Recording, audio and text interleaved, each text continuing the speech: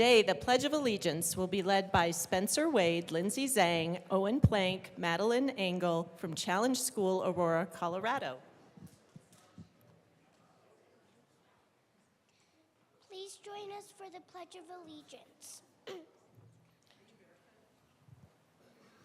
I pledge allegiance to the flag of the United States of America and to the republic for which it stands, one nation, under God, indivisible, with liberty and justice for all. Mr. Schiebel, please call the roll.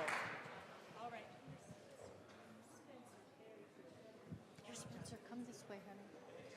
Representatives Amabile, Armagast, Bacon,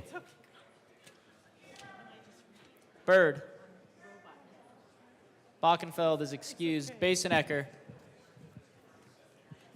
Representative Basenecker, Excused.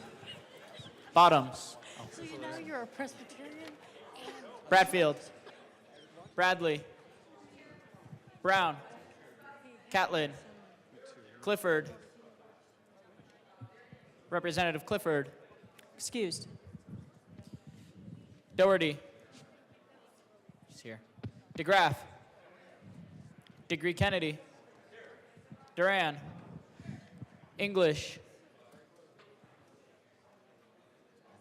Representative English, Excused. Epps, Morning. Evans is excused. Frizzell, Froelich, Garcia, Hamrick, Representative Hamrick, Excused. Hartsook, Hernandez, Rep. Hernandez, Excused. You guys so much for coming. Herod, Great job. Holtorf, Judah, Joseph, Kip, Leader, Lindsay, Here. Linstead, Luck, Lukens, Lynch, Mabry, Marshall, Representative Marshall, Excused. Martinez, Marvin, Morrow, McCormick, McLaughlin, Ortiz, Rep. Ortiz is excused. Parenti, Puglisi, Ricks. Rep. Ricks is excused. Rutinel, Sirota, Snyder. He's at the back there. Soper, Story, Taggart, Titone, Valdez A, Velasco, Vigil, Weinberg, Representative Weinberg, Weissman, Wilford, Wilson, Winter, Woodrow,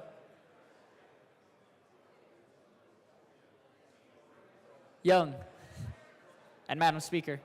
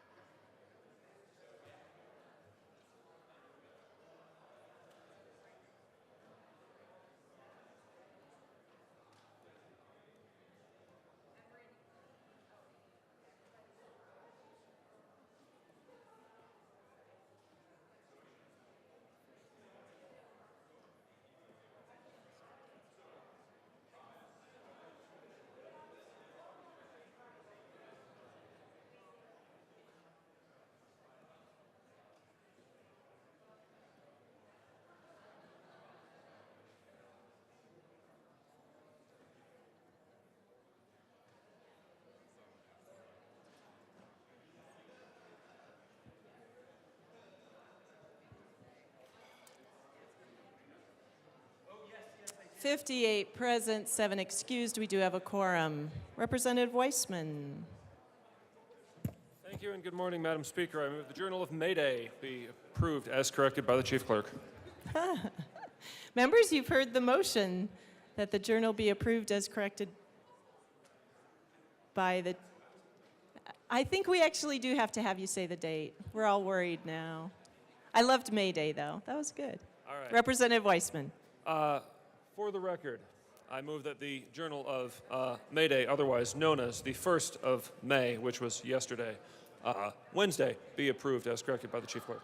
You've heard the motion that the journal be approved as corrected by the Chief Clerk. All those in favor say aye. All those opposed, no. The ayes have it. The motion is adopted. Representative Holtorf, have you ever been on Broadway? That was a voice. I see. Representative Holtorf. Announcements and introductions, folks? Thank you, Madam Speaker. I would welcome anyone to come to the chamber for this announcement. Today is National Day of Prayer. And this is not about any party affiliation. This is about our country. Since the founding of our nation, we have turned to God for guidance and wisdom. Our historical figures and leaders have consistently called upon their countrymen to collectively seek divine insight, acknowledging God's role in guiding our nation toward a hopeful future. General George Washington declared a day of fasting and prayer during the uncertain times of our fight for independence. President Lincoln, in the aftermath of the Civil War, called upon prayer to heal the nation. Decades later, President Reagan recognized our enduring reliance on prayer through various trials, including our nation's wars and our national crises. Let us always remember that prayer is the compass that steers our nation, and with God, all things are achievable. In every season of life, whether in abundance or adversity, peace or conflict, we depend on God's boundless love and mercy and wisdom. On this National Day of Prayer, we unite in prayer, trusting that our collective faith and reliance on God's providence will grow our nation stronger. Thank you. Announcements. Representative Valdez will replace Representative Brown on the State Civic, Military, and Veterans Affairs Committee for today only. Representative Lukens will replace Representative Woodrow on the Judiciary Committee for today only. Representative Sirota. Thank you, Madam Speaker. House Appropriations will meet tomorrow morning, Friday, May 3rd at 8 a.m. in the Old State Library to hear the bills listed in your calendar, and any other bills referred to appropriations may be heard at the meeting. Representative Froelich. Thank you, Madam Speaker. The Transportation, Housing, and Local Government Committee will meet upon adjournment tomorrow to hear 8 Senate bills. Representative Woodrow. Thank you, Madam Speaker. Good morning, colleagues. State Civic, Military, and Veterans Affairs will be meeting 15 minutes post upon adjournment in room 112 to hear SB 193, SB 206, SCR 2, and SB 210, and any other bills that may be heard to the committee. See you there. Representative Doherty. Thank you, Madam Speaker. Health and Human Services will meet upon adjournment in the Old State Library, and we will hear the bills in the following order. Senate Bill 116, 124, 59, 54, 80, 7, 40, and 209. Thanks. Thank you. Representative Weissman. Thank you. Judiciary Committee members, we're not done yet. We have only 2 bills on our agenda today. On adjournment, whenever that is, we are in 107 to hear Senate Bill 64 and SCR 003. See you there. Representative Snyder. Thank you, Madam Speaker. Heads up, Finance Committee will be meeting tomorrow, Friday, and Saturday. I don't have the bills listed yet, but as soon as we have them, we'll get it out to Finance Committee members. Thank you. Terrific. Mr. Schiebel, let's read some reports of committees of reference. Committee on Appropriations, after consideration on the merits, the committee recommends the following. House Bills 1055 as amended, 1447 as amended, 1457 as amended, 1467, 1469 as amended, 1470. Senate Bills 47, 48, 110 as amended, 123, 150, 168, 175, and 185 be referred to the Committee of the Whole with favorable recommendation. Committee on Business Affairs and Labor, after consideration on the merits, the committee recommends the following. House Bill 1468 as amended and Senate Bill 151 be referred to the Committee of the Whole with favorable recommendation. Committee on Education, after consideration on the merits, the committee recommends the following. Senate Bill 158 be postponed indefinitely. Madam Majority Leader. Thank you, Madam Speaker. I move that the following bills be made special orders on Thursday, May 2nd, 2024, at 9:18 a.m. House Bill 1274, House Bill 1260, House Bill 1142, House Bill 1462, House Bill 1464, House Bill 1223, House Bill 1055, House Bill 1469, House Bill 1457, Senate Bill 53, House Bill 1447, House Bill 1467, House Bill 1132, House Bill 1468, House Bill 1463, Senate Bill 72, Senate Bill 171, House Bill 1245, House Bill 1022, Senate Bill 14, Senate Bill 197, Senate Bill 186, Senate Bill 42, Senate Bill 187, Senate Bill 8, Senate Bill 69, Senate Bill 183, and Senate Bill 37. Seeing no, one correction, Madam Majority Leader. Madam Speaker, correction. Second bill is House Bill 1460. Thank you. Seeing no objection, the bills listed by the Majority Leader will be made special orders on Thursday, May 2nd at 9:18 a.m. Representative Parenti.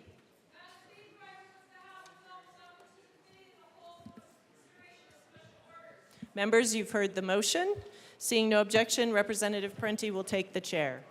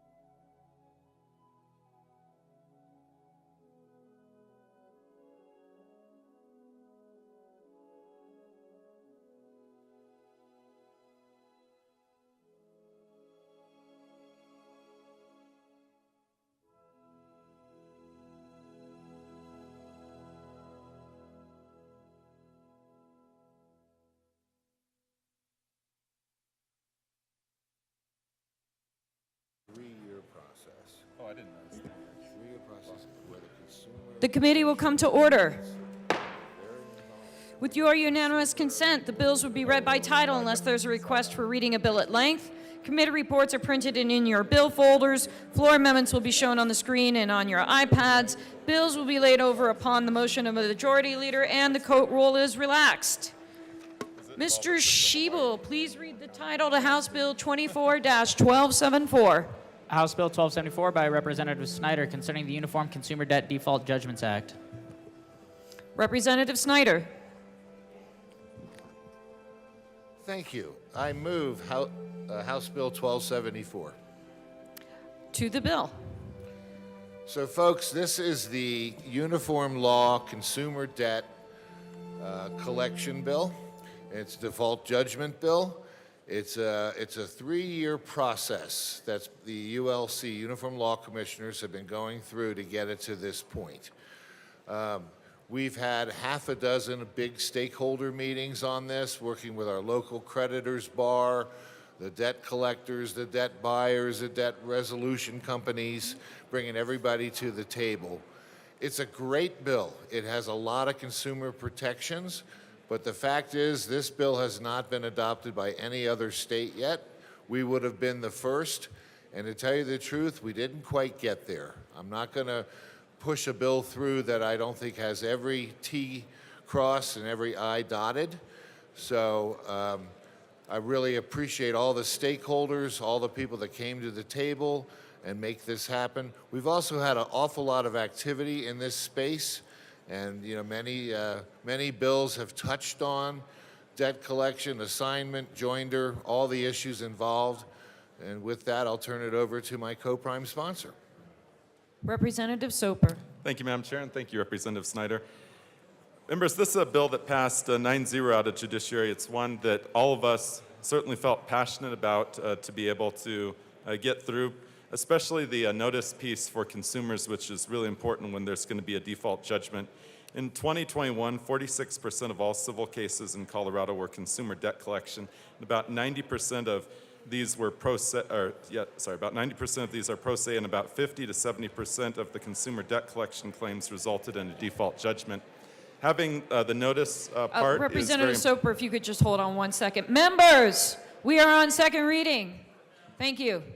Representative Soper, please continue. Thank you, Madam Chair. And being able to get this part right is important, and that's why I agree with my co-prime sponsor that we need additional time to be able to iron out the creases to make sure that we are actually doing right by consumers. And certainly I support the motion that's forthcoming. Representative Snyder.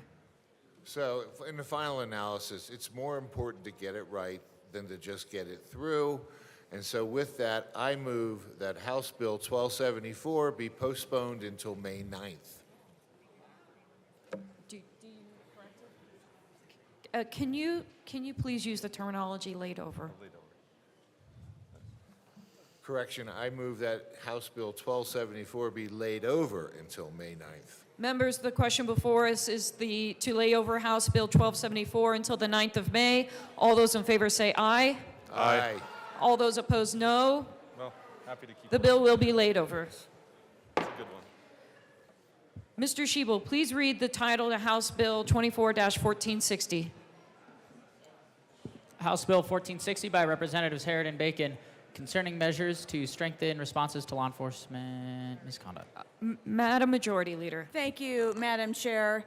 I'd like to lay over House Bill 1460 until after House Bill 1142.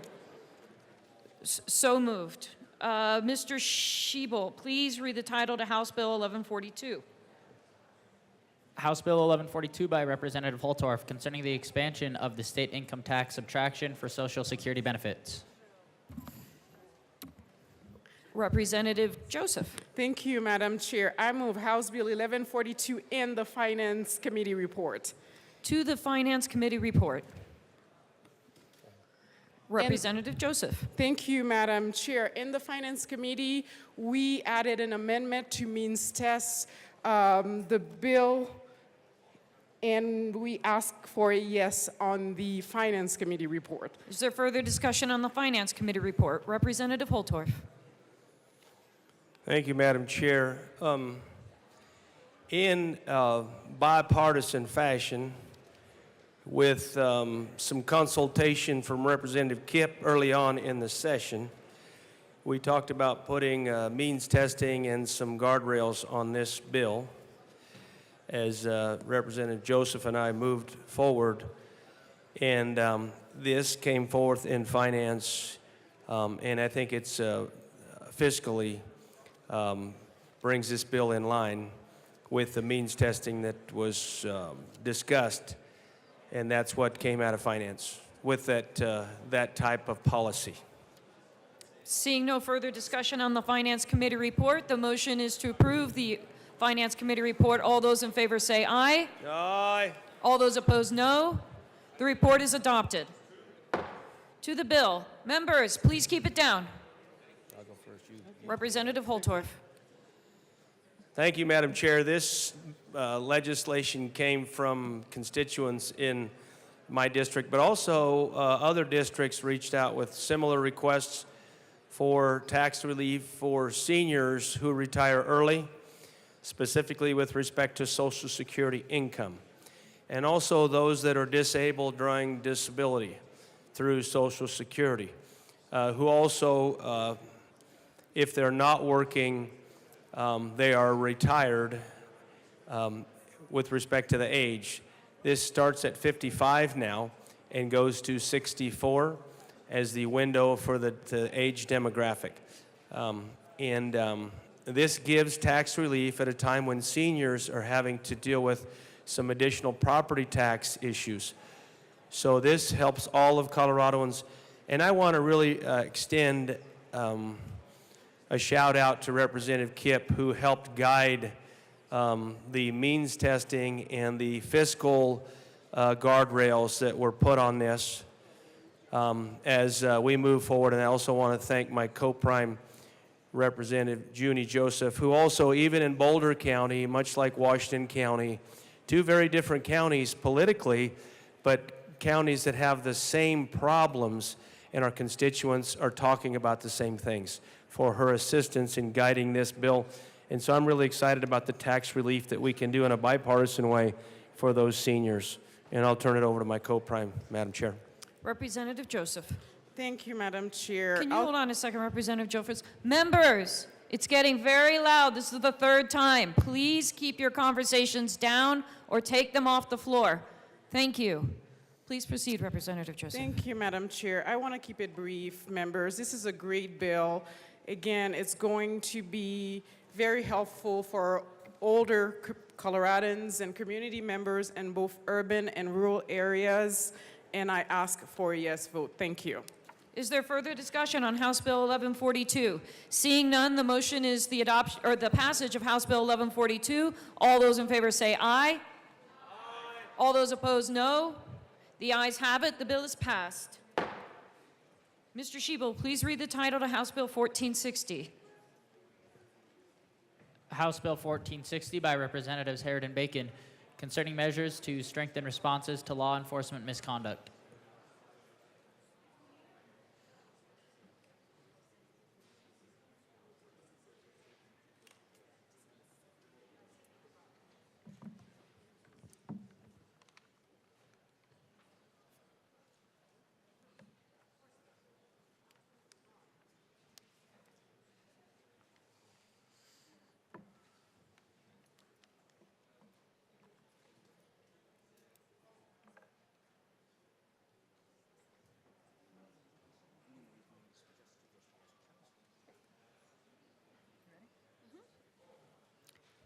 Assistant Majority Leader Bacon.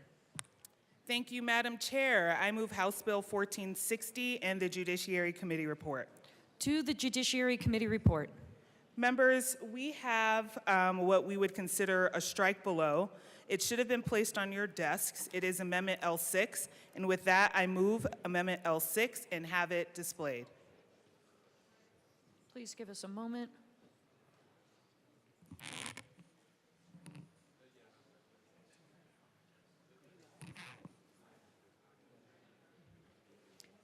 That has been properly displayed. Please proceed. Members, since this is a strike below, this is what we hope to debate. This will be the bill. I know a lot of us have heard about this bill lately, and I know that we may be bustling a little bit during second reading, but I hope during these opening comments you can kind of hear a little bit about how this bill came into fruition, as well as who we are bringing this bill forward for and to. We have heard from very special people in the last couple of months. At the start of session, I was reached out to, along with a few of our colleagues, by police officers from Edgewater. And they shared with us some very concerning situations that had to do not only with what we would call workplace issues, but quite frankly, that had to do with someone being sexually assaulted at work. And members, I'm gonna ask perhaps if I could have some grace with conversations on the floor. The women, and particularly a woman who was sexually assaulted at work, has come to this building She has shared with you her stories. She shared with you her pain. And she also shared with you that throughout all of that, she still wants to be and she still wants to serve as a law enforcement officer. Her challenge, though, was that she cannot continue to do that, even though she believes, as well as along with the judge, that she was coerced into the behaviors that got her documented, and that the environment in which she had to return to was exceedingly hostile. And because of that, she came to her representatives, she came to myself, Representative Herod, and said, I can't get back to work. I can't get off of this list. I can't hold the folks who covered up or engaged in this, along with the person who sexually assaulted me, accountable. We need some help because there are holes in the law. And so, yes, that conversation did not start last July. It started a couple of months ago. And because the issue was so pressing and perceived to be dangerous, we did everything that we could to try to solve for the problems that she said only we could solve as lawmakers, to help her continue to feel safe and secure, but also to help her feel like she can continue to be a part of a profession that she finds to still be worthy and noble.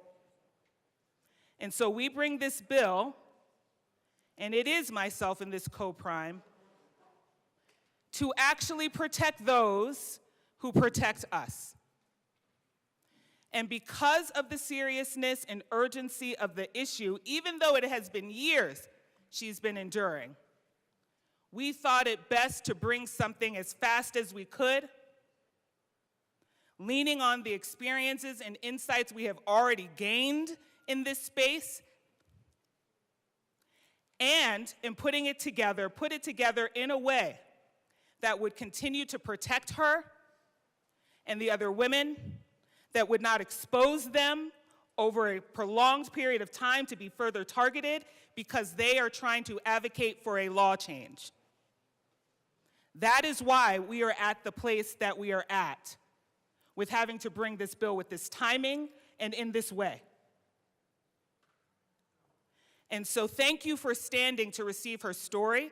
She has been here all of this week. She's coming today with more officers who stayed until 8 o'clock last night to meet and to talk with you about how urgent this is, and that procedure not be used as an excuse to stand in the way of justice. And so with that, thank you for standing in that introduction. I want to read to you the findings from her court case in regards to the officer who assaulted her. From the judge, 2 things can be true at once. Someone can support victims of crime, investigate crimes, and they can also prey on people, create victims, and that's what we have here. The DA talked about duality, and to some degree, I agree with the district attorney. Certainly, this officer has done a lot for the community and served many of you, but just like that individual who victimized you, he has victimized others. And members, you may have a seat, but I hope you listen to these words from the judge. And again, this was in the verdict to which this officer was convicted of sexual assault.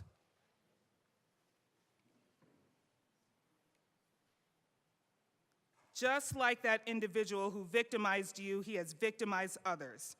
You can use that power that you have and the badge you have for good to help people, but you can also use that power to prey on community.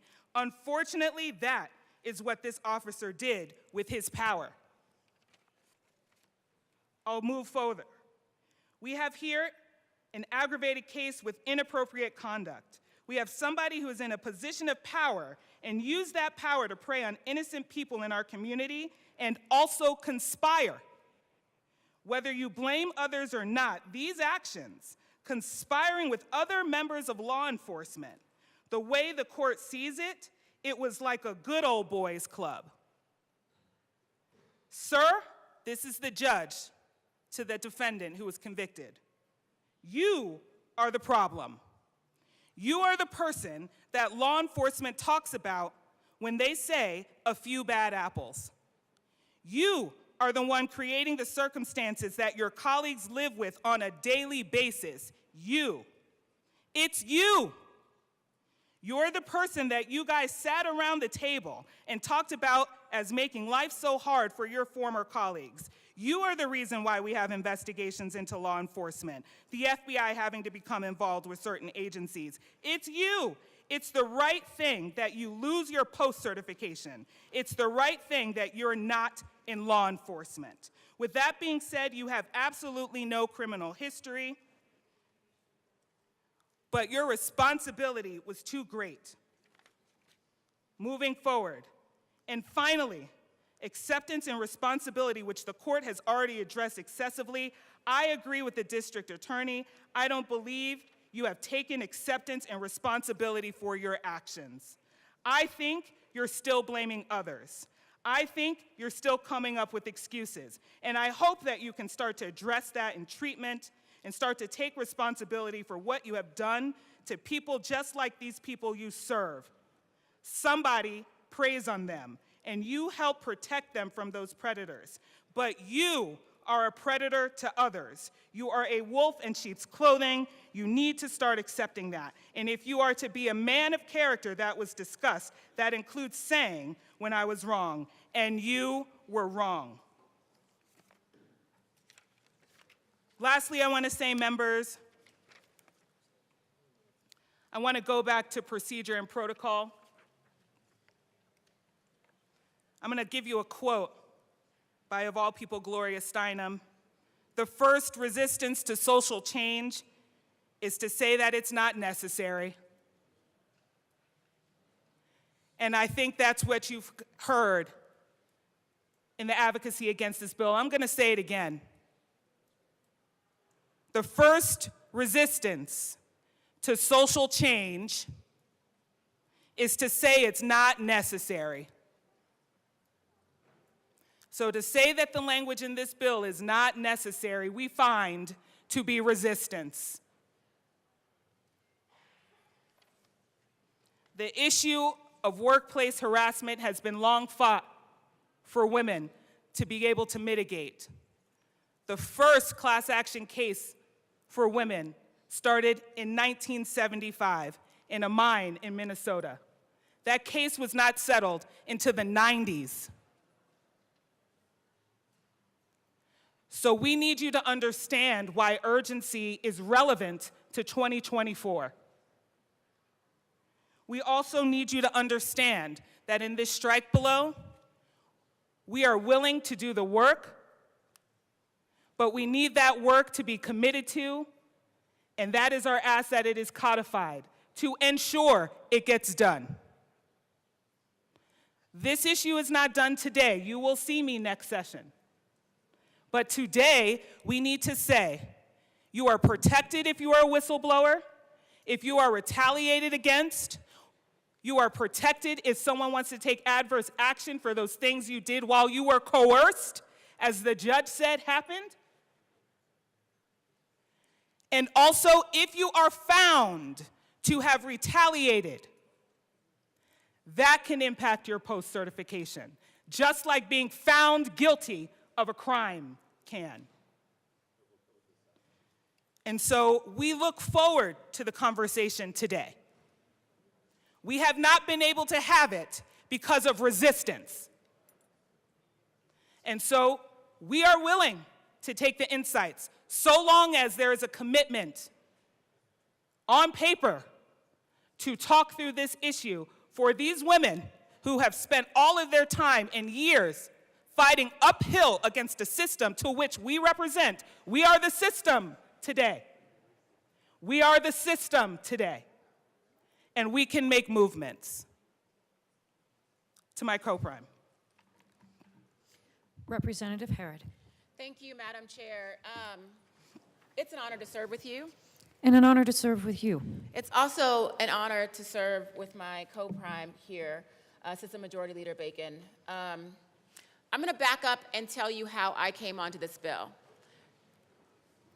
Because I will tell you that it was very difficult for law enforcement officers to come to me, Representative Leslie Harrod of 217, and ask for support.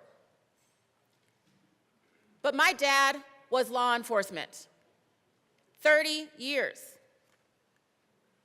As I've told you all before, he worked his way up from a groundskeeper to the head of internal investigations at Supermax Prison. I know firsthand that the thing that good cops hate the most are bad cops.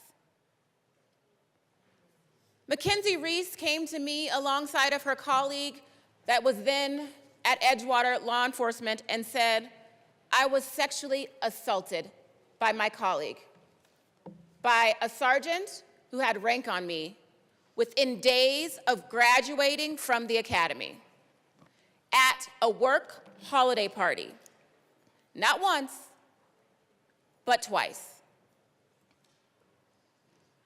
She held that sexual assault to herself, questioning what every woman and person who has been sexually assaulted does. What did I do wrong? Was it my fault? What will happen if I come forward? Her assault, when she came forward, was covered up. She was told to be quiet.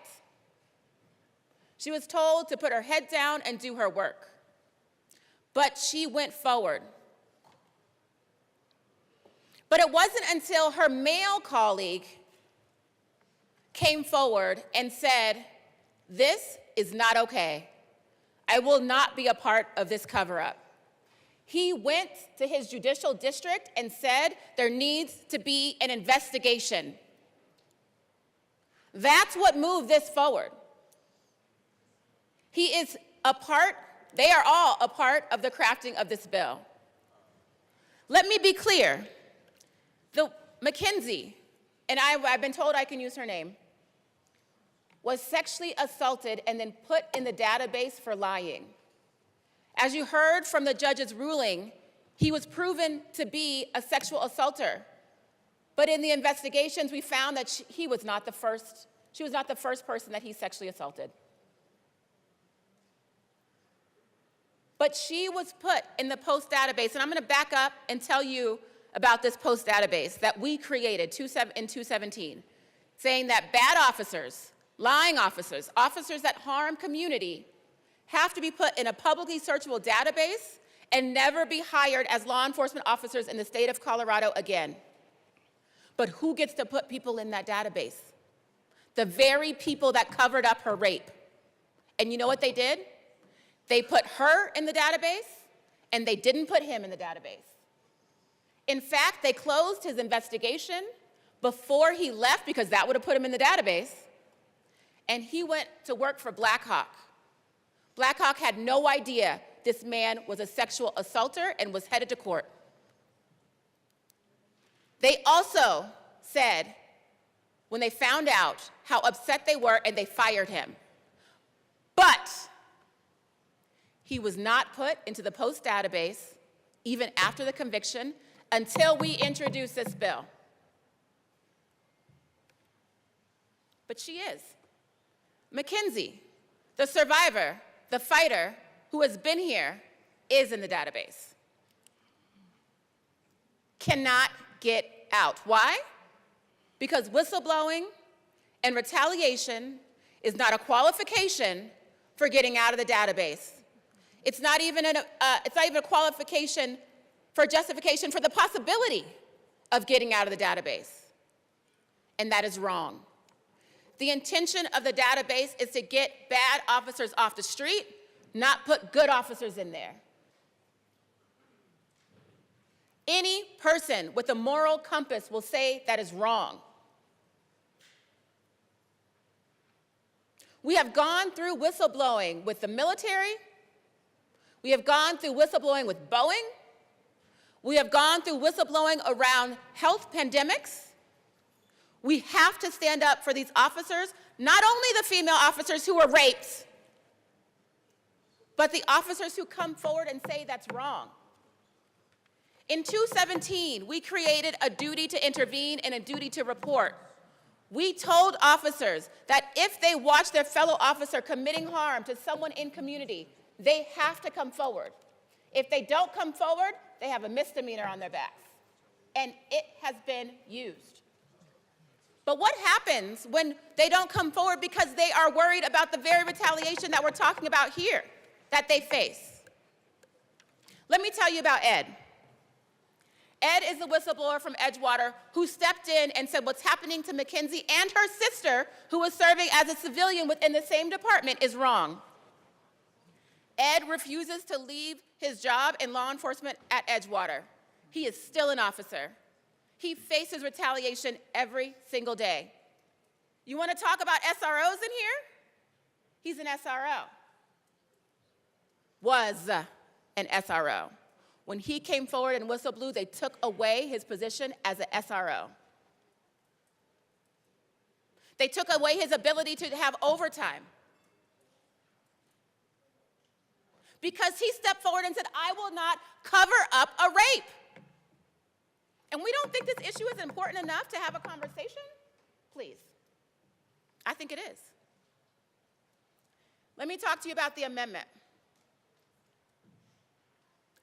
We have tried tirelessly to bring law enforcement to the table for a conversation in the public eye about this. Why? Because there are people who whistleblow who are afraid that they will be retaliated against once they come forward. And guess what? They are. It is happening right now. Right now.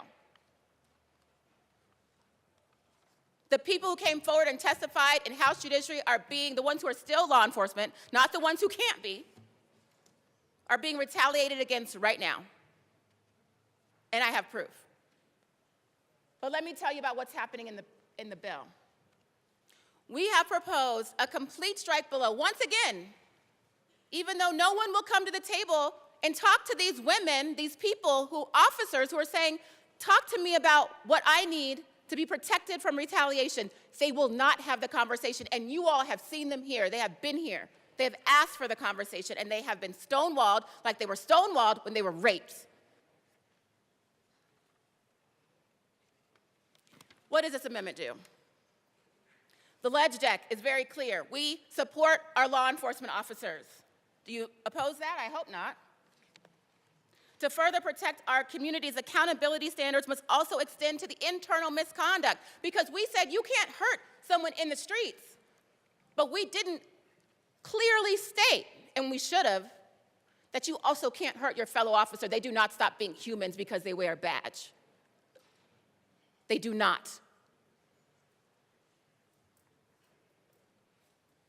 A legislative declaration. How harmful can that be? It's not. That is the first page, section 1 of the bill, a legislative declaration saying the state has a duty to strengthen safeguards to ensure that there's an equitable workplace for all people who are in law enforcement. And we want to incentivize internal investigations so that these things don't get swept under the rug. And we want to protect you when you come forward. Ledge deck. It also says that we will create a working group that will go over all of the issues that we couldn't find agreement on, even though they wouldn't come to the table to tell us their issues. We had to glean it from testimony. Working group. That's it, okay? Section 2. The post board shall revoke or suspend post certification for those who have proven to retaliate against a peace officer. And when I say proven, I mean a judge determines, like in this statement that my co-prime read, that they were a part of a cover-up and they were a part of retaliation. Additionally, the amendment clarifies what retaliation is.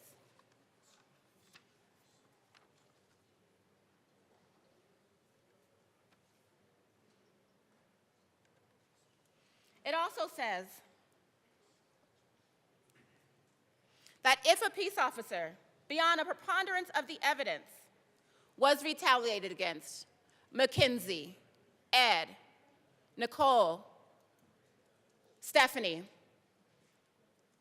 Sam, if it has been proven beyond a preponderance of the evidence that they have been retaliated against,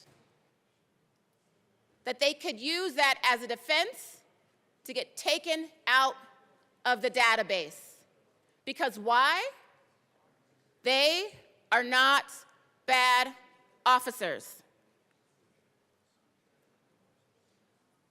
We have also said that there is no retaliation that is acceptable within law enforcement so that Ed can continue to serve without fear of retaliation. He refuses to leave because he just wants it to be better. That's all the bill does. And finally, the bill clarifies, which we all know to be the fact, that in 217 we said body cam footage must be released unedited if there is an issue of officer misconduct to the public. You can't charge for that, people. You can't charge the families $3,000, $4,000, $5,000 for the unedited, unredacted body cam footage. No one is doing that but one agency. I don't know why they misinterpreted the law, but the person who made that determination is no longer even with that agency either. There's no charge. It's unedited. Release the footage. We have gone over this. And in fact, it typically proves that an officer was in the right if something happened. But you know what else it's showing? The retaliation. Because the officers are wearing the body cams in the shift meetings, in roll call, where they're retaliating against each other. It's got to stop. We must release the footage. Everything else that was initially in the bill has been stripped out. Not because we want to, but because we realize that we need to have other discussions about that. Because quite frankly, it should not be the same agency that's covering up someone's rape that investigates it. It should not be the same agency that covers up someone's rape that determines who goes in the database. And it shouldn't be the survivor of that rape that gets put in the database and can't come out. To be clear, they can't get jobs right now. No one will hire them. They can't even be security officers.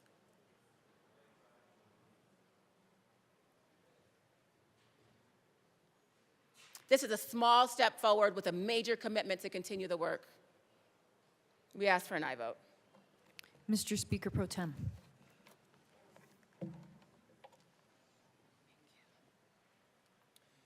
Thank you, Madam Chair. I rise in support of the bill in the Judiciary Committee report today, and I want to talk about how I came to know about this issue, because this is from my district. This happened in Edgewater, Colorado, that is one of the municipalities in House District 30. I was approached about this issue in December with a request for a meeting from some law enforcement officers about an issue that I knew very little about.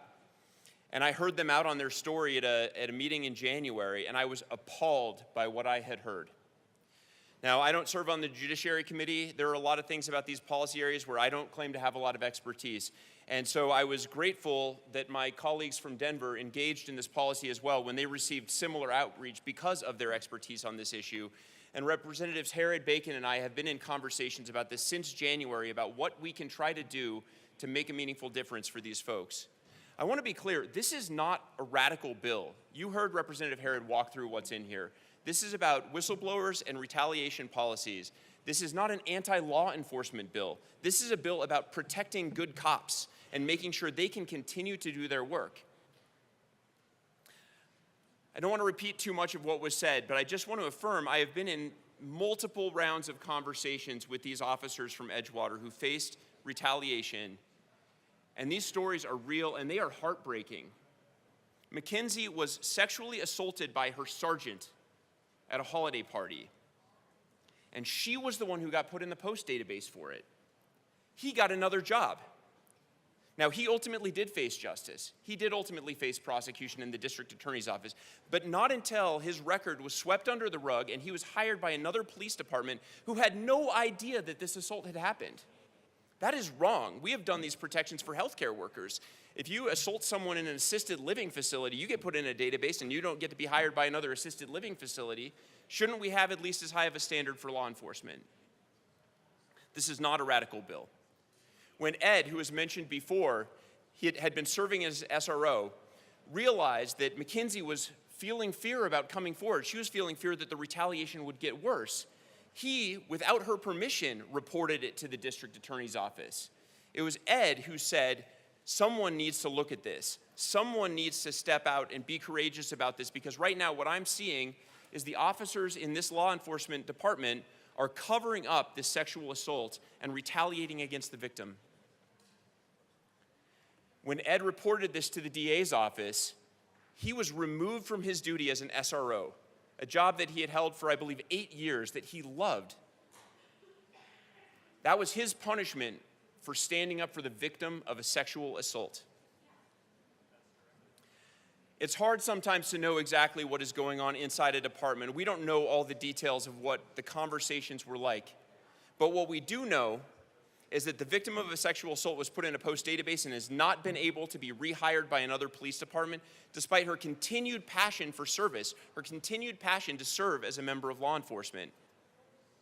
And while the officer who assaulted her did ultimately face justice, just a couple months ago, finally, the court proceedings wrapped up, the other officers who participated in the cover-up, the officers who retaliated against Mackenzie and Ed, they haven't faced any sort of justice. They're not in the post database. They haven't even been able to be investigated because of the limitations of what state law currently allows. This is not a radical bill. I want to also affirm what the sponsor said about the stakeholder process. I have been part of these conversations. It is late in session, there's no doubt about it, but the idea that you have to sit down before you introduce a bill, it's an option. It is not the only way this has to work, and I think the sponsors had a very legitimate reason for introducing the bill first. When these officers are facing retaliation right now, the idea of negotiating something in the light of day isn't something we should be afraid of. We have talked about open meetings and Cora requests around this building.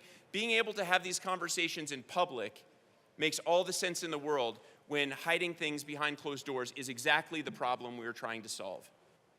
The sponsors invited the conversation. They reached out proactively to the sheriffs, the chiefs, the FOP, the DAs. Some of these stakeholders engaged. Some of them refused to have conversations. That is not how this process works. When a bill is introduced, if you want to try to make a difference, if you want to try to fix the things that you think are problematic about the law, you sit down at a table and you talk about the policy. You sit down and you try to make it work. Refusing to engage, that's only because you think you can get the bill killed. If you refuse to engage, it's because you think you have a path to just making sure you keep the things you dislike in the bill so that it has more of a chance of dying on the calendar or dying in a committee hearing rather than having this kind of debate that we're having today. This is the debate we need to be having. This is not a radical bill. This is not an anti-law enforcement bill. This is a bill about protecting good cops and allowing them to do what they need to do to continue their service. Please engage on the policy. Please read the Judiciary Committee report. You will see that this is not a radical bill. I think you will see if you engage on this policy that this is a common sense measure that protects good cops, and I hope you all vote yes. Representative Weissman. Thanks, Madam Chair, and I appreciate that members are keeping it quiet in here so we can have this discussion even as it's usually raucous late in session. I want to first say a few things from the vantage point of chairing Judiciary where we heard this bill about what I don't think that we should get hung up on here today, and then I will shift to what I think the discussion really deserves to revolve around. What I don't think that we should get hung up on today here is what some folks call process. Now, we may hear about that over the course of the morning. I will start by saying that as a general matter, when we do bills here, I do believe process matters, and maybe not for the reason that some would say, but simply because there are 65 of us here and 35 colleagues in the other chamber who are vested by our respective voters with a rather extraordinary amount of power and responsibility to change what's in the red books in these cabinets in the back of the room. Those red books are the laws that 6 million people live their lives according to in our state. But, and I appreciate the comments of the Speaker Pro Tem on this, when we get hung up in process discussions, frankly, that is an inside the building discussion. You try to have a conversation about process on Main Street, or Colfax Ave, or Tejon, or whatever that street is in your community, I suspect that you're going to be met with blank stares. That is an inside discussion. I think what we are here to do is to grapple with the question, what bills are going to make lives better for the people in our communities? It's really simple. I think everything comes down to that. Law enforcement, taxes, regulation, climate, housing, whatever. What are we doing to make people's lives better in our communities? Yeah, process is part of that, but policy has to come first. So when I engaged in this in Judiciary Committee last week, when I evaluated how I was going to vote in committee, as I evaluate this discussion today, as I decide how I'm going to vote when the time comes, I choose to focus on the policy first. I think that is the thing that is most consistent with the oath that we have all taken to the Colorado Constitution. So turning now to the policy for a minute. To me, this is a bill about public safety, plain and simple. We build on a framework that started to be set down with, in 2020, a broad bipartisan vote in SB 2217. Some of us were here for that. I know that some weren't. I'll come back to that. We built on that framework the following year in House Bill 1250. Former police chief in the city of Aurora said something many years ago that stuck with me. You can't have public safety without police community trust. That was a police chief making that point. He was right. I've quoted that here in this place over the years because I think it captures an essential truth. Put differently, where you do not have police community trust, you have a less safe community than you could have, than you ought to have, than I think we want all of our constituents to have. We often talk about that in terms of how community members interface with law enforcement. Today, we're talking more about how law enforcement interfaces with law enforcement, but that is also a necessary contributor to the broader question of police community trust. And thus it maps back to the question of public safety. Second theme, you've heard about this before, whistleblower protection.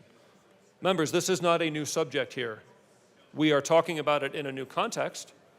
Law enforcement, going back 20 years, this building grappled with the question of, did we have adequate whistleblower laws for healthcare workers who might have witnessed unsafe conditions in a hospital or, say, some other medical setting?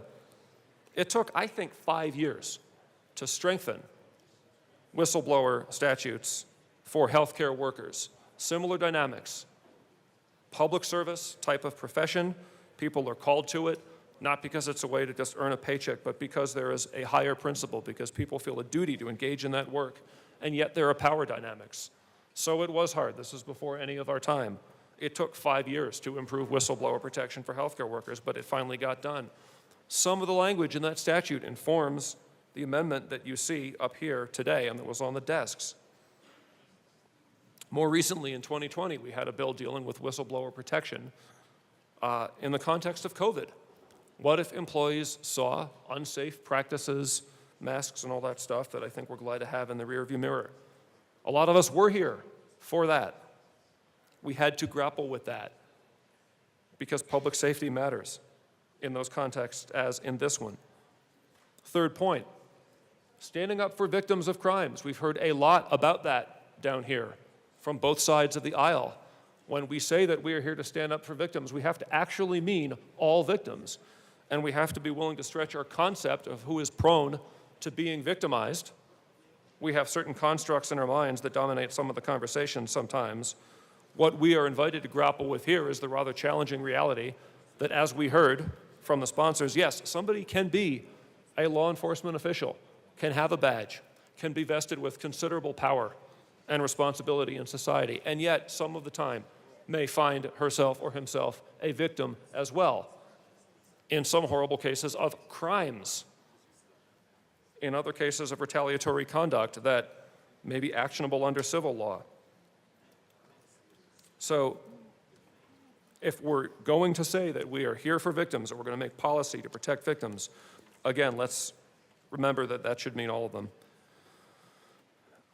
Now, one of the co-sponsors already walked through the bill, and I'm going to try to not repeat, but members, I want to encourage our discussion today because I think we need to be about the policy in front of us, not policy that has been discarded by prior amendment and not process, but this text.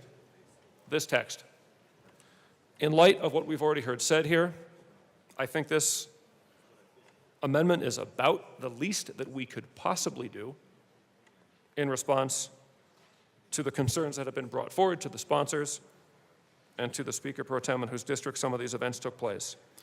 You can read the ledge deck. I don't need to belabor that. 2431-305, an existing section of law dating back years, talking about who shall have the privilege and consistent with what behavior or inconsistent with what behavior to have post-certification, peace officer standards and training. All we are saying here is that if you have retaliated against another peace officer, maybe you shouldn't have that privilege and certification. That's Section 2. Section 3, we talked about incident recordings.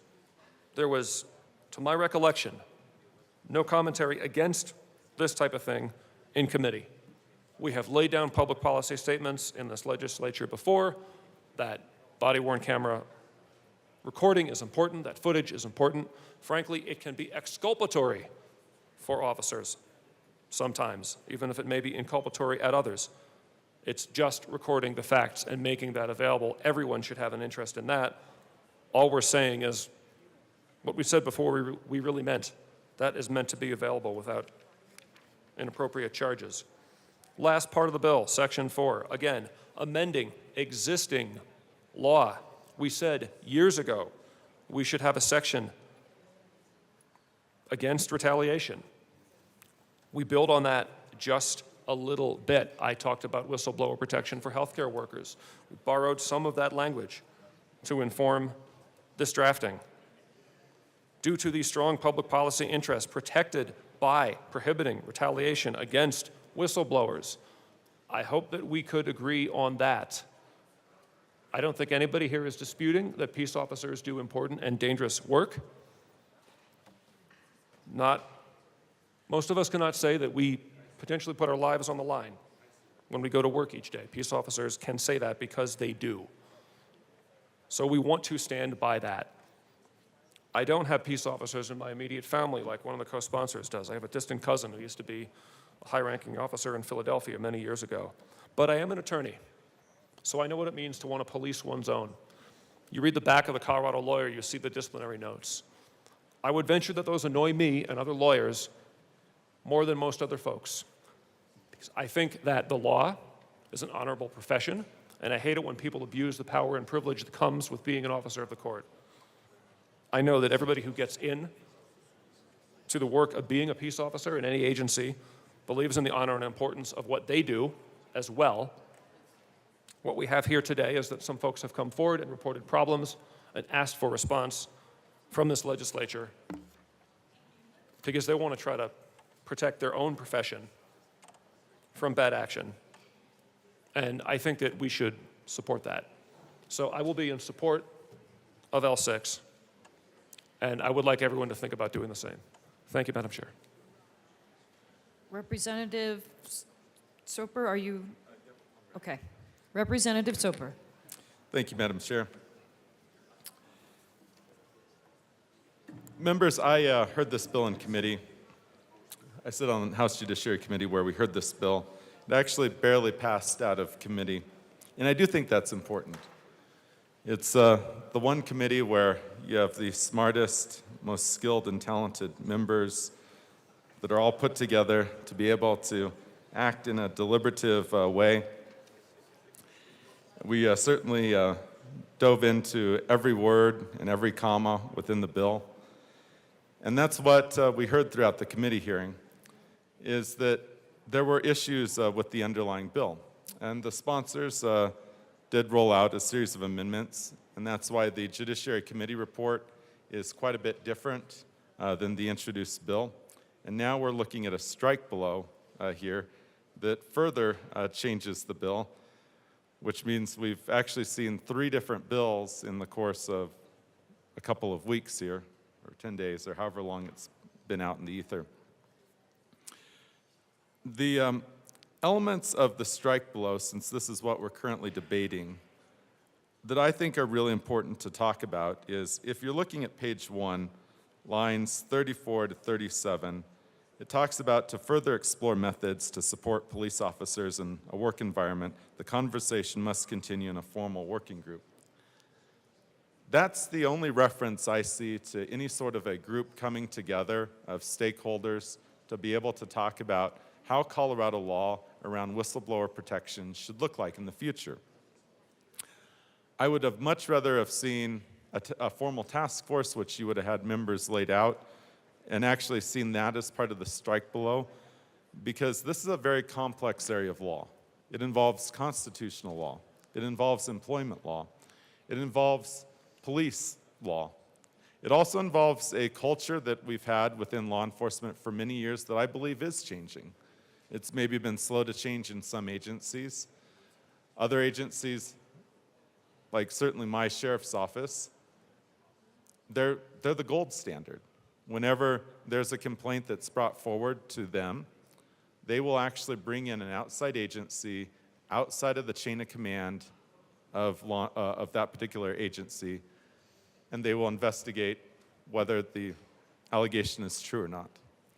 And that's what really should happen, because what's being envisioned under the strike below here and what was still there in the Judiciary Committee report, if you're in a hostile work environment, you're still in a hostile work environment under this particular bill. That actually hasn't really changed. I see this as dressing up the dial or the face of a mechanical watch. It doesn't actually change the mechanism behind the watch. That's why having something more formal in place, such as spelling out the task force or the commission or the working group, whatever you want to call it, but making sure the stakeholders that have to be at the table are specifically named.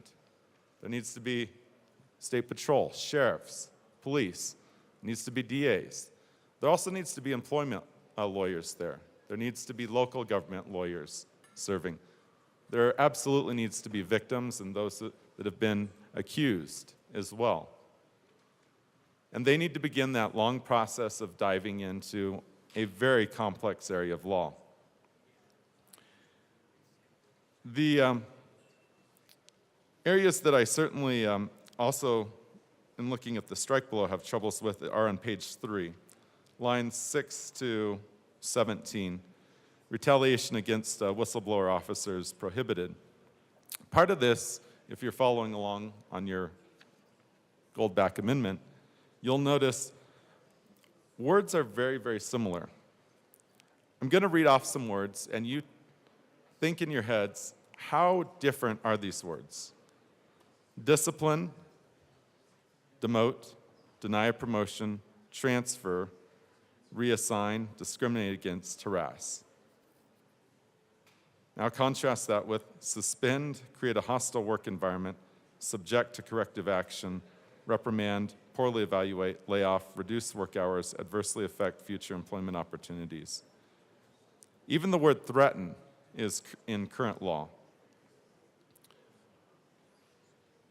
While I appreciate having a long list of adjectives to describe behavior that does create a hostile work environment and is very much retaliatory action, we can't just throw out the entire dictionary and list every single word here. Many of these words are duplicative. They have the same meanings. They actually cause more legal confusion, believe it or not. while we have a long list of words here, the words that are currently in statute will have meaning that's vetted out by the courts. And when you turn in the red statute books, Colorado is the, I'm going to say, platinum standard, because our statute books that we make available to the public, you can look up the provision in law, and then you can drop down, and we actually provide the annotations, free of charge. And you can see how the courts have interpreted those particular words. So the words that are already in this section of law, 24-31-906, you can actually look down and see how the courts have interpreted those particular words. And by changing the definition here and injecting new words, now all of a sudden means that all of the cases that have interpreted this area of law are now going to have to be revisited. It may be presumptive, it may be persuasive, but we certainly have gotten rid of the binding effect within the courts of the cases on point, the leading cases. That's an area that's certainly of concern to me. And then that's, of course, most of the strike below. I also will say the incident recordings, while I certainly understand that this was something that was a desire to have in Senate Bill 217 from 2020, it seems to be a non sequitur. Everything else is dealing with whistleblower protection and retaliation. This stands out on an island of its own as more of an add-on issue. I mean, I certainly would question whether it fits under the bill title. However, the bill title here appears to be quite broad. So apparently, yeah, it does. But it nonetheless is quite different than all the rest, which is why, for those reasons, I do not support this particular strike blow. We do have a different approach that we came up with to maybe help some things with this bill. And I move Amendment L012 and ask that it be displayed as a substitute amendment.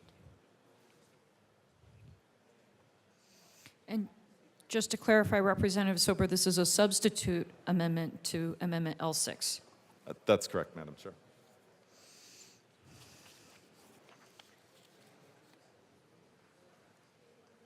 It has been properly displayed. Do you want to speak on Amendment L12? Yes. Please proceed, Representative Soper. Thank you, Madam Chair, and I appreciate that. So members, as a substitute amendment, this will amend the Judiciary Committee report. And one thing that is laid out in the Judiciary Committee report is we changed, or the committee changed a lot of the introduced bill. And the amendment says that basically the key provisions in the bill don't apply if the law enforcement agency is certified by the Commission on Accreditation for Law Enforcement Agencies. And this is stood up by the Department of Justice. Each state has their own agencies. Colorado has one. And within the accreditation standards, there are certain best practices that are laid out for whistleblower protections, such as what I described earlier with my own county's sheriff's office, for example. Taking out the investigation outside the chain of command, bringing in someone from outside the agency to actually investigate whether or not the allegations are true, being able to conduct those original interviews, and then being able to evaluate whether or not a retaliatory action had been taken. And we already define retaliatory action within Colorado law. That's a well-settled term. So taking it outside of that agency does a lot to be able to reform the culture. And that's why this is a carrot approach rather than a stick approach. And this means that agencies are more likely to want to go this path because then they get to say, okay, we understand that perhaps we've created a bad culture. We're going to adopt these policies to where if someone raises the issue of being a whistleblower, that we're going to bring in someone outside of the chain of command to investigate. That's all we're saying here is that we we really do want to change the mechanics. We want to make sure that all of our law enforcement agencies in Colorado have a good work environment. We know it's a very stressful environment, that officers are called to some of the worst scenes that you can imagine. But that's also no excuse for some of the behavior that we heard from witnesses. I mean, some of the witness testimony was some of the most heart-wrenching testimony I think I've ever heard, and that's not right. But we also want to make sure that what we're adopting here, that we get the policy right. And that's why this amendment is important, is that it incentivizes law enforcement to actually do the right thing, to take the steps, to readdress their own policies so that they're within this accreditation. You move the whistleblower side outside of the chain of command and you continue on. Within the strike below, nothing gets to that mechanics. So everything that's within the strike below still keeps it within the same chain of command that's currently in a lot of agencies. And that's why I believe that we could have had a better approach. I would have much rather have seen the task force, but I know that's not here. I can only debate what's in front of us, and would ask for a yes vote on the amendment. Representative Weissman. Thank you, Madam Chair. You know, I do appreciate the point about the importance of accrediting agencies, the role that such agencies can sometimes play in kind of leveling up standards, setting a bar, and really providing an incentive for that bar to be met, whether in the law enforcement context or outside of it. However, I think we need to evaluate what L12 proposes in the whole bigger context that we've been talking about here. Members, just to be clear, as a procedural matter, this is moved, as it must be moved, as a substitute to the goldenrod strike below L6. Therefore, it leaves intact a lot of the framework of the introduced bill, which there was robust discussion about, which the sponsors have agreed to depart from, and thus it leaves some things that I think that there's been some concern about, maybe even some understandable concern about, and it further proposes, as I read the law and the facts, to essentially set up two standards. So CALEA has a database you can check. We find that there are 18 agencies that are so accredited in the state. Two things about that. We've got 64 counties, they all have a sheriff's office, and then we have hundreds of municipalities. So we're actually capturing a small number of agencies here. In keeping with the rule against personalities, I'm not going to say which, but there is actually an organization that is accredited, out of which some problematic reports have nonetheless flowed. So you could say in a bit of a wonky way that this way of getting at the issue is both over-inclusive and under-inclusive at the same time. Some of what was in the introduced bill that the sponsors were willing to depart from was the possibility, picking up on 217, of low-level criminal consequence for certain conduct. That was departed from in this, which we need to get back to, which was substituted over by L12 here. More of what was in the introduced was the idea of new civil actions to create monetary consequences. That was departed from by the sponsors in the Goldenrod Amendment. If we adopt 12, we're going back to that framework in a patchwork way. We're going back to the very things that were critiqued in testimony in the Judiciary Committee. So there is a role in the bigger conversation about public safety and police community trust for accreditations. I think very strongly, though, that the role is not the role that is offered here in L12. For these reasons, I ask us to reject L12 in favor of getting back to the underlying amendment L6. Representative Herod. Thank you, Madam Chair.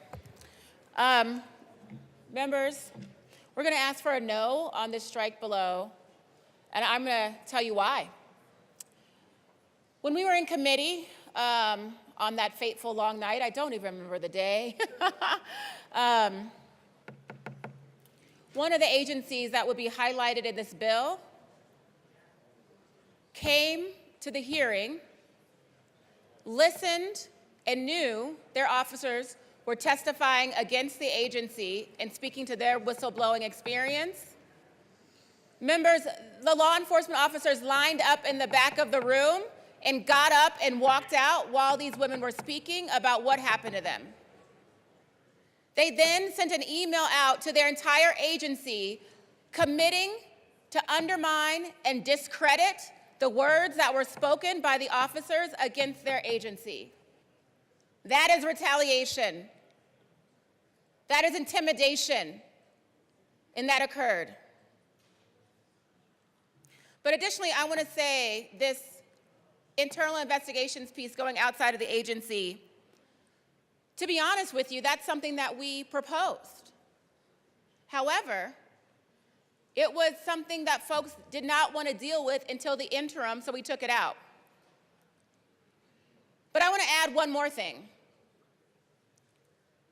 I spoke earlier about Mackenzie and what happened to her.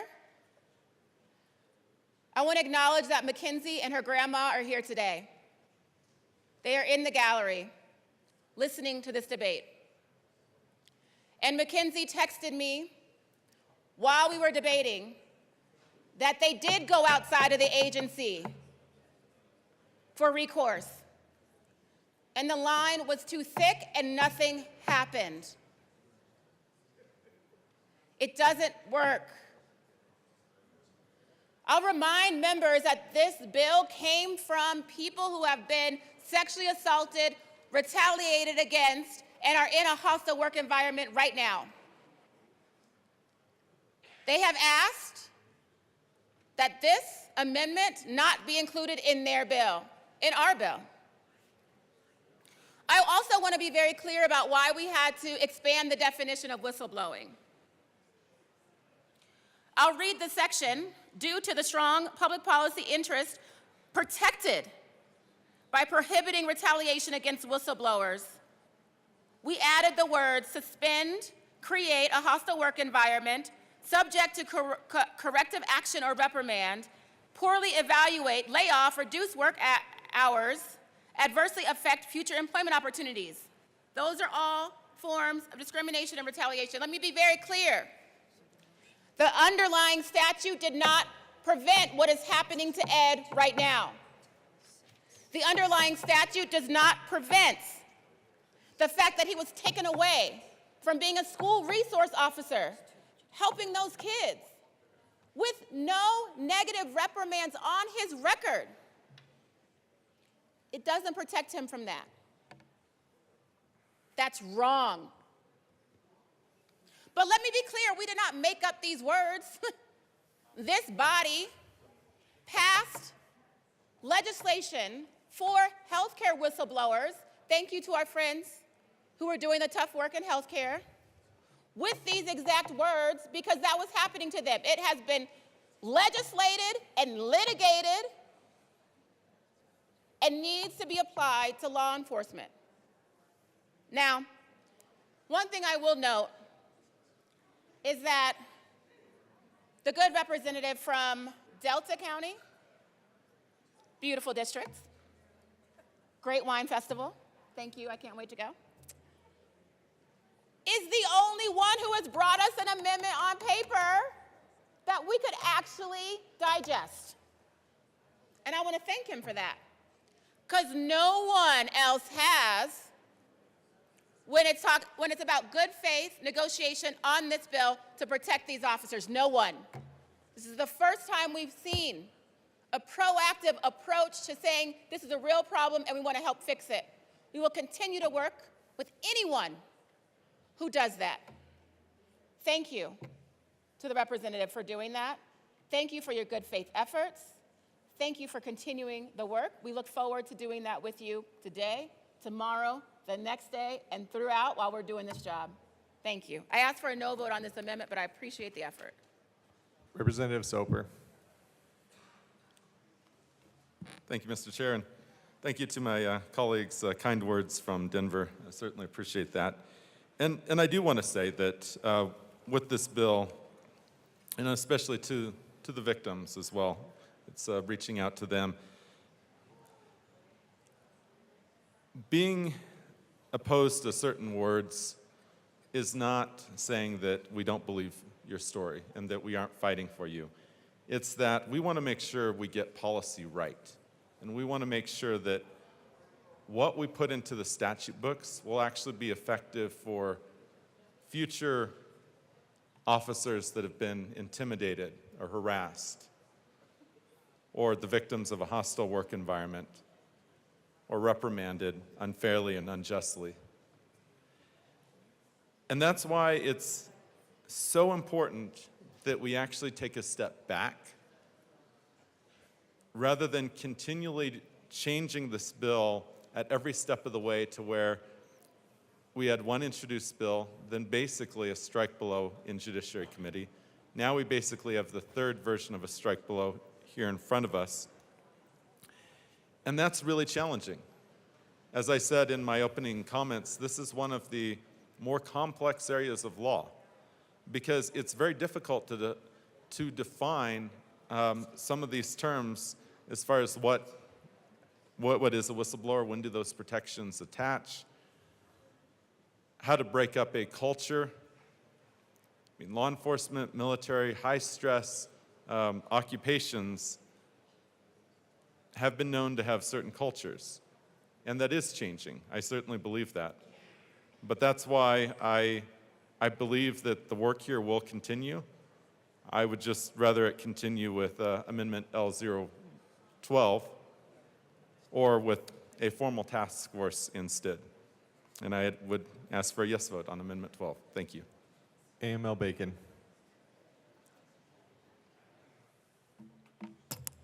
Members, thank you so much. Actually, I do thank you very much to my colleague from Delta? Mesa, I get it wrong, I'm sorry. So, thank you very much for the commentary, and thank you. You know, there's a new concept here that I feel like I've been introduced to, particularly with the commission and the accreditation. And so that is something that I think we want to continue to process to figure out how it fits into these concepts. I just want to reiterate on this amendment why I'm saying no to it, is because it goes back into the broader topics of the underlying bill. It does not amend L6, it substitutes it. And so what that means is we still have the cause of action. We would still have those other things. And those are the things that we intentionally struck from the ancillary feedback we heard from, you know, law enforcement as being problematic. So we want to honor our commitment to have struck out those other things, even though we're still, you know, have a few things left. But the concept is something that I think we're still noodling on for other reasons. And so with that, I'm going to ask for a no vote on this amendment, and then I'd like to come back and address your other points. So if we could, if there wasn't any other discussion on the amendment, if there is, I'm still going to ask for a no vote. Sorry. Is there any further discussion on Amendment L12? Seeing none, the question before us is the adoption of Amendment L12. All those in favor say aye. Aye. All those opposed say no. No. The noes have it. Amendment L12 is lost. AML Bacon. Thank you, members. I'd like to address some of the underlying talking points or conversation from my friend and colleague from Delta County. First I want to go back to the language, particularly around retaliatory actions. And so in the strike below, in section 4, is where we describe or add, if you will, beef up what retaliation actions equal. And I just want to point out a few things that are actually critical. So in section 4, starting at line 6 through line 17, the language there, which I do not believe would actually make it more confusing, I think what we want to do is, even if the words are synonyms, be clear on what kind of behaviors equal retaliation. We took most of that language from the whistleblower section of medical workers, and you can find that citation, if you will, in Title 8, Section 1, I think it's like 124, I'm sorry. And so the language there, here we go, sorry. It comes from, Title 8, Section 82123, healthcare workers retaliation prohibited. And the words that we add, you can find in that underlying statute from the Section A, where it says disciplinary action. In the healthcare worker statute, it says disciplinary action means any direct or indirect form of discipline or penalty, including but not limited to dismissal, demotion, transfer, reassignment, suspension, corrective action, reprimand, admonishment, unsatisfactory or below standard performance reference, creating or tolerating a hostile work environment, or the threat of any such discipline or penalty. So that language is copied from what is already in statute. But it means, though, that it was not currently in statute for what whistleblowing means for law enforcement, and we wanted to provide law enforcement with additional protections. Further, what is currently in the law enforcement whistleblower statute is, I think, what you and I, or sorry, am I allowed to say that? What we agreed on is unacceptable for culture change. In the current statute, it says, an employee or agent of a law enforcement agency that knowingly or intentionally violates subsection 1, which is those standards, right, of the section, shall be disciplined appropriately by the law enforcement agency. So if you are whistleblowing against the law enforcement agency, the people who have power over it are the law enforcement agency. And that language needs to be stricken, and that's why we strike it in the strike below. That is nothing but a circular argument. And so we believe that anybody who's in a position currently to be whistleblowing against an agency has to be dealt with by the same agency. That is not fair for anybody. I don't care what side of the aisle we line up on. And so that's why we strike it there. And so with that, members, again, I just want to bring us back to the corners of the strike below.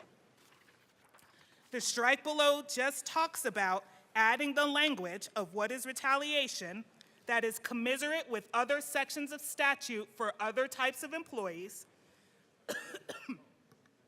We strike out that the agency is responsible for dealing with retaliation against itself. And then, again, we say, if you have been found to have retaliated against someone, which is tantamount, it could be a civil finding, that means you have harmed someone in your own department or within law enforcement, then maybe you shouldn't be in law enforcement. That's what our strike below says. We also do, and I agree and thank my colleague.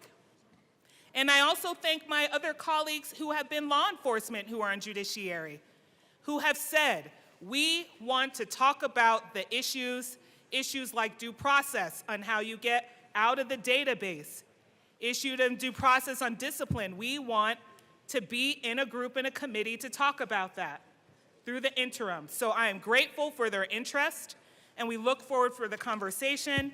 If you look again in the strike below, on the first page, we say the General Assembly requests that the Executive Committee of the Legislative Council appoint a working group to continue the important conversation regarding protecting law enforcement whistleblowers. Thank you. Is there any further discussion on Amendment L006? Representative English.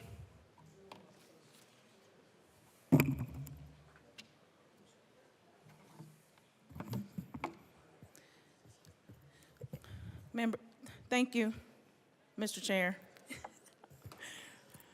I just want to share a little bit about my thoughts on the intent and the subject matter of this bill. And so I just want to state a few things and define a few things just in case someone may be confused in the midst of debate. Holding individuals accountable for breaking the law is a cornerstone of a just society. Accountability ensures that those who commit crimes faces consequences with their actions, serving both as a deterrent for future wrongdoing and as a means of upholding the principles of justice and fairness. When someone violates the law, whether through theft, assault, corruption, or any other form of illegal activity, it undermines the social contract that binds individuals to abide by a common set of rules.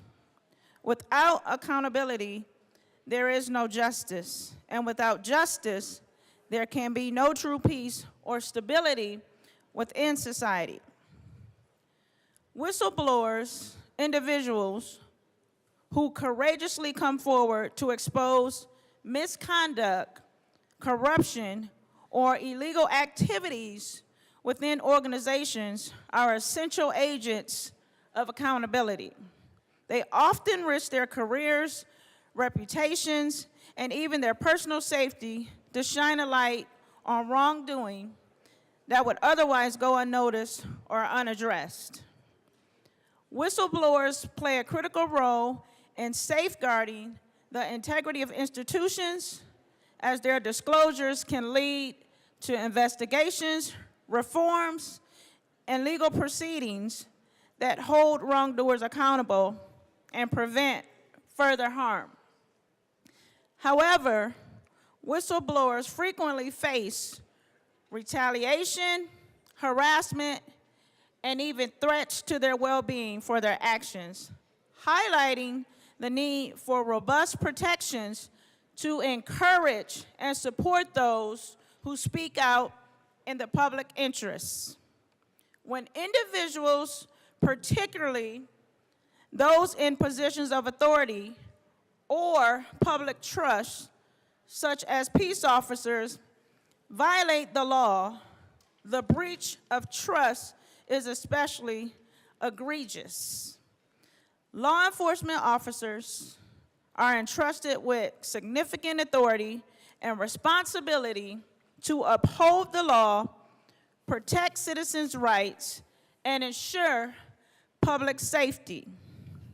Any abuse or misuse of this authority undermines the very foundations of justice and erodes public confidence in the fairness and impartiality of the legal system. When peace officers engage in criminal behavior, such as rape or sexual assault, it not only constitutes a grave betrayal of trust, but also inflicts profound harm on victims and undermines the legitimacy of law enforcement institutions. Holding peace officers and other individuals accountable for their actions, regardless of their profession or status, is essential for maintaining the rule of law and ensuring justice for all members of society. Accountability requires fair and impartial investigations, transparent legal proceedings, and appropriate sanctions for wrongdoing. It necessitates a commitment to protecting whistleblowers from retaliation and providing them with support and resources they need to come forward safely. Ultimately, accountability is not only about punishing wrongdoing, but also upholding the principles of integrity, transparency, and respect for the rule of law that are essential to the functioning of a just and equitable society. Accountability serves as a bedrock of a functioning democracy and legal system.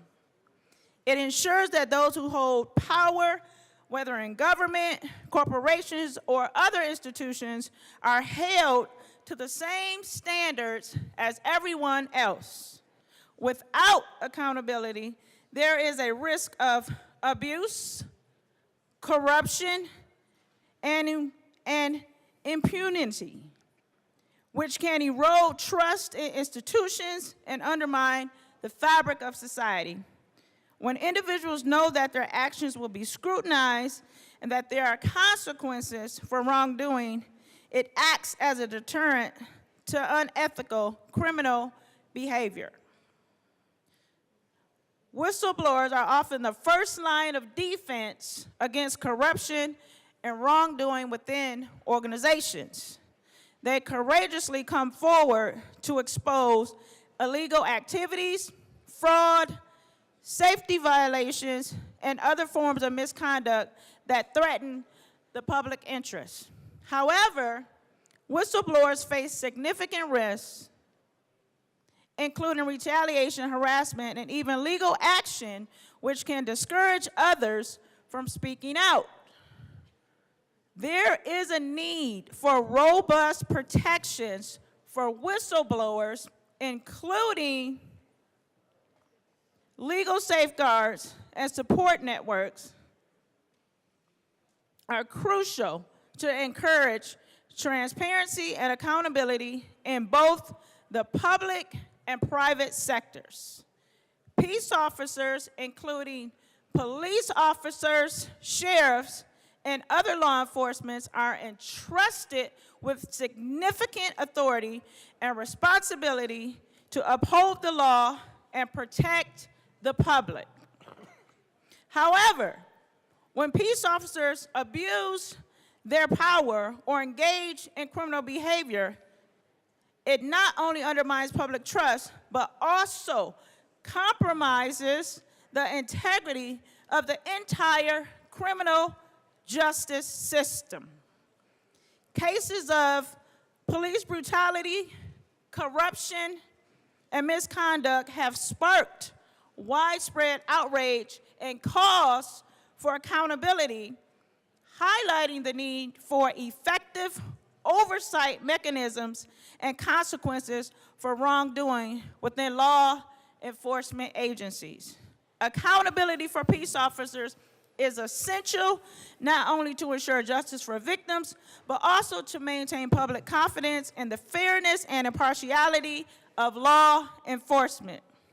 This includes holding officers accountable for acts of violence, abuse of power, racial profiling, and other forms of misconduct. Additionally, it requires addressing systemic issues such as training, recruitment, and oversight to prevent future abuses and promote transparency and accountability within law enforcement agencies.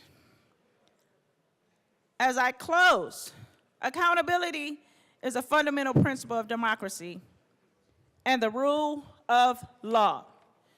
It requires holding individuals and institutions accountable for their actions, ensuring transparency, fairness, and justice for all members of society. Whistleblowers play a crucial role in exposing corruption and misconduct, while accountability for peace officers is essential to maintain public trust and confidence in law enforcement.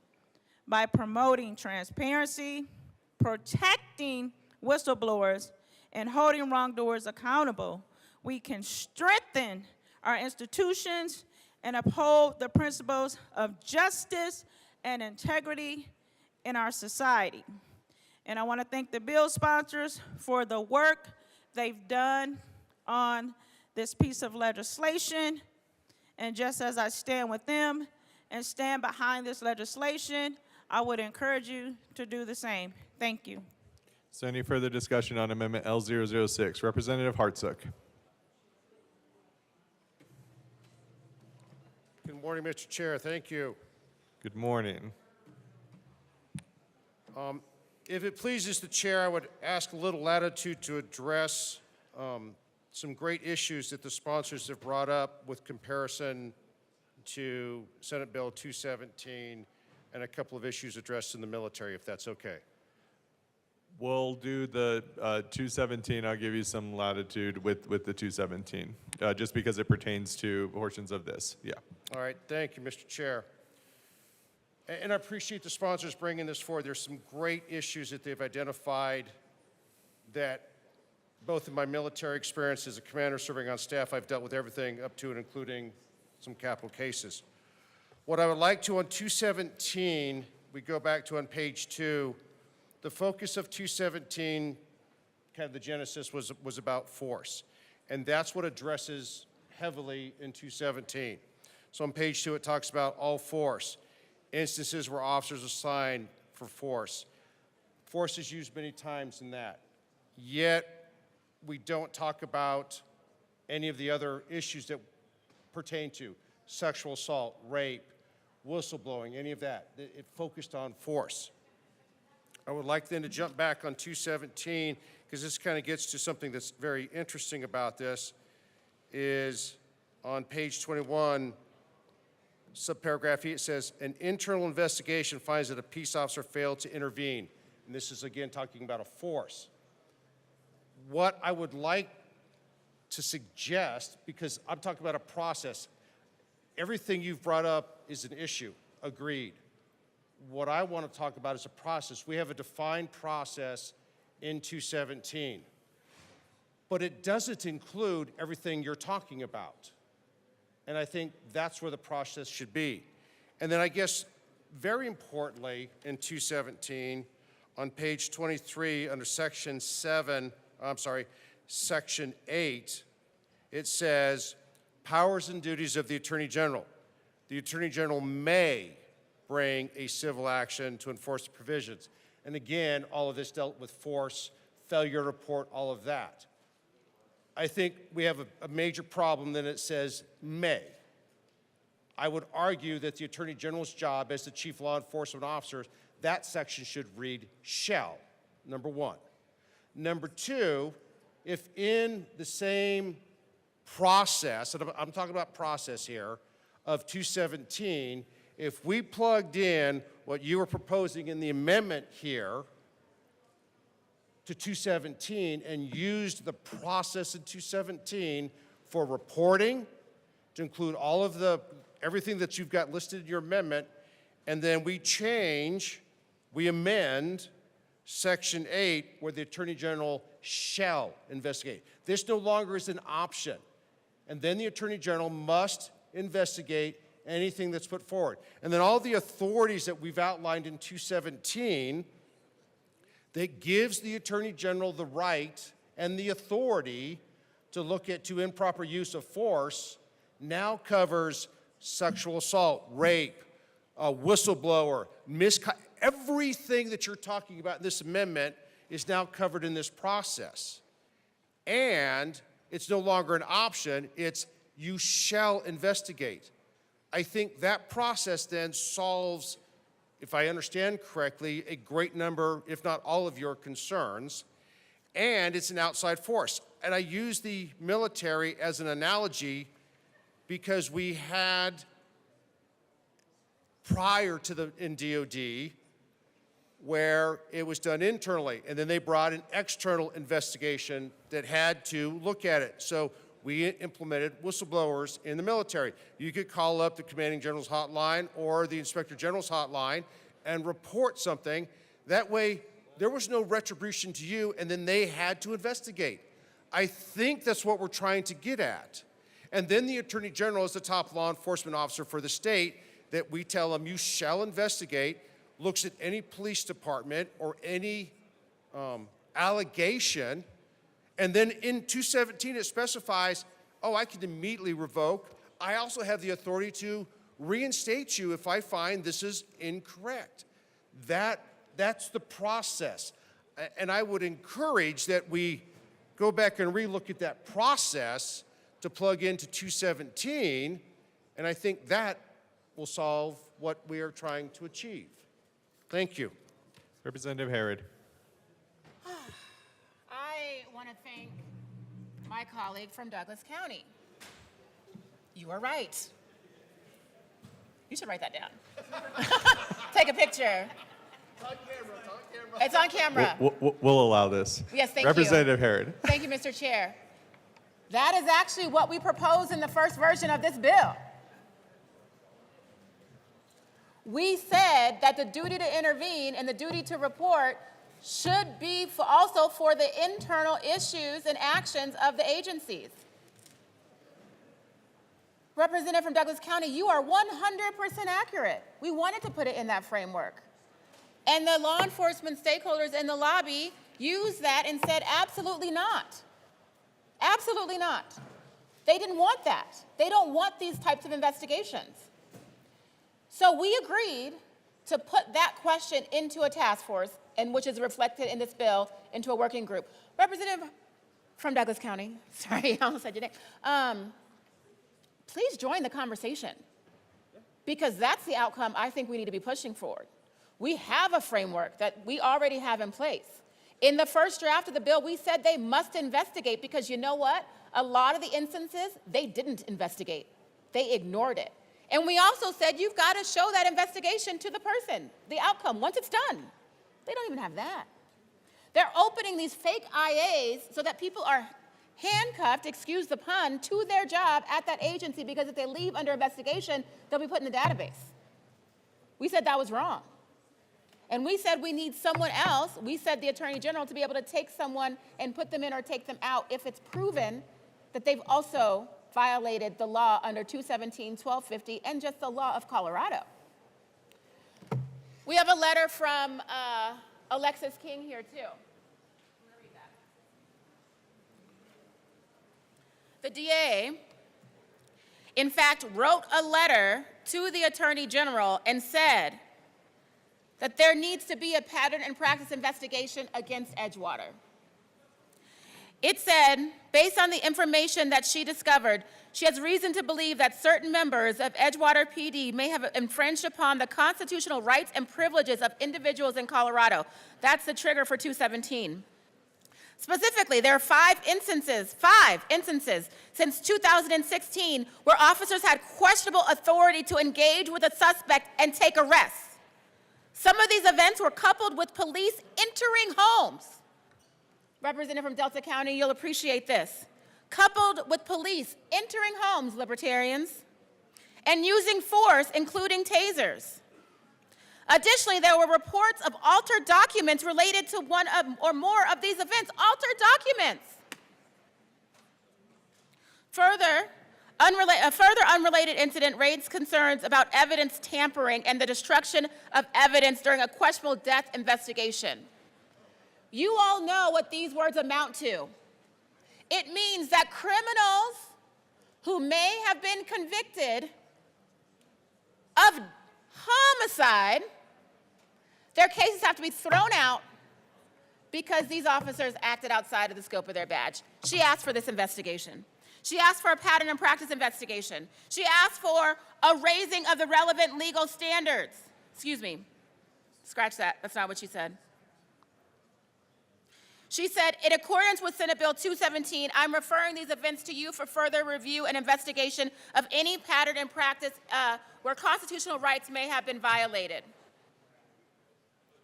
The response was, 217 was clear. You cannot violate, as a law enforcement officer, a civilian's constitutional rights. Thank you, Colorado. It was a huge and important step forward. But it remains silent on whether an officer can violate another officer's rights. What? Again, officers do not lose their humanity just because they're officers. They are mothers. They are husbands and wives. They are daughters and sons and children and all the gender non-binary terms I was supposed to use. They're all of those things. But our Attorney General wasn't quite there on the clarity. So we included that in the underlying bill as well. Well, now there's objection. So we had to leave that to the discussions of the working group. Oh, okay. Okay. And I apologize if I should have used the agency she represented as opposed to the name of the elected DA.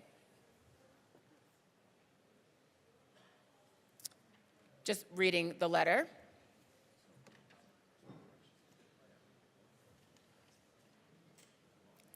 We are working to make sure there is a framework for folks who are whistleblowers to get out of the database. and for the very real retaliation that they are facing to be codified. I ask for an aye vote on the amendment. Is there any further discussion on Amendment L006? Representative Luck. Thank you, Mr. Chair. So in reading over this bill, this strike below today, I'm just trying to work through some of the different elements here. One of them was just brought up in that prior conversation about the working group. So I guess just to start to frame this conversation, I am not in any way opposed to this underlying policy, right? Nobody should be retaliated against for blowing the whistle. So let's just put that off to the side. I'm looking specifically at the words here. Appointing a working group, that was just mentioned, but I see that in the ledge deck, and I guess I'm just wondering what the process is, because this isn't capital letters. Does this have any actual binding effect? Or is it just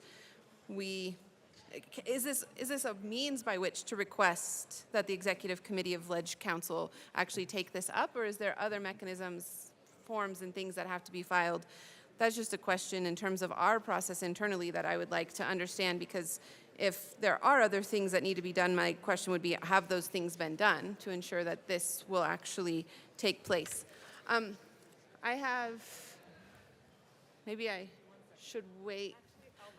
Okay, because I was talking to one of the bill sponsors offline and had some questions, and she was saying that she'd be willing to answer these questions on record for me. So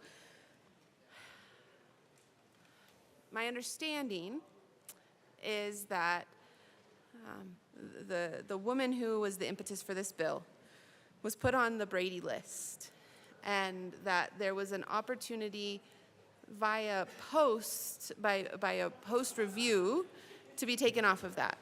That was my understanding in talking to some folks outside of this room. What I'm now starting to possibly understand is that it's not that the post request would take her off of Brady, that it is the post request that would take her off of the state list, and that there's a different mechanism for taking off of the national register.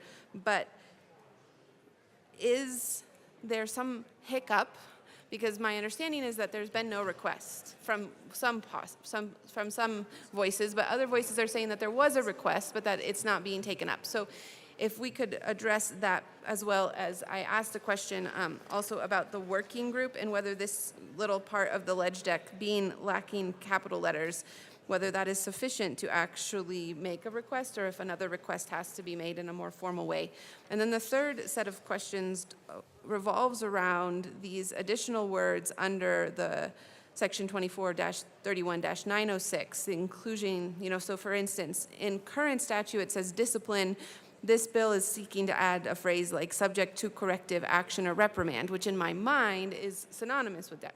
Discipline. So there are some things about these added words that cause me to say, what are we actually trying to cover here that's not already covered? And will this just create confusion that is unnecessary and actually somehow creates loopholes that we would otherwise not desire? So those are my three primary questions. Yes, I can stay. Representative Herod. Thank you, Mr. Chair. Thank you for your questions, and I'm going to try to take them one by one. I will just note that one of the officers that we're speaking about is, again, here. Mackenzie is here, and she has made very clear to me that she and her attorneys have requested to be removed from the database and have been given the runaround. And so to clarify any misconception about whether or not she's doing her part, the answer is she is. And I want to thank you for asking that question. The working group, I would have to ask the drafters about the caps versus the non-caps, but what I will tell you is the working groups were the working groups that similar to the working groups that we established during COVID. The governor's office, you'll appreciate this, has said they don't want that. They don't want a formal task force. So we actually have a mechanism in Colorado to not do a formal task force that requires the governor to engage. We can do a working group of legislators, and then that working group can add people to their process. That is a process, though, that has to be voted only on by the executive committee. And so not to create some type of precedent that we don't want to create, we used similar language that we did during the working groups from COVID and directed them to create the working groups. That is where that language comes from, and that is enough direction from our leadership to start that process. It will take a majority vote of the executive committee. The other question was around the different types of actions and if we're creating loopholes. Specifically, we need this clarification because these loopholes do exist, which is why we wanted to mirror the healthcare statutes. So I want to be clear that reprimand, subject to corrective action or reprimand, I would believe that maybe this would be included. But what we've been told is a verbal reprimand in front of all of your colleagues in shift call and roll call at the start of your shift is not that. It's not a corrective action. It's not official on paper. It's not a demotion. And so that's why that language was necessary.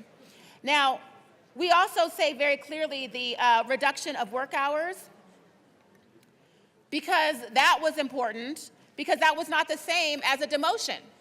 For law enforcement officers, if you are told that you will no longer have the ability to work overtime, or you are told that you will not have the ability to go work at the Nuggets games and get paid as an officer,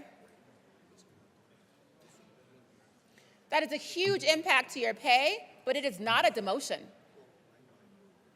Additionally, being moved from an SRO to a desk job is not a demotion.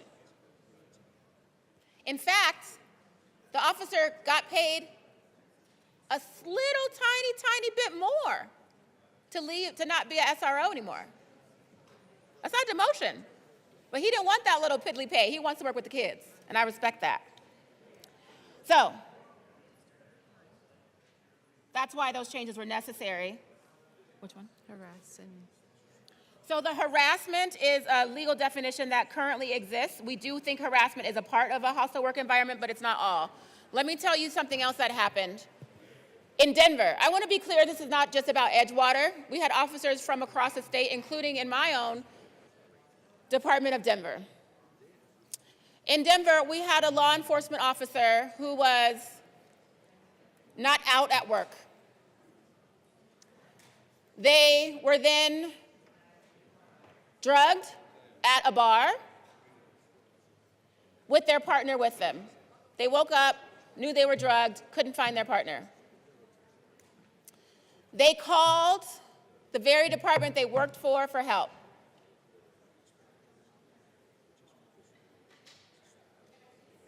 They were dressed in a way that they felt clearly identified them as members of the queer community, having a good time at the bar.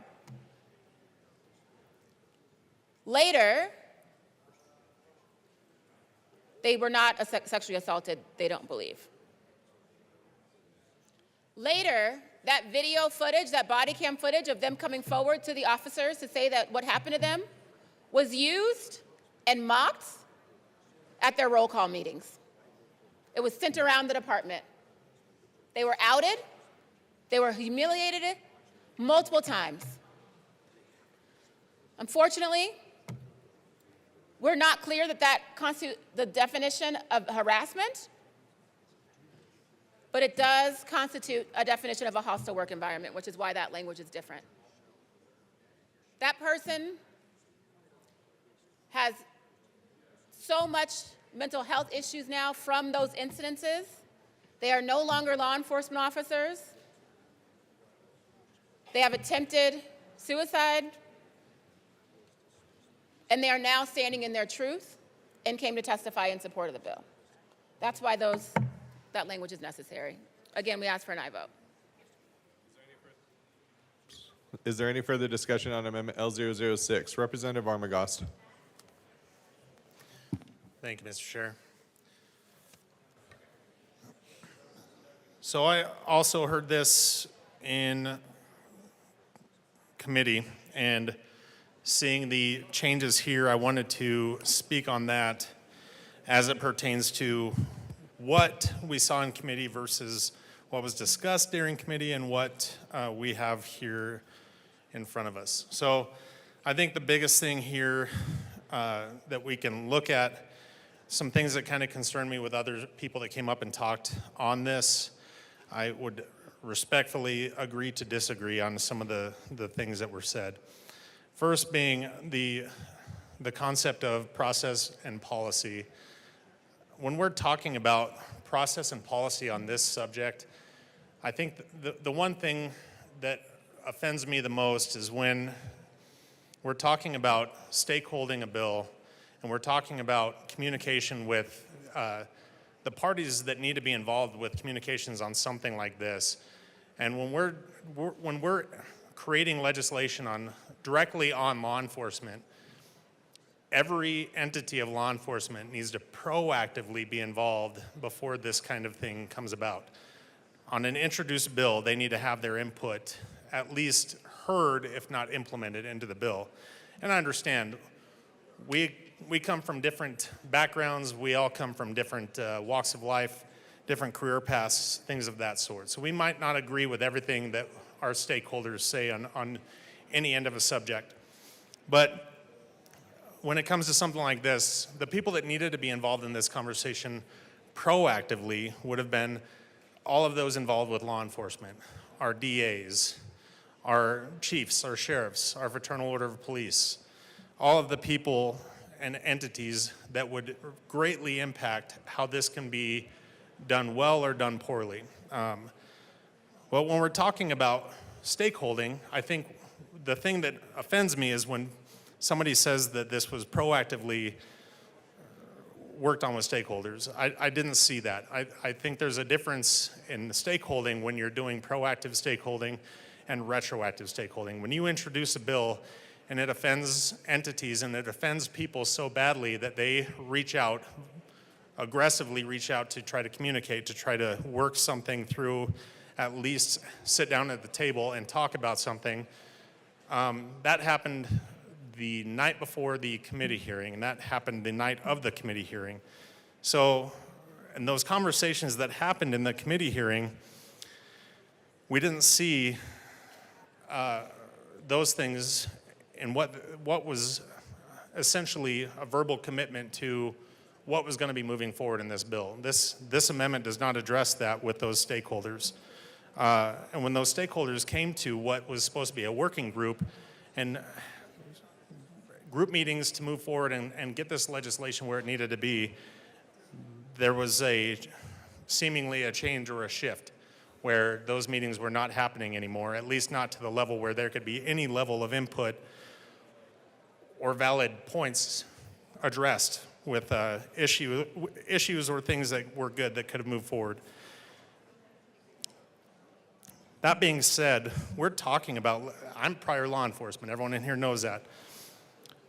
We're talking about something that should be protecting people that were victimized in their agencies and horrible situations. I'm not undermining or I'm not trying to degrade or downplay any of that whatsoever. We're talking about 3 agencies, and hearing what I heard in committee that night with those 3 agencies that were mentioned, I would never work for those agencies hearing how they treated their people. I'm happy to have worked for my agency because even in my agency, we had people that came out about something that they didn't agree with, and they might have felt like they were being treated unfairly afterward. Luckily, we had Fraternal Order of Police, the chapter of FOPs outside of our agency where they could seek assistance. They could seek some due process and get some outside help to make sure that they weren't being singled out or targeted. And that's what those organizations are for. I'm not saying that those victims that spoke out in committee didn't try that or didn't have that option. But that's the option that's there. And there's, of that organization, there's your local chapter, there's state, and there's even national that you can appeal decisions that are made on your behalf. But we're talking about 3 agencies out of almost 250 law enforcement agencies in Colorado. And we're talking about tens of thousands of law enforcement officers that are affected by legislation like this on stories of 3 agencies. So with what we are addressing on this, we're putting a blanket on something that does more harm than good, as we've heard from our DAs, from our chiefs, from our sheriffs, and from our FOP. that have tried to have a seat at the table and discuss this throughout. The fact that that didn't happen is not just discouraging, but it's offensive to me. I am offended by the fact that people that are legislating without the law enforcement background have shut out the people with the law enforcement background to actually implement this in the proper way. The things that I heard in committee that night when this bill passed 6-5 were two people that made a conditional yes vote, and this bill would have failed in committee had it not been for that. And I'm sure we'll hear more about that today, but that is offensive to me. That is not how we legislate here. We need to legislate better. I requested that the bill be laid over for action only. I think that would have been a good way for committee. The Judiciary Committee is a very well-esteemed committee in this building. And for a bill like this to move out of that committee, flawed, is offensive to me as a member of the Judiciary Committee. We need to legislate better. That committee, we should have done better, and at least laying this bill over for action only and having those conversations before we let it out of committee, and now we're here to the House floor. And we're still discussing the issues that were not addressed in committee. We have a strike below, but we have a strike below that doesn't address the concerns raised by the people that we are directly affecting, the DAs, the sheriffs, and the chiefs, and the FOP. All of them were outside negotiating with the bill sponsors, at least one of them at a time, because one of them was in the committee room, trying to work these issues out, and they were not worked out. The bill was moved forward in a way that they were trusting that it would be addressed here, and I can assure you it was not, in speaking with the people that were in those conversations that are out in the lobby as we speak. I have spoken with one of the bill sponsors in that I would wholeheartedly get on a bill with this next session to make something that is bipartisan and has everyone at the table involved to make sure that we have something to protect people the proper way from getting erroneously or otherwise placed on the Brady list or the bad officer list without due process, because it's much easier. You can almost be the next day being put on that list. It could take you months to years to be taken off that list. You will be unemployable by a law enforcement agency in that time. So I think in doing something like this, it's a punitive action that can be weaponized against law enforcement officers. And I'm not saying that it's not going to do good, but it's one of those things that is going to do more harm than good because of the fact of the way the policy and the process was rushed without the communication that it needed to have. And we heard that even from the fiscal analyst in committee, and he did a great job with what he had, but he even said that he was rushed. In his words, he said, my time was compressed, and he was unable to adequately address questions and answers that he needed to make a fiscal note on this bill to show what impact it would make fiscally to the state.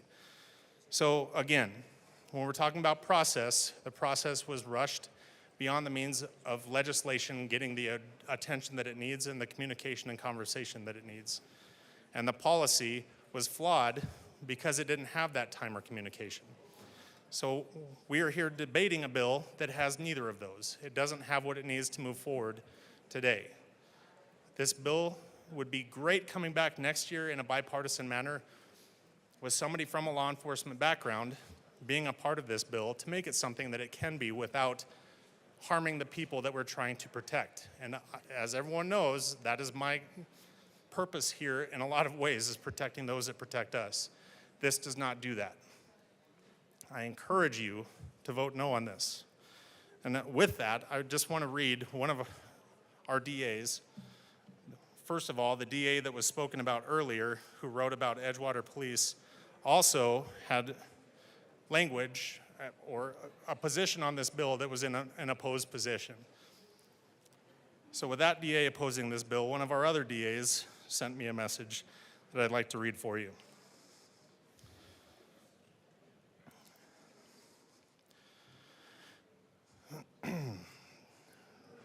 Food for thought. The fact that sponsors want to focus on 1460 to turn a debate about their anger toward lobbyist or law enforcement positions rather than trying to convince the body of the merits of their bill is Exhibit A of a really bad bill that should not move forward. And I remind you, this is from one of our DAs. Desperation requires desperate acts, and here, that desperate act is to change the narrative rather than debate the glaring inadequacies in substance and process of 1460, a bill that negatively impacts public safety and impugns the honor and integrity of peace officers in Colorado. The sponsors do not get to cry foul on the process over the last 5 days when they purposely and intentionally made sure that the numerous law enforcement groups that are integral and most impacted by this bill were never included in any stakeholding or even made aware of this bill prior to introduction. The tactic has always been one of surprise and ambush with no real regard for any legitimate process. Those who live in glass houses should not throw rocks. The proposal that was laid out all issues that anyone was willing to discuss and covered all of the bill's issues was not addressed. When the bill was in jeopardy, they called us into the hallway and we agreed to talk and send a proposal. They did not reciprocate with the proposal, and it's still on the table. Those discussions were not made. We are moving forward with a bill that needs to be readdressed. We are in the last days and minutes of debate. This is not the time to address a bill like this that has not been given that process and those conversations. We need to stop the bill where it is. We need to readdress the situation and readdress the focus and direction we're going to move forward with this. I suggest we do that next session. I suggest we do not move forward with this bill. I encourage a no vote on the amendment, the committee report, and the bill. Thank you. Representative Clifford. I haven't said much about this bill, but I was in the hallway conversations, all of them. I was in the Barney Ford conversation.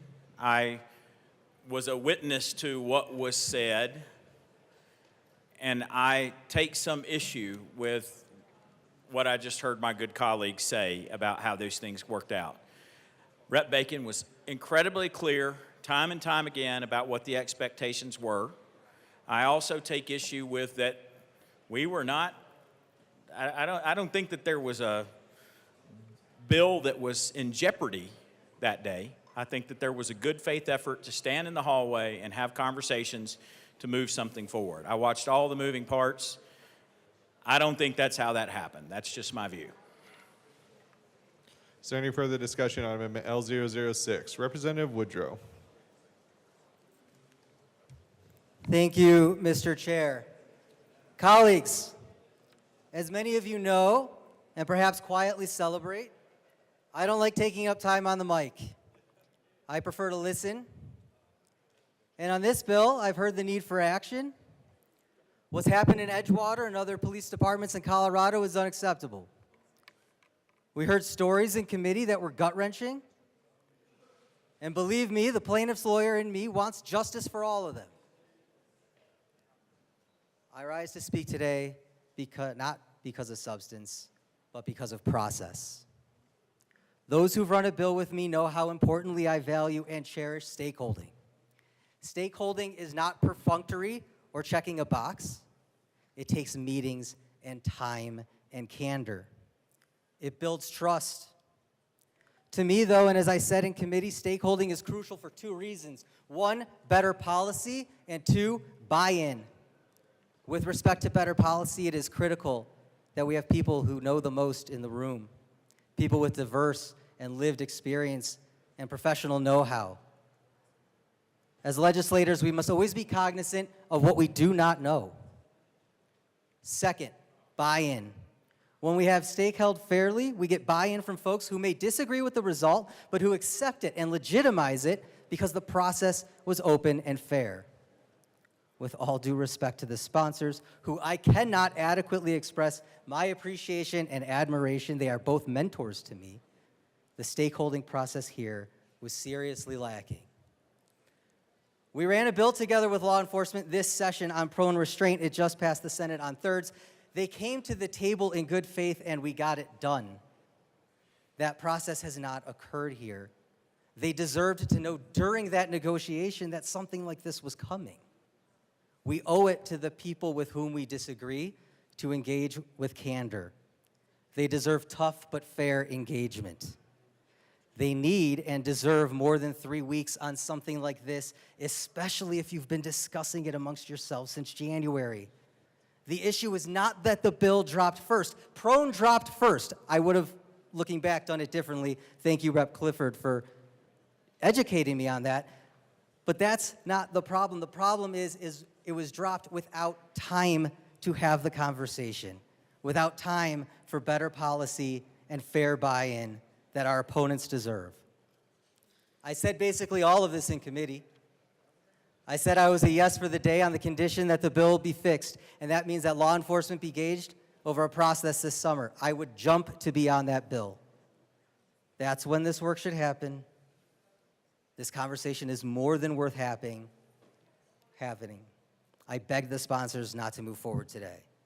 Working tirelessly to engage opponents means doing so early and often. We owe it not only to the opponents, but to the proponents. Here, officers who were harmed and are counting on us to do it, and to do it right. My colleagues, I love you, but process matters, and I don't believe we can legislate something like this way. So I am a regretful, forever respectful no. Emil Bacon.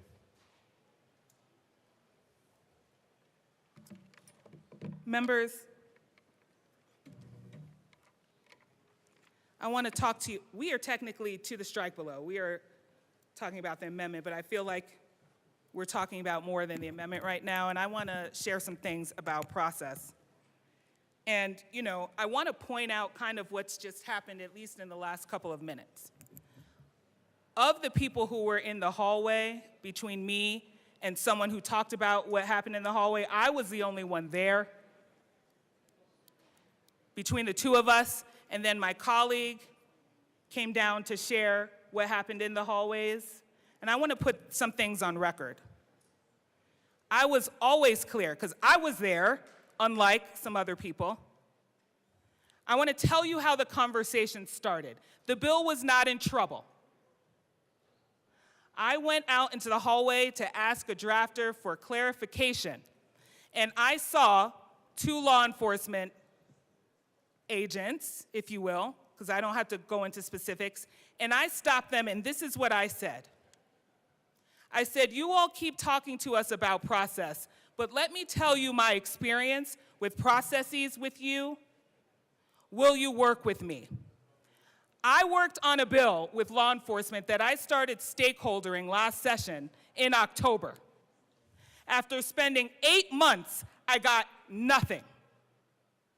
They brought nothing to the table. And this is not an indictment of if they're good people or not.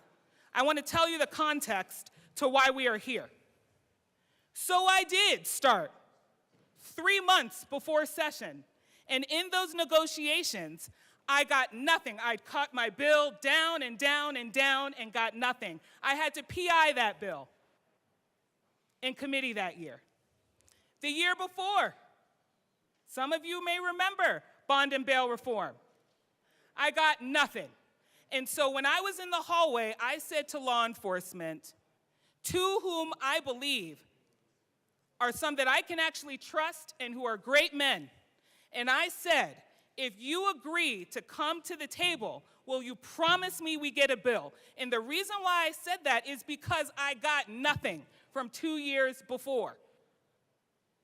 That is also why we're doing it like this, because the experience we have had to be asked to come to the table. Now, and let me be more specific. The experience I have had, many of you have worked with law enforcement before, but the experience I have had has been I stakehold, I talk, I stakehold, I get nothing. And so part of the reason we did it like this, one of the reasons, was actually very clear to protect the women so they would not be dragged through this, but also is because I had particular expectations that I wouldn't get anything. That is why we say We need a working group in writing so they come to the table. And I was always clear that that was the condition. I said, we will stop moving this bill forward if, as written, if you agree to come to a meeting to tell us what you do and do not like in this bill, and that you agree that we work it out through a formal process to get to a bill in the fall. Am I right to my colleague who was there? So I don't want to be told by someone who was not in the hallway that my bill was failing and what I said and didn't say. That is what I said. And since then, we have asked, tell us what you do and do not like in this bill. The things that I heard from everyone else, we pulled out and brought this strike below. There is no more Attorney General making a determination if someone shouldn't be post-certified. We heard about due process. And so that's what you see here. So again, that's why we have the strike below that says we must make a committee. So I know they will come. So we know we will get something that is right and better. But the things that we know we can do today that actually nobody argued against, all we're hearing about is quote unquote procedure. We're not talking about the policy. And there's a reason for that. So the only thing that's left is to protect whistleblowers and to say maybe the law enforcement agency you are whistleblowing against shouldn't be the ones to determine your outcome. And that the language of what retaliation is true. Everybody who came here and said, I was demoted, I didn't get opportunities for overtime, I was laterally told to just go file check. The language we put in here is elsewhere in statute. We didn't even make it up. We literally, we don't plagiarize, we copied and pasted. And so that was always the agreement. We need to be sure people will show and work in good faith. And you know what I did since? I've asked 4 people on the other side of the aisle, will you come and work on this with me? And everybody said yes, right? We'll do it. All I'm just asking for, I guess I'm just talking to myself. All I'm asking for is a working group. Oh, sorry, family, okay? And so I want to be clear on what came out of my mouth and protect my integrity. Yeah. Amen. That is critical in this building, and I won't have it be challenged. And I won't let people do that to you all either, by the way. And so we are still to the strike below, which is a response to feedback. I believe in stakeholdering, but I need to know it's going to work. If it's not, then we as legislators should not be obligated to waste time. To be clear, as my colleague says, show me in statute where it says I must talk to somebody before I pass a bill. It's my job to make laws, not the lobbies. So I do not need permission, and I do not need a fixed timeline. My job is to be responsive to community who said to me and said to many of you, I cannot move forward, and to suggest that we need more time on top of the 2 years it took for a criminal investigation, on top of the 2 years a man has been stuck in a lateral demotion, is disrespectful to what it is that I have a responsibility to do and what I am required to do. And so I am bringing a law as I have the right to. And if you disagree, that's okay. Tell me why so I can fix it. But saying I'm not going to talk to you is also not stakeholdering, by the way. And so we are at where we are at. We have said on this microphone before, during, and after, if you have an idea, tell us what it is. But we said that a week ago. We said that a week before a week ago. And so I just want to be sure that we do not associate obstinance with stakeholdering, and that we do not require to speak to people who do not want to work with you before we make a law, and that we do not require their permission to do so. I took an oath to the Constitution, to the people of House District 7 in Colorado. And why they are important stakeholders, they are a different branch of government. Mine is to be people-led. So to this amendment, to the bill, Mr. Chair, To the amendment. I am and urging an aye vote. Work on this with me, have a written down commitment, tell these women that they can come to legislators because they could not go to law enforcement to help them solve a problem, as per is our duty and right as legislators. I encourage an aye vote if you haven't picked up on it. Thank you. Representative Harrod. Thank you, Mr. Chair. And I want to frame this really and respond to what was the attack against my integrity as someone emailed a note that was read. And I appreciate that not coming from my colleague. We agreed in committee and before to stakehold with the law enforcement lobby.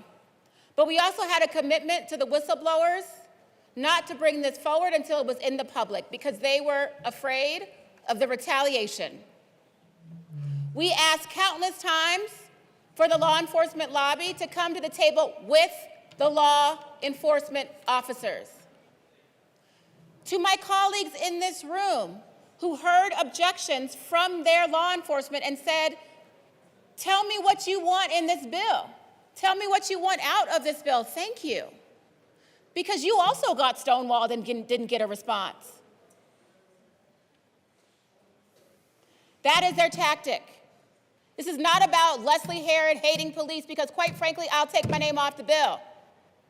They say we're trying to frame it in some way that we're not. This bill is about Mackenzie, Abby, Sam, Ed, Nicole, Stephanie. That's what this bill is about. That's who wrote this bill. But I find it real funny that my friend from Delta County, who was working in good faith, could get the law enforcement lobby, to sign off on the amendment that he brought today, but wouldn't even talk to us about the content of our strike below. And it went much further. I like it. It went further. How do they have time to review that, but they won't review the content of anything that we proposed? Colleagues, I warn you not to accidentally CC someone on an email you don't mean to.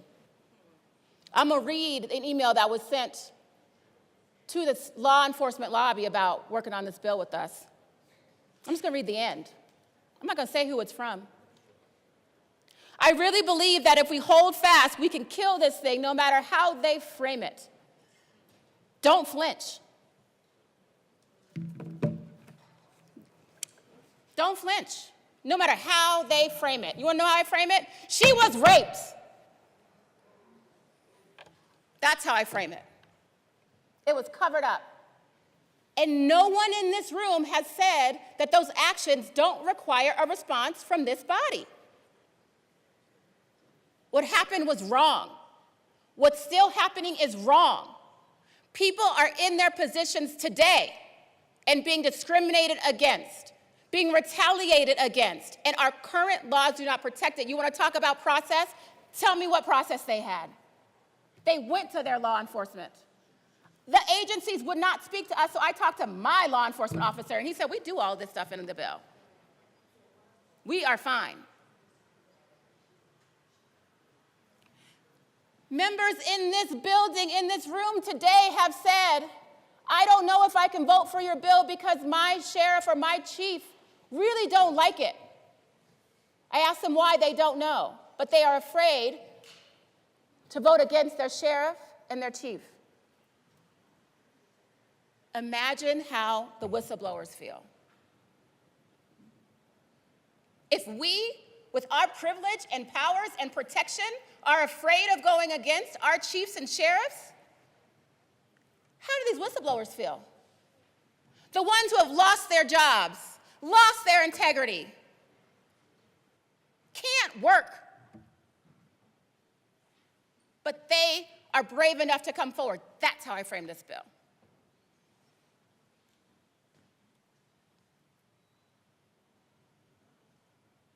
You want to talk about stakeholdering? It wasn't just me that asked people to come to the table. It was the officers who are impacted. They were too stonewalled and told no. We had a meeting that we agreed upon in committee on the mic to talk about a task force and to go through the bill. In that meeting, they went around the table and said, we refuse to talk about the contents of the bill. And then the email was sent, don't flinch. You want to talk about process? You want to talk about good faith? That ain't good faith. And these whistleblowers deserve better. We have stripped this bill to the bones. And to the amendment, it is just enough to protect the people who are still working today. It is just enough to make sure that there's a possibility for McKinsey to get out of the database. It is just enough to bring people to the table for a further conversation in the summer, in the interim. That is it. Tell me your problem with the strike below, and we will have that conversation. You had time to look at someone else's strike below. Everything we've done has been in good faith.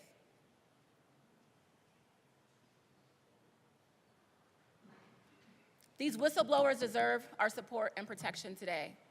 If we agree that there's no problems left in the strike below, why don't you vote yes? If we agree that a response is necessary, vote yes. If we agree that there is more work to be done, vote yes. This is not about me. This is not about my colleague from Denver, though I'll be darned if her integrity is impugned in front of me as well. This is about the whistleblowers who are here, who have fought for some type of acknowledgement, for some type of protection, who continues to share her trauma and her story in the media in front of us, hoping for some type of action. Not another stall tactic. She's been through that for years. And many of you who are survivors have too. I will add that because her integrity was questioned, she didn't even know she was in the database until she showed up in court on a domestic violence case where someone beat someone and cut them so bad they lost their arm. She found out she was considered untruthful. They almost had a mistrial and had to let that person go free because they're playing around with this database. They don't care. We do. We ask for a yes on this bill. Members, as we continue the discussion on House Bill 1460, I want to make sure that we now have established the stakeholdering process, the process through committee, and so any further discussion that we have on this will be to the amendment or to the bill, since we've well established all the build-up to there. I've given considerable latitude to both sides in this section, so moving forward, we will be sticking to solely the amendment or the bill. So is there any further discussion on Amendment L006? Seeing none, the question before us is the adoption of Amendment L006. All those in favor say aye. Aye. All those opposed say no. No. The ayes have it. Amendment L006 is adopted. Is there any further discussion on House Bill 241460? Representative Parenti. Thank you, Mr. Chair. Colleagues, I won't take up too much of your time, but I had a perspective on this bill that I wanted to make sure we had a chance to talk about today. It was in talking to some of the victims who were here yesterday that I realized how personal this bill can be, and that I wanted to share my own perspective on this. The last time I was in front of you on second reading, we were talking about Women's Veterans Appreciation Day. And it's not lost on me that women veterans make up a very significant percentage of our female law enforcement community. Very significant. Twice while I was on active duty, I had to respond to the types of situations contemplated in this bill in my own unit. Once in response to a subordinate and once in defense of myself. So I felt compelled to speak to this today, because in a world where so many of my sister vets have faced military sexual violence and harassment on active duty, it breaks my heart that after service, they continue to face the risk of being assaulted by the men they serve with while trying to protect us. And that anyone would tolerate a system for even one more day that allows violent men to continue to serve while punishing their victims and the good and honorable people who are trying to do the right thing by supporting them. To bring it back to my opening remarks, in other words, those who have shown their appreciation and respect for women veterans and other women in uniform with their selfless actions and not just their words. So I hope all of you will take a stand with me, the bill sponsors, my sister veterans, and other women in uniform to end violence against the women who serve and tear down the systems that protect the perpetrators and punish our brave women in uniform and the people who try to support them. Thank you. Is there any further discussion on House Bill 241460? Seeing none, the question before us is the adoption of House Bill 241460. All those in favor say aye. Aye. All those opposed say no. No. House Bill 241460, as amended, is adopted. Mr. Schiebel, will you please read the title of House Bill 241462? House Bill 1462 by Representatives Byrd and Sirota, also Senators Bridges and Zenzinger, concerning a third-party evaluation of the Department of Corrections budget practices and in connection therewith make an appropriation. Representative Sirota. Thank you, Mr. Chair. I move House Bill 1462. To the bill. Thank you, Mr. Chair. This is a very simple bill to establish the ability for the auditor to contract with a third party to do an evaluation of the Department of Corrections budgeting processes. And, we've had a lot of discussion in this chamber in particular about the challenges of coming by the right data, the right counts to adequately fund this department and the needs that it does have. And we think that this audit will put us in a better position to feel confident about those budgeting practices. I do have one amendment. I move L001 and ask that it be displayed. As a proper motion, give us a moment to get that displayed. That is displayed. Representative Sirota. Thank you, Mr. Chair. We are simply adding in user fees levied and cash funds associated with the Department of Corrections as part of the evaluation of the department's budgeting practices. I ask for an aye vote. Is there any further discussion on Amendment L001? Representative Garcia? Is there any further discussion on Amendment L001? Seeing none, the question before us is the adoption of Amendment L001. All those in favor say aye. Aye. All those opposed say no. The ayes have it. L001 is adopted. To the bill, we will have a slew up here. Representative Garcia, Madam Minority Leader. Members, I have to tell you, it was like 6 a.m. some morning recently, and I'm looking through what bills are coming up, and I see this bill, and I get super excited, or it might have been midnight, I don't know. And I texted my good colleague from El Paso, and I said, have you seen this? And I tell her what it is, which was brilliant and beautiful because I don't want to tell the whole story, so you can tell this part. Madam Minority Leader. Thank you, Mr. Chair. So the rest of this story is that the good representative from Adams County and I had been working for the last week and a half or so on an audit of DOC that includes almost everything that is in your bill. And she said, Representative Garcia. So I said, we should actually read what's fully in this bill because then we might not even need our audit. Madam Minority Leader. and so we are standing up here today in support of this wonderful bill that takes away our audit from the audit committee, as my good friend from Douglas County will be happy about, and apparently my friend from Mesa County.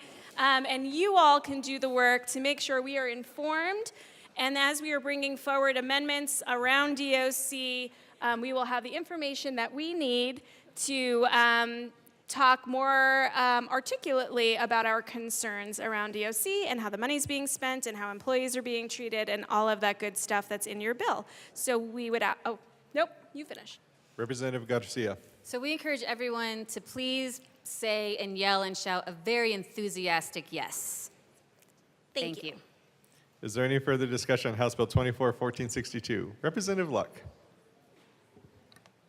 Thank you, Mr. Chair. So, seeing as I have a vast majority of prisons in my district, I was wondering if maybe the bill sponsors could give their own tale as to how this bill came about, similar to what we just heard. I'm sorry. I was just, because DOC has a number of prisons in my district, I'm wondering if I can understand the impetus from your standpoint as to this. Was this brought by the department? I was just thinking you could do a similar story as to how this bill came about. Representative Sirota. I don't know that we have a similar story. We just have had discussions over a number of budget cycles at the Joint Budget Committee regarding our analyst's ability to get numbers that he feels confident about, changes in the way things are calculated. And so I think following discussions with the Budget Committee, with OSPB and the department, this is what we are moving forward with so that everyone can get on the same page about ensuring that we have strong budgeting practices within the Department of Corrections to ensure that the information that we are getting is something that we feel comfortable budgeting off of. Is there any further discussion on House Bill 24-1462? Seeing none, the question before us is the adoption of House Bill 1462 as amended. All those in favor say aye. All those opposed say no. The ayes have it. House Bill 24-1462 is adopted. Mr. Schiebel, will you please read the title of House Bill 24-1464? House Bill 1464 by Representatives Weinberg and Lindstedt concerning the designation of highway zones wherein work affecting the highway is occurring. Representative Weinberg. Thank you, Mr. Chair. It's a legitimate honor to serve with you. It's an honor to serve with you. I'd like to move House Bill 24-1464. To the bill. Thank you, sir. Fellow colleagues, this bill came out of my district, specifically from a company called Loveland Barricade, who deals with every type of construction cone, every disaster in the city of Loveland. I'm happy to be a prime sponsor with my co-prime from Broomfield, and this one truly is near and dear to my heart, specifically because I think this is how people should legislate. Bills that come from our constituencies, people that live in our districts, people that own companies in our districts, that are literally have an effect. Loveland Barricade had a worker that was hit a couple months ago, and that's where this bill stemmed from. There's a lot of confusion as to what time frame a construction zone on a highway is designated or not designated. And the whole purpose behind this bill is public safety for our workers that work on the road, sometimes late at night. Again, the sole purpose here is to slow down vehicles in a construction zone, give our law enforcement authority to be able to make those decisions, and I would urge an aye vote. Representative Lindstedt. Thank you, Mr. Chair. This bill is critically important to protecting the people that build the things we need, the workers who are maintaining our roads, building our infrastructure. And it's been a true pleasure to work on it with my co-prime sponsor here, with public safety advocates, with the folks doing that work, with law enforcement, to try to ensure that we have the structures in place to protect the people we need in the state. So I urge an aye vote. It's a really simple bill that will have a big impact on public safety and on ensuring our infrastructure is kept and those people doing those important jobs are kept safe. So I urge an aye vote. Thank you for your time, and thank you to my co-prime sponsor from Loveland for working on it. Is there any further discussion on House Bill 241464? Seeing none, the question before us is the adoption of House Bill 241464. All those in favor say aye. Aye. All those opposed say no. The ayes have it. House Bill 1464 is adopted. Mr. Schiebel, will you please read the title of House Bill 1223? House Bill 1223 by Representatives Wilford and Garcia, also Senator Cutter, concerning the improvement of programs that benefit working families. Representative Wilford. Thank you, Mr. Chair. I move House Bill 1223 as well as the Health and Human Services and Appropriations Committee reports. To the Appropriations Report. Thank you, Mr. Chair. In the Appropriations Committee, we did bring forward a number of amendments that significantly scaled back the overall scope of the bill as well as the fiscal note. And I will briefly go through what those two more substantial amendments did, and also obviously want to acknowledge that there was a fiscal appropriation made as well. So the first amendment that we had, L008, was a technical amendment to clarify that paying providers based on enrollment and paying providers prospectively are contingent upon federal funding. This is with a recognition that there was a significant amount of federal rules recently passed that will have to be implemented in Colorado in, I believe, the next 2 years. Additionally, the technical amendment clarified that providers should be paid weekly, but allows for the payment to be based on a daily rate. All right. Additionally, we had other amendments that remove other county human services administered public benefit programs from the definition of customer service, since CDEC does not have jurisdiction over other human service administered programs. Removes amendments related to presumptive eligibility from the House Health and Human Services Committee report. Removes the amendments related to Section 1.5, which is the early childhood educator and provider eligibility sections from the House Health and Human Services Committee report. Amends this section, changing the requirements of the application by removing language around without creating a new information technology system, adding a deadline of July 1st, 2026, and makes the section dependent on federal funding. Additionally, strikes language around statewide universal. There was also a technical amendment restoring old language that CDEC preferred, which will state the unified application that the department develops must at some point include the CCAP application, as well as striking, again, presumptive eligibility from the bill, creating a pilot program for licensed exempt status, at least in 2 counties, clarifies grants and contracts section, strikes the ability for counties to pay provider higher rates than established CCAP rate, and then removes the statewide reimbursement evaluation. Representative Garcia. Thank you, Mr. Chair. I move L12 to the Appropriations Committee report and ask that it be displayed.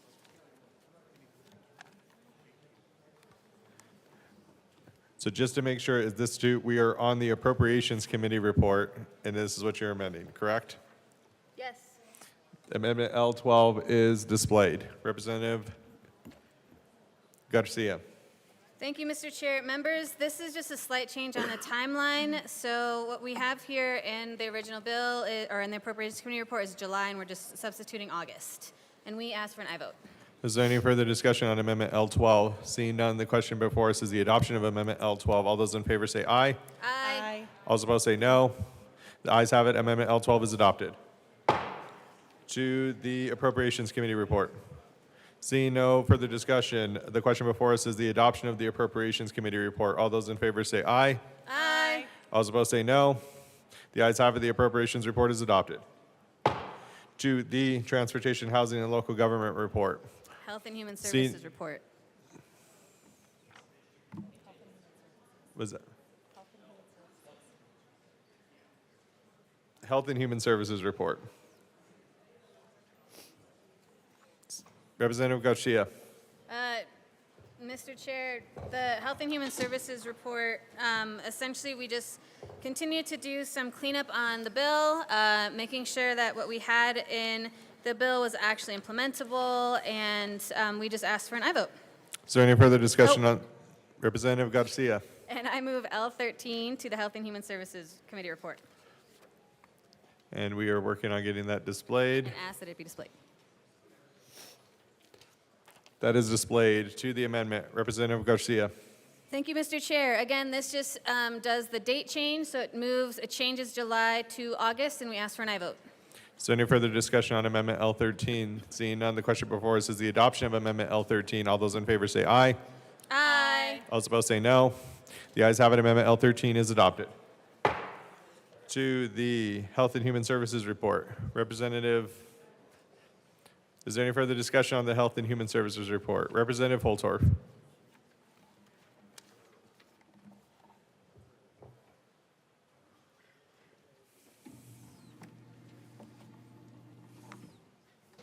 Thank you, Mr. Chair. Members of this esteemed body,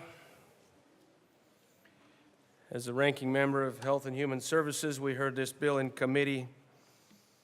There's some significant concerns, and maybe the bill sponsors can address this as this bill moved through committee. And I understand that were many amendments that were discussed, and we had amendments in committee that were offered. But the cost of this legislation to improve access to child care and this child care assistance program in the out years is, I believe, still in the multi-million-dollar range. I understand for this budget year it's $100,000, but that's not the consequence. Now, one of the things I'd like to speak to the chamber about, and I don't mean to lecture anybody, but we just went through a piece of legislation that a few years back something happened, and then here we are trying to remedy that something that happened with hurry-up legislation. Because nobody looked at the out years. Nobody thought about the third, fourth, and fifth order effects down the road. 1, 2, 3, 4, 5, 8, 10 years down the road. We don't do a good job of that, in my humble opinion, as we promulgate legislation hastily at the end of session. But when I look at a revised fiscal note, now mine's dated, it says it replaces the fiscal note of March 8th. This is dated April 29th. Is there another fiscal note? If so, I would like to see it. But it says in the out years, total expenditures for this bill, House Bill 241223, is almost $20 million. That gets my attention. But it doesn't get better, ladies and gentlemen, because if you look out year 2 and beyond, over $60 million. $60 million. Now that's a lot of money.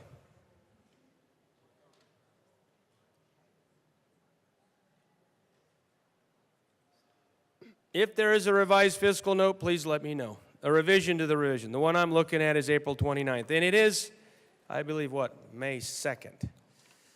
So it's only 3 days old. But maybe there's a new one. Maybe something came out, okay, in appropriations. Please talk to that. Because the one thing, as this bill got presented, and I understand that, you know, we want to do everything, and we've got all these great ideas, but it takes money to underwrite all these grandiose visions that we have. But here's the thing that I'd like to focus on. You know, and I have to shout out to the chair of the Appropriations Committee and Appropriations. Thank you, Madam Caucus Chair. Because they have to be the gatekeepers. And they are. They are saying, whoa, stop that train, stop that stagecoach. That isn't going down this trail. Unload some luggage here. There's way too much weight on this stagecoach. We don't think about that, but we need to think about it. Now, I know what you're going to tell me, and I've already had this presented, but we're using federal funds. Part of this money is federal funds. Well, once again, I hearken back to the same presentation I give. $34 trillion deficit at the federal level. A 500 to 600 million monthly or more of debt. That means the revenue coming in does not, pay attention, does not exceed the expenses going out. We're upside down in our business. You can't do that month to month to month unless you're the federal government. And you know what? You can print more money and let the federal deficit go to 35 trillion, 36, 40, who cares? Until what happens, folks? It is unsustainable and the general U.S. economy will crash. And you'll see something like the Great Depression like you've never seen before. Representative Holtorf, while I appreciate the federal budget, thankfully we're here in Colorado and we have our Colorado budget. So can we talk about how this impacts the Colorado budget? I would love to, Mr. Chair. I'd love to talk about how we're trying to draw down federal funds to bridge the gap. Now, the one I'm looking at here, I'm glad you brought that up. The fiscal note I'm looking at here, and this is the one dated April 29th, 2024. And I could read it, but I'm not going to. I don't think. But I am going to look at, under the expenditures, Table 2, for those listening at home, for those that have the revised fiscal note, Table 2. Okay, bring another one up here. Representative Holtorf, would you like to check out the revised fiscal note that the bill sponsors Okay, I'm going to read this one. have? Thank you. Oh, the numbers are getting better. Representative Holtorf. April 30th, the numbers are getting better. Newsflash. I'll go to Table 2 and turn to that as well. Oh, yes, we've done good work to stop the runaway spending that started on this bill and carried through all the way to the last and final committee. But my point is this, ladies and gentlemen, we have to understand this up front. We have to understand, and I understand that we think we can rely on pulling down those federal funds, that monopoly money that gets printed, and we just put it on the big credit card in the sky. Now this, I'm going to read this on the appropriations report here. And this is important. I thank those members that sit on appropriations every morning that come early. Representative Holtorf, just to make sure we're on the same one, we are on the Health and Human Services report. We just approved our appropriations report. Yes, I understand that. And I just wanted to point out one thing on the bill. And the appropriations and committee report actually makes a change to the bill. So I just want to reemphasize this and get this clear. Page 4 of the bill, line 15. So I'm going to do that. Page 4, line 15.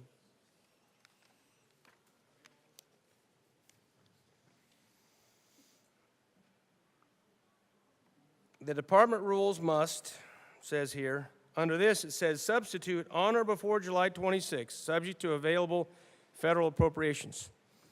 So what this does, it's an audible. It says, hey, we want to spend the money. We want to spend that federal money if we can get the money. Look at this. It's okay. I'm almost finished, Mr. Chair. I see El Paso County's coming in hot, A10 coming in hot from the IP, inbound. Gun pilot's pulling off the target. Got the big guns coming in now. I digress with a little aviator humor that nobody is appreciating but me and a few other people. To the Health and Human Services report, Representative Holtorf. Thank you. The point I'm trying to make is we are presupposing that those federal funds are going to be there to run this. And if they're not, then I guess we're going to have to adjust. To close, this is an expensive program. The reason it started out with the initial fiscal note of tens of millions is because it's an expensive program. Its reliance and dependence on federal funds and so many programs that we have, I think, is very misguided, particularly in the fiscal framework that this country is in right now. And everyone needs to come to this realization because it cannot go on forever. There will be a reckoning. You hope it's not in your lifetime because it'll affect the cities a lot worse than it'll affect the country. Trust me. Study your history. Thank you. I'll be a no. Is there any further discussion on the Health and Human Services Committee report? Seeing none, the question before us is the adoption of the Health and Human Services report. All those in favor say aye. Aye. Those opposed say no. The ayes have it. The Health and Human Services report is adopted. To the bill, Representative Garcia. Thank you, Mr. Chair. I want to just take a quick minute to just explain what the Child Care Assistance Program actually is. The Child Care Assistance Program comes from a federal program that comes from the Child Care Community Development Block Grant. Child Care is actually CCAP is a federal program where money does come from the federal government with a minor local match to provide child care assistance to low-income families. This is not a new program. Yes, it's an expensive program. Recently, new rules were implemented that if the state decided to implement now, they could. However, the state is requesting a 2-year waiver before we implement these rules. The original fiscal note that people saw is actually demonstrating that when we do have to, we don't actually have a choice. We will have to implement these new rules because they are federal rules, and we as a CCAP state have to implement them, will actually cost us that much as a state. So if anything, thank goodness we have a heads up on what that is going to cost us as a state. We have worked so hard to get to a place where we are right now.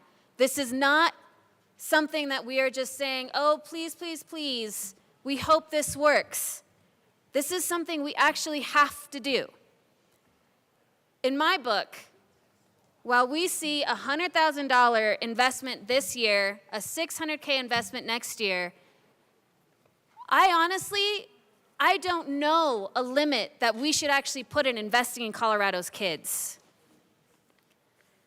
But this is where we are today, and we are still doing great work in this bill, supporting our families, and what's most important is making sure that the youngest Coloradans have a safe and nurturing place to go. And I urge an aye vote. Representative Wolford. Thank you, sorry about that. Thank you, Mr. Chair. So while we were sitting over here listening to colleagues talk about the bill and what their concerns were, one of our representatives came over and asked a question about where this bill lives. And so I want to make sure that everybody is aware that this program, CCAP, lives within the Department of Early Childhood. It's not a new program. This program has been around for decades. And what this bill will do, while we initially had really high hopes of being able to expand the program in a very significant way, unfortunately, we weren't able to do that, but what this bill will do is create a streamlined and more accurate process for eligible parents to apply for CCAP that will reduce administrative burdens for both the state and for counties. It will also continue to stabilize Colorado's child care infrastructure, and that is exactly the type of legislation that we should be passing in this chamber. Too many parents who want to work and provide for their families cannot because they don't have access to affordable quality child care. Colorado families drive our economy, and they're a foundation of our economic and social well-being. This bill gets to work for those Colorado families with kids to ensure that the processes that we have in place, again, are streamlined and work for them. And with that, I do ask for an aye vote. Is there any further discussion on House Bill 24-1223? Representative DeGraff. Mr. Chair.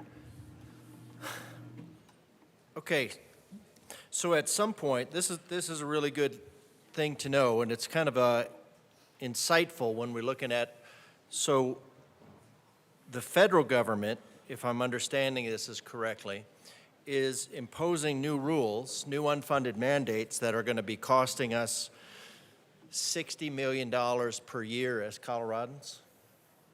Is that true?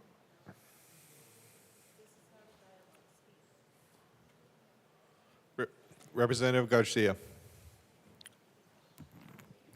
Thank you, Mr. Chair. To answer that question, the federal government has issued new rules, and the actual spending bill to support these rules has not been passed yet. But I would not say, I do not feel comfortable saying that the federal government is imposing unfunded mandates. Representative DeGraff.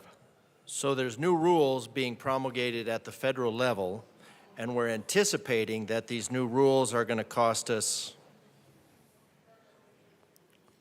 I'm a little confused as to what this whole thing is about. So if this all dropped out, we've pushed it back 2.5 years, and eventually these new rules are going to cost us $60 million per year, I think we probably ought to be looking at doing a little bit more pushback as a state. And I mean, we can't just push the money back on the federal government because it ultimately comes from the taxpayers themselves. This is just an excellent example of more and increasing and intrusive government overreach, where now the federal government is making rules that it's not going to back up with money that it's accountable for. So this is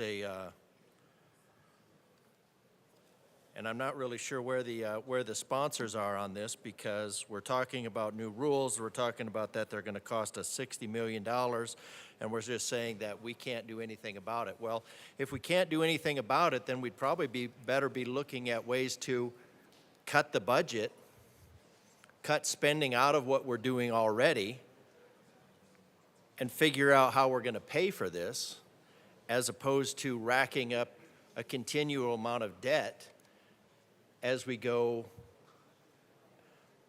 bill by bill through the rest of this, as we go through the rest of this week. This is the way this process works is just absolutely ridiculous. But this is out of control with the state. I don't think this is something that we should just be looking at passively. I think we should be analyzing what these rules are. Colorado is a state. I mean, this is why I put a bill forward to push back. If the federal government wants to impose rules on the state of Colorado, then the federal government ought to be paying for it. If the federal government can't pay for it, then they shouldn't be promulgating rules like this. So I think if the state is just going to be rolling over and allowing this to happen, this is a really disappointing state of the state. Representative Holtorf.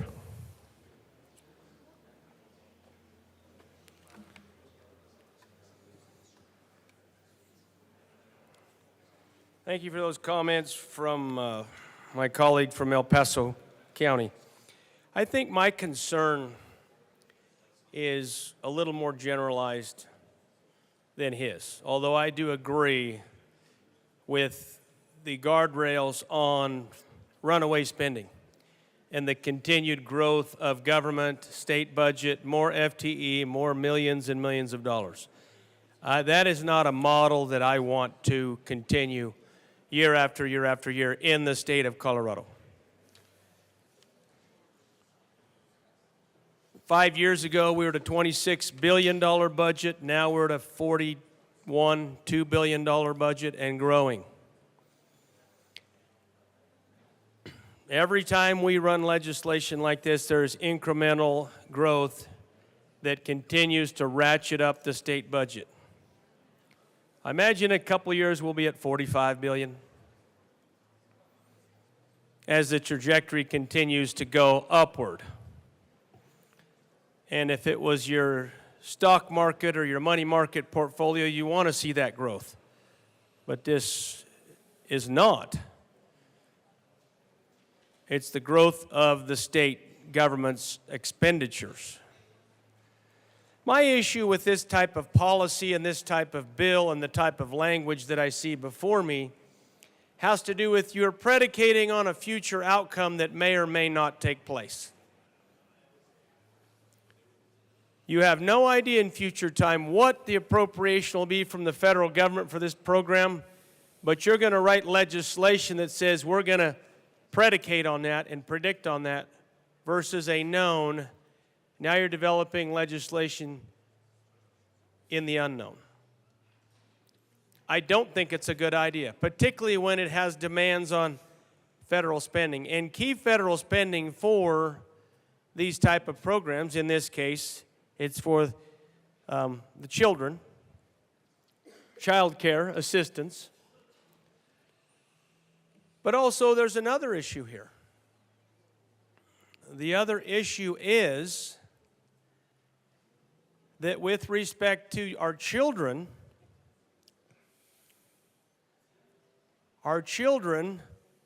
oftentimes need their parents as the primary caretakers,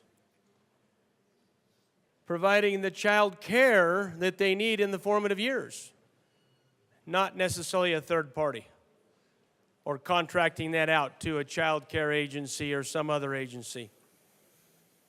That this particular bill is going to supplement through federal and state funding.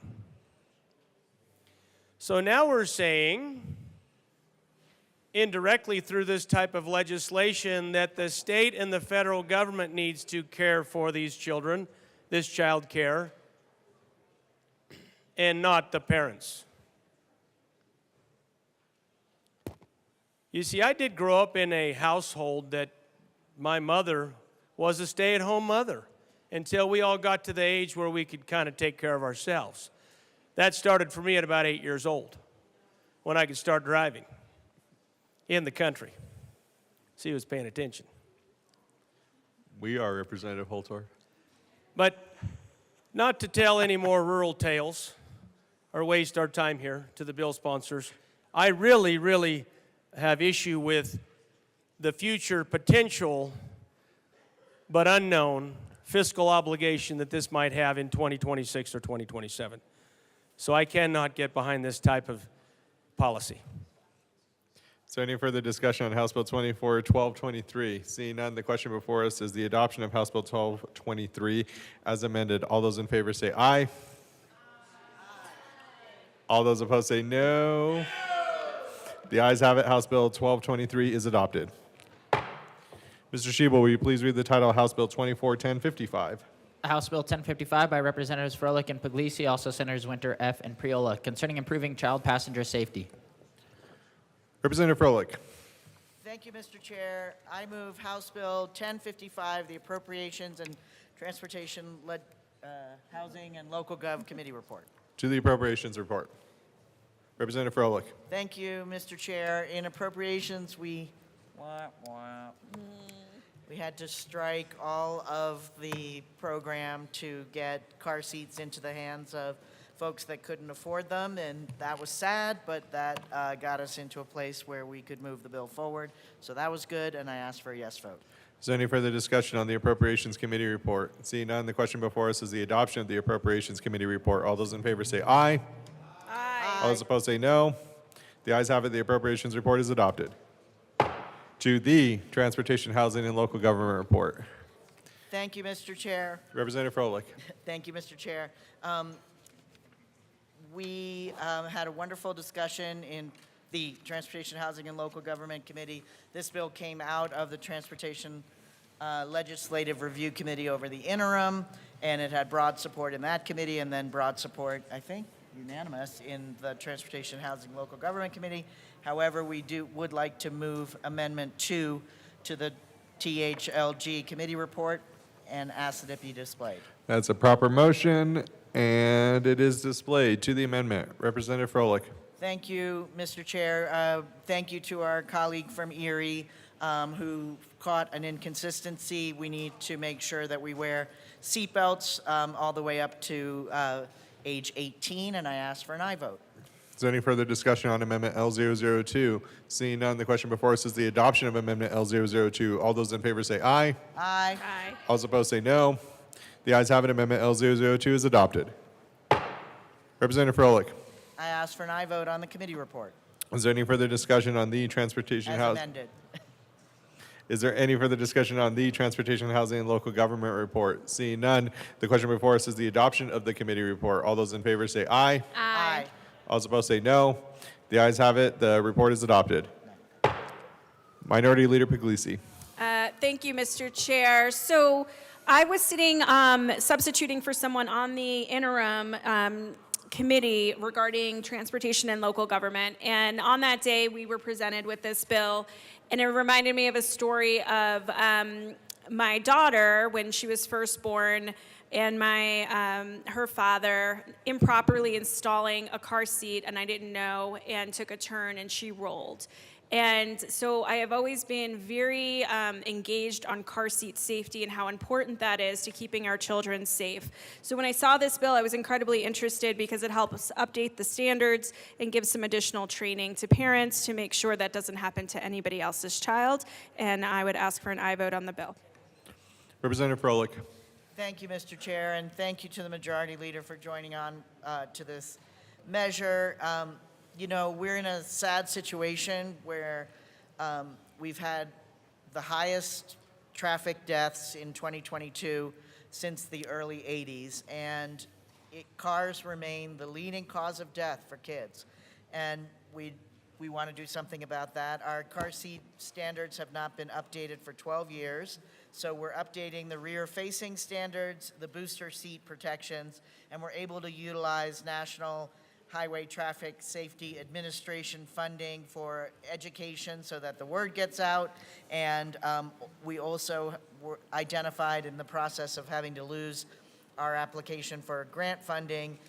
We have identified resources within departments that do provide car seats and boosters to folks that aren't able to afford them at the moment. And we think this is a common sense measure that will save lives and help our kids, and we ask for a yes vote.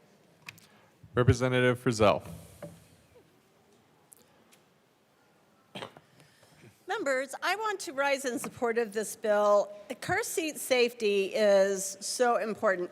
Many of you know that I have two granddaughters who I love and adore, and at the very beginning of this session, my daughter-in-law and the girls were in this horrible car accident, horrible, like the car was totaled. And they all three walked away without any injuries, thank God, because they were appropriately strapped in, they had the right car seats for their age and size, and you know, it was just candidly a miracle that it wasn't worse. So this is really an important thing. You know, I'm not big on government overreach or regulation, but this is one time when if we can facilitate car seats being properly installed and make sure that they are the right seat for the right kid, then we should do that. And so anyway, please vote yes on this bill. Seeing no further discussion on House Bill 241055, the question before us is the adoption of House Bill 241055. All those in favor say aye. Let's try that again. All those in favor say aye. All those opposed say no. The ayes have it. House Bill 1055 is adopted. Mr. Schiebel, will you please read the title of House Bill 241469? House Bill 1469 by Representatives Byrd and Sirota, also Senators Zenzinger and Bridges, concerning the classification of certain collections as collections for another government for purposes of calculating state fiscal year spending pursuant to Section 20 of Article 10 of the state constitution. Representative Byrd. Thank you, Mr. Chair. I move House Bill 241469. And the Appropriations Report. And the Appropriations Committee report. To the Appropriations Committee report. In the Appropriations Committee, we narrowed the scope of the bill. We ask for a yes vote. Is there any further discussion on the Appropriations Committee report? Seeing none, the question before us is the adoption of the Appropriations Committee report. All those in favor say aye. Aye. Those opposed say no. The ayes have it. The Appropriations report is adopted. To the bill, Representative Byrd. Thank you, Mr. Chair. Members, this bill specifies that certain gaming and cigarette tax revenues are considered to be collections for another government and therefore exempt from TABOR. The bill reduces the TABOR refund obligation and increases general fund revenue available to spend or save beginning in fiscal year 23-24 and increases workload only in the next fiscal year. We ask for a yes vote. Is there any further discussion on House Bill 1469? Representative Bottoms. Thank you, Chair. This doesn't take long, and I did ask this in appropriations and was answered by the assistant chair, I think. I can't remember. But I just wanted to bring this up, that I don't think that the way this is set together, I do like the bill. I like the way that I like everything about it except that it becomes a separate group instead of becoming a fund together. And I don't think that it's constitutional. I know this was, that it was argued that it is, but I still don't think, I've looked up some more things and I don't think this is constitutional, so I want to just go on record that I think this is, I know it's a governor thing and at the behest of the governor it kind of goes around the end run, but just making that verbalized. Seeing no further discussion on House Bill 241469, the question before us is the adoption of House Bill 241469. All those in favor say aye. All opposed say no. The ayes have it. House Bill 1469 is adopted. Mr. Schiebel, will you please read the title of House Bill 241457? House Bill 1457 by Representatives Brown and Winter, also Senators Liston and Marchman, concerning a pilot program to award grants to local governments in rural areas to help pay costs associated with the abatement of dangerous materials in certain structures. Representative Brown. Thank you, Mr. Chair. We move House Bill 1457 and the Appropriations Committee report. And the Energy Environment Committee report? And the Energy Environment Committee report. To the Appropriations report. Thank you, Mr. Chair. In the Appropriations Committee, we significantly reduced the fiscal note by limiting the amount of money that is set aside for this particular program, and we'd ask for an aye vote. Seeing no further discussion on the Appropriations Committee report, the question before us is the adoption of the Appropriations Committee report. All those in favor say aye. Aye. Aye. All those opposed say no. The ayes have it. The report is adopted. To the Energy Environment report. Representative Brown. Thank you, Mr. Chair. In the Energy and Environment Committee, we made a couple of amendments after talking with the Department of Public Health and Environment to talk a little bit more about the renovation and demolition of sites. We ask for an aye vote. Seeing no further discussion on the Energy and Environment Committee report, the question before us is the adoption of the Energy and Environment Committee report. All those in favor say aye. Aye. All those opposed say no. The ayes have it. The report is adopted. To the bill, Assistant Minority Leader Winter. Thank you, Mr. Chair. I would like to move Amendment L004 and ask that it properly be displayed. That's a proper motion, and it is displayed. To the amendment. Thank you, Mr. Chair. All we're doing is replacing a word. We're striking the word receive and substitute to be eligible for. We just want to make sure that that language is clear, that there's a process to go through with this, and just change the word receive to eligible to clear some things up. I urge an aye vote. Seeing no further discussion on Amendment L004, the question before us is the adoption of Amendment L004. All those in favor say aye. Aye. Aye. All those opposed say no. The ayes have it. Amendment L4 is adopted. To the bill, Assistant Minority Leader Winter. Thank you, Mr. Chair. Basically, the harmful effects of asbestos are seen all over in the state of Colorado. It affects rural Colorado. The co-sponsor and I were talking about that earlier. it affects everybody, and we just want to make sure as we mitigate this problem, we're finding costs. There's specific examples within Baca County and Otero County where the school wanted to build a new bus barn, but the cost of mitigating the asbestos was actually more than actually building a barn itself. We have good old buildings that still have good structure that can be reused, and this is a real issue for those. So by taking money from this cash fund and making it to where people can apply and become eligible to help as they mitigate this process with our old buildings is hugely important, not only for rural Colorado, but the rest of the state. And with that, I urge an aye vote. Representative Brown. Thank you, Mr. Chair. I really appreciate being able to work on this bill with my good colleague from Southern Colorado. This bill, House Bill 1457, creates the asbestos and lead paint abatement program within CDPHE, and as my co-prime mentioned, the grant will provide needed funds to rural communities to remove and dispose of asbestos and lead paint. These are hazardous materials. They cause cancer and impact the development in kids, and they can also impact our air and water if they're not properly disposed of. That puts even more people at risk. These dollars will have a real and immediate impact in our communities, and they will focus on communities in need, reducing the financial burdens for communities and help bring trained personnel to help with proper removal and disposal. So we'd ask for an aye vote on this bill. Seeing no further discussion on House Bill 1457, the question before us is the adoption of House Bill 1457 as amended. All those in favor say aye. Aye. All those opposed say no. The ayes have it. House Bill 1457 is adopted. Mr. Shebel, will you please read the title? Senate Bill 53.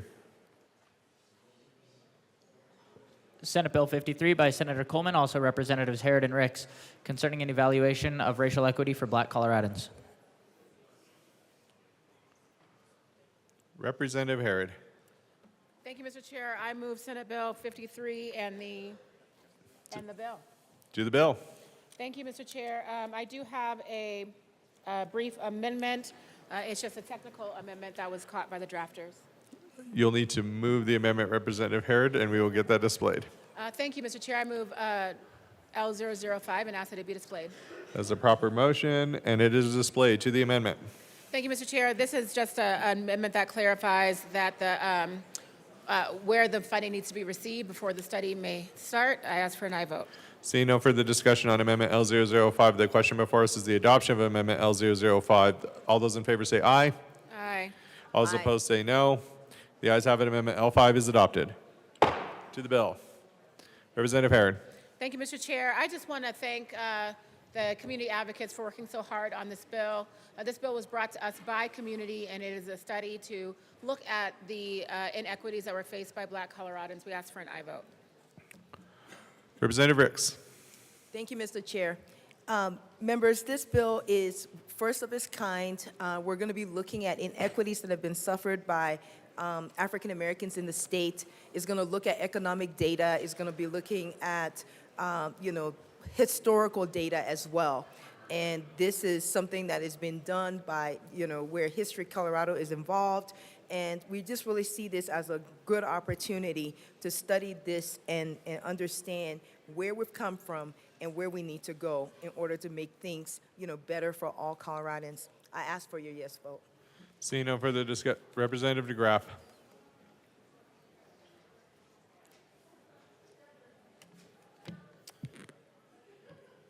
Thank you, Mr. Chair.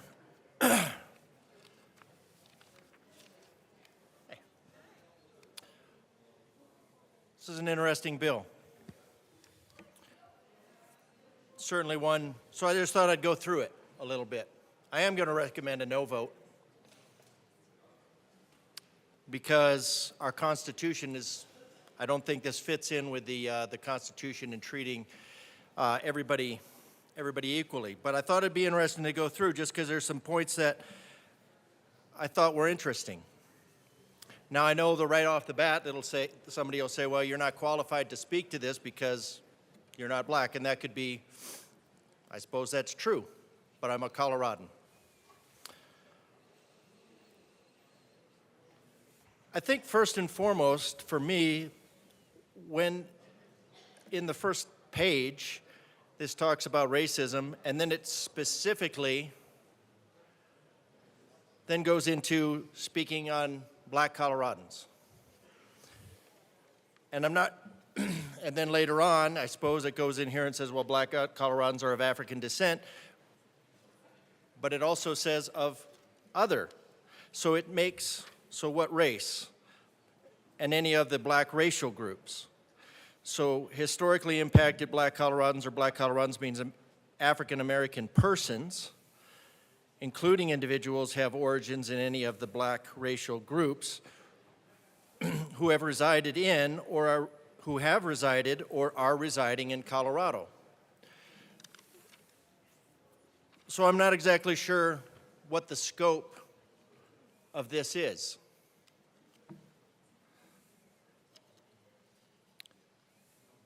And what this entails, because it says it entails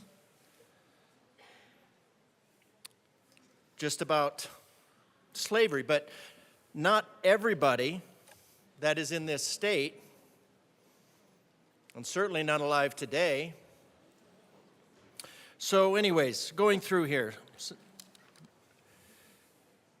form the basis of wealth and power in the country, are owed the opportunity and resources, are owed the opportunity and resources. So what does that mean exactly? So to me, it looks like we're starting and we're setting up a reparations bill. And I'll get a little bit more into that. So it's posited as a study, but right here it looks like a reparations bill. Now how do we do a reparations bill? My ancestors were certainly... I just want to make sure that we're focusing on the intent of the bill and the language that's in the bill of Senate Bill 53, not on reparations. I'm entirely focusing on the content of the bill, which I can, okay. Who are owed, let's just read this. Black individuals and communities whose unpaid labor form the basis for wealth and power in this country are owed the opportunity and resources to build wealth and power for themselves. So I'm not exactly sure what that means. This is what we're supposed to be doing. We're supposed to be deliberating this stuff, not just passing it. It goes on to recommend and then claim with Colorado that fully abolish slavery not until 2018. Well, that's kind of a weird thing in 2018 because that's specifically speaking to the 13th Amendment, and the 13th Amendment was around, and the 13th Amendment had no racial component.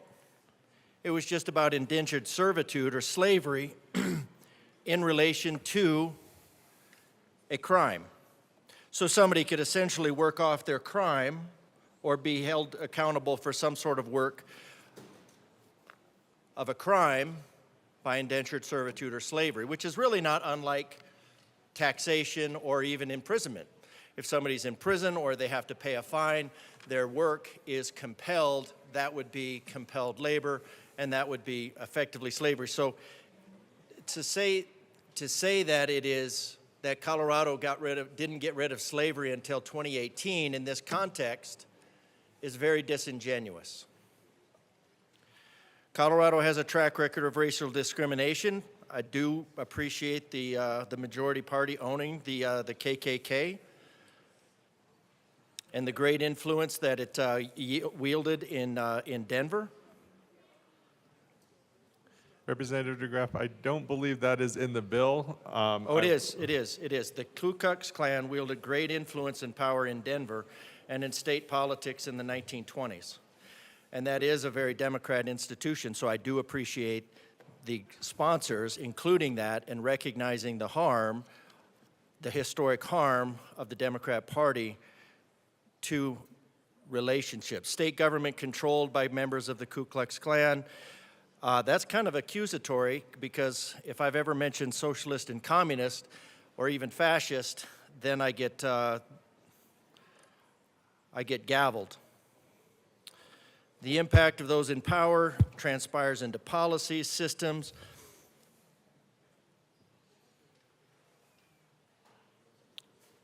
It doesn't recognize, in this case, it's a very one-sided bill, and that's a problem for me because it does not recognize the agency of the individuals who worked to rid the state of organizations like the Ku Klux Klan. Well, I mean, you can never rid. I'm sure they're still in the wings someplace. In 2020, Back to the bill, Representative DeGraff.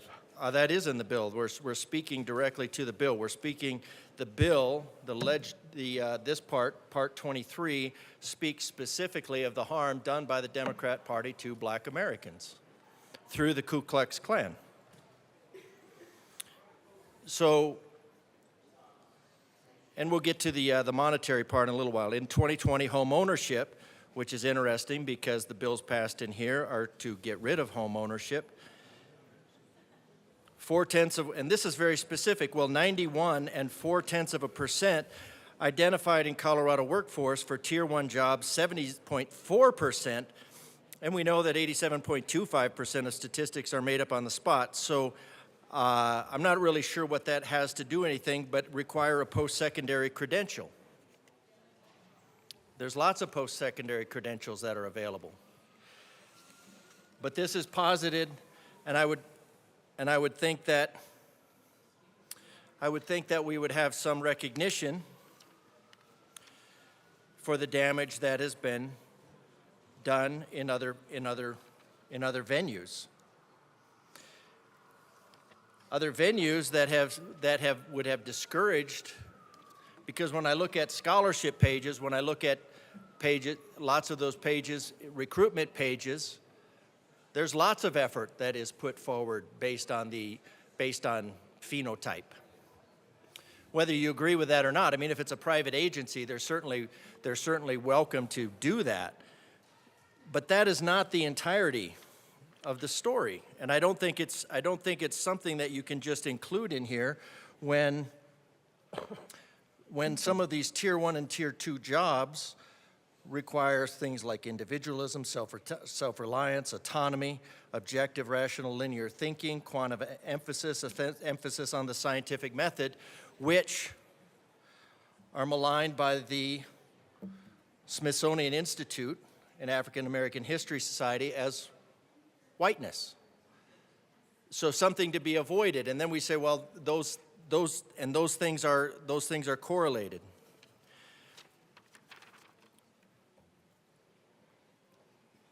So policies and practices that may be attributed to practices and systems and policies in the state. And I look at our Constitution and I don't see anything other in the state. And I'd have to ask, so I'm curious why the policies that are holding anybody back are not listed, and we're not dealing with those directly, because I think what we're talking about is a technique, and we're talking about the disparity in treating in phenotypes disparately, which I think is wrong. And you might have gotten the idea that, no, I do not believe in the concept of race. That's a Darwinian concept and it's failed. Back to the bill, Representative DeGraff. Quantity, the impact, the economic. So this is where I start to wonder about because the bill specifically wants to quantify the economic impact. And those are the words, quantify the economic impact of any discrimination discovered during the study. So not only are we going to address discrimination, but in the process of the idea, the foolish idea, that past racism, that the only remedy to racist discrimination is anti-racist discrimination, which means the remedy to past discrimination is present discrimination, the remedy to present discrimination is future discrimination. So what this is going to do is they're going to look for any discrimination discovered during the study. So we're not talking about History Colorado, documenting history. We're talking about going in and doing a deep deconstructive analysis and finding anything that might be classified as racist, which I would say includes the term race, classifying people by race, which would be this bill, which would be racist. Identify the measures that are consistent with the Constitution to address the effects. So how are we going to address the effects constitutionally of quantified economic impact? I'll bet it's a Tabor refund mechanism.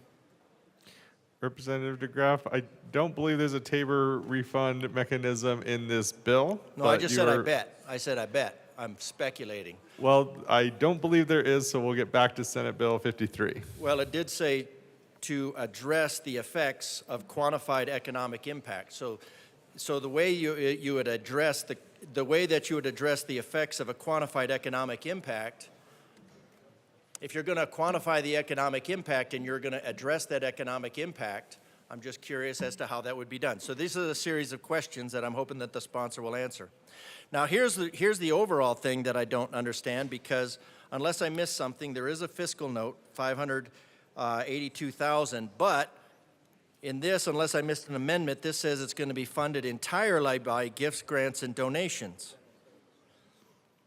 So it is the intent of the General Assembly that this study be funded entirely by gifts, grants, and donations. Well, in that case, we don't need a bill, because there's no appropriation. We don't need a bill, but there is an appropriation, so I don't see how this is funded entirely by. So now, unless there's an amendment that I missed, and granted, there's been a lot of files that have been going on, and everything is stuffed and all that. So what I see is that there's no need for this bill, because the gifts, grants, and donations can certainly take care of this. And I still do wonder about the economic harm. How do you hold somebody account? How do you put responsibility on people that were not in the state and apply that responsibility to other people who were not in the state? Because as the sponsor herself, is an immigrant into the state certainly post-Civil War. An understanding of the impact of the trauma and how it passes through the generations. One person who has legal expertise in constitutional and racial justice. Well, we've seen that the only way to do racial justice is present and future discrimination, which kind of violates the Constitution again. And then we have one person who has expertise in, again, quantifying the economic impact. So I don't think it's unreasonable to say that this is a bill about. Well, I think the outline of this is essentially written. 2 members of the Senate, President of the Senate. So if this is all gifts, grants, and donations funded entirely by, except for this fiscal note, which belies that there. And then if we get down to what the commission shall do. And see, this is a really interesting place for me, because the commission shall collaborate with the society. And the society, I've got to go back here because we've got to find the definitions. Economic Commission means Black Colorado Racial Equity Study Commission, created in 2/2/23. Economic Analysis Fund means cash fund, historically impacted Colorado's state. Or society means the State Historical Society, established in whatever, and commonly known as History Colorado. Okay, so society is History Colorado. So the commission shall, let's go back to commission. The commission means the Black Colorado Racial Equity Study Commission, created in 2023. Collaborate with the society, which is History Colorado, about the society's scope, about the study's scope. So what we don't know on this bill right now, what we have is a blank check for these 2 agencies to decide what the scope of the study is, which includes quantifying the economic impact, a way to address it, and then quantifying the economic impacts on historically impacted black Coloradans. So again, we're separating people out by phenotype.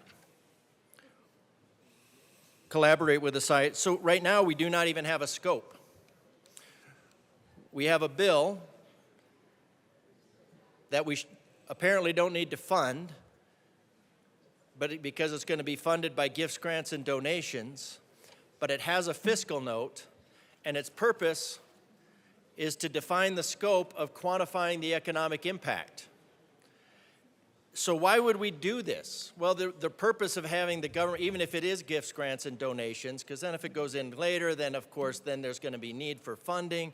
We're going to need this ongoing funding because it is, I mean, it's saying out of year 26, 27, because it's supposed to be at least a 2.5 year study. The Racial Equities History Study, any part of history, the State Historical Society shall conduct historical research to determine any, and again, it's any, potential. So it's not any actual, it's any potential. Historical and ongoing effects of systemic racism, which apparently would be to even people who moved here voluntarily afterwards, which I don't know why they'd be moving here if it's so racist. Historical and ongoing. Let's see. Subsequent systemic racism of Black Coloradans in the following areas: asset access and asset and wealth building, including residential and commercial loans. Well, nobody will need residential and commercial loans after the property laws that are being promulgated in here. So that will be equity. The society may enter into agreement with one or more third-party entities. So this is supposedly about a commission along with the History Colorado. So it's made to look like, well, History Colorado is going to do all this, but then we're going to give them a check for $580,000, even though it's being funded by gifts, grants, and donations entirely, for a scope of study that we have no idea what it is, and then third-party entities who we don't know. And then no later than 2 years and 6 months after the effective date of this section. So in 2.5 years, after everything is done, after everybody has forgotten about it, all of a sudden there'll be a study that has the stamp, and it'll be able to say, in 2024, Senate Bill 24-053 was created to study this, and it was an official study. It wasn't just done by gifts, grants, and donations by an outside agency to present it. It was an official study, so it has the official study, and they determined that there was a quantifiable economic impact to address the effects of anybody that has dark skin. So I agree with Dr. Thomas Sowell. Racism is not dead, but it is on life support, kept alive by politicians, race hustlers, and people who get a sense of superiority by denouncing others as racists. And Booker T. Washington himself talked about what I would call as the rumination effect. And when you talk about mental health, and this is not equating these, one of the issues with mental health is rumination, and that is a continual rehashing. It's a problem that we have with the therapy generation, that everybody's talking about their problems all the time. But I think that also goes to the effect of rumination here. There's another class who makes a business of keeping the troubles, the wrongs, and the hardship of our race before the public, having learned that they are able to make a living out of their troubles. That's Booker T. Washington over 100 years ago. Representative Graff, just to make sure we're still on Senate Bill 53 and the evaluation of racial equity for Black Coloradans. Well, I think Booker T. Washington was talking about 24-053. I'm pretty sure he was. It said so on the internet. Abraham Lincoln himself said he was talking. No. And back to Senate Bill 53, Representative DeGraff. There's a certain class of race problem solvers. Ladies and gentlemen, this is not to say that there are not issues, but for crying out loud, this is a Pandora's box. Quantifying the economic impacts. Vague. It's a blank check. It's a blank study. You don't even know what the scope is. You don't even know who's going to be on this panel. You don't even know what they're going to be looking for. You're saying that it's not even going to be funded by the state, yet you have a fiscal note So I think the scope of the study, if you're going to pass an actual bill, the scope ought to be outlined. The agencies should be outlined. The individuals should be outlined. If you're going to be, if this is a legitimate program, which I don't think it is. We're talking about $1.5 million from Coloradans. That's still real money.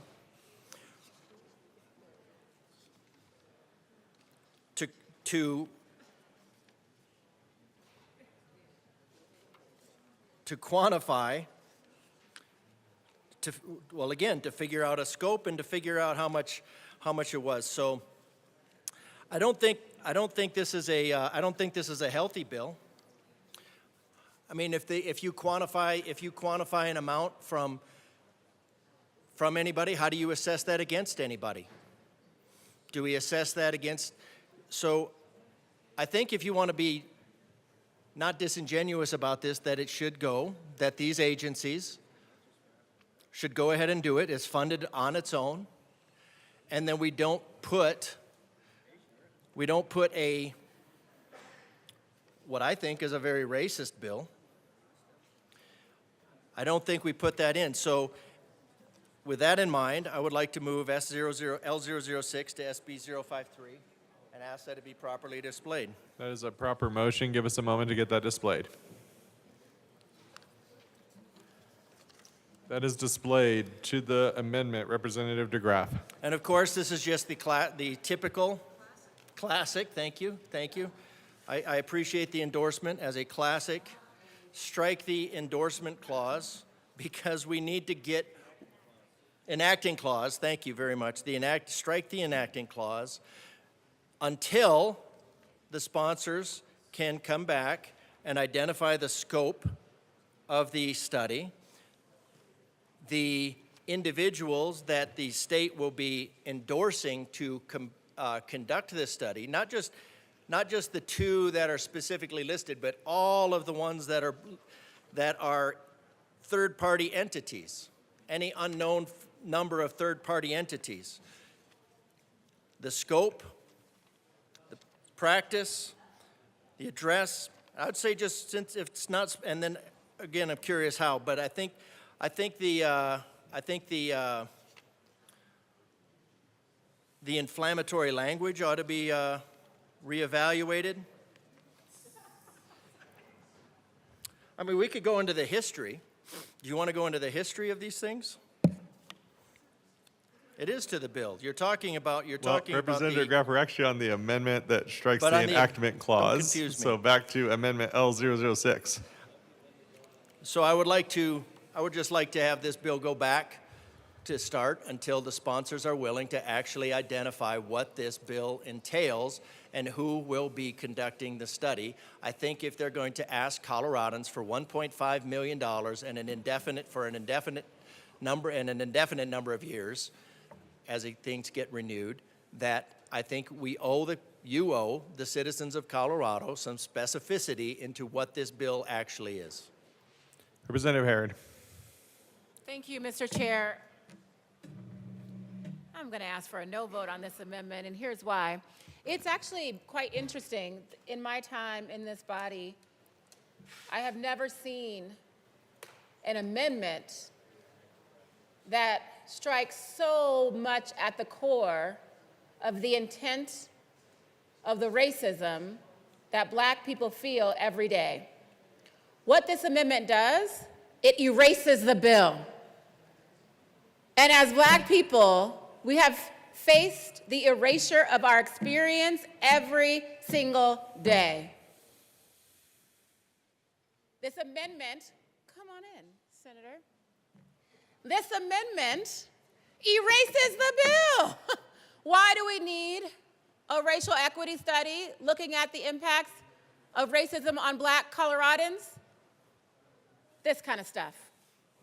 Our experience being completely erased, not only from history, but even from the bill that we are drafting today, that speaks to how we have been discriminated against and seeks a study to fix it, and you want to erase it.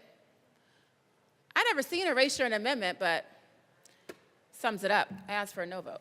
Representative DeGraff.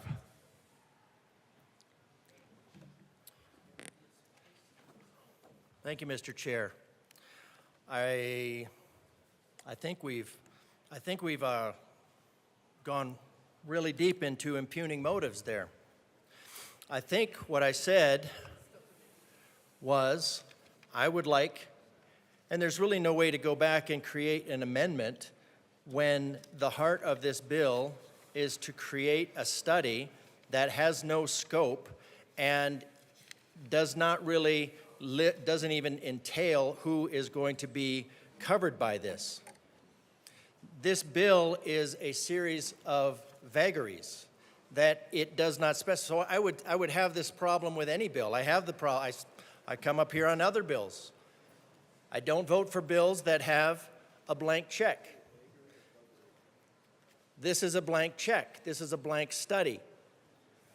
What I said is I think the sponsors ought to go back before the sponsor decided to question my motives and impugn my motives.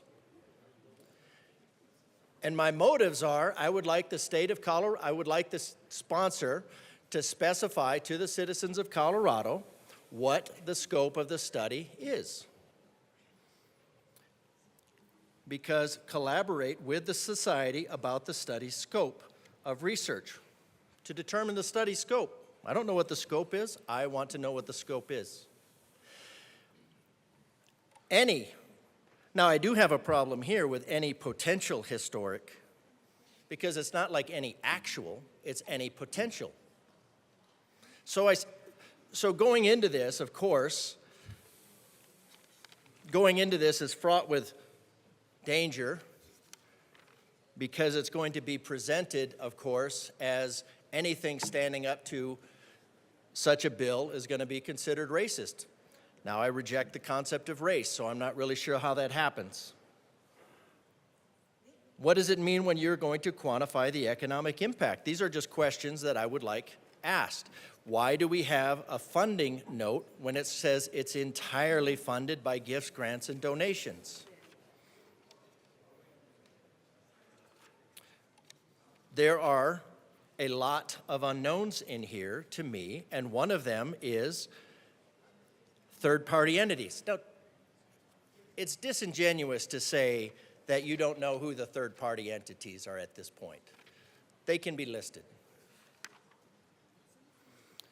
List the scope.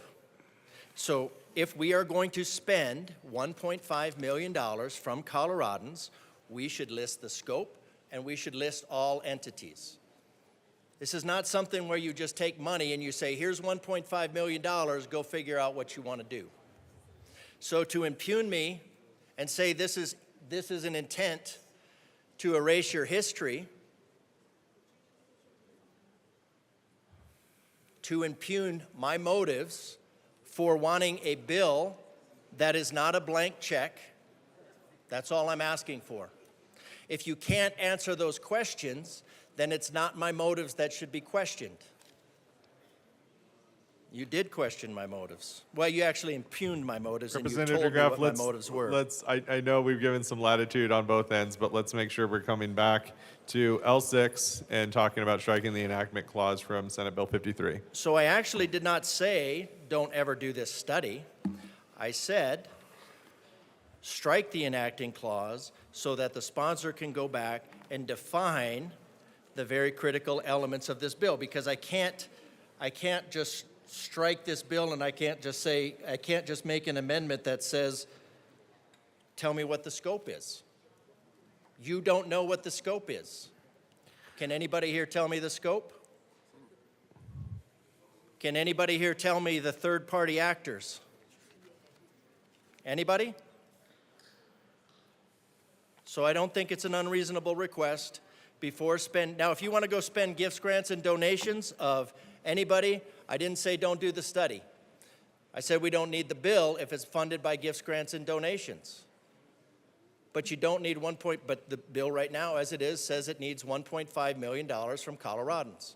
If you're going to take $1.5 million from Coloradans, I think they ought to know what it's spent on. I don't know how that's unreasonable.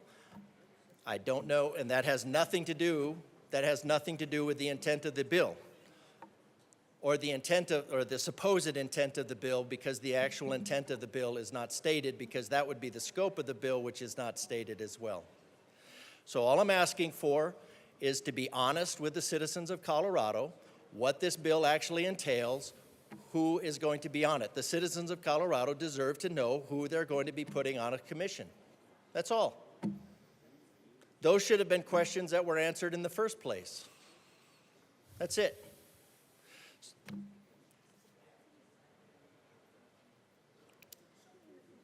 So to impugn motives, to actually flat out challenge motives. Representative DeGraff, again, I've given some pretty considerable leeway on both ends. We are going back to Amendment L6, that is striking the enactment clause. Thank you, sir, but I would say my motives were directly impugned. And Representative DeGraff, I've given you considerable latitude to being able to address that. We've addressed that back to the Amendment L6. So the amendment is, take this bill back to a point, define those things, be honest with the citizens of Colorado what this bill entails. That's it. Or just do the study entirely with gifts, grants, and donations, but don't ask the citizens of Colorado to endorse it in advance as an official government function that is funded, that is paid to people that citizens of Colorado don't know. I'm just asking you to be honest with the citizens of Colorado. That's it. Be honest with the citizens. That's it. Representative Holtorf.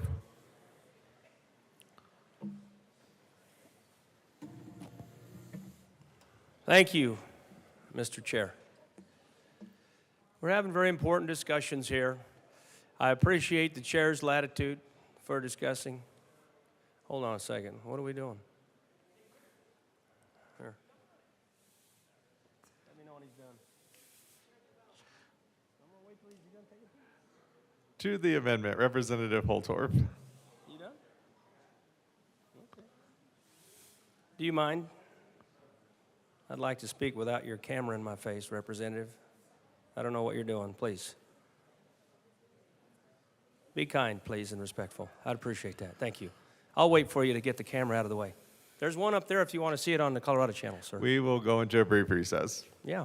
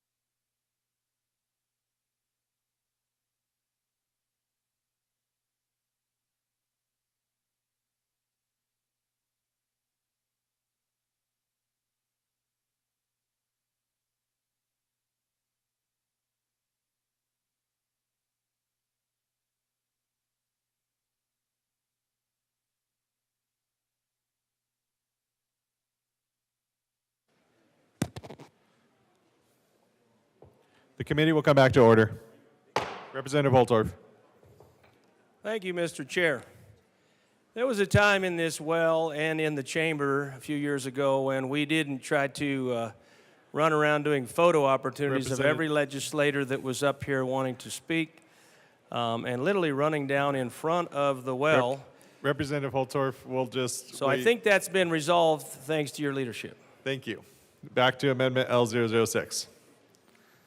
Now, what I was trying to do before I was rudely interrupted by one of my colleagues was to talk about the importance of this conversation and all sides of the conversation. My colleague from El Paso County has offered an amendment that I think we're still on. and that is removing the enacting clause. He has given, I believe, important discussion and debate as to why he believes that enacting clause should be removed. And it's important that we have discussion on all sides of this issue. I do want to remind Colorado that Colorado was a free state. Colorado was a free state, and African Americans could come to Colorado during the Great Migration and be free. Even in my county of Washington County, we had African Americans come to my county and they got in the business of agriculture, and we welcomed them. There's a town of Deerfield that's in my district that was an African American community that in its day thrived. Now, as many communities in eastern Colorado have dried up and blown away because of many reasons, including a decline in population, including a migration of many of our people to the cities because of the difficulties of life in the country, because of economic challenges, because of the Dust Bowl in the dirty 30s. Many people had to leave eastern Colorado. So there's a history in our state as a free state. Now, my colleague from El Paso County with this amendment, talking specifically to this amendment, he has brought up some issues, and I appreciate the leadership of the chair navigating this difficult discussion, which I know will continue. And it's an important discussion that we have in a very professional manner. So I'd like to ask everybody to keep their level of professionalism at the highest level and their comments as professional and as uniquely scoped to the amendments in the bills as possible. Thank you, Mr. Chair. Is there any further discussion on Amendment L006? Seeing none, the question before us is the adoption of Amendment L006. All those in favor say aye. All those opposed say no. No.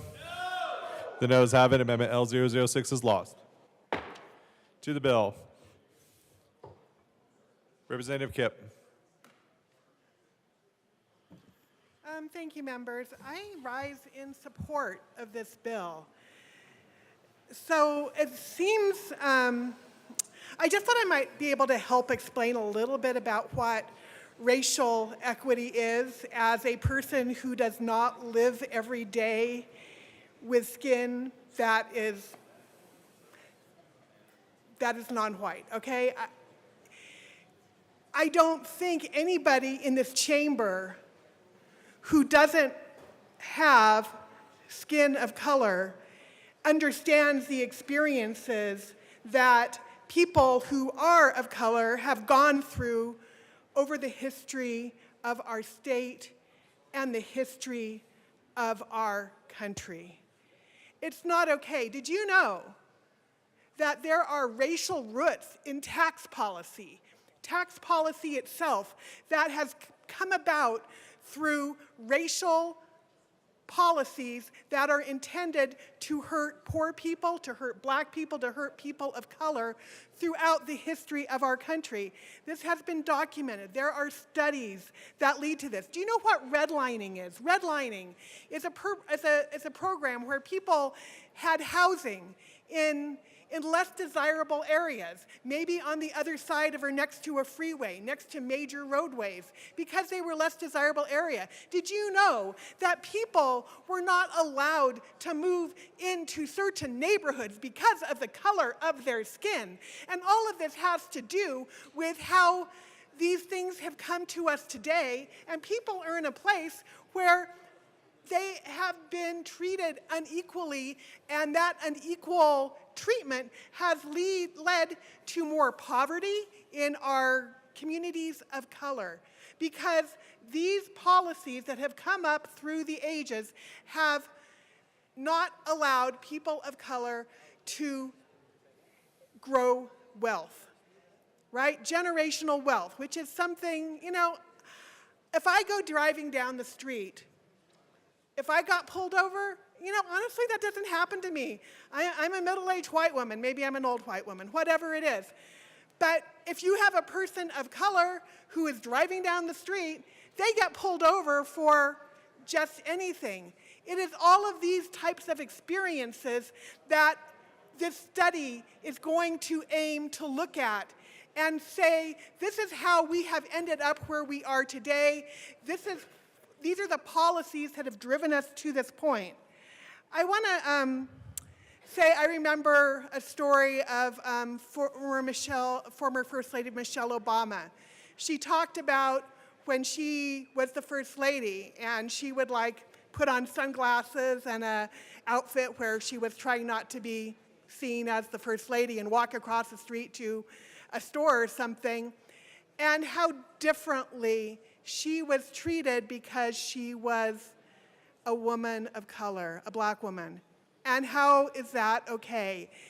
I know that it's easier to think that you don't see color, that it's not part of who we are, that we aren't a racist society, but our history is of a racist society. It's where we have been brought to today, and frankly, we are still a racist society. People don't like to think that they are racist, but we all come with our biases, and they might be unknown to us, they might be implicit, they might be explicit, but we really have to make sure that we have empathy for the lives of the people who this study will affect and who it is trying to identify those disparities so that we can help. And this study is being funded with gifts, grants, and donations. For heaven's sake, why are we even arguing about it? I think I want to quote one of my colleagues who said many years ago in this very chamber, you know what? We're not here to say that your life isn't hard.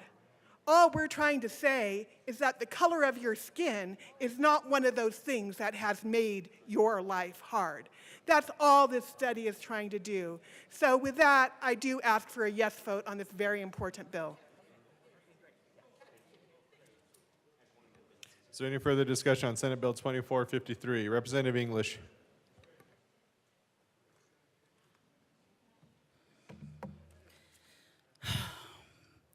Thank you, Mr. Chair. Clearly, to me, based on some of the arguments that have been heard from this well today, confirms why this study is needed and necessary, and proves that Colorado has a great work to do. Racial equity is not merely a matter of fairness. It is a fundamental necessity for the well-being and progress of any society. This chamber is looking a little thin right now, but our voices will be heard. The impact of racial inequality is profound and far-reaching, particularly for Black communities that have historically borne the brunt of systemic racism and discrimination. When other races deny or downplay the significance of racial equity, they perpetuate a cycle of injustice that directly affects the lives of Black people. For Black individuals, racial equity isn't just about equal opportunities. It's about survival. Every day, we confront a world where our existence is challenged by institutionalized biases, economic disparities, and social prejudices. From encounters with law enforcement to access to quality education and employment opportunities, Black people face obstacles that are often rooted in centuries of systemic racism. The failure to acknowledge and address these disparities only serves to reinforce them, leaving Black communities to fight an uphill battle against a system that is inherently stacked against them. In Colorado, as in many other states, the recognition and prioritization of racial equity are imperative. Without proactive measures to dismantle systemic barriers and address the root causes of racial inequality, the state perpetuates a cycle of injustice that undermines its values of equality and justice for all. Colorado can signal its commitment to justice and inclusion by implementing policies that ensure equity across the board while setting an example for other states. Creating and enacting policies promoting racial equity is not just a moral imperative, but also in the state's best interests. Research has consistently shown that diverse and inclusive societies are more innovative, resilient, and prosperous.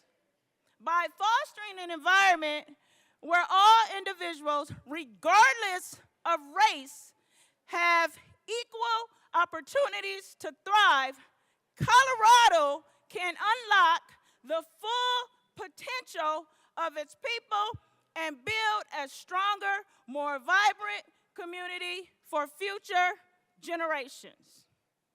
Racial equality is not a matter of preference or opinion, but a fundamental human right. The denial or dismissal of its significance only perpetuates injustice and inequality. In Colorado, recognizing and prioritizing racial equity is not just the right thing to do. It is essential for the state's progress, prosperity, and moral integrity. Colorado can pave the way for a more equitable future for all its residents through proactive policy measures and a commitment to justice and inclusion.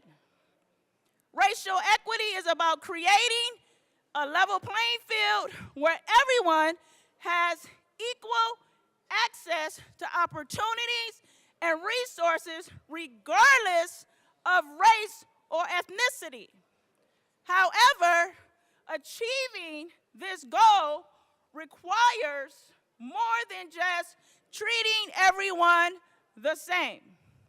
It necessitates acknowledging and addressing the historical and systemic barriers that have disadvantaged certain racial groups, particularly Black communities. In the United States, including Colorado, the legacy of slavery, segregation, and discrimination has left deep scars that continue to shape social, economic, and political realities today. For Black individuals, this legacy manifests in various forms of inequality, from disparities in education and employment to disproportionate rates of poverty, incarceration, and police brutality. In Colorado, despite its reputation as a progressive and forward-thinking state, racial disparities persist across multiple domains. For example, Black students are more likely to attend underfunded schools and face harsher disciplinary measures compared to their white counterparts. In the workforce, Black individuals often encounter barriers to advancement and experience higher rates of unemployment and underemployment. Additionally, the criminal justice system disproportionately targets and incarcerates Black people, leading to significant disparities in incarceration rates.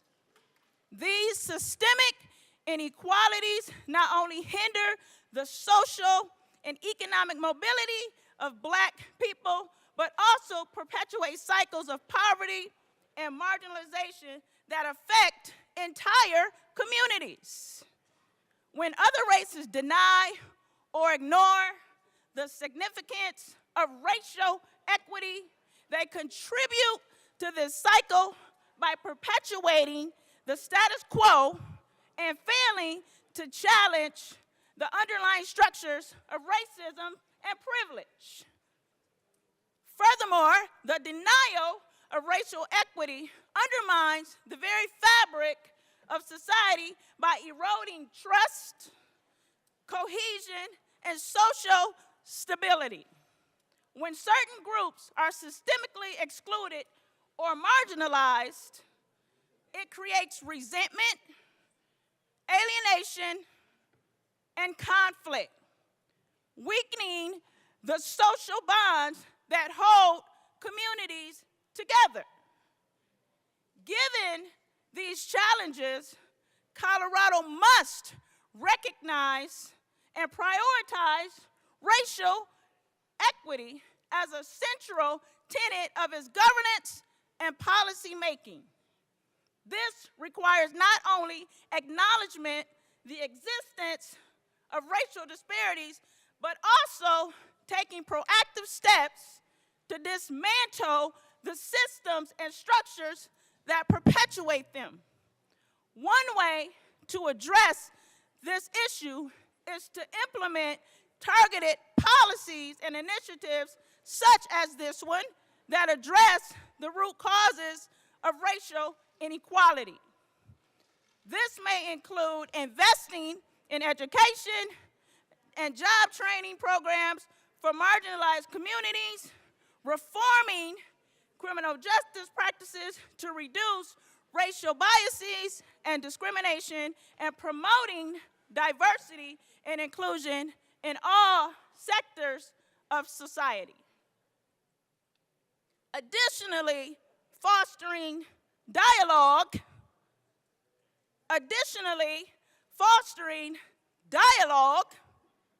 and understanding across racial lines is crucial for building solidarity and collective action to address racial inequities. By listening to Black people and communities' voices and experiences, other races can understand their challenges and perhaps become allies in the fight for racial justice. Racial equity is not just a moral imperative, but essential for creating a fair and just and inclusive society where all, not a certain population of people, not a population of people that think they're superior, no names mentioned, a society where all individuals can thrive. In Colorado, as in the rest of the country, achieving racial equity requires a concerted effort to confront and dismantle the systemic barriers that perpetuate racial inequality. By recognizing the significance of racial equity and taking proactive steps to address it, Colorado can lead the way toward a more just and equitable future for all residents. Colleagues, I encourage you to support, lean in to what should not be something that is normal or necessary, but since this is something we have to come down to the well and debate about, speaks volume to the work that we must do in the state of Colorado when it comes to creating inclusive environments where all people can thrive. We cannot say that we're doing our jobs if there's an attempt to erase the history of a population of people that exist in the same society as others. There is no way we can erase, but what we can do is acknowledge and address and be accountable for our role in society by treating all people with dignity and respect, no matter the color of their skin. And I ask you today to join me and support my colleagues in the work, the great work, the necessary work, and the needed work that they have done on this very significant and important piece of legislation by voting yes in support of this bill. Thank you. Representative Joseph. Thank you, Madam Chair. I've heard some of the conversation, and also I want to thank the good representative from Colorado Springs for taking us to church earlier. Thank you so much for your good work. Again, this is a great bill. When you look at the bill in the legislative summary, it says that the bill establishes the Black Coloradan Racial Equity Commission within the legislative department to conduct a study to determine and make recommendations related to any potential historical and ongoing effect of slavery and subsequent systemic racism on Black Coloradans that may be attributed to practices, systems, and policies in the state. And I hear some of us here in this chamber do not believe that this work needs to be done. And I defer. And I do believe that this work needs to be done. Because a lot of us here, we believe in data, we believe in statistics, we need this information. And the thought is, if you say that, hey, we don't need a racial equity study, what is your proposal? Because we know there are disparities between communities. So this work is needed.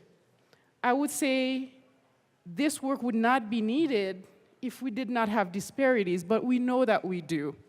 So we need to vote yes on this bill. Again, being from Boulder, I ran for city council in 2019, and I was on the city council for 4 years, from 2019 to 2023. And in Boulder, we have this racial equity tool where we put all the work that we do as part of our legislative priorities through this racial equity tool because we know there are racial disparities. Again, we are doing the work in the city of Boulder, and we're also doing the work in the county of Boulder. So here again, here's an opportunity for us to do more work at the state level to ensure equity. Again, I wanted to read you a little bit about Boulder's racial equity work and plan. So this is on the Boulder website. The City of Boulder is committed to leading with our values to address changing perceptions and behaviors.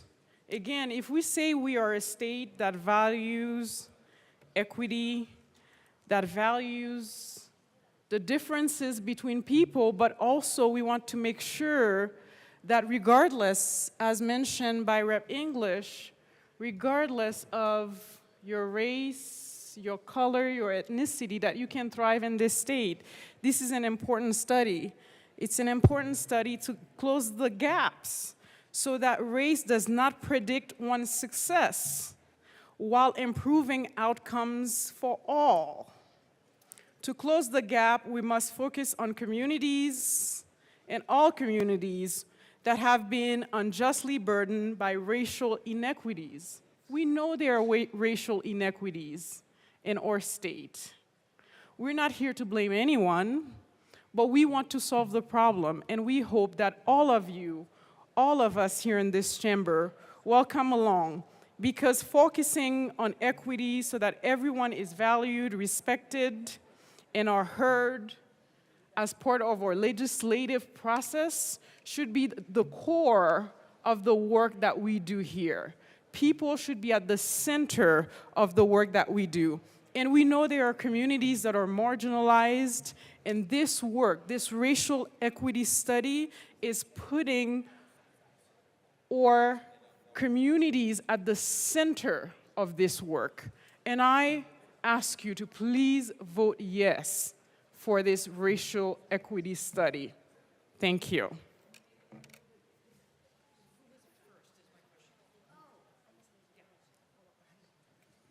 Representative Luck. Oh, thank you, Madam Chair. So, to the representative from Boulder who just spoke, I would like to know from you who you heard say that this was not too important to be done, right? My understanding and hearing the part of the debate that I heard, which I walked in midway, so if there was someone who said that this shouldn't be done in terms of looking into this question, I'd like to know who that is versus the other. But my understanding of the amendment that was brought forth was not, I mean, he stated multiple times from my hearing that it wasn't to the underlying study, it was to the specifics of who is going to be on this and what is it actually going to study. It wasn't as to whether the study should exist at all. And so I guess that's just a clarification that I would like to know, because that's how I heard what was being said. So if it is pointing to that conversation, then I guess there was just a difference in hearing between what I, and maybe he can clarify as the sponsor. But one of the things that I would like to draw forward for consideration, so my husband and I are still looking for a home, because I don't know if you all have found this to be true, but housing in Colorado is unaffordable. I didn't know if you knew that or not, but we're still looking for a place where we can actually afford. And so we have dear friends who are acting as our real estate agents, who their families are longstanding, like centennial families. And they were sharing with us the origins of two communities, Fowler and Manzanola, Florence and Canyon City. And I don't know if you guys know this, and I just texted them to make sure that I remembered this story properly, but it is their understanding, having lived in this region for a long time, that Florence had to be established, Florence, Fremont County, Florence, right near where I live, that was established by Italians, because Italians were not permitted to take root in Canyon City. They were not allowed to live in Canyon City. Manzanola was founded by those of a Mexican origin because they were not permitted to live in Fowler. And it's my understanding that Fowler had that rule up until like the mid-1900s. And so when we look at racial equity, right, and look at exactly what the representative from Boulder just mentioned. What has the story been for all of these different communities, and should we not see what that is?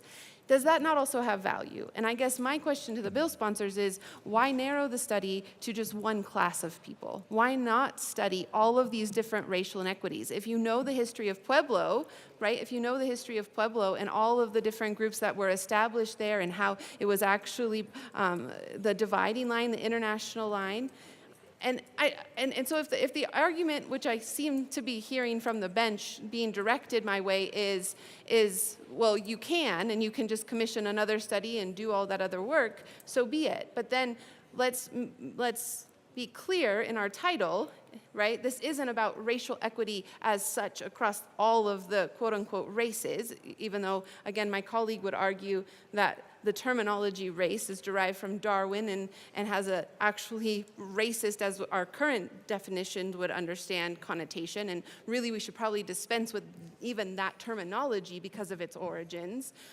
But the differences in ethnicities, the differences in people groups, why not actually study that as a whole, or at least make the title be something that is true to what the title is? Because this isn't a study fully into every different class of people and looking at the inequities and equities of those different groups, looking at one particular group.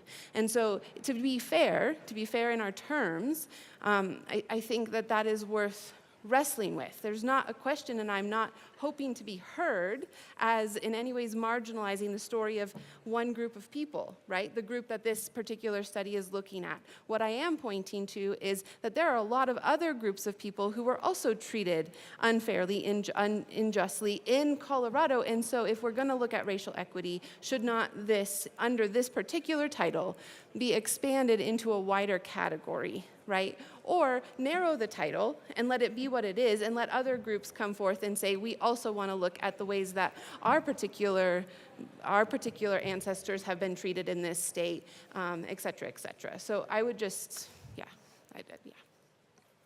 Representative Herod. Thank you, Madam Chair. I'm happy to answer the question around the title of the bill. The full title, you read the bill, is concerning the evaluation of racial equity for Black Coloradans. So it does say that. Thank you. Representative Luck. Thank you, Madam Chair, and thank you for that. I am in the last days of session, and this is my first exposure to this particular bill, and the conversation has been derived based off, no, I have one, thank you. I have one in those filing cabinets, and I will look at the title, but I was looking at the title as posted on the board because that normally helps to guide. So thank you for that. And I will just note again that I don't like the speed at which this building goes because it is hard to keep up with all of. Okay, thank you. Excuse me, Representative Epps. Thank you, Madam Chair. Is this as high as it gets? Is this as high as it gets? So I had occasion to hear this bill in committee, and I was able, through layers of mental gymnastics, to talk myself into a yes, particularly because of the representatives from my House district who came.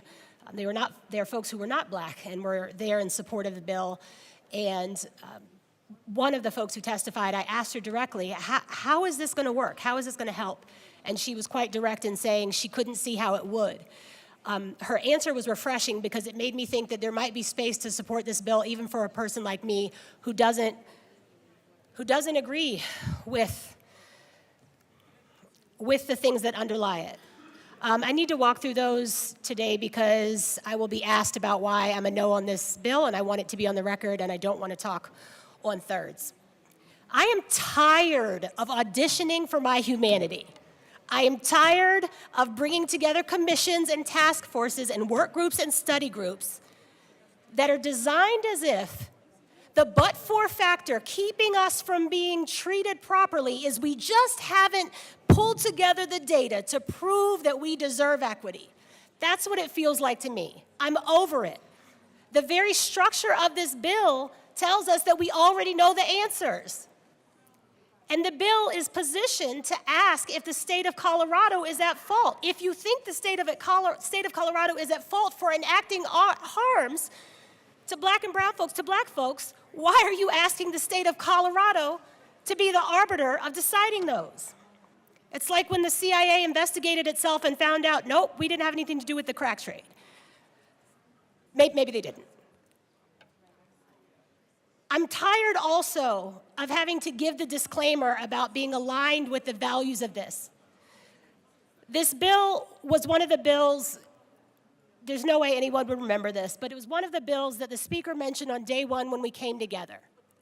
And I braced because I could already hear it when she celebrated its eventual passage, that we would be able to check a box and said we did something for the Negroes, we did something for the black folks by authorizing this study. Y'all, we don't need another study. Every area that's addressed in this bill has been studied. It also doesn't need to be, I mean, I'd be okay with the shorter title being the Black Equity Bill or something like that.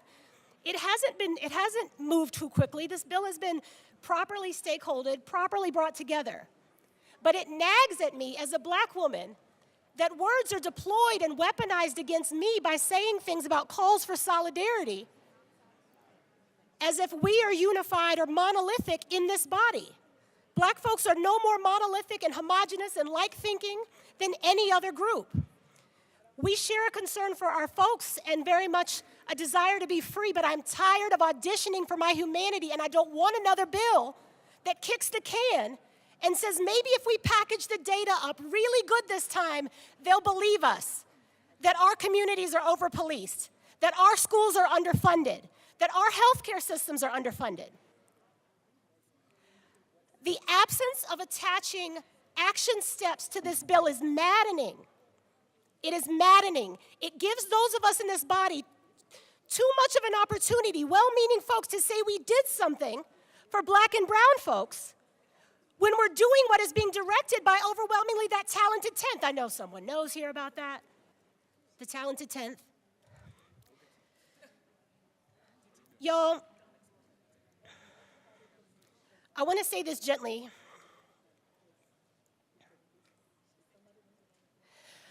I have a couple of principles about when I'll vote no on a bill, even if I might want to, but there's some thresholds that have to be passed. One for me is if I've asked specific questions of advocates, ones that are answerable, not esoteric, argumentative, rhetorical ones, and I can't get them answered, then I stay in a no position.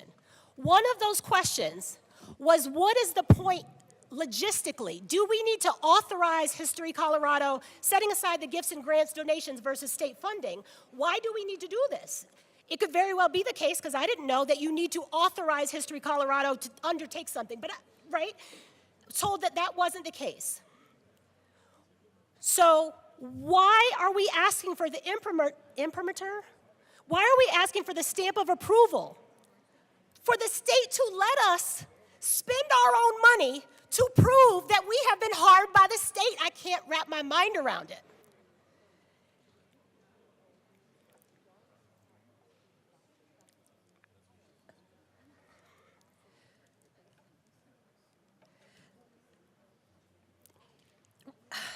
I want to say this gently. A lot of really important work went into this, as is the case with so much legislation. But a lot of the work was the work that represents, I heard sponsors and other proponents of the bill talk today about all voices being heard. What I'm about to say is not at all a feature of the black community alone, but where I come from, all my skin folk ain't kinfolk. Just because we share certain demographic experiences, demographic identities, and have had common experiences, doesn't mean that we share commitment to the same strategy. I invite you to reject a notion that if you vote no on this bill, you are necessarily against black people. You might be. You might be. But that's not indicative of that. Nor does it mean, and this is much more important, that if you vote yes, you have done your duty for racial justice this year. The status quo is way too comfortable with this bill, y'all. If you look on the Secretary of State website, you will see what I think is the longest list of supporters, but no opposition on any bill I've ever seen, as someone who's been watching this since about 2015. Page after page after page of supporters, no opposition. That is a good thing until you start to look a little closer. Some of the folks in support should be more uncomfortable with this, because some of the folks in support should be asked to write a check. Some of the folks in support are responsible, a particular group that's in the nonprofit industrial complex had a lot of nerve being listed as a support when they are the ones who have caused so much of this harm. If I've learned just a couple things in my time here, one of them that I will take forward, moving forward, is when I watch other legislative bodies, be they at the state level or federal, I will know to not read too much into any one vote unless and until I've had the opportunity to ask someone about that vote. Because there will be folks who vote no on this bill and will be told that they are racist. They might be, or not, but this bill isn't indicative of that. And there are people who are actively pursuing legislation that we have already demonstrated to you, because the studies have been done, that you're over-policing and you're, whether it's distracted driving or other things that are harmful to our community, will vote yes on this and think they've done a good thing for the blacks. And on behalf of my little segment of the blacks who is tired of studies, no thank you. I wish we had a world where we could share these differing views, intra-community and otherwise, and not have our blackness up for debate or display, and that's what happens. I'm telling you from personal experience that when you're the black woman who says, I don't want this thing, your own legitimacy is questioned. This is a bill where my plan had been for months to just happen to be off the floor and accidentally be excused because I couldn't vote no, and be voting no, and all the other no's be folks who we are not aligned on a lot of issues. But my time in this chamber is too short for me to cower under what I've been told is the way to be a black woman in this space. The asks for solidarity, it turns out they're not mutual. I need to talk for just a second. I'm so glad the chair hasn't said anything about the chatter because I really love it. Continue your conversations if it's up to me. Wait, that backfired. But I mean it. I don't need folks to be hearing me directly in this moment. But I need to acknowledge that it's May 2nd. And some folks in this chamber will remember what happened on May 2nd of this year. A representative from Evergreen and another from Denver, maybe 2 or 3 others from Denver, from Adams County. We still haven't stopped getting, I still haven't stopped getting, I'll speak for myself, the violent calls and threats that started on May 2nd when colleagues lied on us, weaponized our identity against us. On a day where in this chamber, black and brown women, black women, and others talk about protecting whistleblowers, I'm sitting back there like, is this real? Is this body talking about protecting whistleblowers? And so when we look at a bill that is ostensibly a study about racial equity, all of its goals are exactly on point, are exactly right. But when do we get tired of asking folks to do another academic deep dive into racism?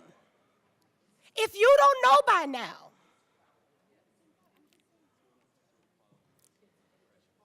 I care about you enough to not sing the old Negro spiritual that comes after the line, if you don't know by now.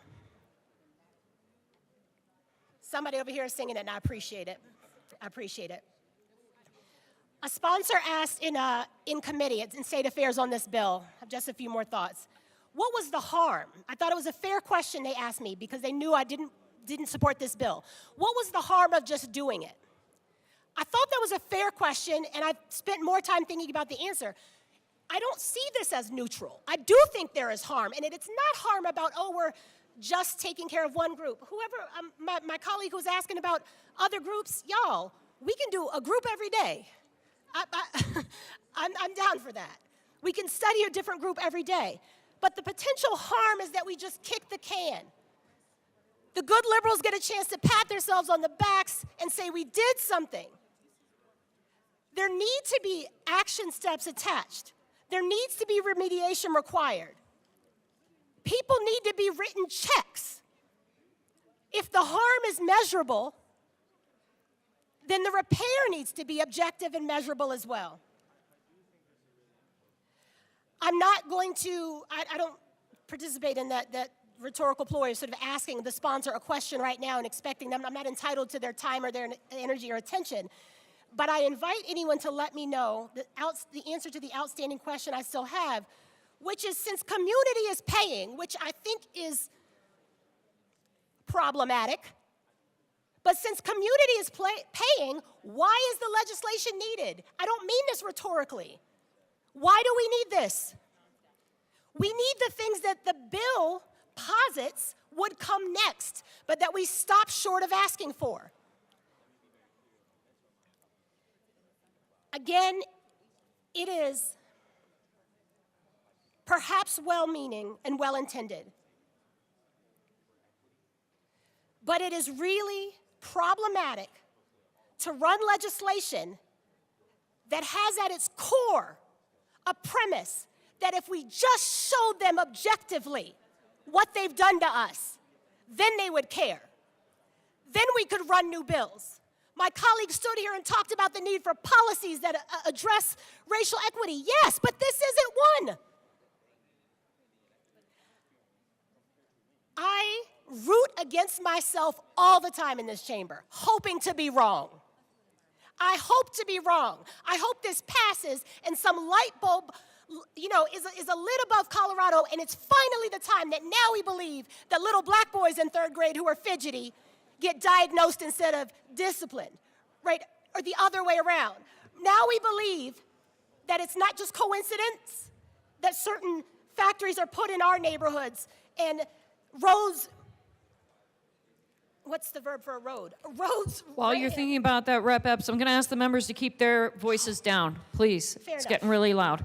Thank you. Thank you, Madam Chair. I want it to be the case that this passes. And then finally, not just people are convinced, but the gatekeepers. Gatekeepers love bills like this. We're looking into it. We'll get back to you.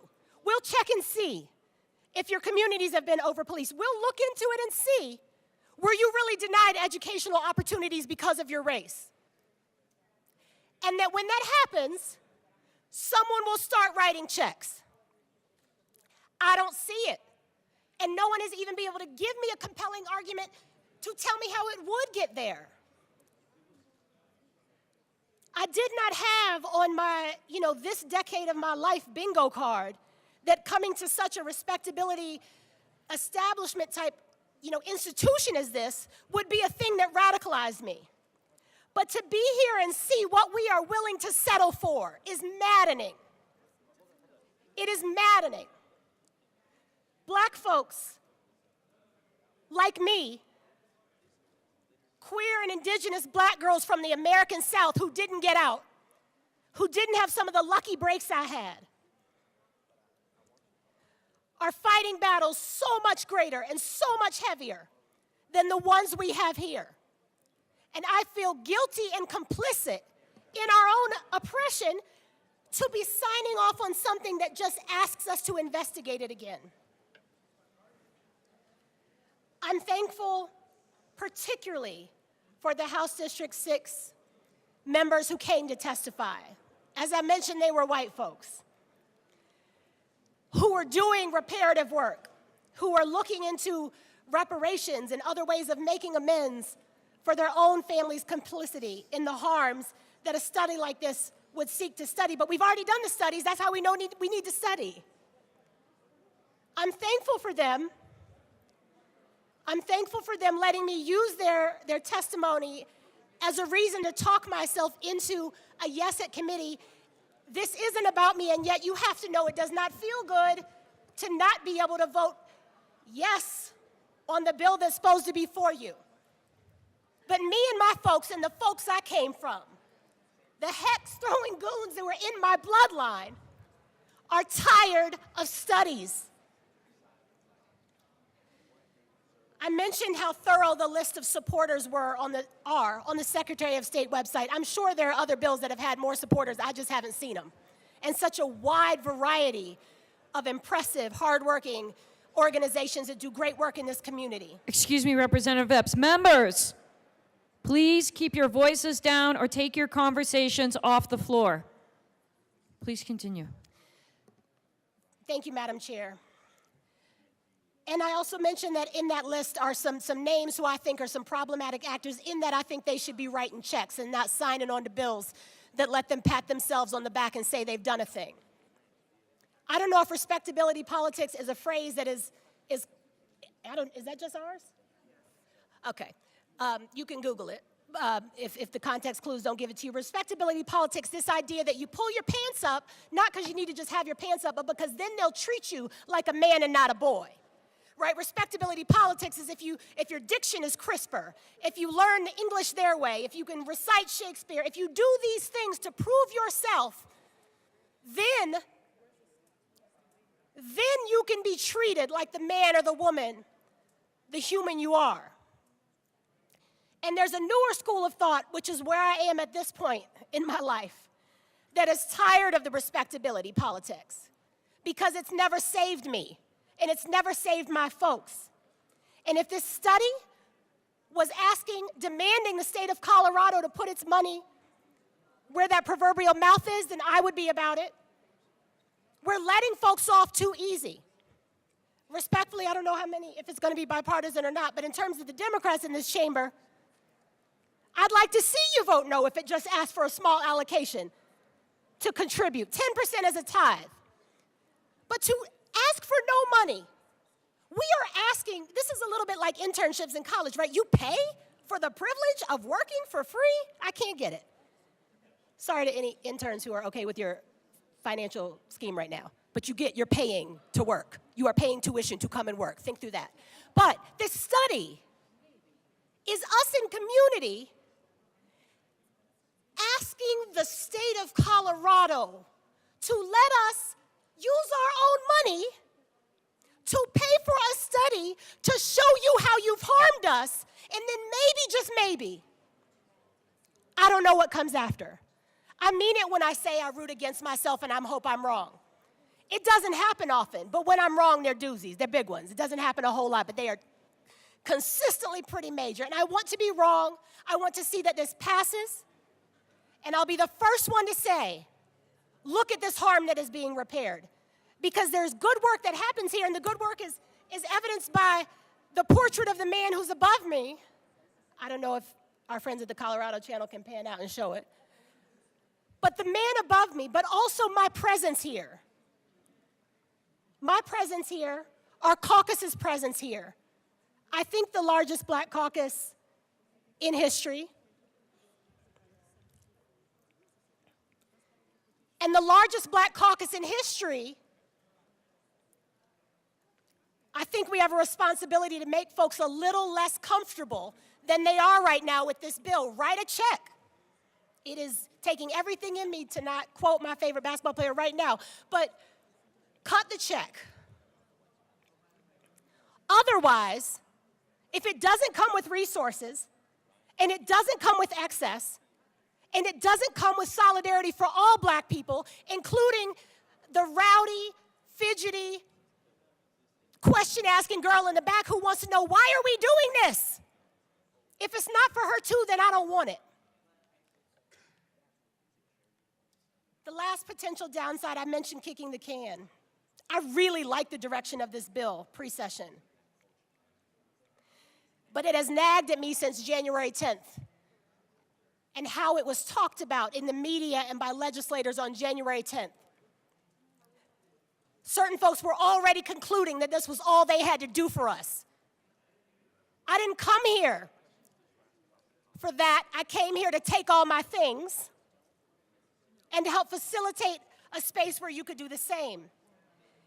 In that speech on January 10th, and I went back and listened to make sure I didn't misremember. If you ever work in this building, I promise you there's a level of gaslighting. You doubt yourself about is up, up, is down, down. I didn't misremember. The line that got the biggest applause on that day was the line about this study.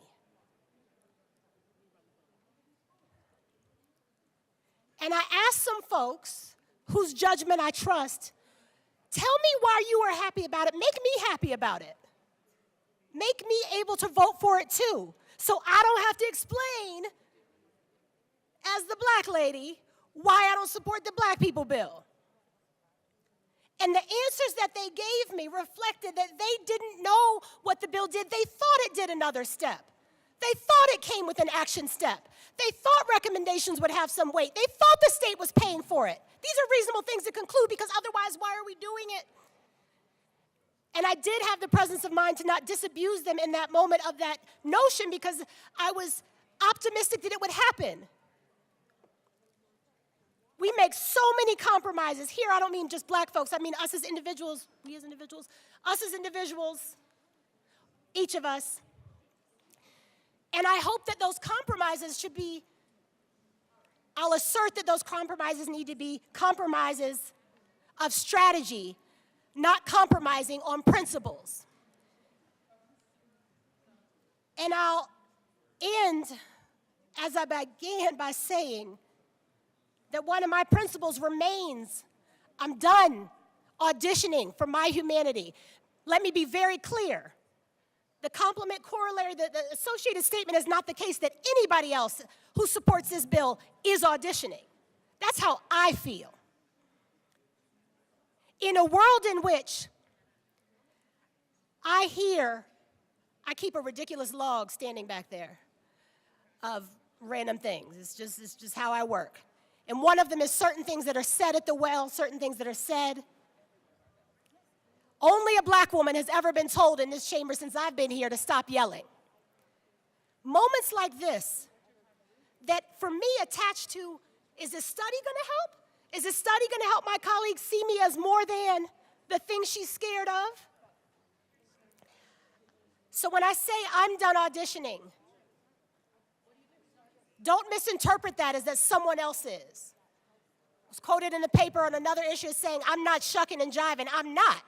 But that doesn't mean someone who disagrees with me on policy is. There's not just one way to be black.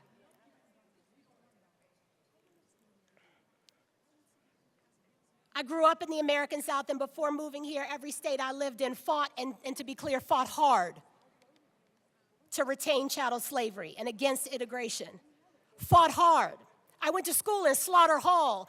I went to school in classrooms named after the men who fought to keep Virginia schools segregated.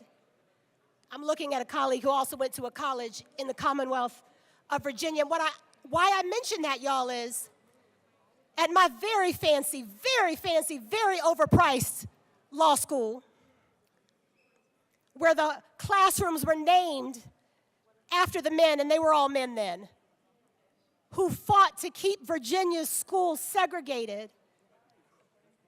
There came a time where people were passing around a petition to change the names of the classrooms. One thing about me, I love a good petition. I cringe waiting if people ever find out some of the ones I've signed. If you're collecting signatures, I like it. But they wanted to change the name of the classrooms, not because I love this, not because the men fought to keep segregation. They fought to change the classrooms because those lawyers were losers. They didn't even win their cases. So to come from that space where I'm taught the law and taught how to analyze and taught that I probably don't belong, but if I'm loud enough and stubborn enough, I might keep my place anyway, where we studied the studies. And I come west because migration is a human right and no person is illegal. And when I come west with my family to have better, safer opportunities as a black woman, ones that have now been foreclosed in the American South, to get here and find out that we're still supposed to study the things we already know it's a bridge too far. I don't think it is likely that I can have said what I've said without folks taking it personally. I hope I'm wrong about that. There's not just one way to be any of the things we are. And while I'm a no on this bill, I'm a yes on a future version of this that asks for the money that should be attached to it, that forces the state to pay. We have money for any and everything we prioritize. I'm a yes on a version of this that has an action step. I'm a yes on a version of this that forces incorporation of looking at things through a disability justice and racial justice lens at every turn.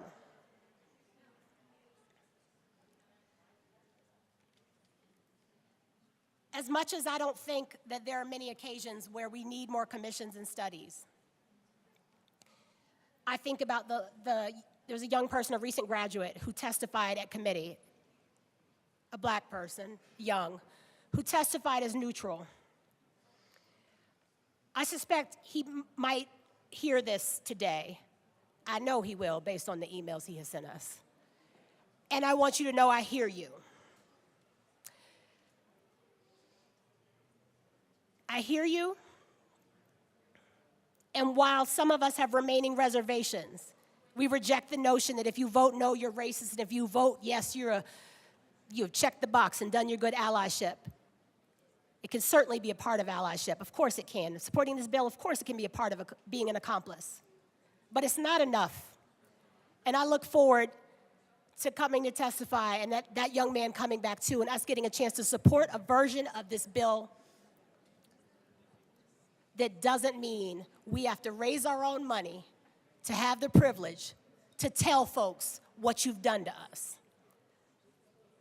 I'm a no, but an optimistic one that hopes there's a better version of this in the future. Before I call up Assistant Majority Leader Bacon, members, I'm going to ask you one final time to please regulate yourselves and your voices on the floor. The next time I am going to name names and ask you to remove your conversation from the chamber. Assistant Majority Leader Bacon. Okay. Representative DeGraff.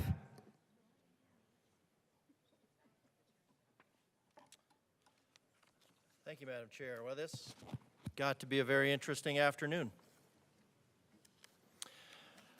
I've heard a lot of things. I was told a lot of things that I didn't say.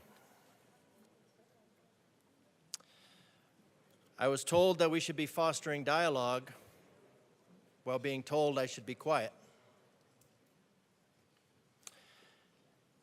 I was told I was perpetuating the status quo while I was rejecting it. So I think this is instructive. My issues with the bill,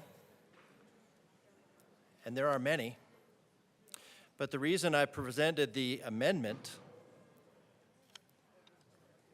was because, again, we are asking the citizens of Colorado to fund something without a scope, without an agency. And I don't think that is a responsible use of money.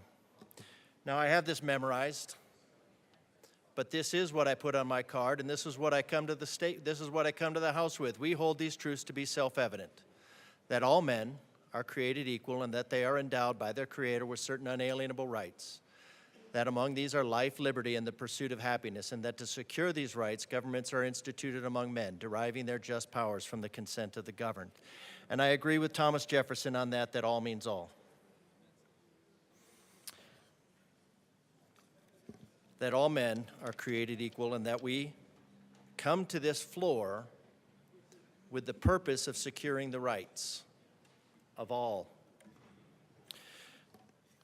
I don't think this bill does it. I would love it if it did.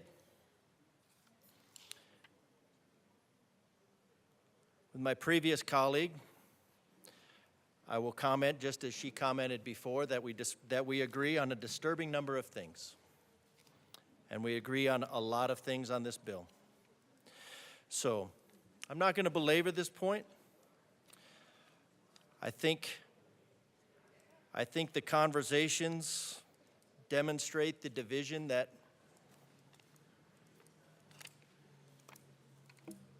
we need to get past. If you think a bill that has no agency and no scope will do that, then that's your prerogative. I will continue to come here fighting for the rights of all, regardless of phenotype, to include the fidgety kid in the back of the classroom. And I'll continue to fight against the harm that is done by the state to individuals, to groups, regardless.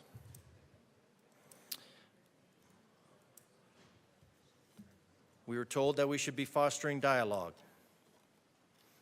My dialogue would be, I think this bill doesn't help, and I think this bill actually sets us back. But again, I was told my voice does not matter. So with that, I'll let the sponsor come up and close us out so we can get on our road to midnight. Is there further discussion on Senate Bill 53? Assistant Majority Leader Bacon.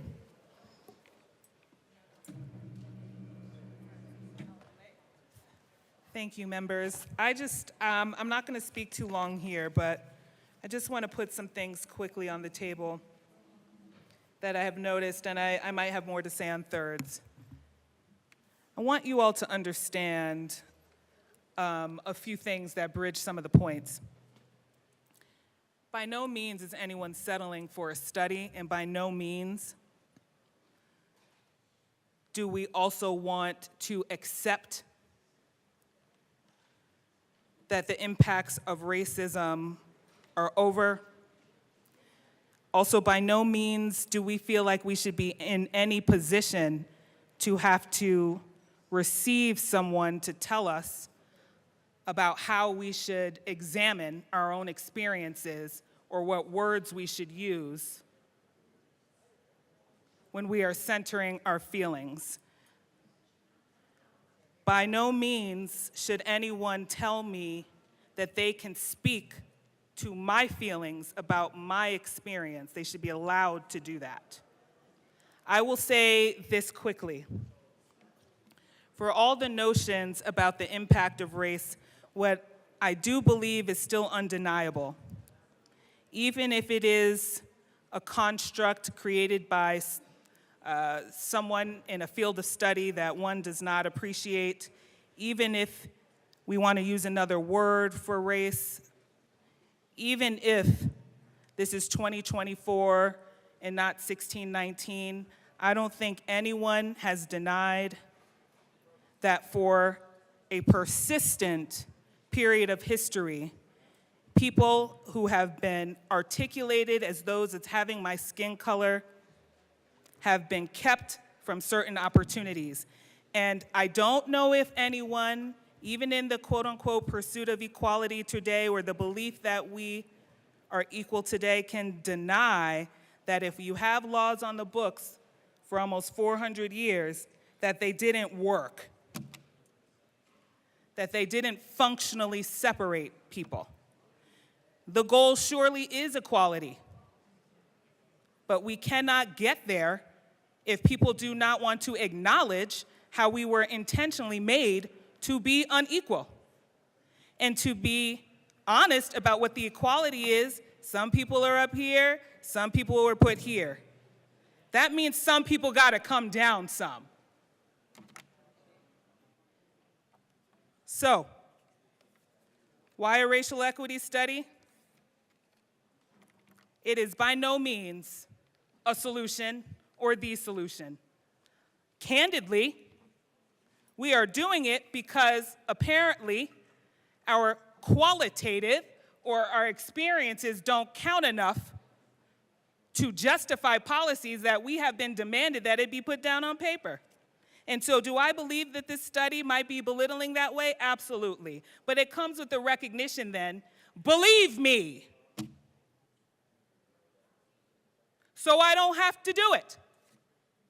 We are paying for it ourselves because another governmental entity didn't believe our stories were being invested in. But instead of saying, okay, sir, we said we're going to do it anyway. I will not be told how to write about studying my own experience. I will not be told I need to center someone else's feelings about what happened to me.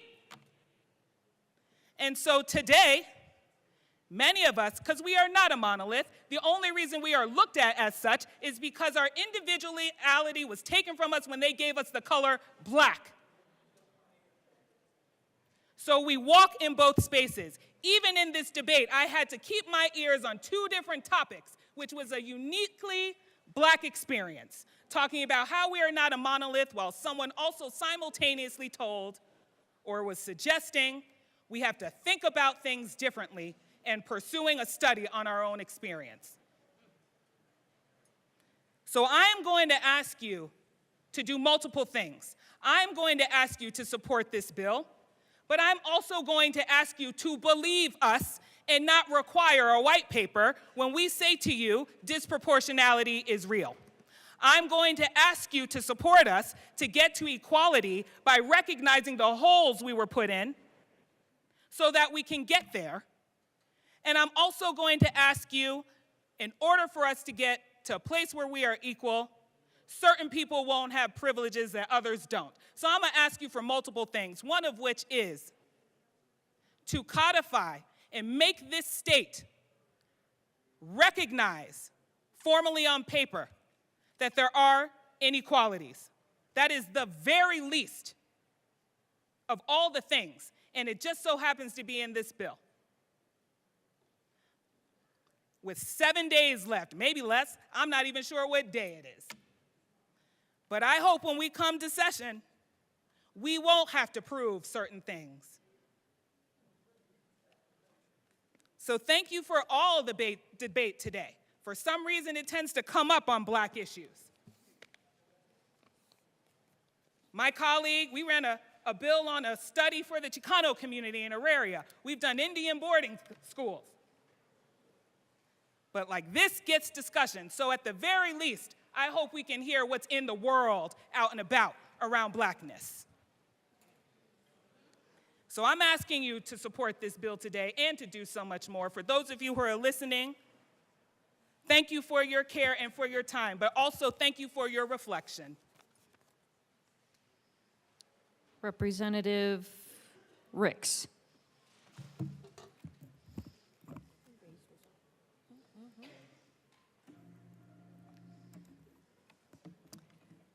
So members, there's been a lot of discussion today. Why is this racial equity study bill important? Why is it important to Black Americans and people of Black origins here in Colorado? We've heard a lot about colorblind racism, the view that the U.S. has moved beyond race, and racism in the color of someone's skin does not matter in today's society. But we know that's not true, because as Black people, as a Black women here, we walk in our skin every day. We experience the systems and the issue and the oppression that is put against us every day, things that we have to walk in. What we're looking to do with this study is to study the experiences of Blacks here in Colorado. This study will help to look at the access to asset and wealth building. We know that 50% of Black families in Colorado are qualified as low income, and just 37% are considered in the middle class. When we compare those numbers to white Americans and other races here in Colorado, we know that there are huge disparities. These disparities are because of all of the different things that people encounter and the systems that have been built year after year for centuries. Criminal justice policing How many bills have we heard about criminal justice policing? And what is the reaction? What is the experience of Black Americans when they encounter police, when they're stopped by the police? What do we tell our Black sons when they're stopped by the police? How do we act? How do we react to policing? Black Coloradoans constitute 5% of the state residents, but 17% of people in jail and 18% of people of color, of Blacks, are in prison. So we're over-criminalized, over-jailed in every situation. We look at education. Access to quality education and post-secondary education attainment are strong predictors of generational health and wealth, and are key to helping close the racial gap. But in Colorado, only 25% of adult Black Coloradans have attained a higher education degree, certificate, or credential. So we see that we have not attained those educational credentials like we should. So that's part of what this study is going to look at. We're also going to look at healthcare and health disparities. Racial discrimination in healthcare can lead to higher mortality rates, mental illness, cancer, hypertension, cardiovascular diseases, obesity, and other negative health outcomes. In 2021, 5.4% of Black or African American Coloradans reported skipping healthcare due to fear of unfair treatment, compared to 2.3% of white Coloradans. We know that during COVID, we also basically just busted this thing wide open and showed all of the disproportionately issues that impact Black Americans here. You know, no access to health care, no lack of access to food and quality food, pollution. All of those things are things that impact Black Americans more than other races here in Colorado. Housing. Government-backed redlining, denying access to home loans and financing for Black borrowers, and other racist policies throughout history have prevented Black Coloradans from attaining homeownership and growing generational wealth. 64% of our community were redlined in the 1930s and are primarily communities of color today and are particularly vulnerable to gentrification and displacement. We've seen that all here in Colorado, and yet we still need to do a study, and this study will quantify economic conditions, it will bring financial numbers, it will look at all the historical context and why these things exist here in Colorado. And from that, people then can use this data to draw conclusions or to make recommendations to improve the quality of life here for Black Coloradans. We're asking for your support because we know that just because we've had a Black president and that Barack Obama was elected, that racism has not gone away. Okay, it's still there.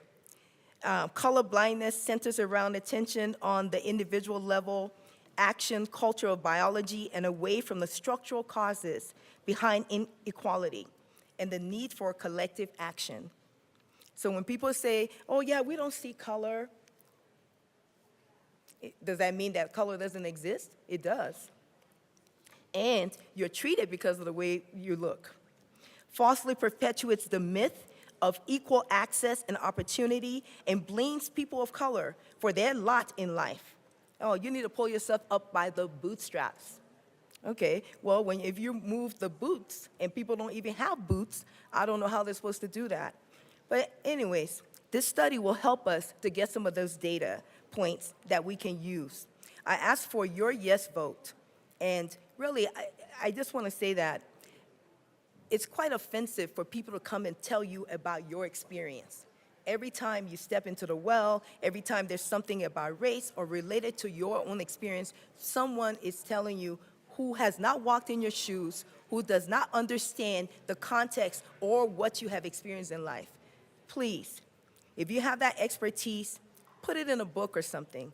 But please, you cannot tell me as a Black person who lives in this body, who lives in this skin, what I feel or how I should look at something.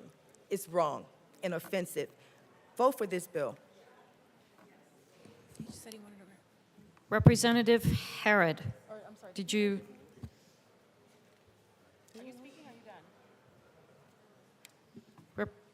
Representative Harrod. Thank you, Madam Chair. You know, I think, first of all, I want to thank the Chamber for listening. I know that members of the Black Caucus have had conversations with almost everybody in this chamber about the unique experience that Black women face here and in our lives every single day. The historic trauma that Black people face is real. It has affected our health, our ability to have children, our likelihood that our children will end up in the criminal justice system, the fact that the achievement gap in Colorado is still very real and alive today, the disproportionality that Black people face in our governmental institutions are the direct relation to the laws that were put in place to oppress Black people, period. Redlining affected my district. In fact, I wouldn't be able to live in the home I live in today if people from the community hadn't stepped forward and said redlining should be illegal. Black people were not allowed to live east of Colorado Boulevard, in Denver. And the fact that during this debate we are told what is acceptable and what is not acceptable, how Black people should be, and even the titles of our bills is extremely problematic. The fact that we don't want to have real conversations about the impact of laws and policies on Black people is extremely problematic. But it's also why we need this bill. The fact that History Colorado does not get the same pushback for studying Native American boarding schools and other things, it's really telling about what people think about Blackness in this building.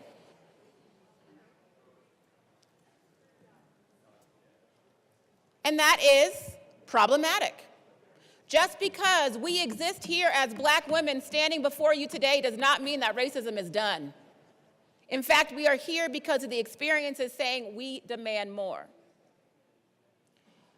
We in this chamber stand beneath Barney Ford. Does that mean racism doesn't exist? Do you even know that's a Black man? Do you know that he existed as a quote-unquote-ish legislator before Colorado was a state? Do you know that he founded Breckenridge and Blake Street as a businessman? Do you know the Black history of Colorado? You probably don't. But do you also know that Barney Ford said, Colorado will not become a state, along with other Black men. Colorado will not become a state until we vow not to have slavery in this state. That kept Colorado from its statehood until that agreement was made years later. Do you believe that Barney Ford would say today, that was all I needed to do, our work is done here, there's no slavery in Colorado, go Black people? No. In fact, he spoke frequently about his mother and himself still faced oppression even after his dedication to this very state. And we all would say that. And please don't quote to me about how equal we are all meant to be when that was written, we were 3/5 of a people. And women were nothing. But we are not all created equal when in the same breath they said we were not full human people. We got work to do. That work starts with acknowledgement. It starts with the study, and it starts with standing in solidarity with what Black women and Black people are asking for today. And finally, I want to give a shout out to my friends in the Latino, Latina, Latinx community. Because we have got countless letters from the community, including testimony saying we stand behind this bill and we will not allow your fight for equality to be used as a form of oppression for us all. We will not allow for your fight for acknowledgement in racial equity and our existence to be used to divide us. I appreciate that. And I want to acknowledge that that conversation was had multiple times and multiple occasions. We stand united, we stand together, and we will continue to support each other's fight for equality. Today, we're speaking specifically to Black Coloradans. I'm sorry if that is offensive to some, but the question is, why is Blackness so scary? Why is Black something to fight over? Why is a simple study that says we must address the inequities faced by Black Coloradans with a capital B so triggering?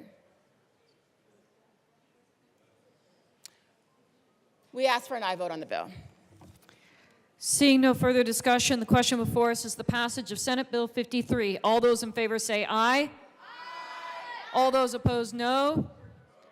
The ayes have it, and the bill is passed. Madam Majority Leader. Thank you, Madam Chair. I'd like to move House Bill 1447 to after House Bill 1245. Give me one moment to write that down.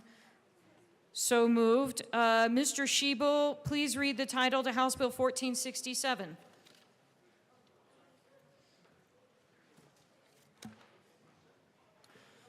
House Bill 1467 by Representatives Byrd and Sirota, also Senators Zenzinger and Bridges, concerning modifications to the state employee total compensation philosophy and in connection therewith requiring the Director of Personnel to establish a step pay system for state employees in the state personnel system.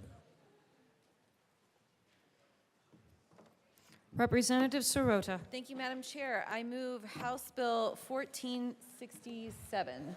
To the bill.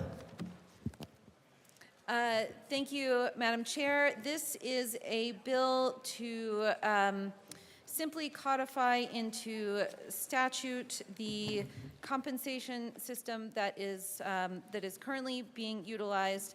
No longer is the state utilizing merit pay, and instead is using a step pay system.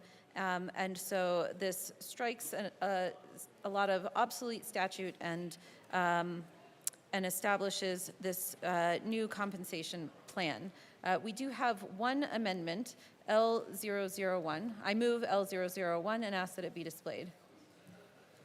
Thank you. That is a proper motion. Give us a minute to get it displayed.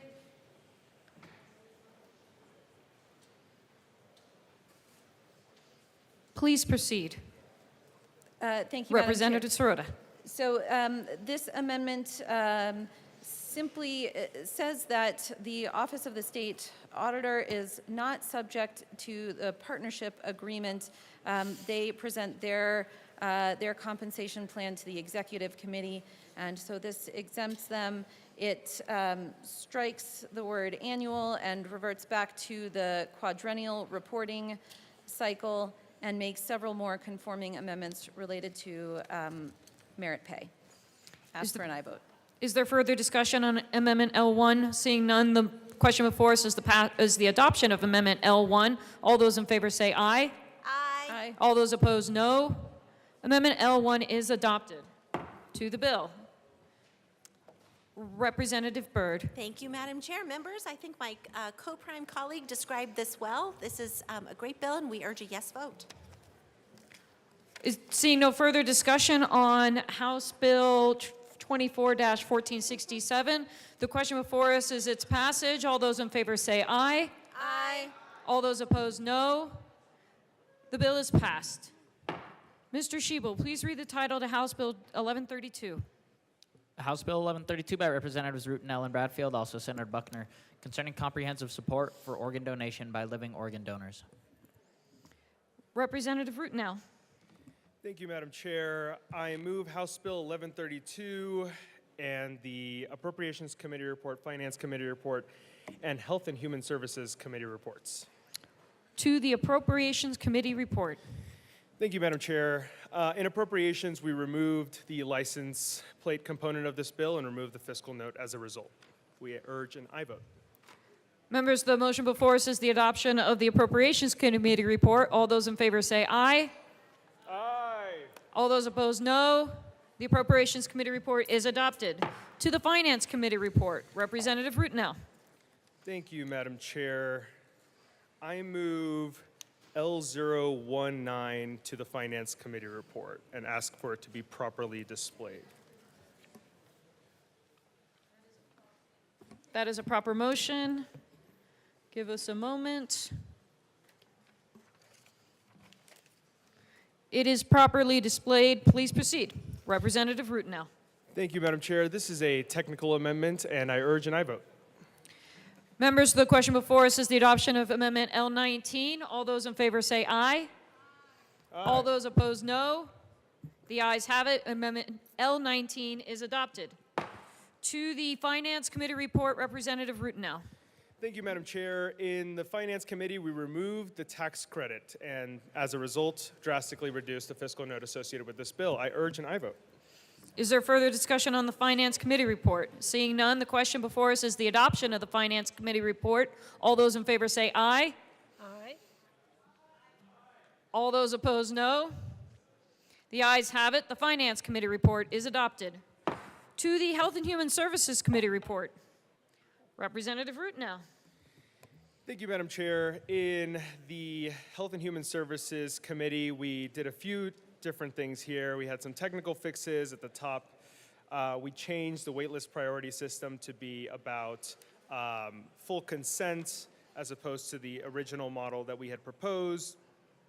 We clarified the workplace discrimination provisions of the bill does not provide additional leave benefits to the potential organ donor, and a few other things that eventually ended up getting removed in other committee reports. And I urge an aye vote.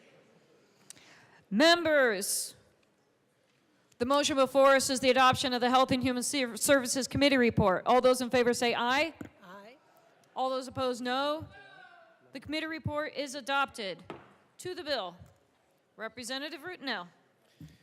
Thank you, Madam Chair. I move L018 to HB 1132 and ask for it to be properly displayed.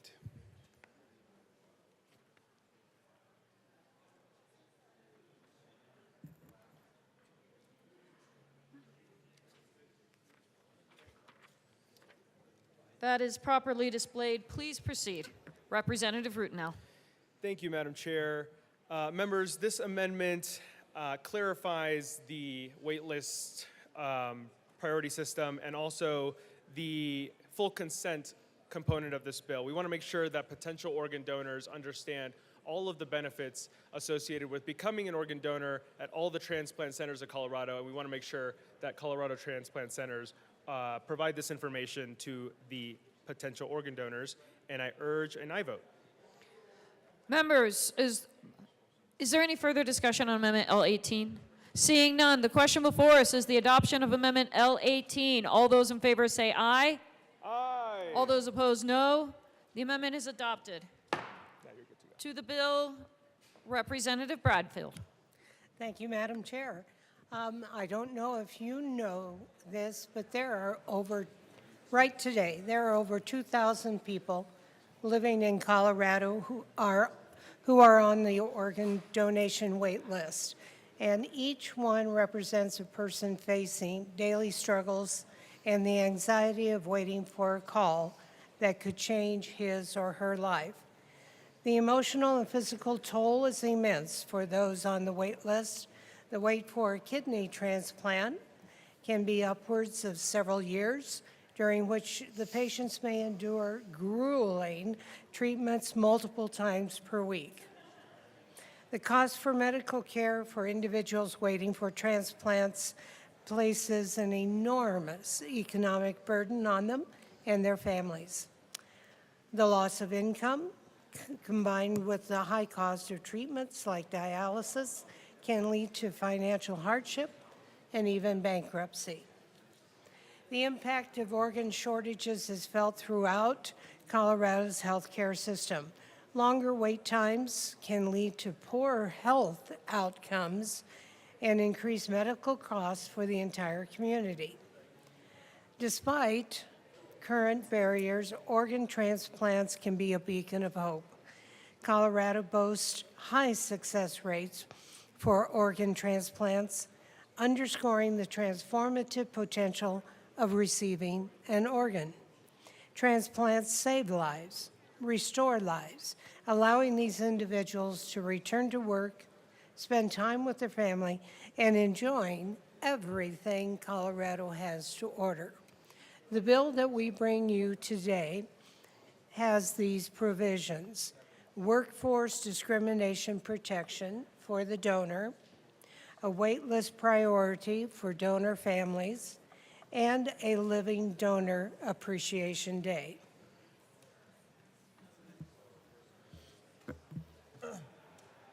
Representative Rutenell. Thank you, Madam Chair. Colleagues, far too many of us have a connection to kidney disease. And this is a fully solvable problem. It's not like we don't know how to transplant someone's healthy additional kidney into someone who so desperately needs it. For those of us who have an office, an SSB, at around 5:30 p.m. every single day, a lovely woman who I'll call Daphne for the sake of this story, cleans our offices.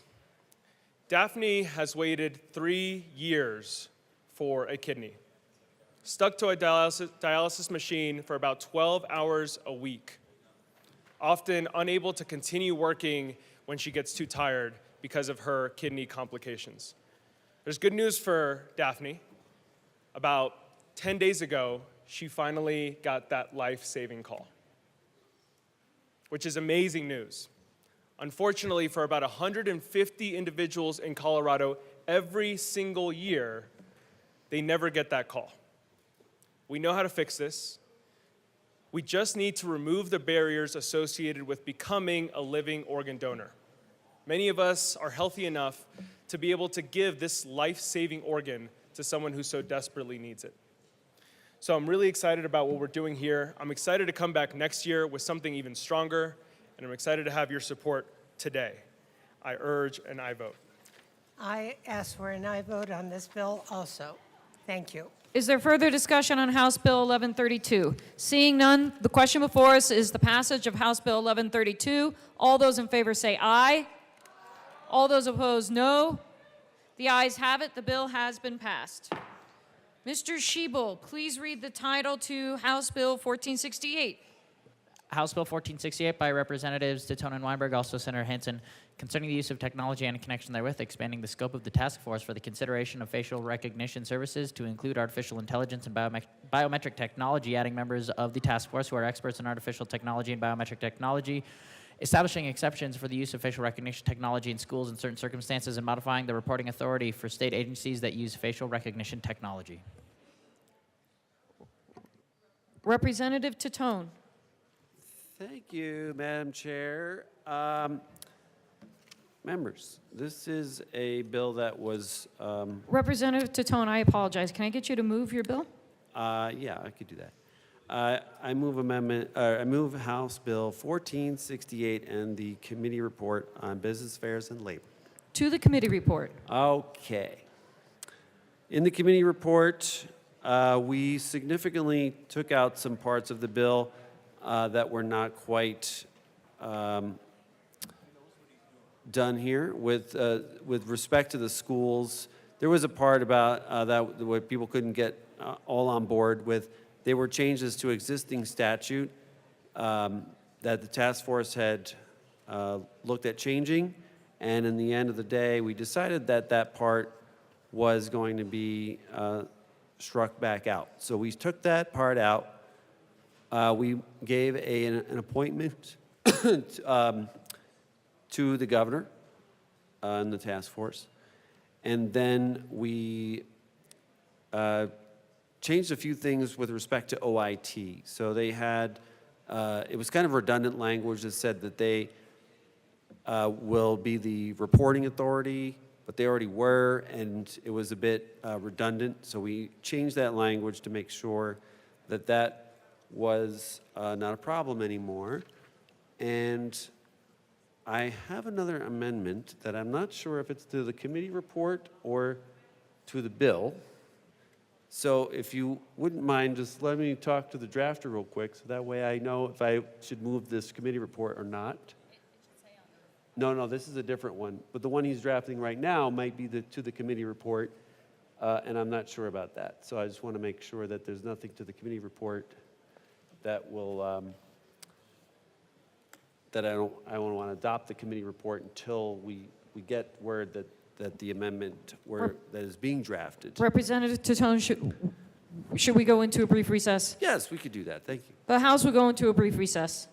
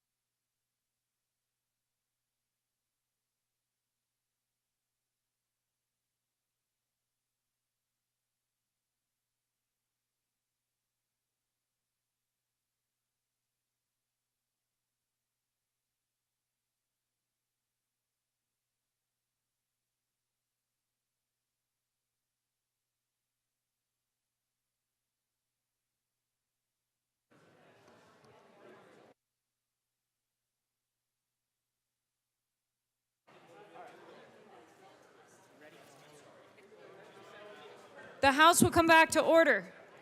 Madam Majority Leader. Thank you, Madam Chair. I move House Bill 1468 until after House Bill 1022.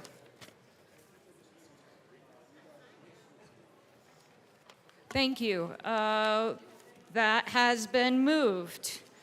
Mr. Shebel, please read the title to House Bill 1463. House Bill 1463 by Representatives Degree, Kennedy, and Hartsook, also Senators Hansen and Kirkmeyer, concerning restrictions on the authority of a special district to set fees on developments. Mr. Speaker Pro Tem. Thank you, Madam Chair. I move House Bill 1463 and the Transportation, Housing, and Local Government Committee report. To the committee report. Thank you, Madam Chair. We did a strike below in committee. There had been, I want to just start by briefly kind of explaining where this bill came from. Briefly, because Representative Hartsook and I have a deal that we're going to stick to less than 2 minutes.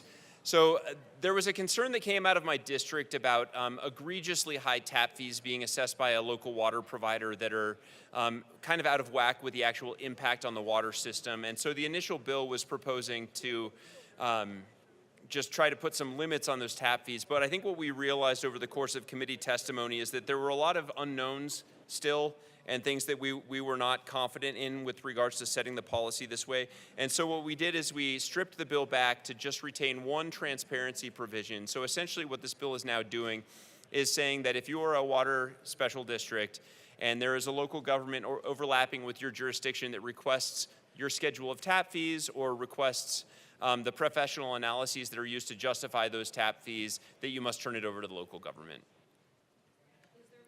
Is there further discussion on the committee report? The Representative Degree, or Mr. Speaker Pro Tem. Thank you, Madam Chair. We do have two amendments to the committee report. I move Amendment L11 and ask that it be displayed.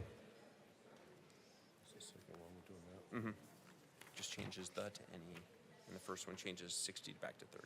That has been properly displayed. Please proceed. Thank you, Madam Chair. This just changes the deadline for when these reports must be turned over to the city governments from 60 days to 30 days. We ask for an aye vote.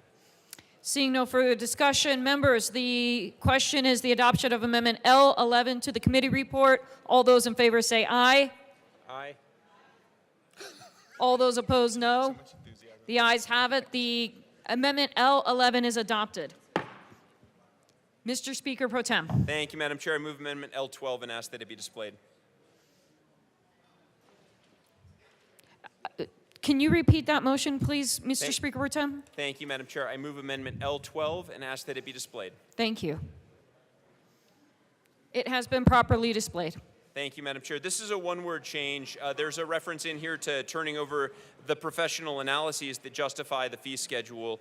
There was a concern that this implies that a professional analysis must be conducted. And so by changing the to any, we make clear that it is not a mandate that they do a professional analysis, but rather if they do have one, they must turn it over.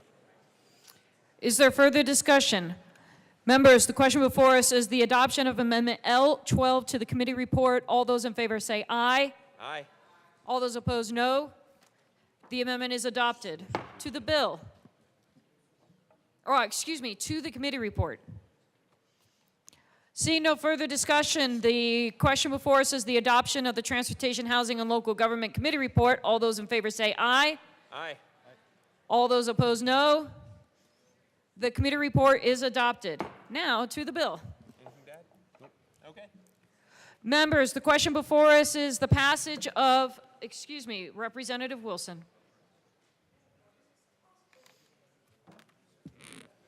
Thank you, Madam Chair. Yeah, I saw this bill in committee and feel that it's very much an unnecessary bill. And at this point, it's been so reduced that it's a paragraph long. So I guess I don't have an issue with that. But these things, this is a bill that most of the conversation was about one water district. It doesn't address municipal water districts. It has requirements that are unenforceable. In fact, a question for the bill sponsors is, in your amendments, what's the result if a municipality requests a fee schedule and the water district decides not to give that fee schedule? or the the analysis of the water, tap fees and costs and how that's developed. Overall, I don't see much of a reason for this bill, and I'll be a no vote on it. Thank you. Is there further discussion on House Bill 1463? Seeing none, the question before us is the passage of House Bill 1463. All those in favor say aye. Aye. All those opposed, no. The ayes have it. House Bill 1463 is passed. Mr. Shebel, please read the title to Senate Bill 72. Senate Bill 72 by Senator Gonzalez, also Representatives Rutenell and Brown, concerning provisions to ensure that confined eligible electors at a county jail or detention center may vote and in connection therewith making appropriation. Representative Rutenell. Thank you, Madam Chair. I move Senate Bill 72. To the bill. Representative Rutenell. Thank you, Madam Chair. Members, it's hard to think of a right more important and fundamental to our democracy than the right to vote.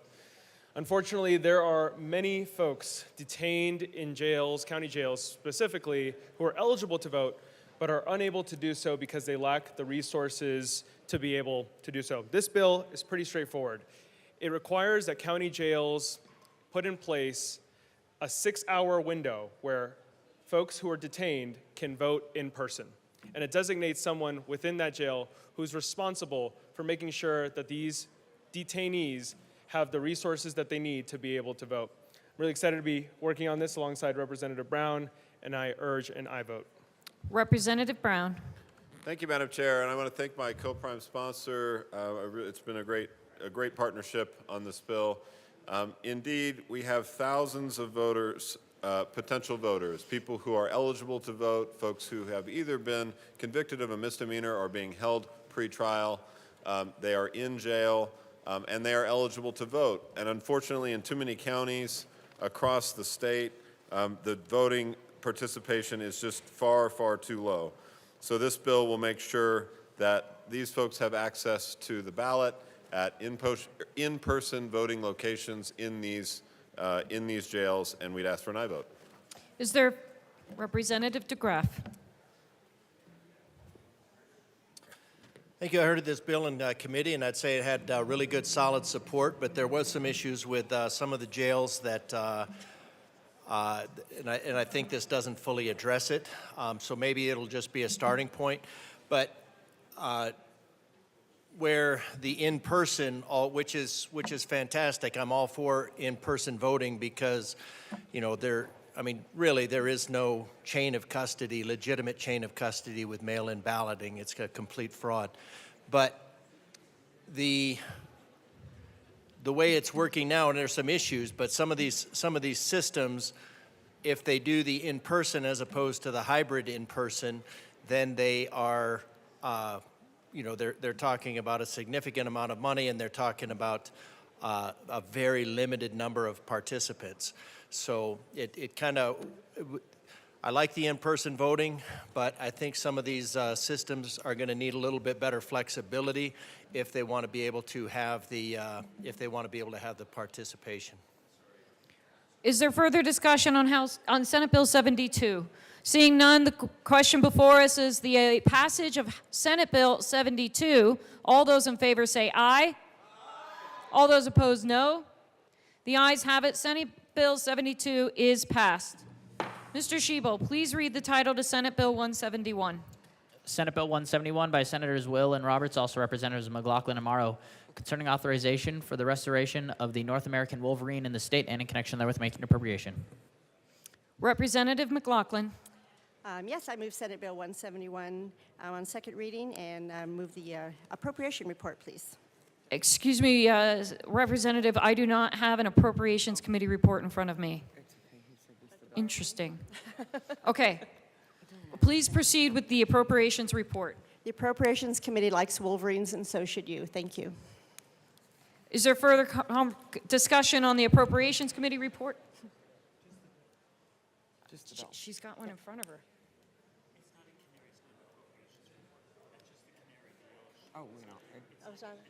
Oh, okay. No, there's no amendment to it. Yeah, okay. Just to the bill. All right. Here we go. To the bill. So to clarify, we are on the bill. Is there further discussion on Senate Bill 171? Representative Morrow. Thank you, Madam Chair. I'm extremely excited to be presenting this bill with my co-prime, Rhett McLaughlin. The little backstory before my fellow colleagues come up and join us. This topic has been a topic in my family since I was little because my father was on the Colorado Parks and Wildlife and has actually been working to restore wolverines for probably around 30 years. So I'm really excited to be here presenting this bill and getting to do this work in this chamber today. And I would just simply like to say one more thing, which is Colorado is unique habitat for the wolverine that live primarily at timberline or above. And these are weasels, not wolves. And with that, I will. Representative McLaughlin. Thank you. Madam Chair, I will repeat that wolverines are weasels, not wolves. I did talk to cattlemen in my district, and they said that the only reason that they've been opposed to this is because we have reintroduced wolves, and wolverines just sound too much like wolves. And that was really their only concern. Wolverines are much smaller. They are scavengers. They eat mostly dead animals and very small animals, but they do not eat cattle. They do not eat sheep. They do not eat people. We're pretty safe with wolverines. They don't hibernate, but they live high in the mountains where there's a lot of snow, and Colorado is the perfect place for them. They are native to Colorado, and they have become extinct here because we have trapped them and killed them, and they have all left the state. So we are just trying to get the balance back in the state and return wolverines to Colorado. Assistant Minority Leader Winter. Thank you, Madam Chair, and thank you to the bill sponsors. I want to explain my vote in committee, and I also want to explain why I'm going to vote the way I'm going to on thirds. I appreciate the way that you're doing this. Even though I was a no in committee, and I'll explain why, and I'm going to be a no on the board, I'll explain why. But I want you to know I appreciate why you're doing this. It's no more ballot box biology. You're doing it right. You're making sure that there's 10J, everything that should have been done with the wolf reintroduction. So I want to say that first and foremost, and I thank you for that. The problem that I have and the people in my district have is, as we say this term all the time, it's too soon. I mean, they literally had wolves shoved down their throat with no real plan. We heard it in Agriculture Committee last year, and they've got heartburn from this still. And it just seems like it's too soon for them.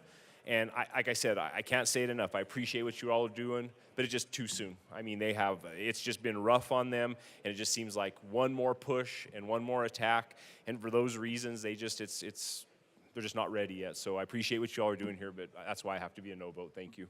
Is there further discussion? Representative Bottoms. Thank you, Chair. I am a huge fan of Hugh Jackman, but I really struggle with titanium claws and these demon weasels.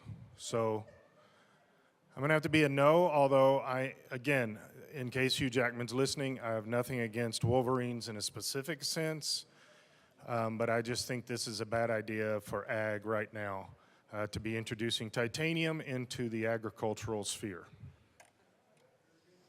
Thank you. Thank you, Representative Bottoms. Representative Holtorf. Thank you, Madam Chair. On a serious note, you know, the ag community hasn't recovered from the introduction of the last predator species. We're still reeling in Jackson County.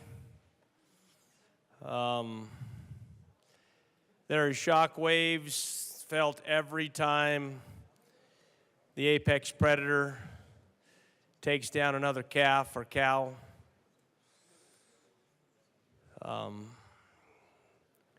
You know, I really don't think it's the right time. I think it's better to, if we're going to do this, to take time.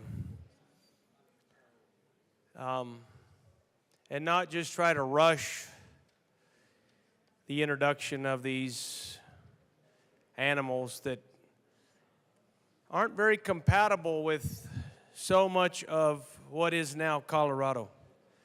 You see, Colorado's changed in the last 100, 150 years significantly. The population pressure, the growth, roads, trails, people that go to the mountains to enjoy the great outdoors, camp, fish, hunt. Literally thousands, tens of thousands, hundreds of thousands of people go into the high country. And these particular animals and we heard in committee, these particular animals like high altitude, they like cold temperatures, and they don't like people. Some of those qualities I share. I won't tell you which ones. But as much as we want Colorado to return to what it was 100 years ago, 200 years ago, let's say, 1824. Imagine 200 years ago, Colorado in 1824. We could take that trip, but it would take too long. I would love to spend the next hour talking about that journey back in time. Let's bring it back to the bill. Representative Holtorf. Thank you. But we will talk to the bill. The point is, this may not be the best time or place. I fear the Wolverine won't like it here. Ooh, say that again. I fear the Wolverine won't like it here. Because of the aforementioned reasons. But I know that agriculture and the ranches and farms are not ready to embrace more of these wild animals at this time. We've been told in committee they will not harm or hurt. They're just scavengers. They're shy. But we don't know how they'll fit. So I really struggle with this bill. Despite the sponsor's best of intentions, the Wolverine is a very mean, ferocious creature. In fact, I've been in previous sessions called the Wolverine by my colleagues, but I don't look anything like those cute little furry creatures. So I am still mixed on this and do have reservations on supporting this bill. Thank you for your time. Is there further discussion on Senate Bill 171? Seeing none, the motion before us is the passage of Senate Bill 171. All those in favor say aye. All those opposed say no. The ayes have it. Senate Bill 171 is passed. Mr. Schiebel, please read the title to House Bill 1245. House Bill 1245 by Representative Story, also Senator Gonzalez, concerning requirements that projects for broadband deployment receiving money distributed by the Colorado Broadband Office comply with certain fair labor practices. Representative Story. Thank you. Thank you, Madam Chair. So first of all, I want Representative Story, I apologize. Can I get you to move the bill and your two committee reports? Yes. I move House Bill 1245 and the Appropriations Committee report and the Business Affairs and Labor Committee report. Thank you. To the Appropriations Committee report. Representative Story. Thank you, Madam Chair. We move Amendment L004 to the Appropriations Committee report. And ask that it be displayed. Please give us a moment.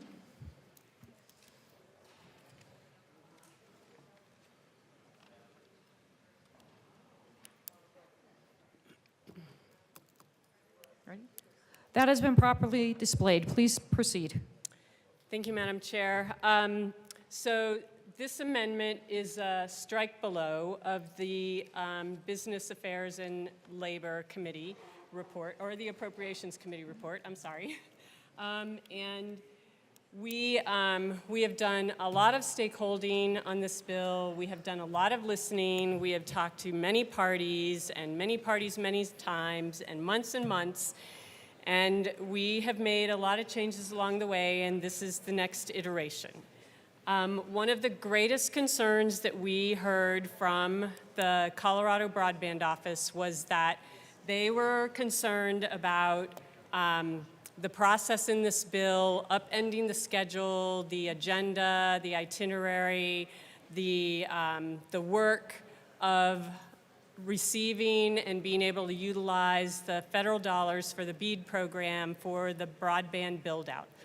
And so we took their latest request, which was to move this into rulemaking, which we have done with this amendment.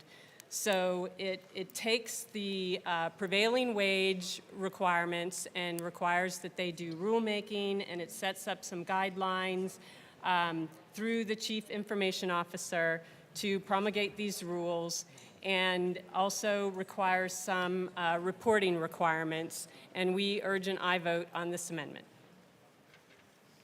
Is there further discussion on Amendment L4? Seeing none, members, the question before us is the adoption of Amendment L4. All those in favor say aye. Aye. All those opposed, no. The ayes have it. Amendment L4 is adopted. To the bill.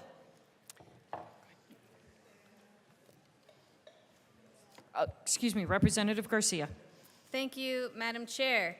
So essentially, members, L4 is now the bill. So what we're trying to do here is Colorado has this amazing opportunity to draw down $1 billion to support broadband in our areas of the state that don't currently have it. So our rural communities, some of our suburban areas. And what's important here is that as we're bringing in these dollars, that we are ensuring fair labor practices, including prevailing wage for the individuals who are actually hired to create and build this broadband infrastructure in this state. By ensuring that through rulemaking, these components of fair workplace standards are enacted, we are avoiding any sort of delay on the project. And so we are making sure that our communities and our rural areas and everywhere else that needs them, it'll still be on target and on track. You will probably hear, maybe through your cell phones, that this is also not possible. But I want to tell you that this is absolutely possible. We can, in fact, as many of us do, direct rulemaking, and we can put parameters around it, and we can, in fact, direct rulemaking on a prevailing wage. Prevailing wage is like a minimum wage. If we are able to legislate and create law and pass ballot initiatives on a minimum wage, we can also support our agencies in implementing rules that require a prevailing wage standard. This bill is about making sure that the communities that need broadband get their broadbands, while also the individuals who are doing and setting up broadband for our communities are treated fairly. This is a win-win, and we ask for an aye vote. Representative Story. Thank you, Madam Chair, and my sincere gratitude to my co-prime on this bill. It has been an immense amount of work, and she's been a great partner all along the way. We also have worked nonstop and continuously with our labor partners, with CWA, the Communication Workers of America, both local and national, also with LIUNA, also with the AFL-CIO. And we have had many conversations over time with the Colorado Broadband Office, along with operators in the industry. And as we have already stated, the work that we have done has evolved over time to where we are today. And we look forward to an aye vote on this bill today. Is there further discussion on House Bill 1245? Representative Snyder. Thank you, Madam Chair. I have a question for the bill sponsors. So I know that you're putting in rulemaking, and according to the amendment that you just got passed. will that rulemaking happen before or after the federal approval? And the reason I ask is because I'm sure you know from the broadband office that there's a lot of federal dollars at stake. And if we disrupt the current situation, we'll go to the back of the line, where we're currently at the front of the line. So I'm wondering, have you worked with the broadband office? Have they seen that amendment? And does that get them to where they need to be so we don't lose out on federal funding? Representative Story. Thank you, Madam Chair. First of all, we are not going to lose out on federal funding. That's never been an issue.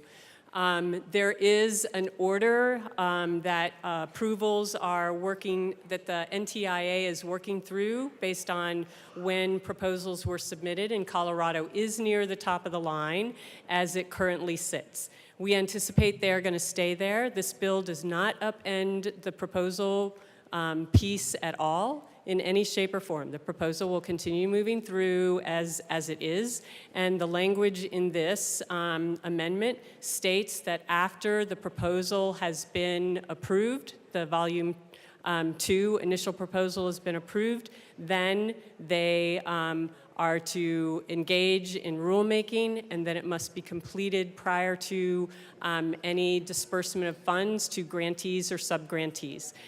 This is something that has been of great concern to the Colorado Broadband Office.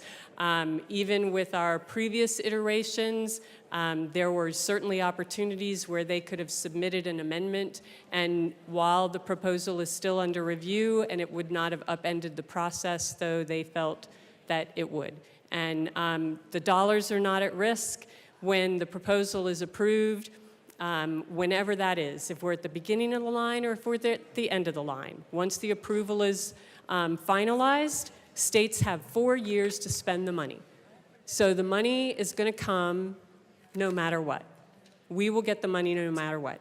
And this amendment is not changing anything about the proposal approval process. It does not impact it at all. Representative Garcia. Thank you, Madam Chair. I also just want to add one point, that we also have in this amendment established a provision that they do not have to create any rules that are prohibitive federally. So we're not forcing them to do anything that could possibly risk this contract. Is there further discussion? Representative Snyder. Thank you for that clarification, bill sponsors. I just, to be perfectly clear, I asked, did you share this amendment with the Information Technology Office? And 2, will these rulemaking take place after we receive federal approval? Representative Garcia. So we finalized this amendment literally seconds before we got up here. We did tell them that this was the direction that we were going. We did not get a chance from the time I grabbed the amendment to the time we had introduced the bill to show it to them. They had already said that they would be checking on some things with the Attorney General. We checked with OLLS, and we are actually in a good place with this amendment as far as legal concerns. In this bill, we are actually saying that after you get the contract, you have 91 days to set your rules, which is what's currently allowable in statute. Representative Snyder. Thank you for that answer. And again, I'll just ask again, will the rulemaking take place after federal approval? Representative Story. Thank you, Madam Chair. Let me read you what is in the amendment. The Broadband Office, by and through the Chief Information Officer, pursuant to the Chief Information Officer's authority set forth in Section 24-37.5-106, Part 4, shall promulgate rules, unless prohibited by federal law, that establish labor standards for grantees and subgrantees no later than 91 days after the Broadband Office receives approval of its initial proposal for federal funding under the Broadband Equity Access and Deployment Program authorized by the Federal Infrastructure Investment and Jobs Act, and before, in connection with receipt of such federal funding, approving grants to internet service providers. Does that help you? It does, thank you. Great. Representative Lynch. Thank you, Madam Chair. And to the bill sponsor, I know we're kind of in the waning days here, so this stuff gets kind of crazy. If you could remind me, because I was in committee on this, what prompted this? What problem are we fixing, really? I mean, other than making this, frankly, just better for unions? Or, I mean, do we have examples of what problem we're fixing? If you could just kind of refresh my memory. Representative Story. Thank you, Madam Chair. Many times when individuals come to be a part of a contract, such as what will be before us with the $1 billion that we have, when prevailing wage is not a part of the plan, oftentimes it is low wage dollars that are paid to the workers, and they aren't necessarily trained or prepared to do the work. And when we get shoddy work, we don't get what we're looking for. And we want to ensure that we have high road standards relative to employee protections and the utilization of prevailing wage so that we have trained and fully qualified people doing this work. We have $1 billion. This is a gift that we will never get again from the federal government. And if the work is shoddy after we've spent $1 billion and many people still don't have broadband infrastructure that's functional, where is the state going to find the money to fix that problem? We want the job done right the first time, and it is not just about labor. It's about any workers that come onto the job, whether they are labor unions or not. They will get prevailing wage, and that's important. Is there further discussion? Representative Holtorf.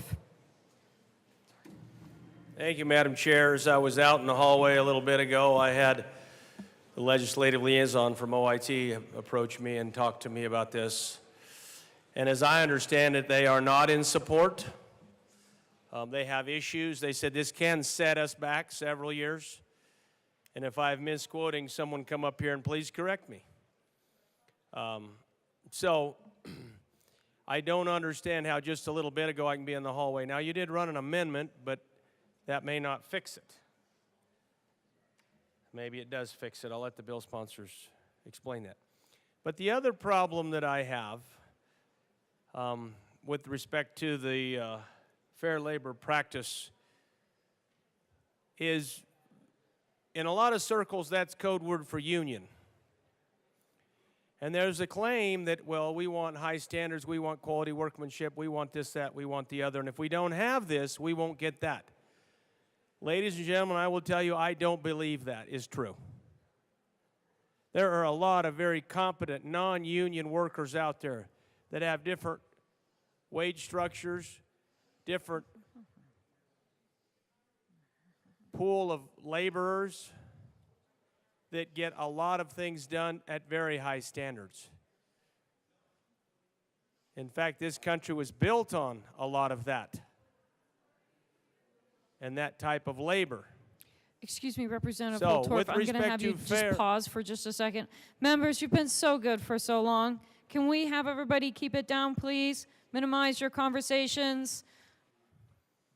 Thank you, Representative Holtorf. Thank you, Madam Chair. So I'll let the bill sponsors talk to the amendment. But truly, in the world that I grew up in this building, if a department didn't agree with a piece of legislation, then we should not be running it without their concurrence or agreement, because they're the ones that have to promulgate it and manage it and implement it. So I'll yield the dais to the sponsors. Representative Garcia. Thank you, Madam Chair. So I'll just restate really quickly that what we're doing with this amendment, you're absolutely correct, Representative, that in the original version, the Office of Broadband didn't like it. They believed that by the sheer fact that they would have to submit a waiver to the current proposal that was already submitted to NTIA, that could possibly delay the proposal being reviewed and accepted. We heard that multiple times. So we said, okay, we're going to take that out, and we're going to say what you can do, because they told us, they came to us and said, we can do rulemaking. Said, okay, rulemaking won't interfere with the timeline of the proposal. It won't interfere with the implementation of broadband in our communities. So let's go the rulemaking route. So that's why we have decided to go the rulemaking route, because it will not interfere, it will not delay implementation whatsoever. Representative Leader. Members, keep it down. Representative Leader. Thank you, Madam Chair. So as a 38-year telecom employee in this very field, I'm going to go down a little history here. About 2010, there was a company which we're not allowed to name, got a lot of broadband money to go out and install fiber to bring you internet. They literally got, if my colleagues over here to the right would listen, it would be great. This company got all this broadband money in my 38-year experience. So they got all this money to go and put internet out there. So they literally came in and laid their fiber over top of another known company's fiber, right over top of their fiber. And then they stopped. They took all the broadband money, and I really believe had they paid these workers a prevailing wage, which they're trying to do in this bill, because it would prevent shoddy work, because skilled labor isn't cheap, and cheap labor isn't skilled, point blank. And this is why I am in support of this bill, because they never went the last mile and put the internet, hooked them up to the broadband at their homes. They left, took the money, and run. This was multi-million dollars back then. They came in and found out they misappropriated $800,000. Look it up, it's in the Denver Post article. They came in and found out they misappropriated $800,000. Then they came back and made them pay back all the money that they took. So this is what I believe this bill will help trying to prevent. We do not need to have history repeat itself if we do not learn from it. So this is why I'm in full support of this bill. It's a worker paid bill. It's not a union bill. Low wages, you get what you pay for. And I'm telling you, they need to have the standards in here and to prevent the fly-by-night companies coming in here taking our money for our broadband and then not bringing the results to the people's house. So with this, again, cheap labor is not skilled and skilled labor is not cheap. That is why I support this bill. 38-year telecom. I lived that down here when they did that. Thank you. Is there further discussion on House Bill 1245? Seeing none, the question before us is the passage of House Bill 1245. All those in favor say aye. Aye. All those opposed, no. The ayes have it. The bill has passed. Mr. Schiebel, please read the title to House Bill 1447. Oh, excuse me. House Bill 1447 by Representatives Lindstedt and Froelich, also Senator Winter F., concerning transit reform and in connection therewith, modifying the duties and composition of the Board of Directors of the Regional Transportation District, requiring the Department of Transportation to implement a bus driver training program, requiring transit providers to coordinate with metropolitan planning organizations on certain matters, and modifying the allowable use of money transferred to the Department of Transportation in connection with the redevelopment of the Burnham Yard rail property. All right, Representative Lindstedt. Thank you, Madam Chair. I move the bill, the appropriation, or the Transportation, Housing, and Local Government Committee report, and the Appropriations Committee report. To the appropriations, can you name your bill, please? House Bill 1447. Thank you. To the Appropriations Committee report.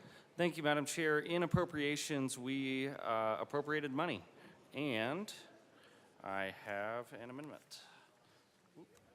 I move Amendment L20 to the Appropriations Committee report, and ask that it be properly displayed. Thank you. Give us a moment. Cool.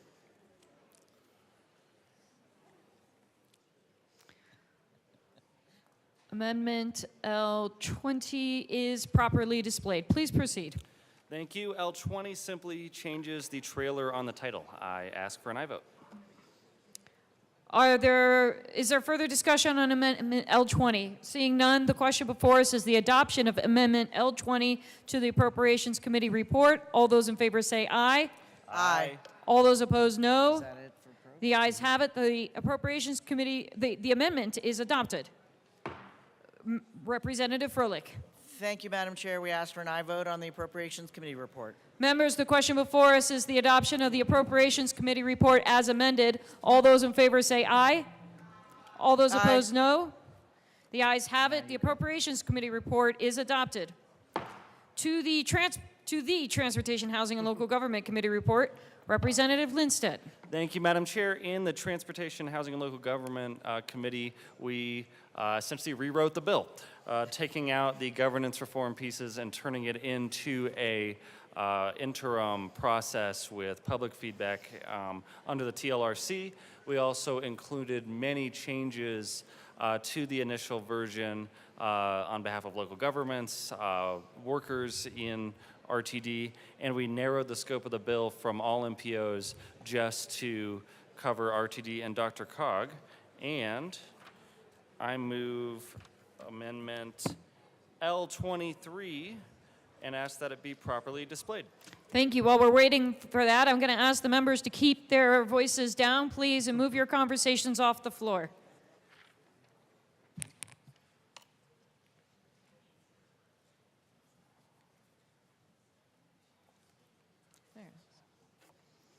All right, that is properly displayed. Please proceed.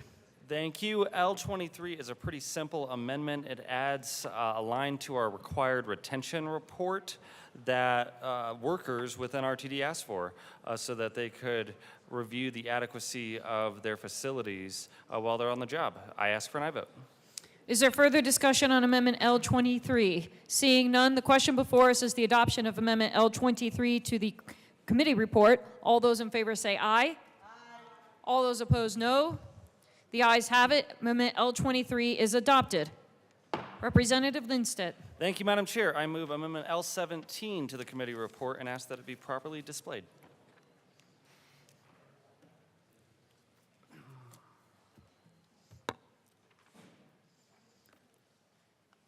Please proceed. L17 is simply a cleanup. I ask for an aye vote.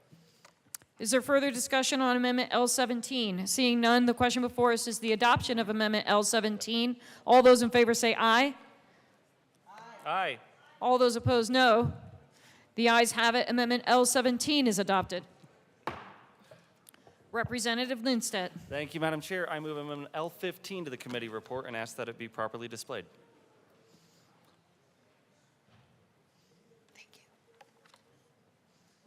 Please proceed.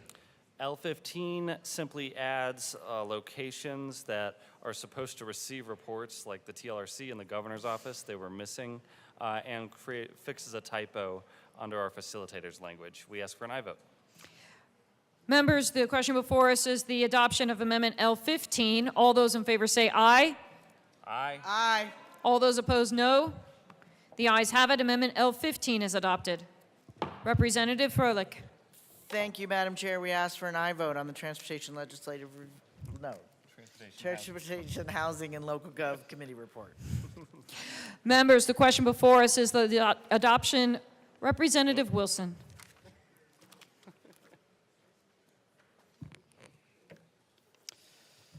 Thank you, Madam Chair. Do want to thank the sponsors. This has come a long way. This was a bill that had a lot of people really frustrated with. Coming at the last month of the session, it was some huge changes to the RTD and the transportation, the whole RTD system and their transportation within. In fact, I think almost everybody that weighed in was in opposition to this bill. This bill they have made quite a few significant changes. You know, this came from the governor's office, and I think the original form was kind of traditional with how cumbersome it was. There are still a lot of concerns with this bill, and before I go into way too far in the bill and get redirected, I would like to offer an amendment. I move L021 and ask that it be properly displayed.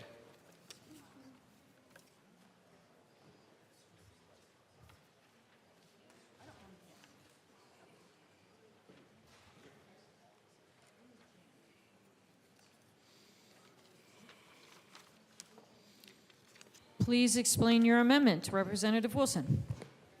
Thank you, Madam Chair. So this amendment removes the subcommittee out of the bill. A lot of the frustration around this bill has been developing a separate subcommittee that is well, like I said, separate from those involved and how this works. And this would kind of require the work to be done within the existing people involved and go from there versus creating a separate subcommittee that does not work hand in hand with the people, all the current stakeholders. So I would ask for an aye vote on that. Representative Froelich. Thank you so much, Madam Chair. We're going to ask for a no vote on this. We think the conversation's worth happening. We've heard so much interest in talking about compensation, composition, representation, all the words. Let's have that conversation. We ask for a no vote on this. Is there further discussion? Representative Wilson. It sounds like that we're discussing the same things but in different manners. This would bring in the current stakeholders versus start a new separate group that works independently of the people currently involved in this system. So I would ask for a yes vote. Is there further discussion? Seeing none, the question before us is the adoption of Amendment L21. All those in favor say aye. Aye. All those opposed, no. The amendment is lost. To the committee report, Representative Wilson. Thank you, Madam Chair.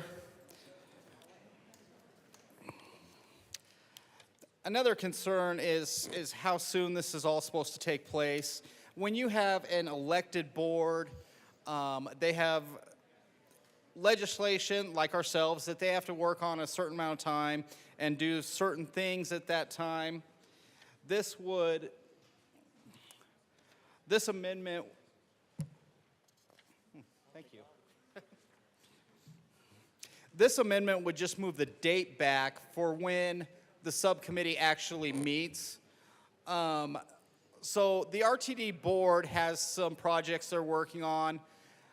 This subcommittee might, if they're drawn. I apologize, Representative Wilson. Are you speaking to a new amendment? Yes. Can I get you to move that? Yes, thank you, Madam Chair. I move L00 or L22 and ask that it properly be displayed. Thank you. Okay, please proceed. Thank you, Madam Chair.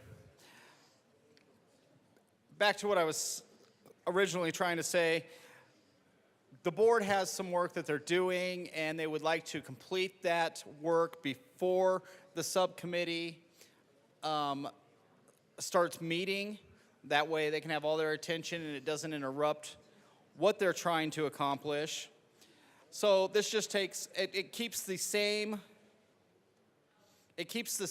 time frames. It just moves them further down the line. So I would ask for a yes vote on this amendment. Representative Lindstedt. Thank you, Madam Chair, and thank you to my good colleague. We are actually very interested in this amendment, but this amendment isn't quite where we would like it to be. We're considering making very similar changes in the future here on this bill, but we're not quite there yet in our negotiations, so we'd ask for a no vote on this today, but we are very interested in continuing this conversation. Minority Leader Puglisi. Thank you, Madam Chair. I appreciate that. We have 6 days left in session, so I'm not sure how much time you need to think about it, but we should really get on that. So I think you should take the amendment today and then tweak it later if necessary. I would urge an aye vote. Thank you. Representative Lindstedt. I think we can have a very rigorous discussion on this amendment tomorrow, so thank you. As for a no vote. Is there further discussion on Amendment L22? Seeing none, the members, the question before us is the adoption of Amendment L22. All those in favor say aye. Aye. All those opposed, no. No. The amendment is lost. To the committee report. Seeing no further discussion, the question before us is the adoption of the Transportation, Housing, and Local Government Committee report. All those in favor say aye. Aye. All those opposed, no. The report is adopted as amended to the bill. Representative Lindstedt. Thank you, Madam Chair. I move Amendment L19 to, Yes, L19 to the bill and ask that it be properly displayed.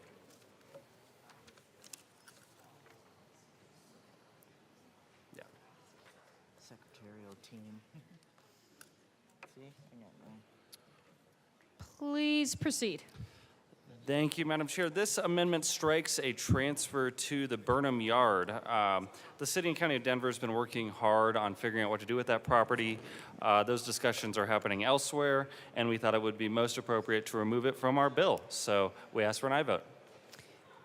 Is there further discussion? Seeing none, the question before us is the adoption of Amendment L19. All those in favor say aye. Aye.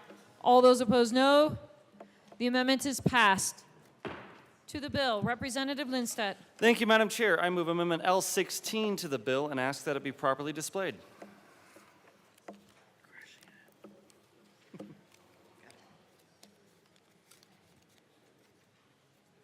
To the, please proceed.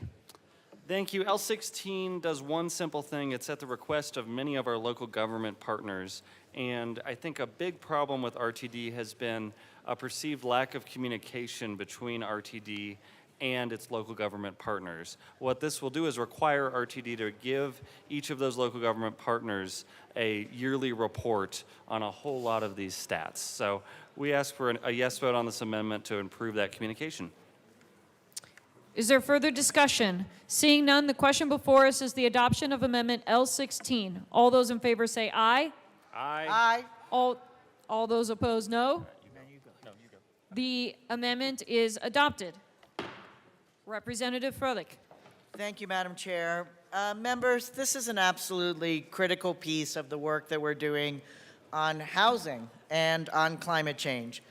We are working diligently to increase housing options, to co-locate housing with transit, to promote affordable and attainable housing, middle housing, and first-time home ownership. We are trying to reduce vehicle miles traveled, improve air quality, get folks on bikes, to walk, and to take transit. And now, most importantly, we have a robust funding mechanism. With the introduction of Senate Bill 230, we have identified an ongoing revenue source to invest in statewide transit systems. And so it is imperative that we align these dollars with all our other work. A robust regional transit system that connects people to work, home, school, events, and to other transit from bus to rail and back. We need to increase ridership, accessibility, frequency, reliability, and safety. RTD falls short on all of these metrics compared to transit agencies of similar size. The question of whether or not the board is the right size, the question of their pitiful compensation, lack of representation, and other governance issues will be discussed over the interim.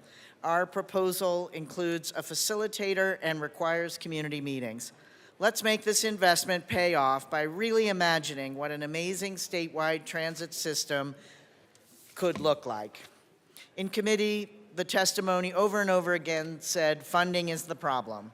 Well, now there is funding. Let's build in accountability and transparency and imagine a great transit future. I ask for an aye vote. Representative Lindstedt.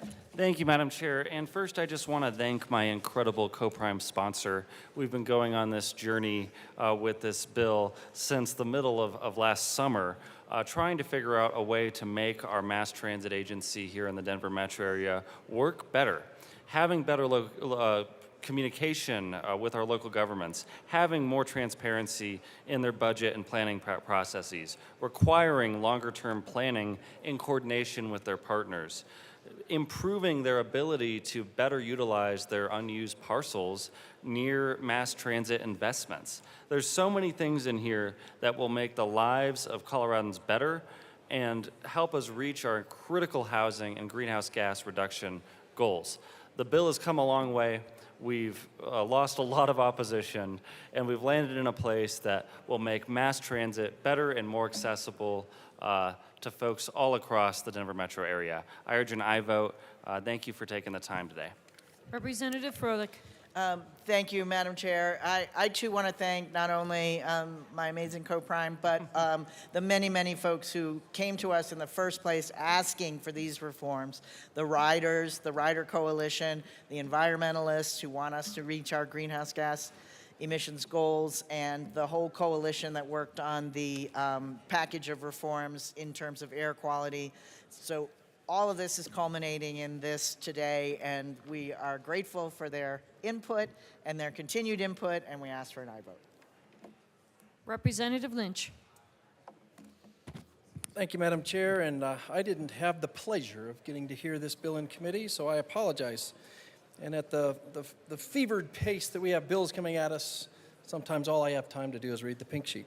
So I do have a question on the fiscal note, because I'm not sure how this all plays in, and quite frankly, I don't know that much about RTD, full disclosure. So on page 8 of the fiscal note, we talk about software and equipment. It says the Secretary of State requires a one-time cost of $1.2 million to make changes to the voting system, software and equipment, risk limiting audit software, and then also below that, voter education and outreach campaign. So the Secretary of State requires another $1 million for, and this is 26, 27 down the line. What are we educating voters on? I don't get it. Representative Lindstedt. Thank you, Madam Chair, and thank you for the question to my good colleague from Wellington. I would urge him to look at the revised fiscal note. That is not the case anymore. Yeah. Representative Froelich. And thank you, Madam Chair, and we do thank our colleagues because it's actually an opportunity to sort of see the trajectory the bill has gone on, and the can I just say that when you propose ranked choice voting, that you can expect a $1 million fiscal note from the Secretary of State. So just we're grateful for the conversations that have preceded us, and we're appreciative actually of the opportunity to explain that path. So thank you. Representative DeGraff.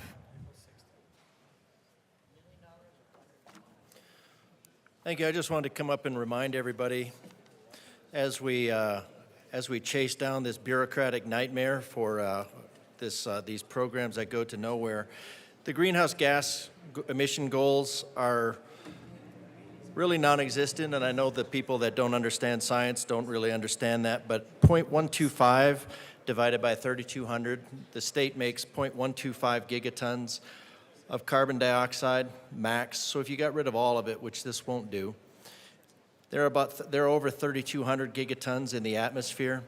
That comes out to be 40 millionths, and that 40 millionths would be of maximum of about 5 to 7%. So other than wasting the money of the citizens of Colorado and then foisting on them this mass Calcutta-style zoning so that you can sardine them onto buses lumbering in the wrong Representative direction. Graff, let's keep it to RTD reform. Thank you, ma'am. I was told that this would fix our climate goals, which there are none. That was the sponsor's word, so I just wanted to remind everybody about the fool's errand of the climate goals, that we're just bilking the people of Colorado for a feel-good measure of people that don't understand science. Is there further discussion? Representative Wilson.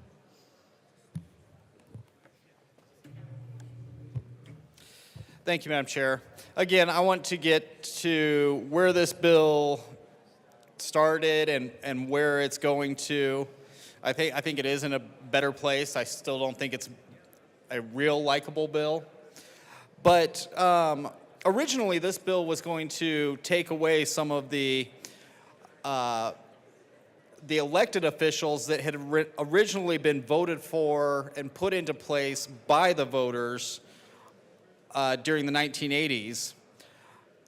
This is, and if you don't mind a little latitude right here, Madam Chair, this bill goes directly in conjunction with another bill coming from the Senate. In its original form, this bill and the other bill were kind of a first floor power grab for transit and transportation altogether. Between the two bills and the other transit bills we have, kind of forcing the statewide transit system idea along and centralizing control of it. So there was a lot of changes made to this bill. I still don't think there's any support, but I think there's actually less opposition, if that makes sense. So I hope the bill sponsors continue to work on it, because they have done a lot of work, and be nice if they gave us an amendment instead of teasing it, but they have made quite a few changes. So thank you for those changes. Is there further discussion? Representative Holtorf.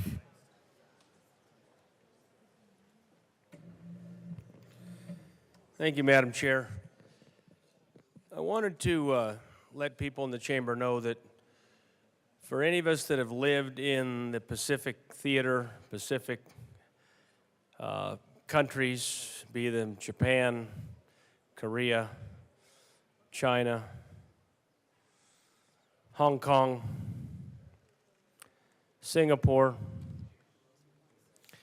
if any of you have lived in these countries, and I have, that particular model of living is what I believe is depicted in this type of legislation. So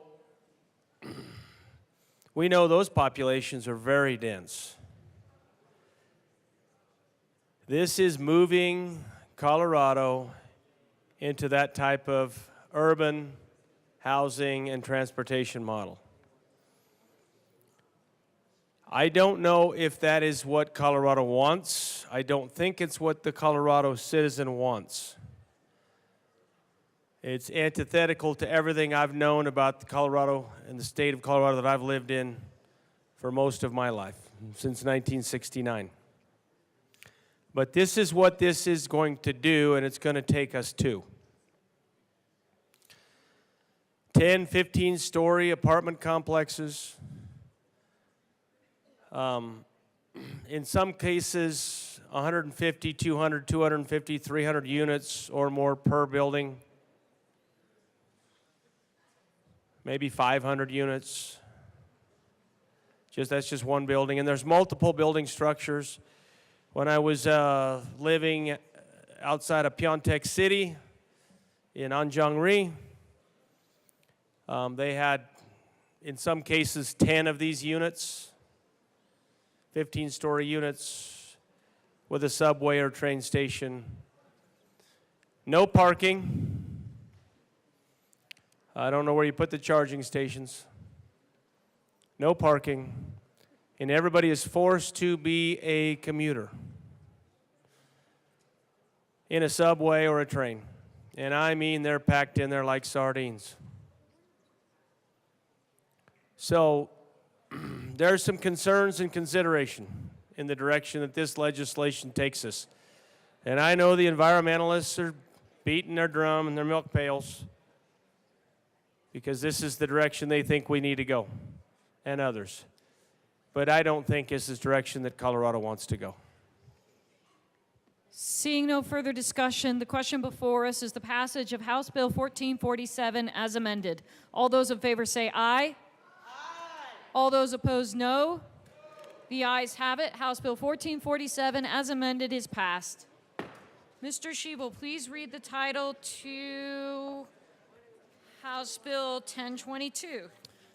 House Bill 1022 by Representative Luck concerning publication of bill drafts online prior to the legislative session. Representative Luck. Thank you, Madam Chair.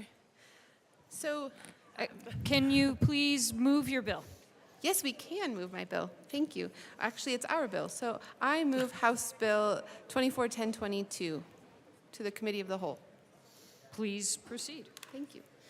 So this bill is a bill to hopefully improve process, or actually offer an opportunity to improve process here at the Excuse me, I'm Capitol. sorry, Representative Luck. I missed this in my notes. You have a committee report. Thank you. Madam Chair. So can we try the whole motion over again? Yes, I don't know what yeah. Representative Hamrick I move House Bill 241022 and the committee report. and the Appropriations Committee report. Please, to the Appropriations Committee report. Thank you, Madam Chair. So in appropriations, we were given requisite funds necessary in order to establish the website page on the General Assembly's current website in order to effectuate this policy. Is there further discussion on the Appropriations Committee report? Seeing none, the question before us is the adoption of the Appropriations Committee report. All those in favor say aye. Aye. All those opposed, no. The Appropriations Committee report is adopted. To the bill. Representative Luck. Thank you, Madam Chair. So the purpose of this policy is to enable greater facilitation of conversation within our state prior to us entering into legislative session. Basically what it does is it codifies the option we were given during the special session last year to pre-post our bills prior to the start of that session so that interested individuals could go and see those and be able to grapple with them and think through them and have a conversation around them before they actually were introduced. This bill does something similar. It is a permissive option, so it's not mandated, it's permissive. So anyone in the legislature who says, you know what, I want to release my bill draft title, so just the title, I just want it out there that I'm working on in the space of underwater basket weaving, I'm gonna put that out there for people to consider. They can also, legislators can also put forth a bill draft and put that out. Now, some of the comments, some of the things you might be thinking about this is, well, I can already do that. Why go through this? Well, yes, each one of us as a legislator can do that, but the citizenry would have an added burden of trying to follow 100 different legislators and trying to figure out what each one of us is carrying. And so this would be a one-stop stop that they could look to and see, oh, this is what's going on. They then could raise their hand as a potential stakeholder and say, hey, look, I'm interested in this topic and I would like to have coffee with you. I'd like to sit down and think about where you're headed with this and where you're going. And that may or may not then be incorporated into your bill. Those conversations may or may not be incorporated.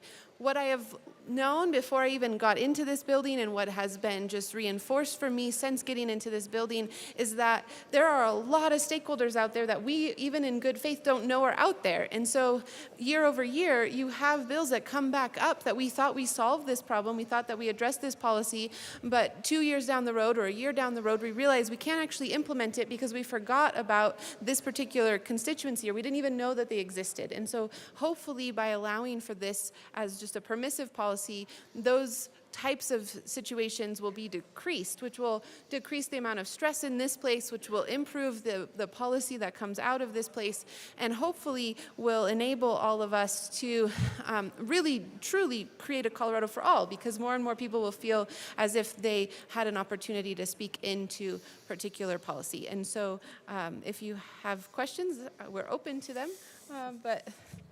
Representative Hamrick.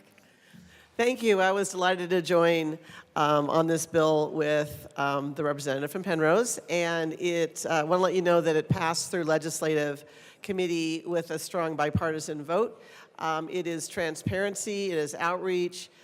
People out there don't always know the bills that are going through and being constructed until we gavel in on the first day of session. And as my partner said, there's a lot of people out there that really do want to get involved, and this would allow them to see bill titles or bills, and they would be able to bring their voice forward, which I'm a huge fan of. And again, it is completely permissive. It is optional, but I really like this idea. Representative Luck. Thank you, Madam Chair, and I just want to thank you for joining this. I really appreciate it. I also will say there is a disclaimer that would be on every bill that says this bill may or may not be introduced. This bill may or may not take the form that it is currently, right? It's a full disclaimer so that it doesn't bind anybody to actually introduce the bill titles or the bills that they publish.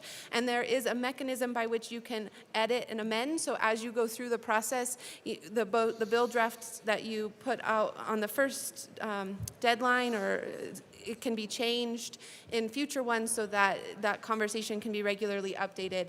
And so hopefully that will minimize a lot of the contention that we see around here, and that would be great. So I ask for an aye vote. Yes. Is there further discussion on House Bill 1022? Seeing none, the question before us is the passage of House Bill 1022. All those in favor say aye. All those opposed, no. The ayes have it. The House Bill 1022 is passed. Mr. Schiebel, please read the title to House Bill 1468.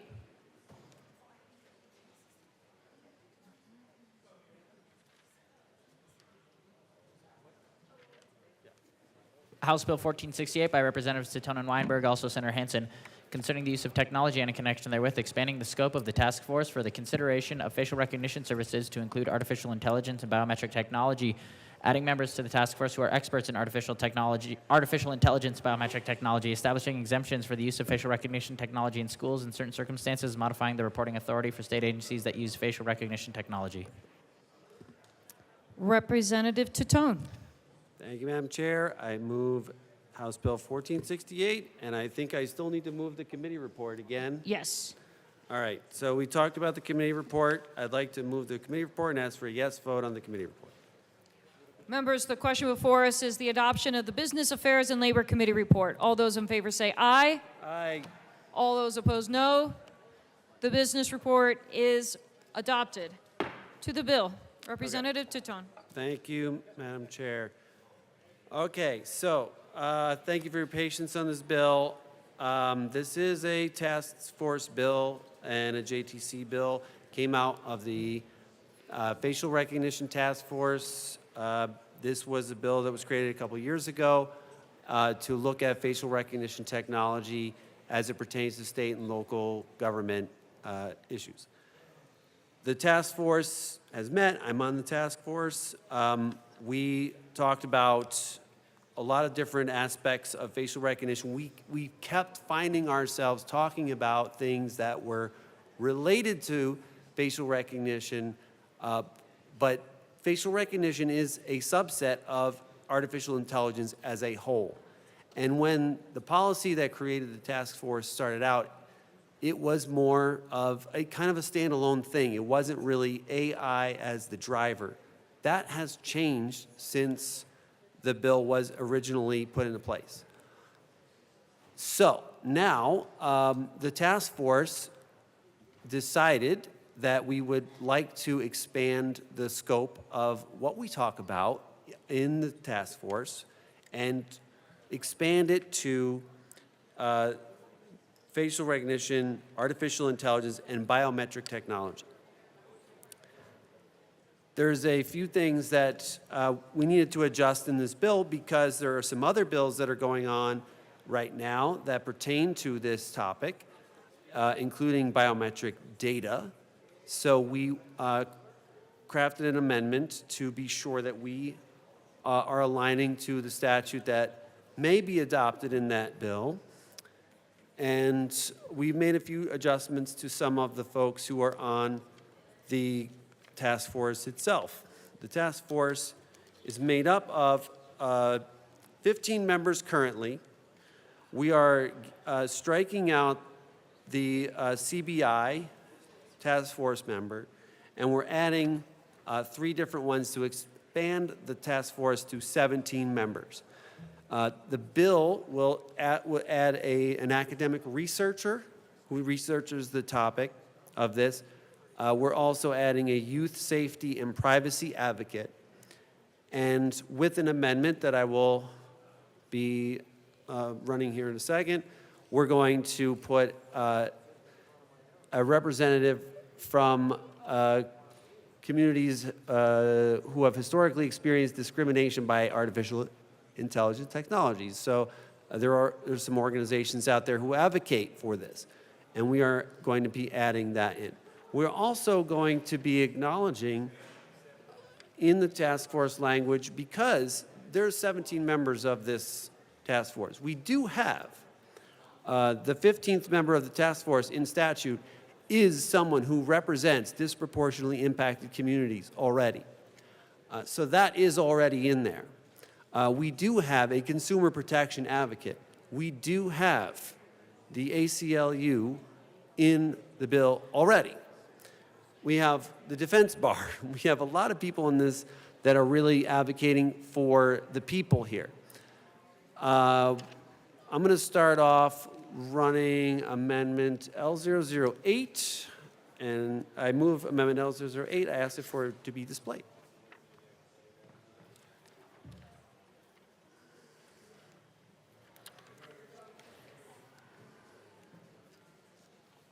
L008 is properly displayed to the amendment. Representative Thank you, Madam Chair. Okay, so Amendment L008, as you can see, and as it already is in statute when it pertains to the task force as it is, the task force reflects the ethnic, cultural, we're adding in racial and gender diversity of the state. We're also adding in this section here, section V, or IV4. This includes representation from communities that have historically experienced discrimination by artificial intelligence and facial recognition technologies. Why? Because historically this has been a fact that a lot of the facial recognition technology in particular has been trained in ineffective ways that have input biases into the technology. So we want to make sure that people who are represented by those people who have been biased by the technology to be included in that. Since there will be 17 members of the committee, of the task force, we wanted the appointments to also be represented by these groups, and that will be in this amendment. We're also, the last lines 15 to 16, we're striking out a couple things that we missed in a previous amendment. So I ask for a yes vote on Amendment L008 to the bill. Is there any further discussion on L008? Seeing none, the question before us is its passage. All those in favor, please say aye. Aye. All those opposed, please say no. L008 is passed. To the bill. Thank you, Madam Chair.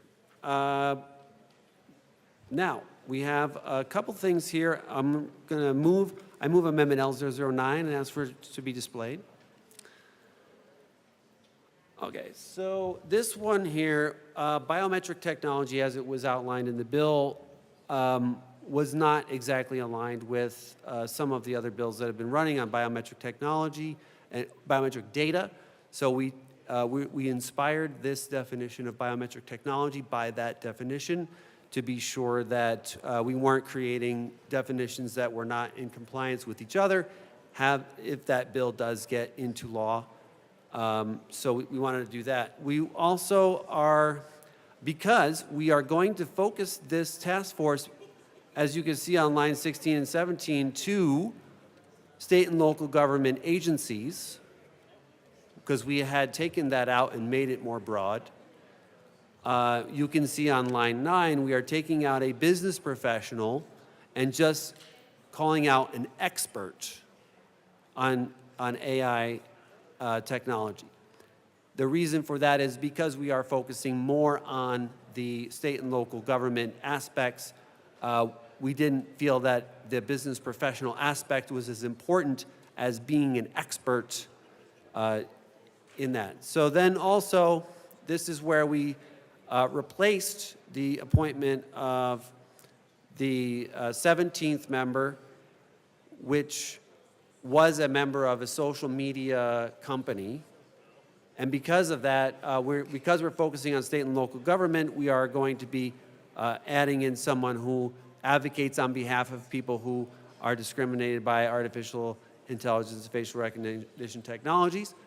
And I ask for a yes vote on this amendment to make sure that we have a good alignment with potentially new current law and also with the point of making sure everybody is seen at this task force. I ask for a yes vote.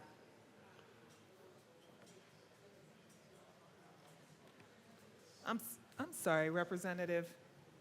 I just have a question on your amendment. Looking at lines 9 and 10. Yes. Is that how it's supposed to be written? Is it missing like an "and" or? It should read a member with. Wait. Let me see. Let me just go check. Let me just check. I know. This should say one member who is who has expert knowledge of. Okay. Who has Got it. expert knowledge of. So yes, that is how it should read. Okay, thank you. All right. Is there any further discussion on Amendment L009? Representative Bottoms. So this amendment, thanks, Chair,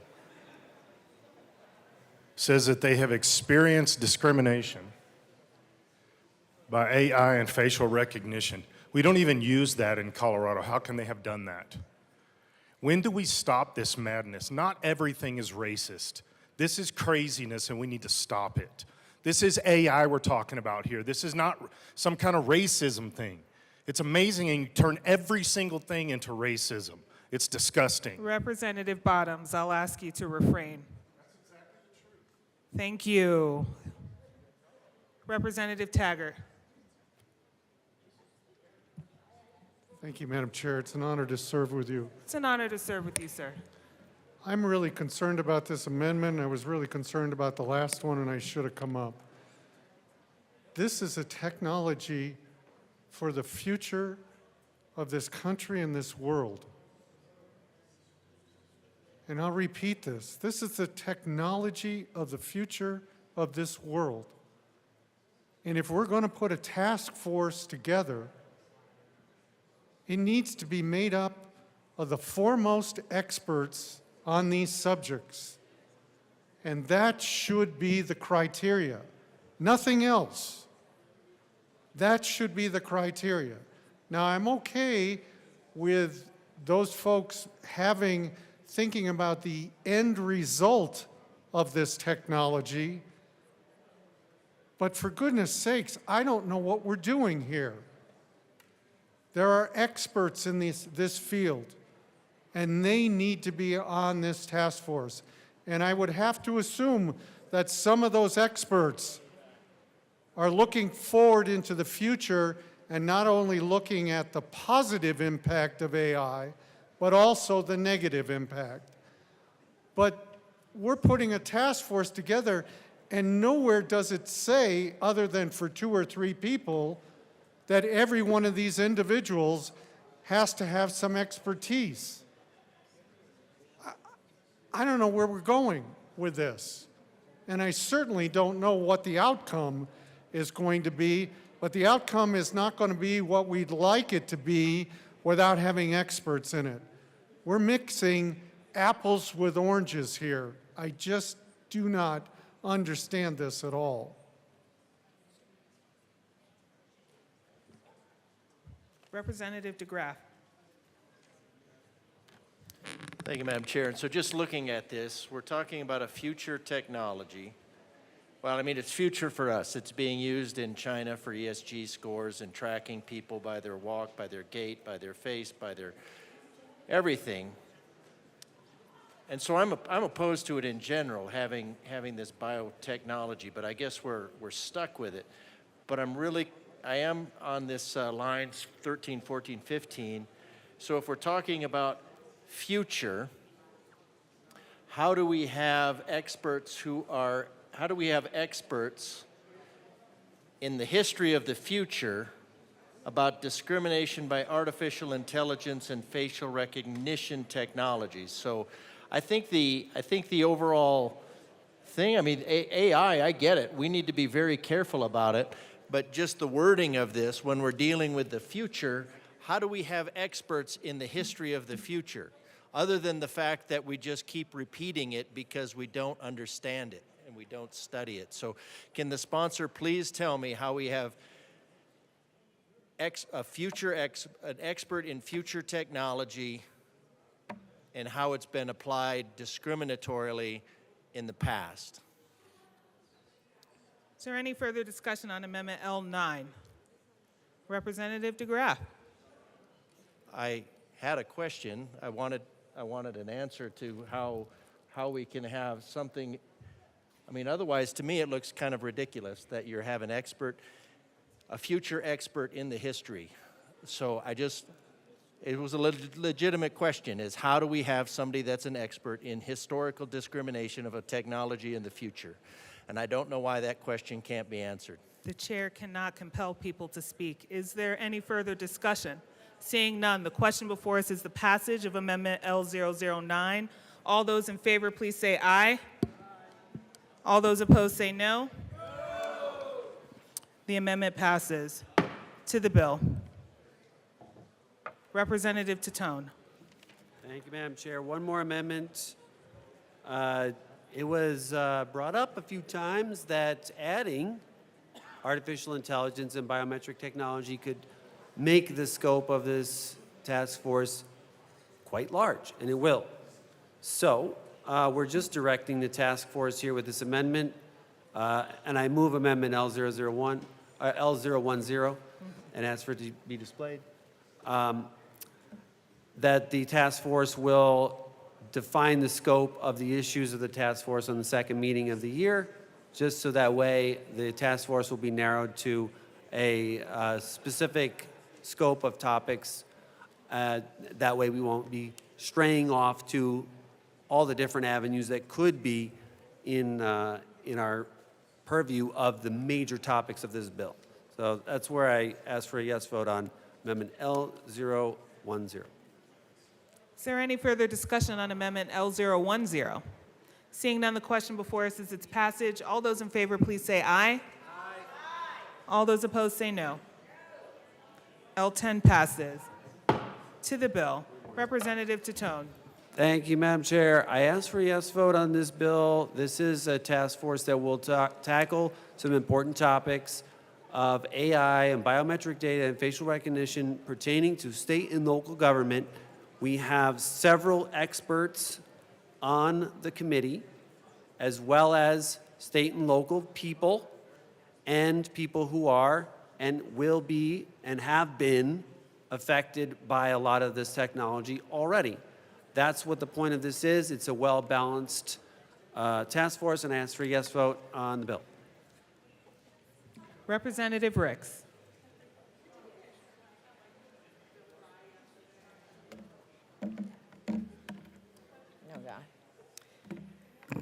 Members, I rise in opposition to this bill. We heard the bill in committee yesterday, and it was through the testimonies that, we brought up the idea of those who are impacted by AI.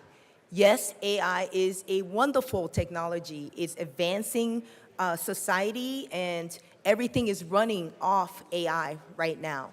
But AI also has its flaws.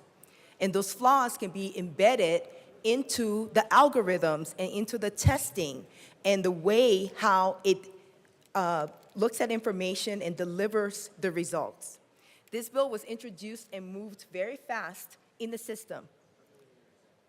We have some concerns, and although the bill sponsor has brought some amendments, there's still a lot of concerns around this bill.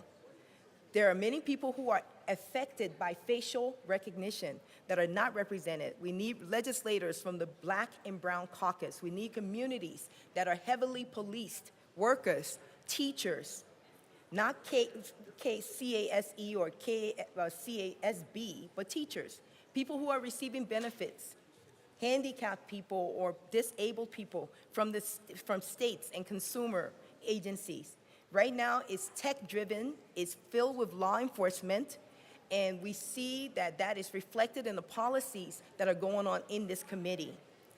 If we're going to use AI and say that the scope is unlimited and is so broad, we also need to look at what its impact will be on our society. And I don't believe that the people who are making up these task force members have all the expertise that they need. There's no way. There's a lot of expertise. I think we need to go slow on how we're looking at this, because we're expanding the scope from government use of facial recognition services to all AI in every sector. Imagine that. There's so many uses of it. Who has the expertise on this committee to address all of these issues? Representation on the task force is not reflective of the diversity of consumers or the reality that there are disproportionately impacted people of color, trans people, people with disabilities when it comes to implications of AI. There are heavy representation from the tech industry on the task force, and inevitably conflict of interest as increased use of AI with minimal regulation drives profit. There's also only one seat for a community member, which drives significant concerns around adequate representation for the most disproportionately impacted communities. We have one super body. It cannot possibly tackle all the issues and concerns within such a large system. Tech is moving very fast at a pace for 17 people to look at AI in any reasonable or responsible way to keep up with the industry. We need to be nimble and focused as a task force to look at different sectors and uses of AI, not one group that will be bogged down with limited ability to move forward as quickly as needed to keep up.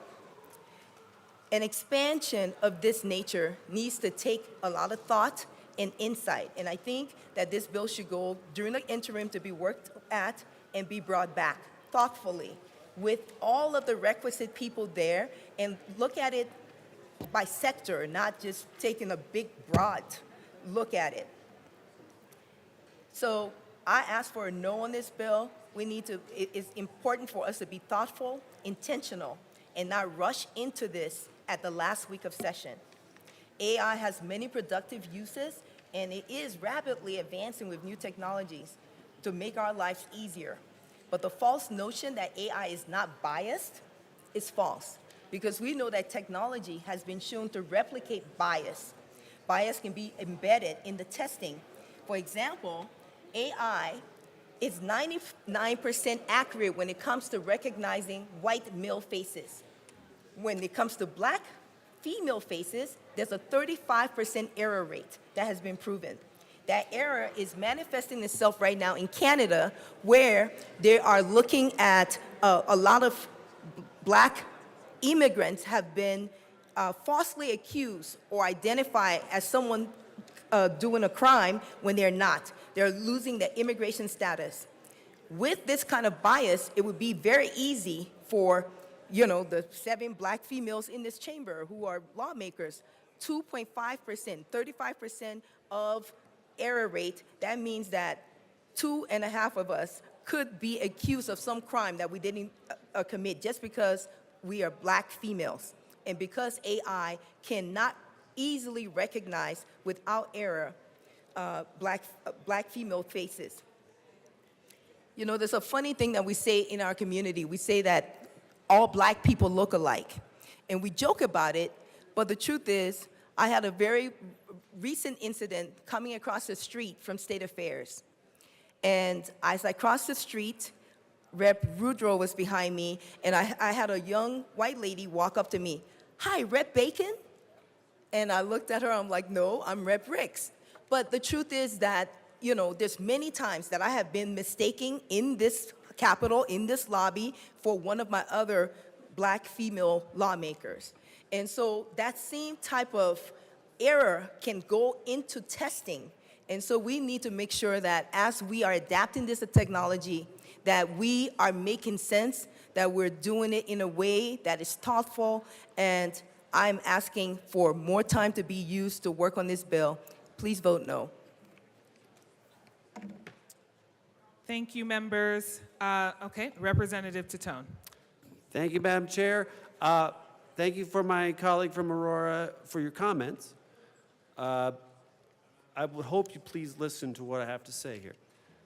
Members of the task force consist of OIT, someone from the district attorney's office, someone from the sheriff's office, someone, a member from the representative, and a senator. We have an instructor at an institution of higher education. We have someone who represents local school district boards. We have someone who is an expert with knowledge in facial recognition software. We have an attorney with expert knowledge of this area. We have someone who represents the criminal defense bar. We have a member who represents a consumer protection association. We have someone who represents the ACLU. We have someone who represents a disproportionately impacted community, and an academic research, and a youth and safety and privacy advocate, and someone who represents, as the amendment went on, someone who represents someone who is an advocate for people who are disproportionately affected. I said right here in this well and acknowledged the bias that you talked about. I addressed it in an amendment. That was in Amendment 8. It was in Amendment 8. I don't understand what else that I could do to narrow the scope to state and local government, which I did, and narrow the scope even further with this amendment saying that we have a narrowed scope in the task force every single year. We did every single thing that you said that we needed to do, and I'm not sure what else there is that I need to do for you to not be opposed to this bill. And I just want to point that out, and I want to say it for the record, that this bill does not do the things that was just said.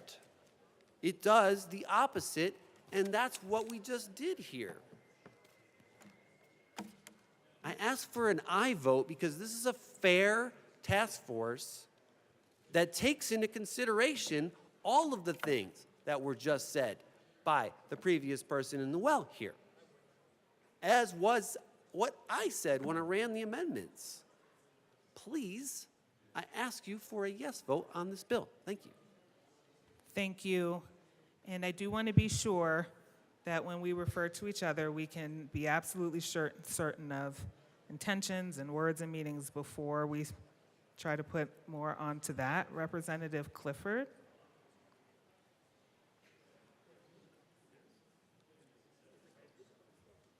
First, I want to say to the people that are bringing this bill, I think that you have done an extraordinary amount of work to try to get the people in this room to a place where they can accept something. One of the things that I have concerns for here is the amount of time, the few organizations that have actually taken interest, like this is 1468, it's been out a week, et cetera. I'm mostly concerned that even though we have a task force of 17 people, of which I don't necessarily agree. I think it's a large task force, but I don't hear anybody in there that's like developing this technology, that's actively using this technology. You know, we use this in the security field a lot. We're like the purveyors of it in a lot of ways, and they're not there. Are they? And I'm not talking about law enforcement. I don't know that law enforcement is using day-to-day. Education, higher education? Anyway, I first heard about this bill this week. I first got interested in this bill yesterday in committee, and my initial knee-jerk reaction to it is still like, what is this going to do? Like, if we put all these people together in a room to start talking about AI, what have we actually curbed? What can come out of it? So that's the answer that I want. Thank you. I believe House Bill 1468, the content of the bill is to expand upon an existing task force. Representative English.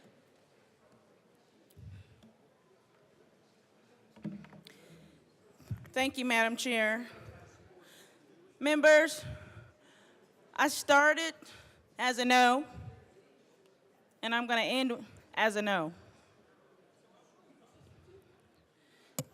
And I'm going to speak to things that affect my community when it comes to AI. So please don't be shocked or surprised. Excuse me, Representative. Members, thank you. We need our voices lowered. Thank you, Madam Chair. First let me start with this. AI can be good in certain instances if it's used correctly, but AI can be horribly bad in other instances that I'll speak about in here. Facial recognition technology powered by artificial intelligence has increasingly become a surveillance and law enforcement tool. However, its deployment has raised significant concerns about its impact on marginalized communities, particularly Black individuals. Although Hispanic people can share the same sentiments, people of color in general. Instances of wrongful accusations and misidentifications have highlighted the inherent biases within these systems, leading to calls for greater oversight and regulation. In Colorado, where we are, this proposed bill seeks to address these issues by establishing a task force.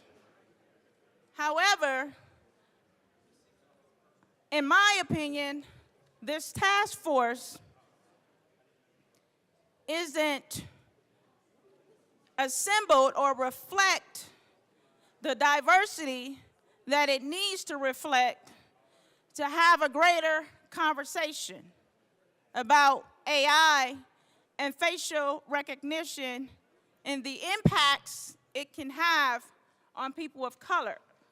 Concerns have been raised regarding this composition and effectiveness of this task force in ensuring fairness and equity in facial recognition technology, which clearly isn't there right now. Facial recognition technology has been shown to harm Black communities disproportionately due to inherent biases in the algorithms. These systems are more prone to misidentifying individuals with darker skin tones, leading to wrongful accusations and unjust treatment. Black individuals are often subjected to heightened surveillance and scrutiny, exacerbating existing disparities in law enforcement practices. The reliance on AI-driven facial recognition perpetuates systemic racism and undermines the rights and dignity of Black people. There have been numerous documented cases where Black individuals have been wrongfully accused of crimes they did not commit solely based on flawed facial recognition AI. These incidents not only result in individual suffering and trauma, but also erode trust in the criminal justice system. Representative English. Members, school is not out yet. No recess? We need to keep our voices down. We cannot hear up here. Thank you. Representative English. Thank you, Madam Chair. This is very important and significant information because our jobs as legislators to legislate in an effective, meaningful, and thoughtful way is important. The lack of accountability and transparency in the deployment of facial recognition technology further exacerbates these injustices, highlighting the urgent need for legislative action to address these concerns. And quite frankly, this piece of legislation is not it.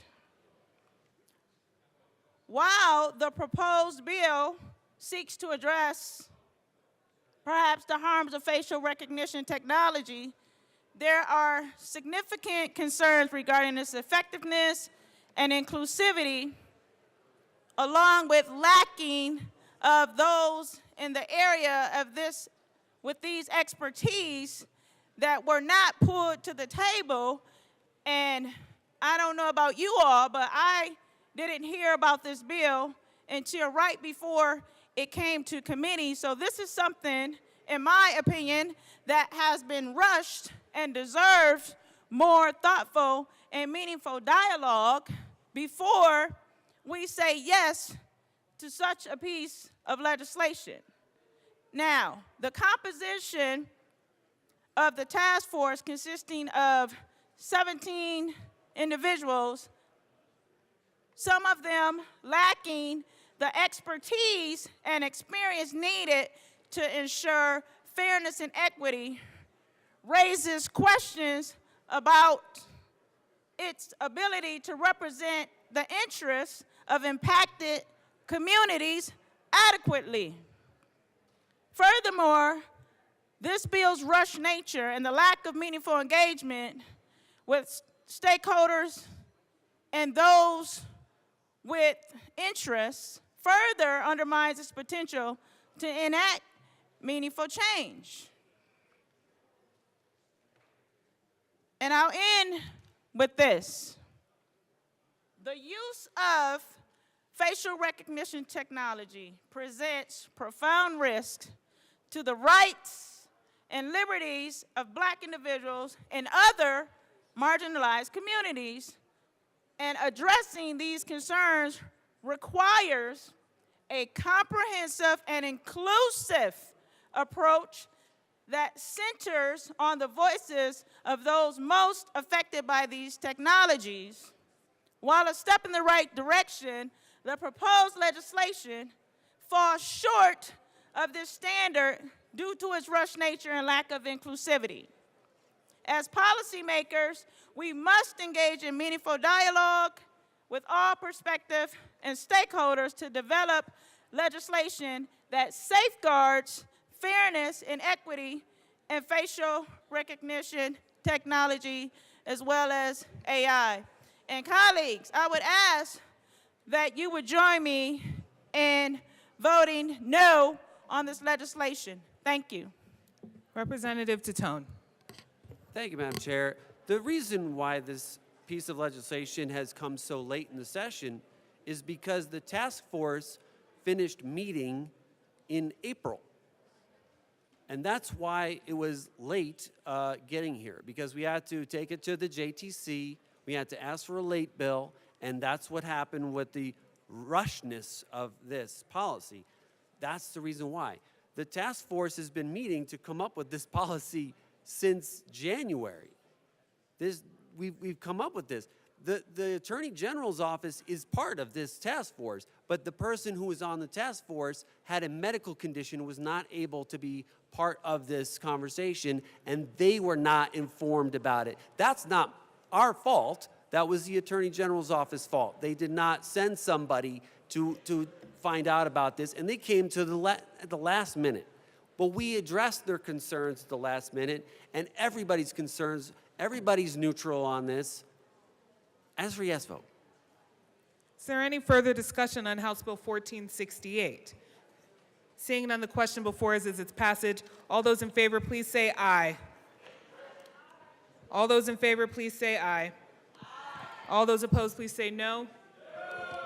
Okay, the bill passes. Mr. Schiebel, please read the title to Senate Bill 14. Senate Bill 14 by Senator Hansen, also Representative McLaughlin, concerning authorization for granting a high school diploma endorsement related to climate literacy and a connection therewith making appropriation. Thank you. Representative McLaughlin. Thank you, Madam Chair. I move Senate Bill 2414 on second reading, please. Thank you. To the bill. Yes, this bill came to me from students, and I think some of you will be really interested in this. This bill helps high school students discover career choices that match what is becoming an increasing concern with their generation, the effects of the economic and social impacts of a changing climate and the careers that come with it. The jobs are out there. Colorado projects a 10.3% increase in green jobs just in Colorado over the next 5 years in many, many areas. Agriculture, science, math, writing, wildlife management, land use, water, local government, and natural resources, among many. Senate Bill 14 offers a seal of climate literacy students can receive at graduation. They need to take 2 courses in the area of climate literacy, including a high school physical science, life science, or earth science course, an AP course, whatever their schools offer. It also has concurrent enrollment career and technical education courses or relevant high school courses with content on climate literacy principles. And they also need to do a final experiential learning project that is approved by the school. The project is supported and facilitated by a climate literacy experiential learning provider. This is completely optional. If schools don't want to do it, they certainly don't need to do it. But this is where students are really finding an eager appreciation of education. And trust me, as a teacher, I know that if the kids are really interested in a subject, they learn it. They can't wait to learn it. So it's not going to bring anybody down, and their scores aren't going to go down. They are interested, and I want to support our students. Thank you. Representative DeGraff.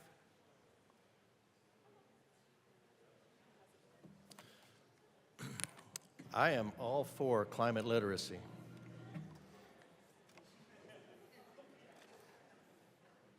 I haven't seen any yet, but I'm all for it. I've had some experience in this realm because I was an environmental manager for 5 years. I actually had some state awards for my base. And I think climate literacy is important, but I would say a climate literacy experiential learning provider is probably the absolute wrong way to go. Now, just in the textbooks that I reviewed 2 textbooks for the school in my town, and it's unfortunate I don't have the reviews to go through them because one of them was actually a pretty decent text. Now that was, and actually encouraged some independent thought. What I would call the climate literacy experiential learning provider was pure greenhouse gas lighting. And it was just absolute false science. And so there were the 2 books, one that had some good science, had some good learning in it, and then the other one was pure, like I said, gaslighting. And of course, greenhouse gas lighting, thank you. And of course, the school, and it's a charter school in Colorado Springs, they chose the greenhouse gas lighting text that was full of fear-mongering and full of just kind of the completely inaccurate science that we get in this room. Not science, because it would be accurate if it's science. So one of the experiments that they had listed for this experiential learning, some of you might have seen it as you were brainwashed in school, is one with seashells. You put the seashell in a glass of water, and then you blow bubbles through it, and then you keep in what that does. You create carbonic acid that lowers the pH, that decreases the pH of the water, and that erodes the shell a little bit. And they talk about how important it is not to have a live shell. Of course, a live shell would be taking, and if it's in mineralized water, would be taking that carbon dioxide out and actually building the shell. So you create an environment in order to scare the children about pH. And of course, the pH of oceans has gone down from about 8.4 or something like that to about 8.2. And that's what they consider. And so then they call that acidification. as opposed to just slightly less base. Another experiment that they do for this experiential learning is they will tell the kids that carbon dioxide doesn't necessarily help plants to grow. And that's really interesting because carbon dioxide is the basis of photosynthesis. Carbon dioxide, water, sunlight.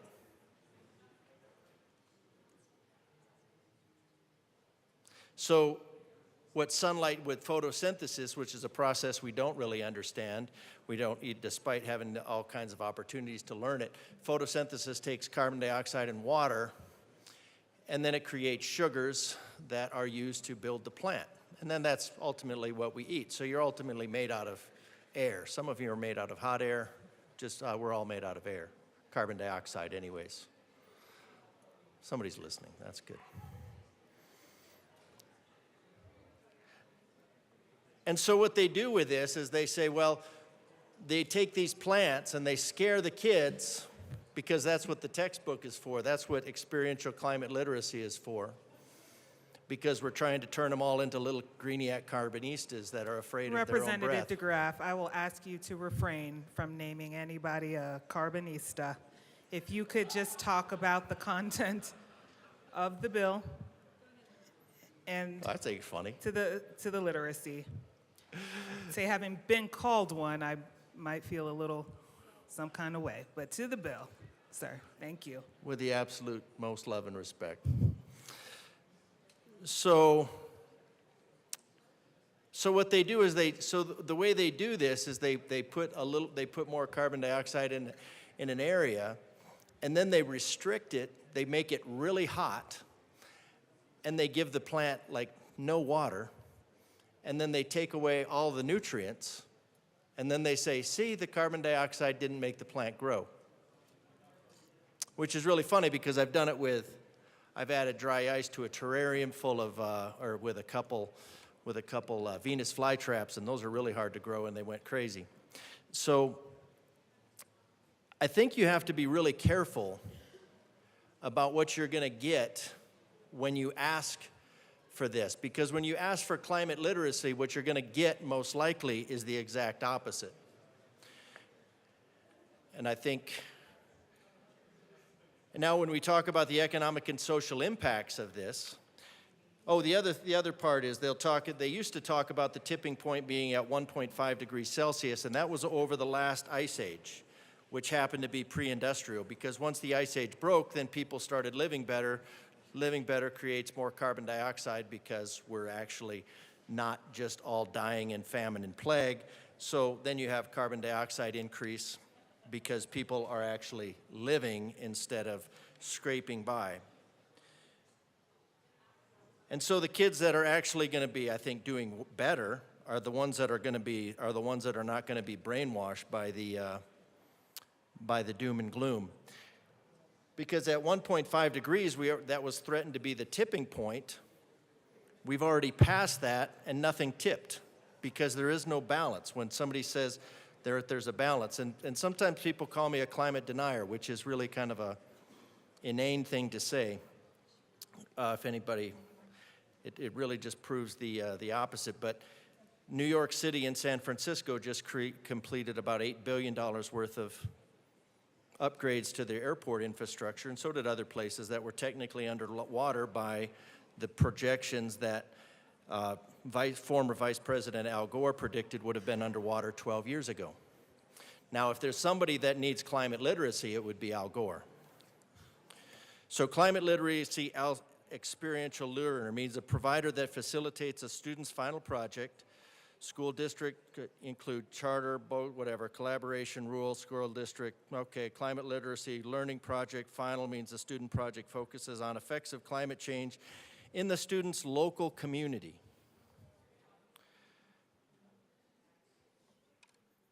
The student's local community is hardly a place where you're going to have the impacts of climate, especially when you're talking about a window of 1.5 degrees Celsius, which is something that you experience on a day-to-day basis in the time frame of about a half an hour. So what this is just more fear-mongering for kids. So green jobs means occupations to reduce the harmful effects on climate. They don't. There's really probably nothing worse for the climate than solar panels and windmills. But it really helps the people who have invested in solar panels and windmills, and it helps and ironically, solar panels are made out of primarily coal, and they're made in China, and they ship them over here, and the energy density is low.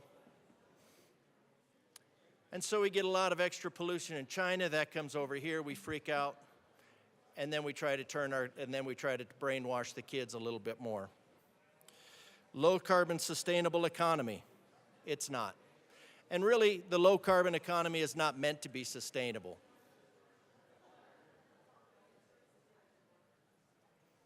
It's not meant to be sustainable.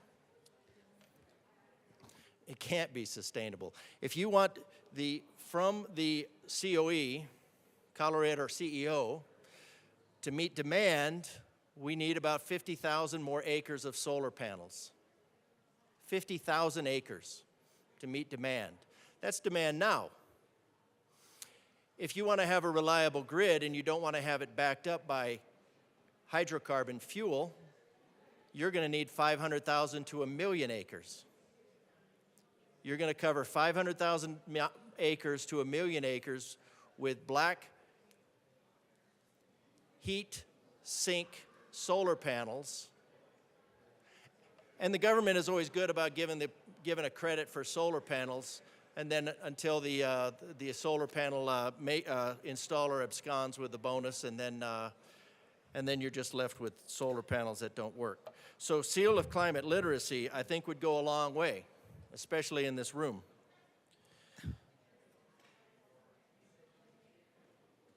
Now here's one thing that to help communities understand or adapt, because adapting to a changing climate would actually be smart.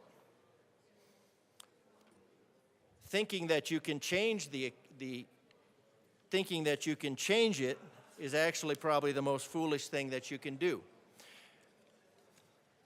So I think it would be great if you actually taught kids that they needed to adapt, because carbon dioxide, and everybody could get to, if you want, you can get your pen and paper out.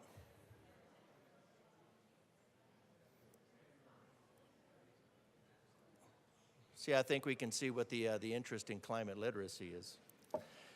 Representative DeGraff, I'm going to 10%. ask. 1 second. It is hard for me to hear, to be sure we're talking about the bill. We are. Members. I would also say the bill is about if the certification should be issued, but I think you're arguing every point, in climate literacy, for example. So I'm wondering if perhaps we can bring it back to the seal, and if it's something that we should be able to offer our students. Well, I think in terms of adapting to climate change, that's great, because I think high school students should know that their contribution to the greenhouse gas effect is 1 drop in 20 swimming pools full of drops.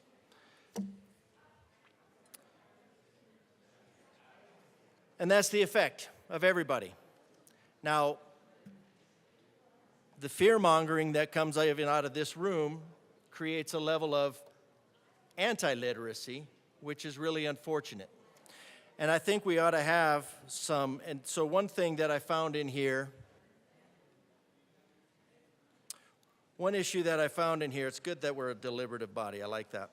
Require that a high school science course has a minimum high school graduation requirement. A student must complete at least 1 high school science course described in subsection. So I have an amendment here, L003. I would like to move to SB 014 and ask that it be displayed properly or improperly. I'm sorry, can you just repeat that, that you move L003? I'd like to move L003. I'm sorry. I thought they were. Here you go, there's the other one.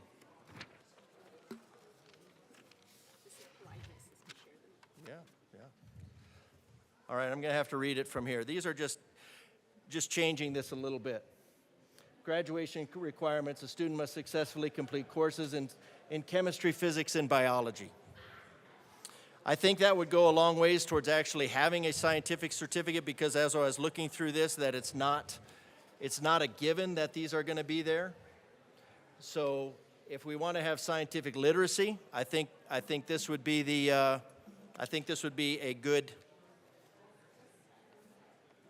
a good start. Representative McLaughlin. Thank you, Madam Chair. I saw your name was on the list to talk to this, and you did not disappoint. Thank you. We do not get to tell schools what they need for graduation, so I say no to this amendment. Thank you. Thank you. The question before us is the passage of Amendment L003. All those in favor, please say aye. All those opposed, please say no. The amendment fails. To the bill. Is there any further discussion on Senate Bill 14? Representative DeGraff. Well, since I have this one ready, I'm going to move L004 to SB014 and ask that it be properly displayed. Oh, I got to give you them.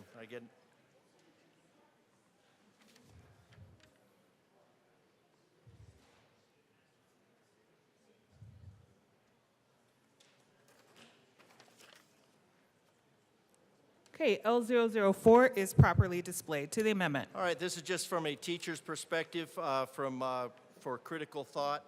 In addition to completing the requirements detailed in subsection 2BI of this section, if a granting local education provider does not require a high school science course as a minimum high school graduation requirement, a student must complete courses in chemistry, physics, and biology. Again, this is kind of indicating to the to schools what we're supposed to do. If we want to have a level of if we want to have a level of scientific literacy, I think we ought to start with the basics.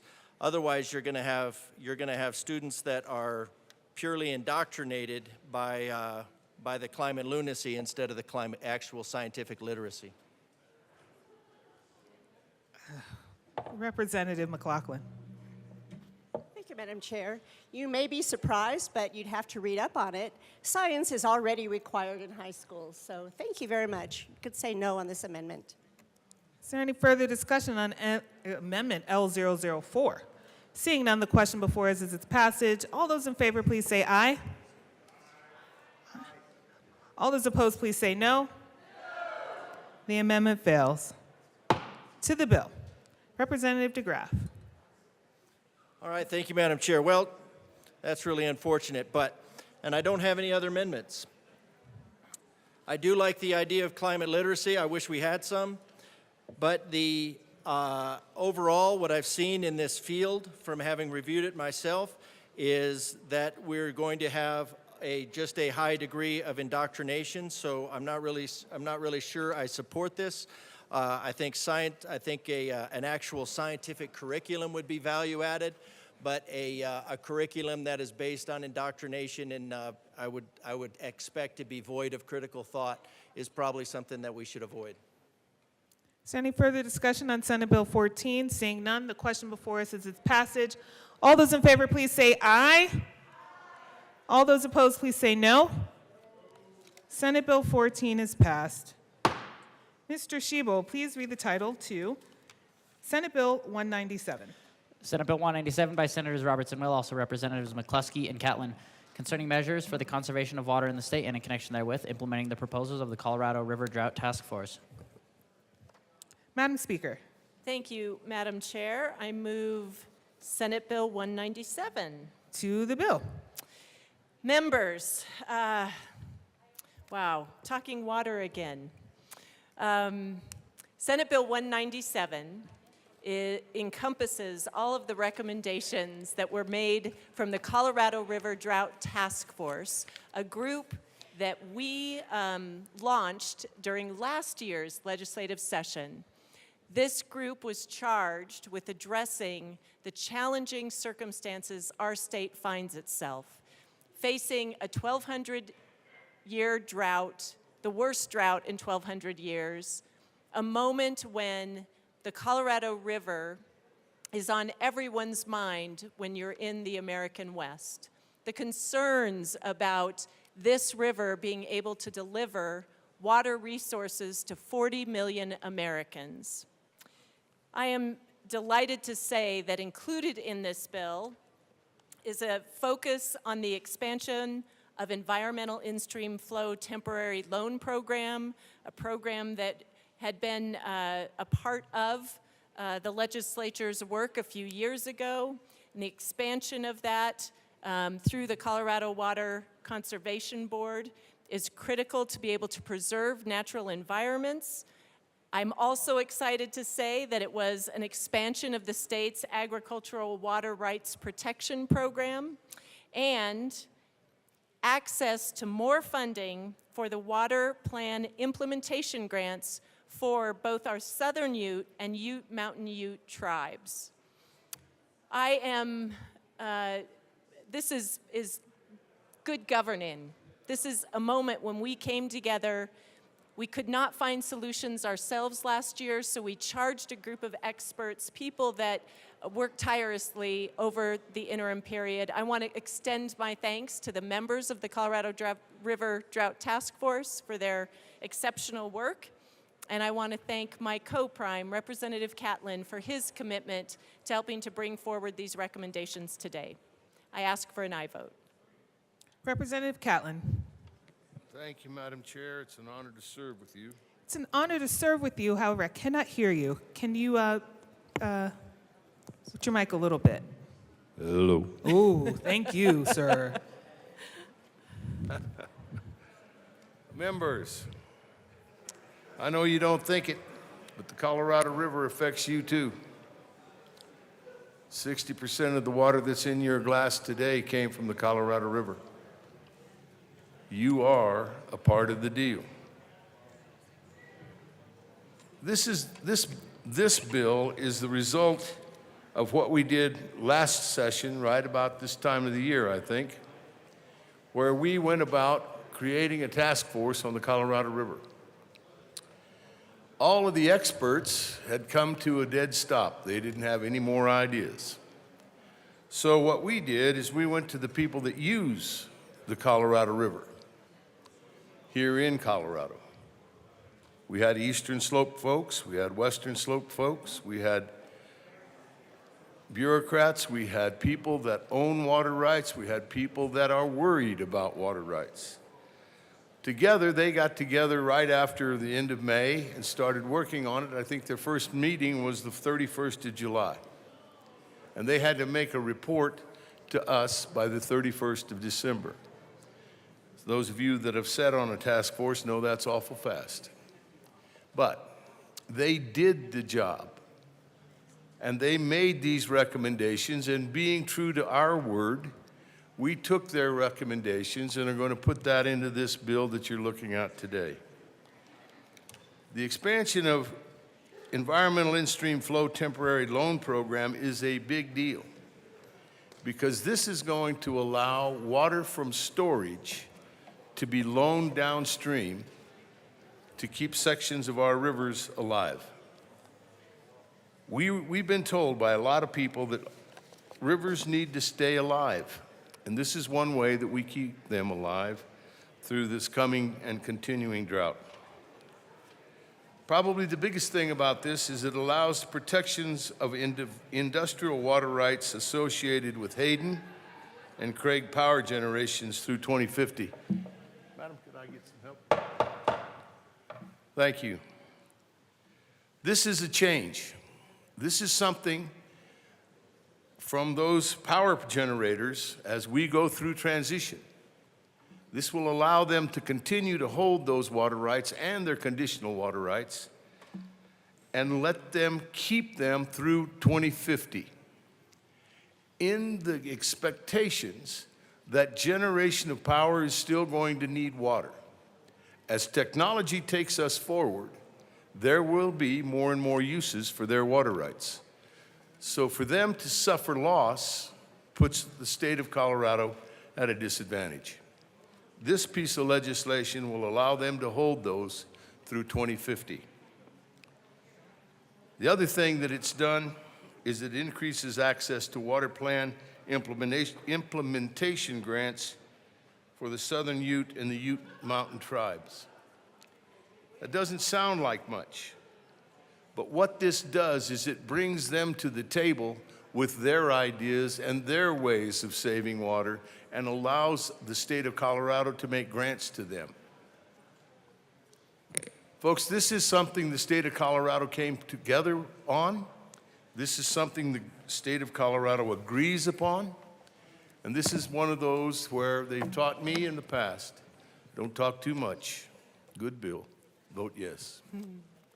Thank you, sir. Is there any further discussion on Senate Bill 197? Seeing none, the question before us is its passage. All those in favor, please say aye. All those opposed say no. Senate Bill 197 is passed. Mr. Shebo, please read the title to Senate Bill 186. Senate Bill 186 by Senator Marchman, also Representative Judah, concerning the classification of a coroner as a state trooper for the purpose of determining Public Employees Retirement Association service retirement eligibility and benefits. I'm sorry, that's Representative Joseph. Thank you. Representative Joseph. Thank you, Madam Chair. I move Senate Bill 186. And to the bill. Senate Bill 186 is a simple bill that makes a small but meaningful change to when county coroners and deputy county coroners become eligible for their retirement benefit. This small change is one the General Assembly can acknowledge the critical work of our county coroners and recognize that they oftentimes complete this work under difficult and dangerous circumstances. What the bill does. Beginning January 1st, 2025, Senate Bill 186 will classify a county coroner and deputy coroner as state troopers for the purpose of determining their Colorado Public Employees Retirement Association retirement eligibility and benefits. State troopers are a unique classification in PARA. Both employers and employees pay an increased contribution rate into PARA, enabling any position classified as state troopers to qualify for retirement benefits sooner. In short, these employees become eligible for full retirement at a younger age compared with other members of PARA. Over the years, the General Assembly has granted the state trooper classification within PARA to the following positions: peace officers with the Colorado State Patrol and Colorado Bureau of Investigation, corrections officers with the Department of Corrections and Human Services, firefighters with the Division of Fire Prevention and Control in the Department of Public Safety, county sheriffs, undersheriffs, deputy sheriffs, and detention officers in the PARA Local Government Division. Under the bill, the county coroners and deputy coroners will join the group of positions and thus will qualify for their retirement benefits. What the bill doesn't do. SB 186 only change when coroners and deputy coroners will qualify for full PARA retirement benefits. It does not grant these employees more generous benefits, retirement benefits. The bill will only apply to the coroner and deputy coroner that works in the Boulder County Coroner's Office, as Boulder County is currently the only county member of PARA. The other 63 Colorado counties are not impacted by the bill, but should other counties decide to join PARA in the future, their coroners would automatically be classified as state troopers for determining their PARA benefits. The bill doesn't cost the state a penny. There is no fiscal impact to the state, as the bill only applies to coroners who are employed by local government divisions, member of PARA. Why is the bill needed?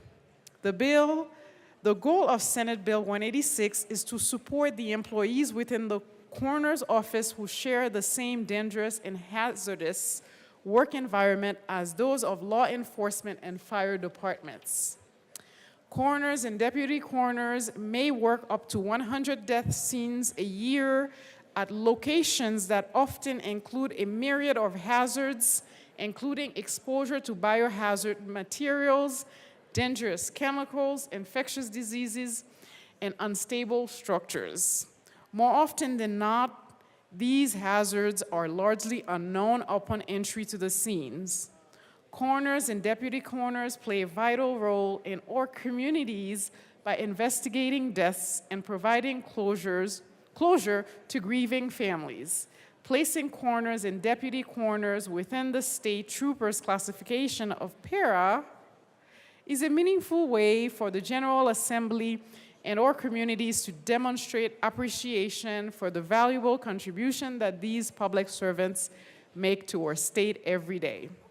In closing, SB 186 is not the first time in recent years that the General Assembly has taken steps to acknowledge our public servants who work in difficult and dangerous work environments.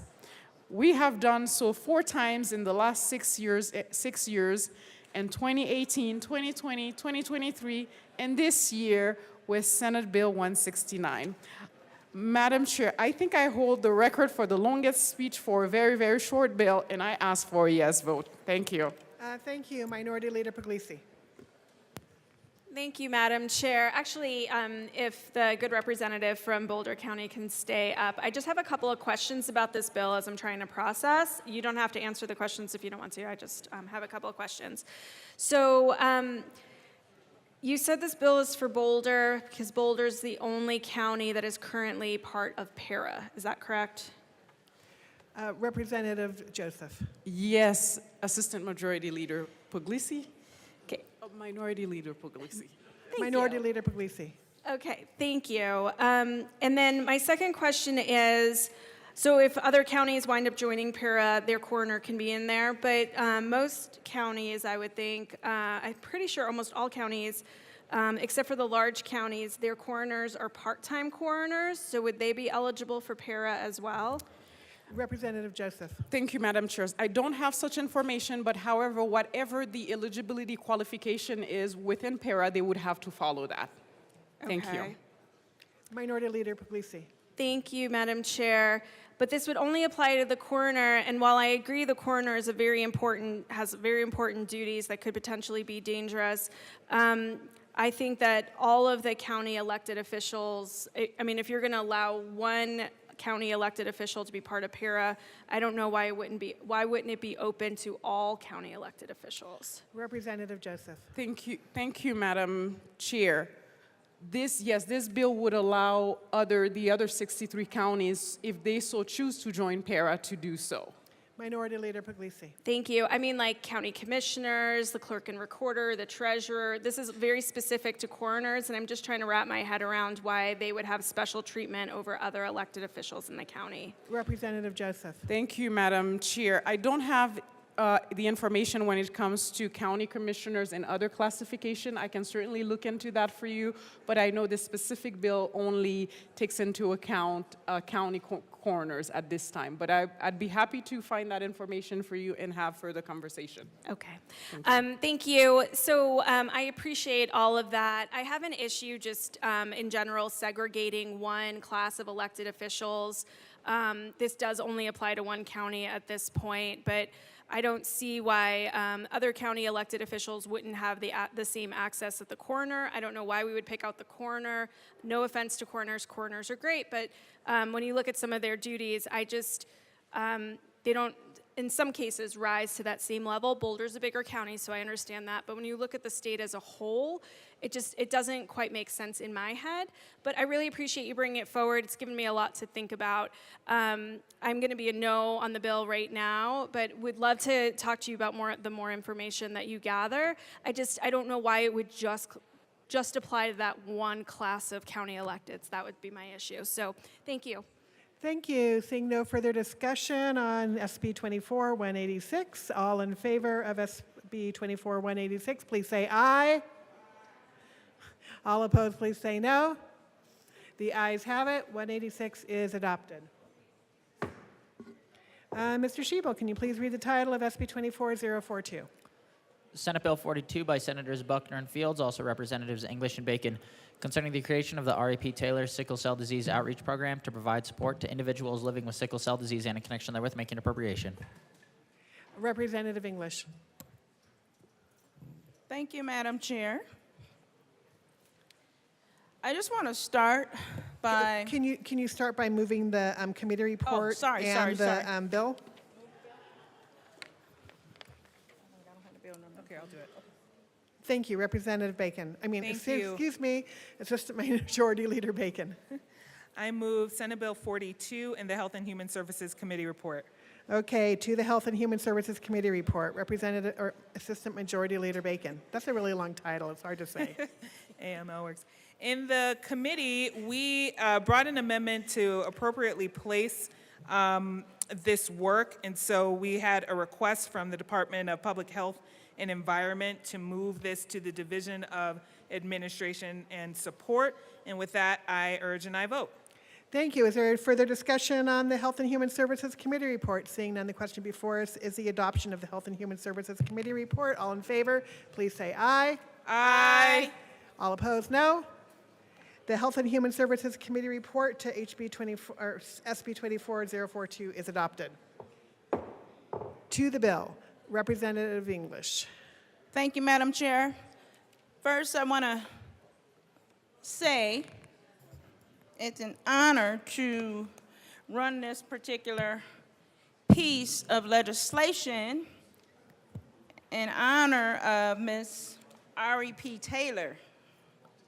But I want to start by defining what sickle cell anemia is.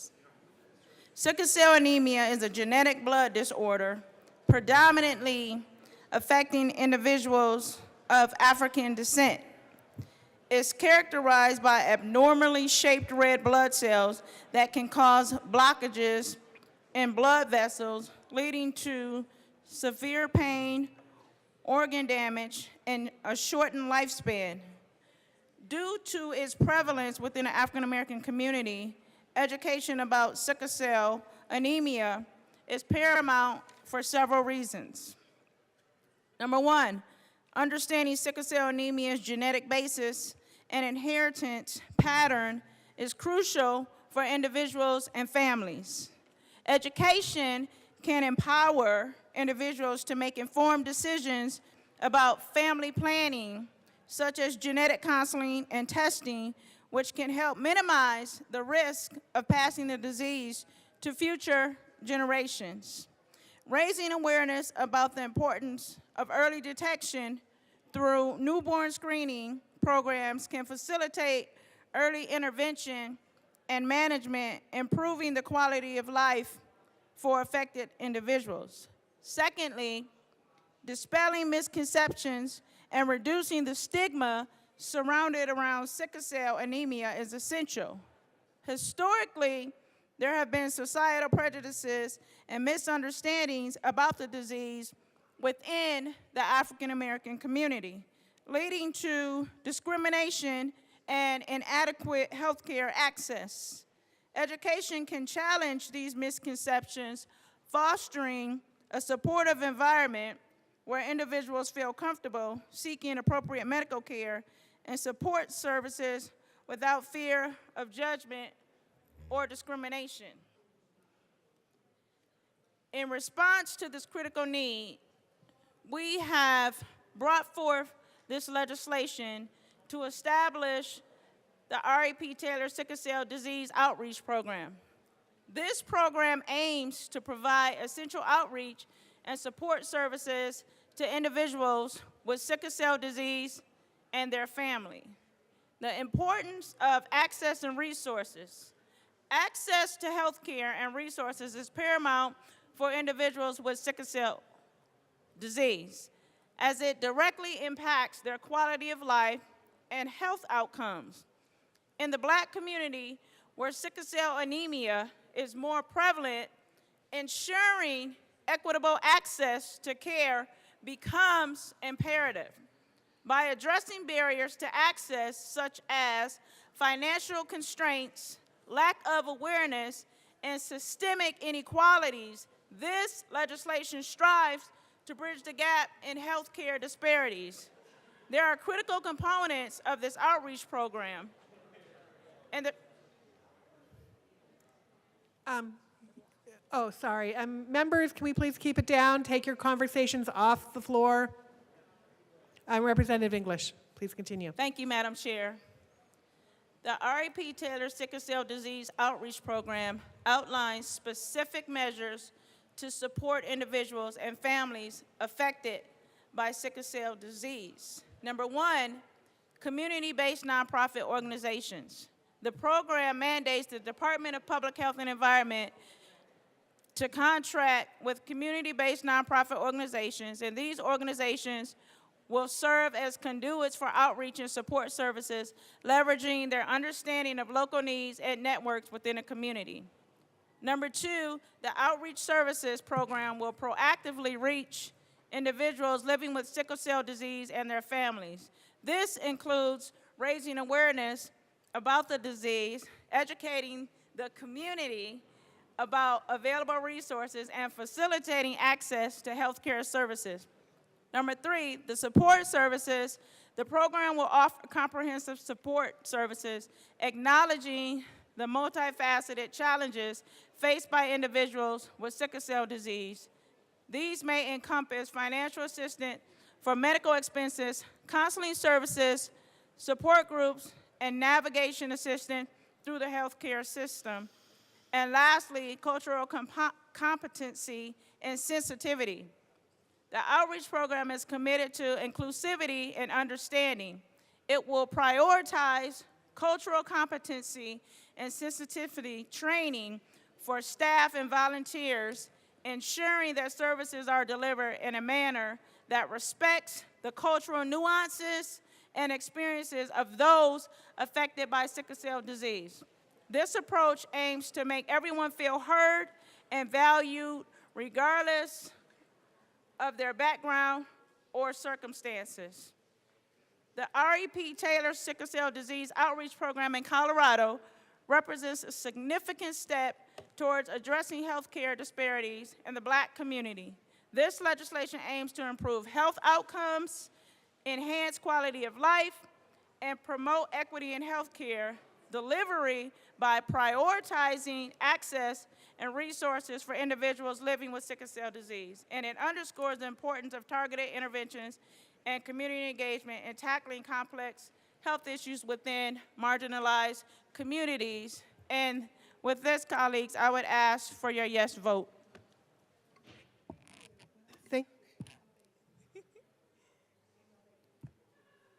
Oh, I'm sorry. Now there's the mic. AML Bacon. Sorry.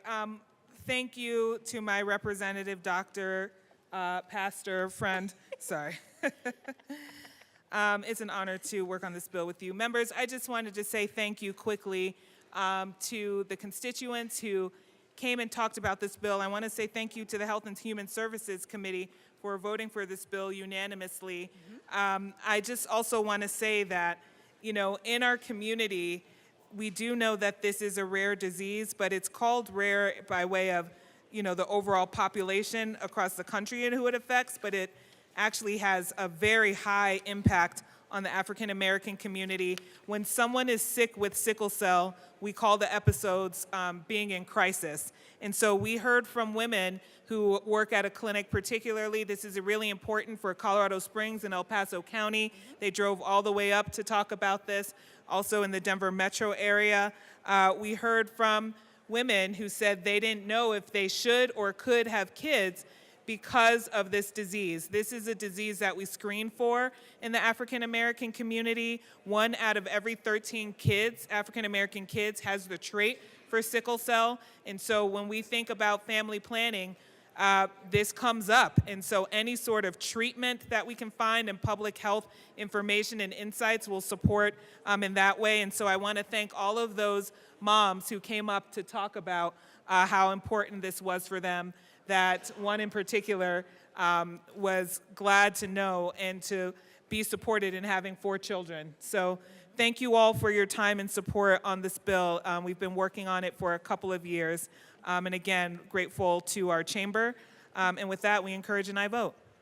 Thank you. Further discussion on SB 24042? Seeing none, the question is the adoption of SB 24042. All in favor, please say aye.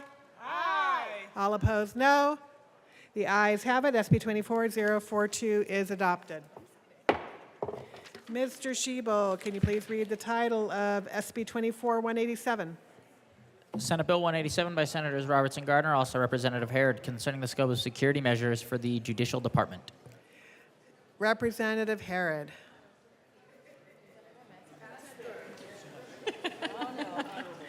Thank you, Madam Chair. I move Senate Bill 187 and the... No committee report. No committee report, just the bill. Just the bill. To the bill. Thank you, Madam Chair. I move Amendment L005 Okay. and ask that it Thank be you. displayed. SB L005 has been properly moved and is properly displayed. Please continue. Tell us about Thank it. you, Madam Chair. This amendment just clarifies that any peace officer positions created pursuant to this bill shall be approved by the General Assembly. I ask for an aye vote. Thank you. And everybody, could you please quiet down other than when you're voting?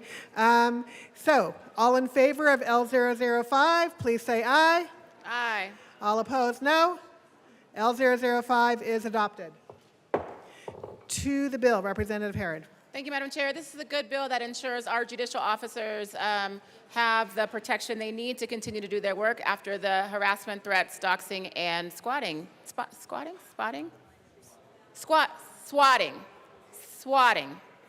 ask for an aye vote. Thank you. Seeing no further discussion on SB 24187, the question before us is the adoption of SB 24187. All in favor, please say aye. All opposed, no.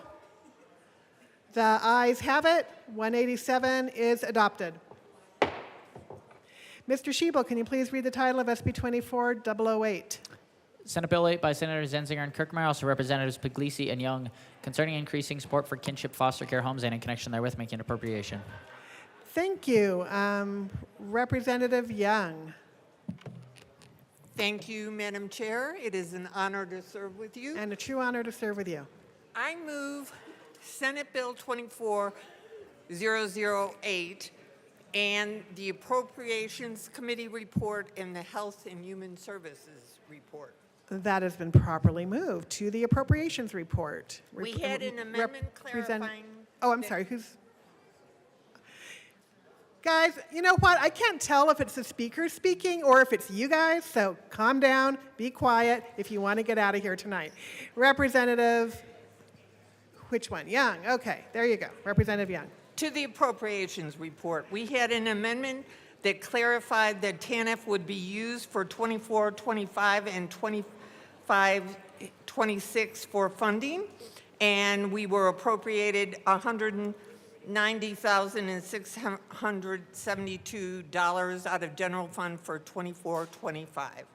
Thank you. Any further discussion on the Appropriations Committee report? Seeing none, the question is the adoption of the Appropriations report to SB 24008. All in favor, please say aye. Aye. All opposed, no. The ayes have it. The Appropriations report is adopted. To the Health and Human Services report, Representative Young. We had a variety of amendments, most of them technical in nature, but we did have two amendments that addressed that. The first one made sure that relatives or kin understood the differences between kinship foster care and non-certified kinship care and the difference in reimbursements. And the second, more substantive, was we made sure that there's a yearly report that shows the impact of the financial assistance we're providing and seeing if it's producing positive trends, and also making sure there is not a negative impact on the workload of caseworkers. Seeing no further discussion on the Health and Human Services Committee report, the question before us is the adoption of the Health and Human Services Committee report to SB 24008. All in favor, please say aye. Aye. Aye. All opposed, no. The ayes have it. The Health and Human Services Committee report is adopted. And Minority Leader Puglisi. So we're to the bill, right? We are to the bill. Okay, great. All right, just making sure. So this bill is a really good bill. You know, you're not supposed to have favorite children. I also think you're not supposed to have favorite bills, but this is actually my favorite bill. This came out of the Child Welfare Interim Committee. We spent a lot of time over the summer months and into the fall stakeholdering, talking to families about what their needs are. I have long been a huge supporter of kinship care. There are just not enough foster care homes right now, and we have children. And when I was the chair of the Child Welfare Allocation Committee, I traveled the state, and there are kids when they need placements that sometimes are sleeping on the floor of Human Services or being sent out of state and away from their families. And when there's the opportunity to have kin families, we should keep children with kin and open up foster homes to other children who don't have it. Right now, if a kin family goes through the certification process, they can get paid. If you're a foster care family, you can get paid. But if you're just a kin family, a grandparent who's taking care of your grandchildren, you cannot get paid if you don't go through the certification process, and we thought that was wrong. All of these kids should have the support, and families should have the support in order to take care of these kids. We feel very passionately about this bill, and I'm really appreciative to my co-prime for working on this with me. This is really good for kids and families throughout our state. And I'm going to end on this one quick funny story. Is when we were presenting this bill, I believe it was in finance, could have been health. We were in a lot of committees. A grandparent was in the audience and actually said, I'm taking care of my grandkids, and I'm not going through the certification process, and really appreciate you all trying to help me. So let's help the families in Colorado. Let's help kids in Colorado and vote yes on this bill. Thank you. Thank you. Representative Young. It has been a pleasure working with the minority leader on this bill. As she said, we looked at the full scope of the needs of children in the child welfare system, and this rose to the top. We've done surveys with children in kinship care, and when asked what was most important about being in kinship care instead of a traditional foster care, they said that they felt loved. And so this really is a program to allow a child to feel like they're in a family home and continue to have their relationships with their siblings and family and get the support they need. I urge an aye vote. Thank you. Seeing no further discussion on SB 24008, the question before us is the passage of SB 24008. All in favor, please say aye. Aye. All opposed, no. SB 24008 is adopted. Mr. Schiebel, can you please read the title of SB 24069? Senate Bill 69 by Senators Kolker and Kirkmeyer, also Representatives Young and Garcia, concerning measures to clarify individualized education program information through a publicly available training program and in connection therewith making appropriation. Thank you. Representative Young. I move Senate Bill 24069. Thank you. There are no committee reports to the bill. Representative Young.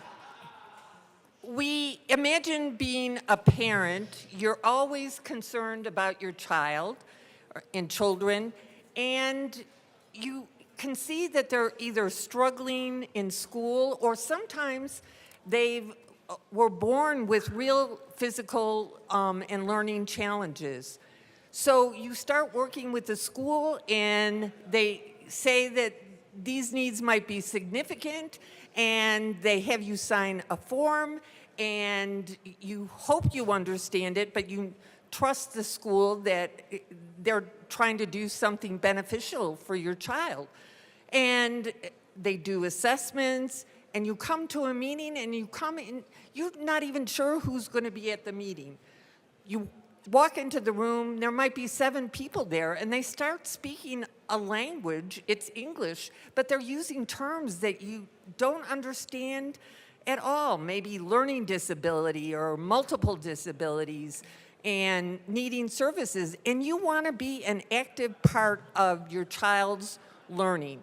And this bill will make sure parents have the tools to be an active part of their child's learning by training them on individual education plans and 504s, CDE will develop these plans either online or in-person training, and in-person training will be encouraged because communication is so essential in these processes. As a professional, I receive this training yearly, if not more than once a year.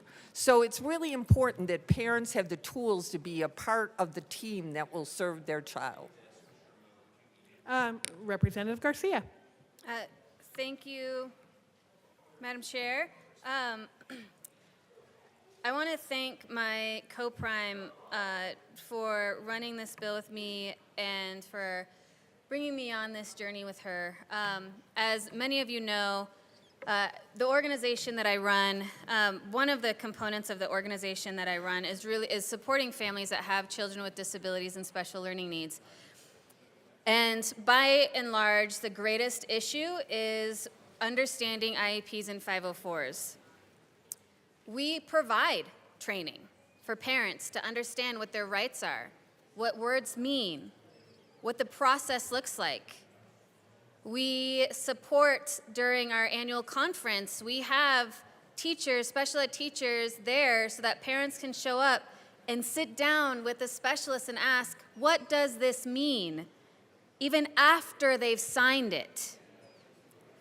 This bill to create a training program so that parents can be equipped when they go into these conversations that can be very intimidating is absolutely necessary, especially when the children are on IEPs and 504s. And I don't mean to say in other cases it's not important, but especially for our children who have IEPs and 504s, for parents to be fully informed is essential to the success of these kids. And that is what this bill is doing. It's creating a pathway, it's creating an opportunity for parents to be fully informed so that they can be fully engaged. And I ask for an aye vote. Thank you. Minority Leader Puglisi. Thank you, Madam Chair. I just wanted to say thank you. I made these comments in committee and just wanted to make them here as well. My daughter has some special learning needs, and the scariest part for me is when we have a 504 meeting and the teachers ask me what I believe my daughter needs to better support her. And I don't know how to answer those questions. And so as a mom who's trying to do the best for my daughter but not knowing what the right questions to ask, I think this training is really important, and I really just appreciate the sponsors for bringing it forward. So I'm an enthusiastic aye vote. Thanks. Thank you. Seeing no further discussion on SB 24069, the question before us is the passage of SB 24069. All in favor, please say aye. All opposed, please say no. Okay, the ayes definitely have it. 069 is adopted. Okay, Mr. Shebel, can you please read the title of SB 24183?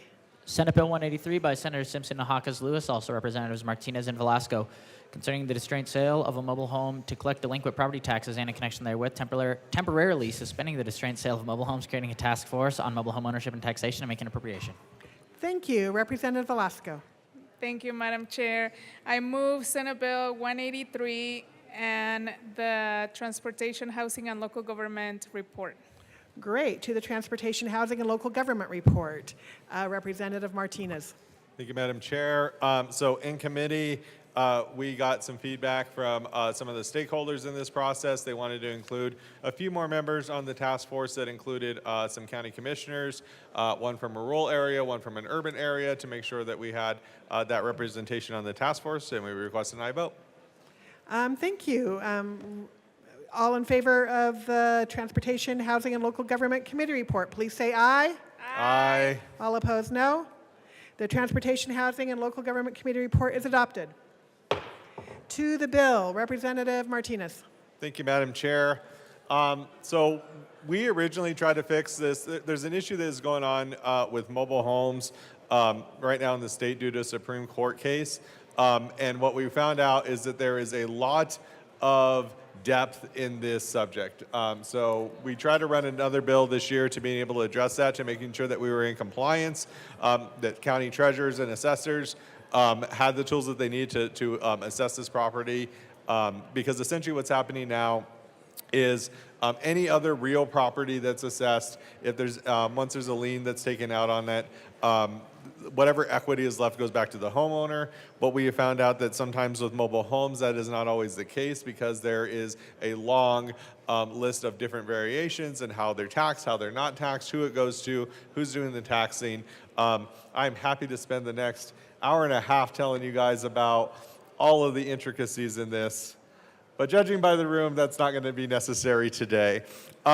So we decided that a task force was best with this, with a lot of different stakeholders. Again, as we amended in committee, commissioners, county assessors, county treasurers, and we realized that when we were doing that we needed to make an adjustment. So I move Amendment L004 to Senate Bill 183 and request that it be properly displayed.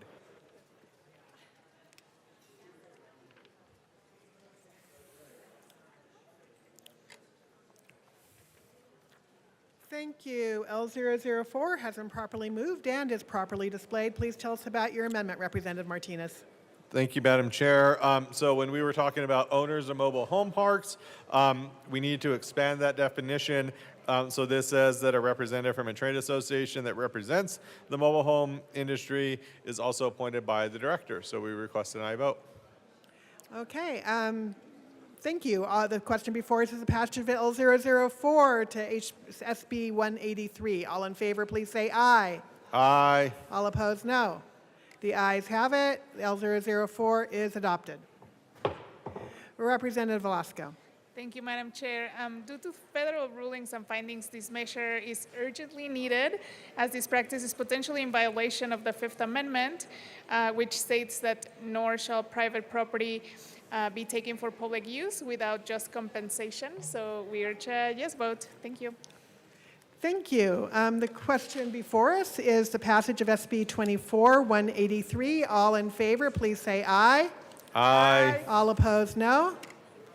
The ayes have it. SB 24-183 as amended is adopted. And SB 24-037.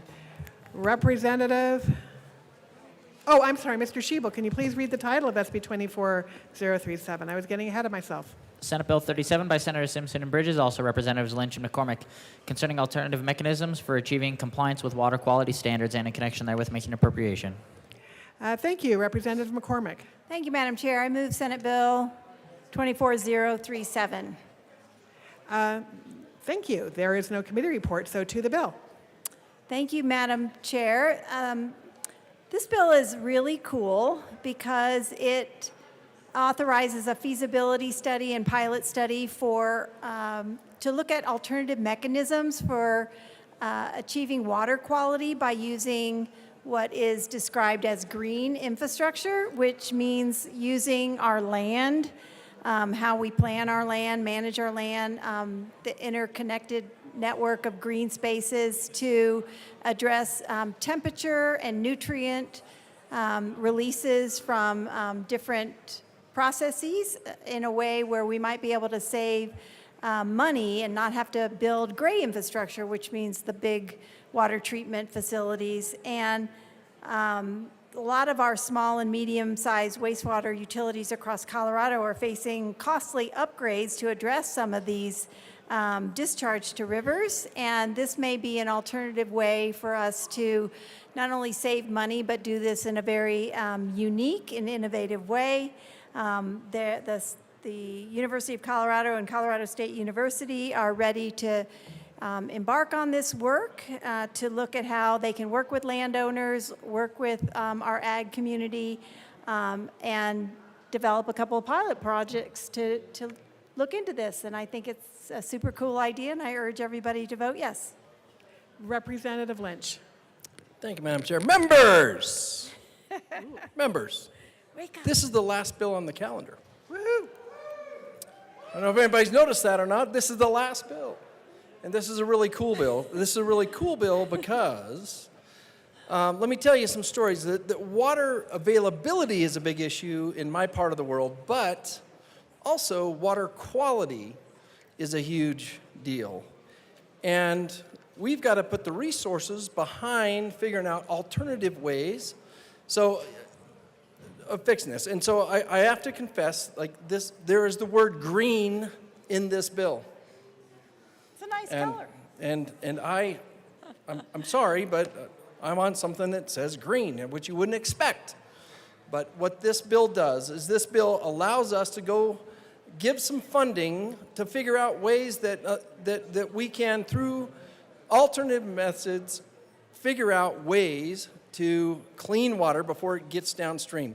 And that is a big issue to a lot of folks. So when I've been to some of my ag producers, they're like, yeah, we've got water, but the water quality is not there. And what this is going to do is this is going to allow CU and CSU to do a study. It's a real simple bill that will allow us to look at, and honestly, some of these alternative methods to making sure our water is clean and good for ag producers as it goes down the pike. So this is a great bill. Vote yes. Sorry, Representative McCormick.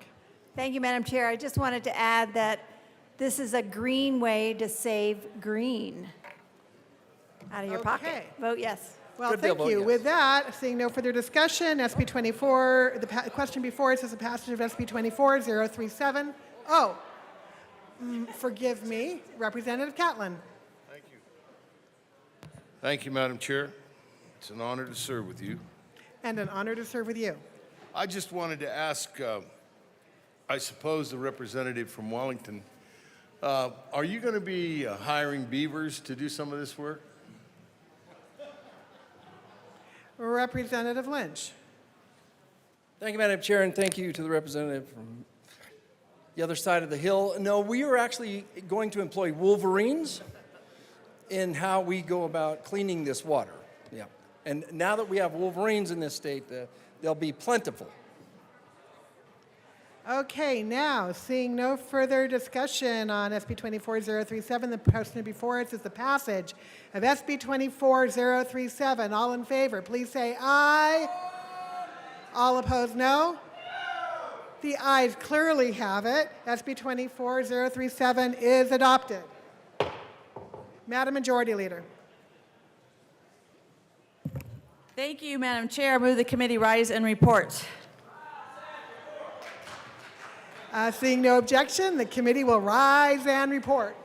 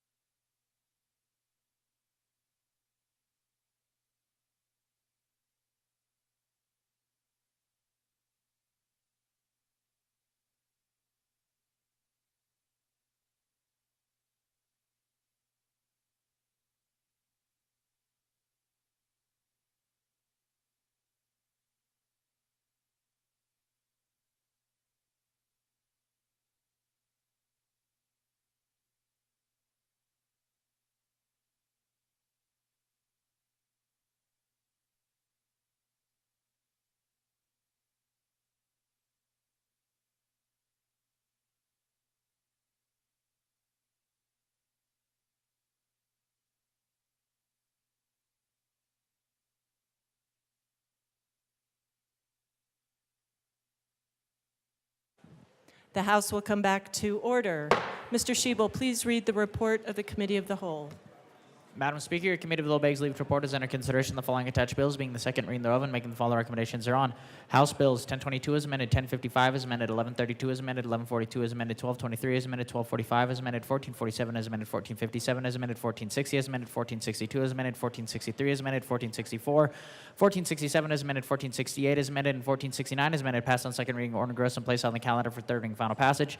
Senate Bills 8 as amended, 1437, 42 as amended, 53 as amended, 69, 72, 171, 183 as amended, 186, 187 as amended, 197 as just 197. Passed on second reading, order gross and placed on the calendar for third reading final passage. And House Bill 1274 laid over until May 9th, 2024. Representative Kipp.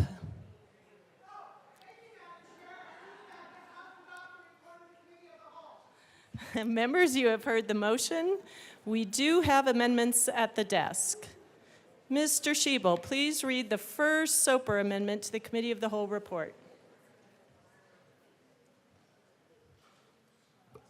Representative Soper moved to amend the report of the Committee of the Whole to reverse the action taken by the committee in adopting House Bill 1460 to show that House Bill 1460 as amended lost.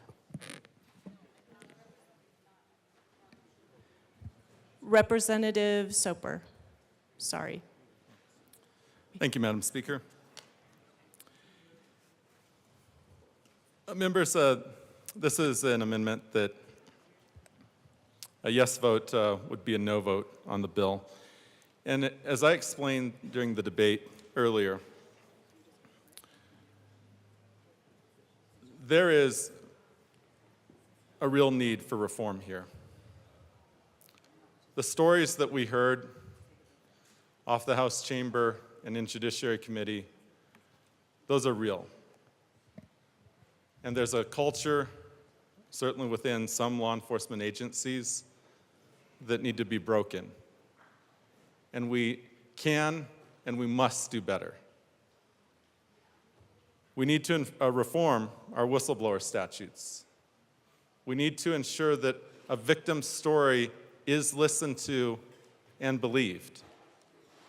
We need to ensure that there is a proper investigation and that that investigation occurs outside of the chain of command within the law enforcement agency.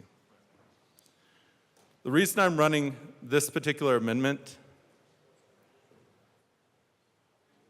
is because the strike below that was adopted on the Committee of the Whole report, which is the bill, it doesn't do what I just described. The investigation is still within the chain of command. Whistleblower law is very complex. And in the law enforcement space, it includes law enforcement law, constitutional law and rights. It could include criminal law. It could include tort law, for sure employment law. All this comes slamming together in this one area. And I would have supported a full task force that would have included law enforcement, district attorneys, employment attorneys, victims, both victims who have yet to have their case resolved, and those who've actually gone through the current system. But that's not in this bill. And that's why I can't support this bill here today. I want to get there. I believe that reform is right. I want this to be something that can be bipartisan, geographically diverse, that takes into account all the views of the state, but that also hasn't happened here.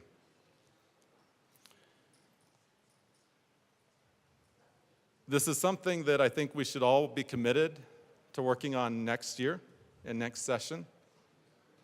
I think we should pull stakeholders together earlier, and that's why I'm offering this particular amendment. And I want to remind Representative Soper, I everyone. might invite you at this point to move the amendment. Oh, thank you, Madam Speaker. Appreciate that. Thank you, Madam Speaker. I move the first SOPR amendment to the Committee of the Whole report and ask that it be properly displayed. It is properly displayed. Thank you, Madam Speaker. So, for for the last few minutes, you probably wondered what in the world I was talking about since you couldn't see the amendment. I will save you the trouble. I won't go over what I just said all over again. I'll just remind you that a yes vote here is a no vote on the bill. AML Bacon. Thank you, members. I want to thank you all for listening today and thank those of you who met the officers who came to talk about what happened to them and who have been following not only the work of this bill, but quite frankly, who have been following the case to which this bill was brought. And so we're talking about years. I want to also thank again the officers who gave their time because they came here to ask us for help because the very system in which they were supposed to rely on did not help them. If we're going to talk about process and stakeholdering, well, the very people in which they not only trusted and relied upon in their profession to help them through this, they realized they could not rely on. And over years of process, there was no change. After years of process, someone had to wait to get a conviction to confirm what she already knew of having been raped on the job. So if the system wanted to change, it would have changed by now. And I'm asking, just as in the spirit of what we talked about by way of culture, that we take it away from the very people who have promulgated this culture, who now are using that culture to even push the bill sponsors in a particular direction to not actively change the culture. The first step of doing so is removing that power from them by voting for this bill. And that is a no to this amendment. We wanted a task force, and you're right. The recommendation we got back had 16 people, and you know who was not on that list? The people who were impacted by these acts. That gives you a sense. So I want you to understand, timing is of the essence, and what it is we are voting on is also important by way of a signal of who has the power to make culture change and to change these decisions. Time is of the most importance. Do we wish we had more time? Okay, maybe. But also, we now have the power to say, what are the terms to which we talk about this culture and by ways of making laws? What are the terms of which? Who do we prioritize? And the people who this is impacting the most is tired of waiting. There will always be continued work. We have all made those commitments. I look forward to having continued conversations, but the things that we can signal now are in this bill. We simply say, these acts are retaliatory of you taking my overtime, of you demoting me. And we're now saying, even if whistleblowing, because that statute's so terrible that the people who can decide what to do about whistleblowing against the agency is the agency, if we don't signal that that changes now, I wonder when then. I wonder when people will want to relinquish the power that's working for them. And so again, this is a signal of who has responsibility and who will do something. And so members, I ask for a no on this amendment. We will have the conversations, but what would push people in that space to come and talk about it is a signal that the decision is not in their hands. If we want to know that they'll come, we have to signal to them that we will do something if they don't. And this is the opportunity. And I'm afraid if we don't do that, we say to them, you figure out what you want to do on the issue. I think there are people who care. Due process is important. But this is not the first time they've been asked to think about it, and especially by the victims. And we are still here today. So thank you again to everyone who said they want to be a part of the solution here. That door is always open. But we have to be sure that the solutions we come up with are the ones that we can push forward without asking permission. Because without this, we're going to put people right back into the cycle that they're already in. And where then can they turn to if they cannot turn to elected officials who make laws? Where then? It has to be here today. So thank you all for your consideration in this very difficult moment. But this is a watershed, in my opinion. So please consider a no against this amendment. Representative Armagost. Thank you, Madam Speaker. So this has been a very rigorous debate. This was a very rigorous debate in committee and even today. Unfortunately, my colleague who also serves in law enforcement was not able to make it to committee. He was also not able to be here today, but we do have him on the wall. The unfortunate part of this is even we weren't in communication in this effort. On behalf of CDAC, on behalf of the chiefs, on behalf of the sheriffs, and the Fraternal Order of Police, this was not communicated in the way that it should have to make it the best bill moving forward. So I encourage a yes vote on this amendment, and I've talked to the Assistant Majority Leader to ensure that her and I would be able, I think we're both pretty able to come back here next year. I would be more than willing to be on this bill moving forward as the proper way of getting this done. This bill doesn't do that. So I don't think this bill needs to be moving out of committee, let alone out of second reading today. I think this is something that needs to be revised in the interim and something that we can readdress in the proper way next session.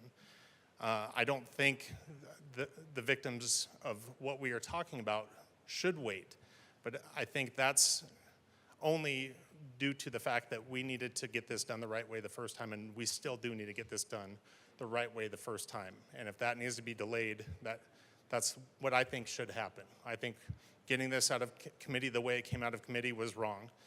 I think letting it come out of the House in the same fashion, even though it's been amended, is wrong. I think getting the proper way to get this done the first time is important to everybody, not just the victims, but the law enforcement agencies and law enforcement officers around the state. This is something that we owe everybody in this field. And for those of us that are from this field, this is important to us from our former colleagues and from the people that we still work with in this building, being CDAC, all of the law enforcement entities, the sheriffs, the chiefs, and FOP. So on speaking for all of them, this should not move forward today. I encourage a yes vote on this amendment, and we need to work on this, and I'd be more than willing to step up and do that with the co-sponsor on this to make sure that we get this done the right way and the proper channels are addressed and their input is brought forward. So I encourage a yes vote on this. Thank you. Representative Herod. Thank you, Madam Speaker. I'm going to urge a no vote on this amendment. Members, I ask that you look at the four corners of the bill. We've heard a lot about process today, but we have not heard objection to the content of the bill.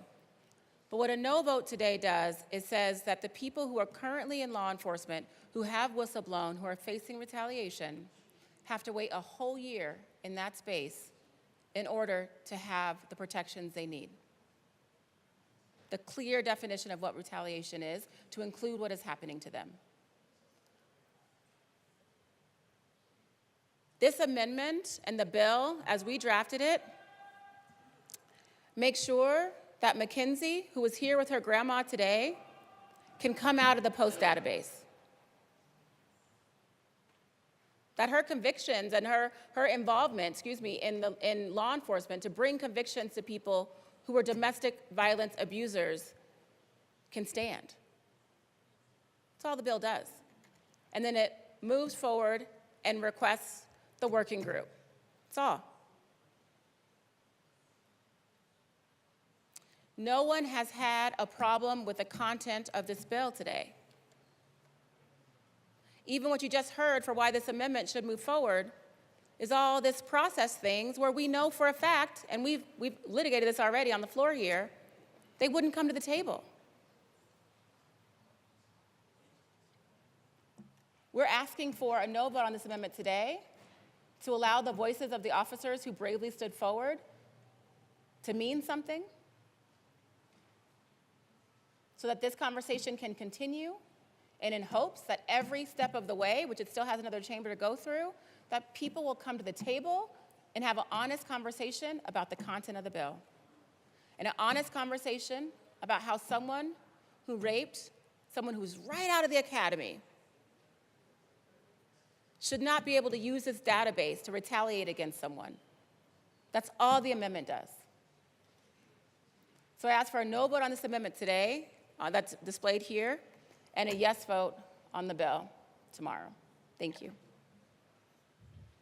Seeing no further discussion, the motion before us is the adoption of the first SOPR amendment to the Committee of the Whole report. Mr. Schiebel, please open the machine and members proceed to vote. Representative Holtorf, how do you vote? Representative Holtorf, how do you vote? I vote yes. Representative Holtorf votes yes. Representative Evans, how do you vote? Yes. Representative Evans votes yes.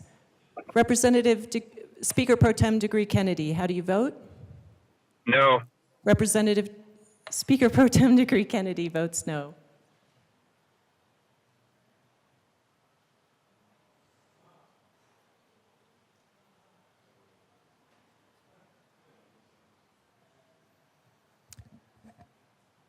Brown, Epps, and Luck.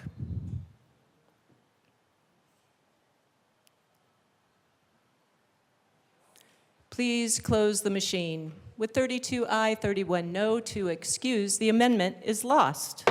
Mr. Schiebel, please read the second SOPR amendment to the Committee of the Whole report.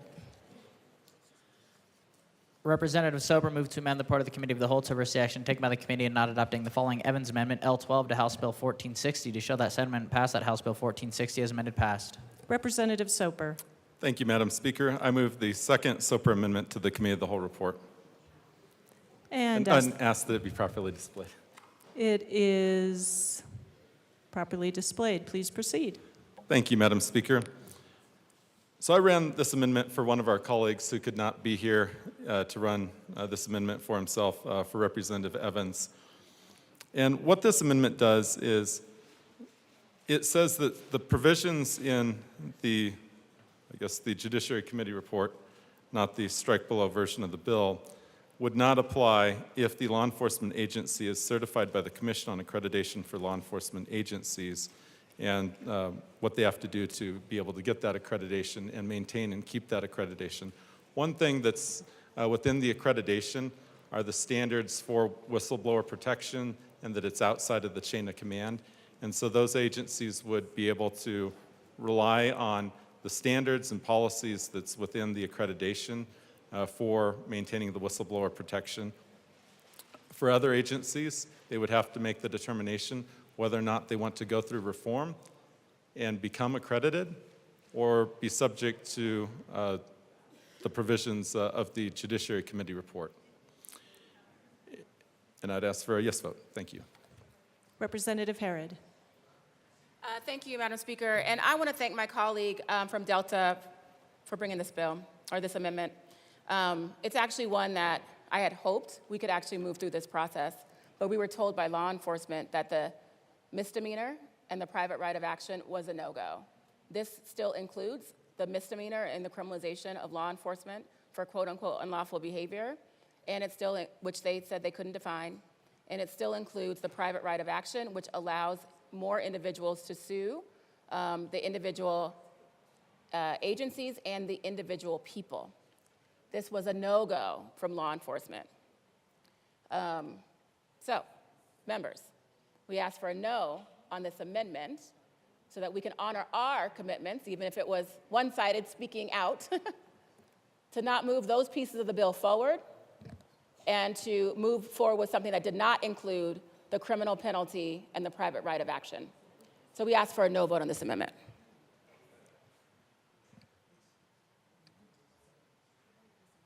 Members, we will stand in a brief recess.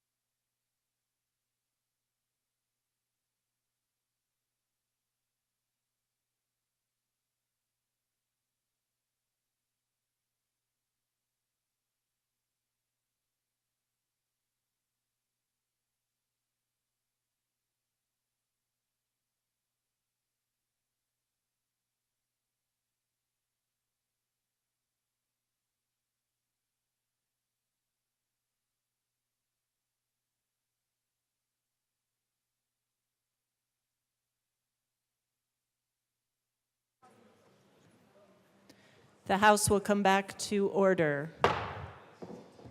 Seeing no further discussion, the motion before us is the adoption of Amendment H003 to House Bill 1460. Mr. Schiebel, please open the machine and members proceed to vote. Representative Holtorf, how do you vote? I vote yes. Representative Holtorf votes yes. Representative Evans, how do you vote? Yes. Representative Evans votes yes. Speaker Pro Tem Degree Kennedy, how do you vote? No. Speaker Pro Tem Degree Kennedy votes no.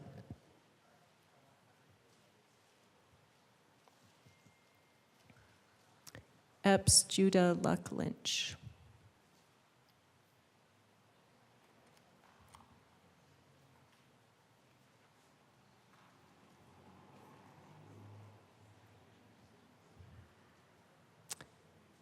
Representative Lynch is excused. Please close the machine. With 19 aye, 43 no, and 3 excused, the amendment is lost. Mr. Schiebel, please read the Wilson Amendment to the Committee of the Whole report. Representative Wilson moved to amend the report of the Committee of the Whole to reverse the action taken by the committee in not adopting the following Wilson Amendment, L22 to House Bill 1447, to show that said amendment passed, that House Bill 1447 is amended passed. Representative Garcia. Thank you, Madam Speaker. And members, I move H001. Do I have to do that? H001 to the Committee of the Whole. I move the Garcia Amendment to the Committee of the Whole. Committee of the Whole report. Thank you. And ask that it be properly displayed. It is. Please proceed. Thank you. Members, this is bringing back the amendment that shifted the dates about 3.5 months to allow more time to reduce perceptions of conflict, and I ask for an aye vote. Representative Lindstedt.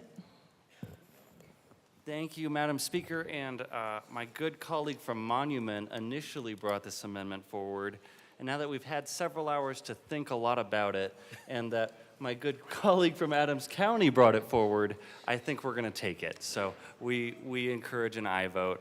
The dates aren't perfect, but we can continue working on them. We do think a delay is appropriate at this time. Thank you. The motion before us is the adoption of the Wilson Amendment to the Committee of the Whole report. Mr. Schiebel, please open the machine and members proceed to vote.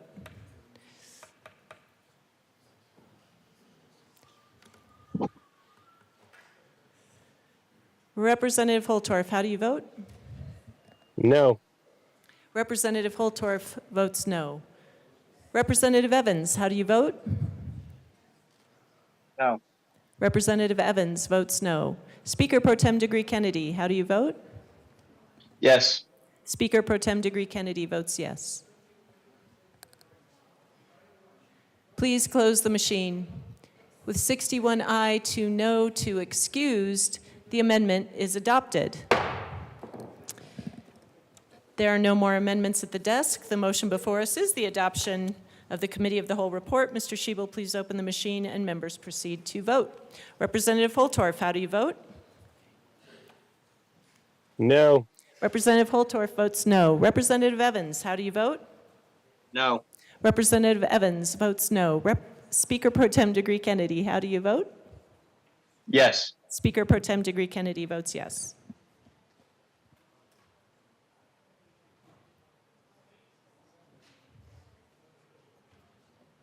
DeGraff, Froelich, Lynch. Please close the machine. With 43 aye, 20 no, and 2 excused, the report of the Committee of the Whole is adopted. Madam Majority Leader. Madam Speaker, I move to lay over the balance of the calendar till Friday, May 3rd, 2024. Seeing no objection, the balance of the calendar will be laid over until Friday, May 3rd, 2024.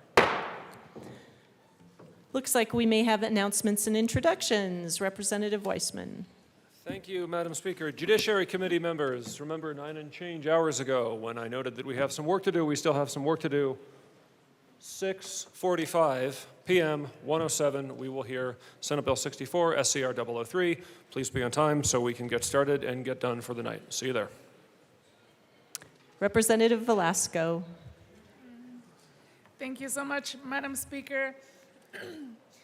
Members, I would like to invite you. We're going to have a celebration for Cinco de Mayo tomorrow on the first floor at 8 a.m. And we'll have mariachis and some refreshments. So we hope to see you there like last year. Thank you. Thank you. Representative Froelich. Thank you, Madam Speaker. Tomorrow, upon adjournment, the Transportation, Housing, and Local Government Committee will meet. I think it'll be in room 112. We'll confirm that tomorrow. Representative Woodrow.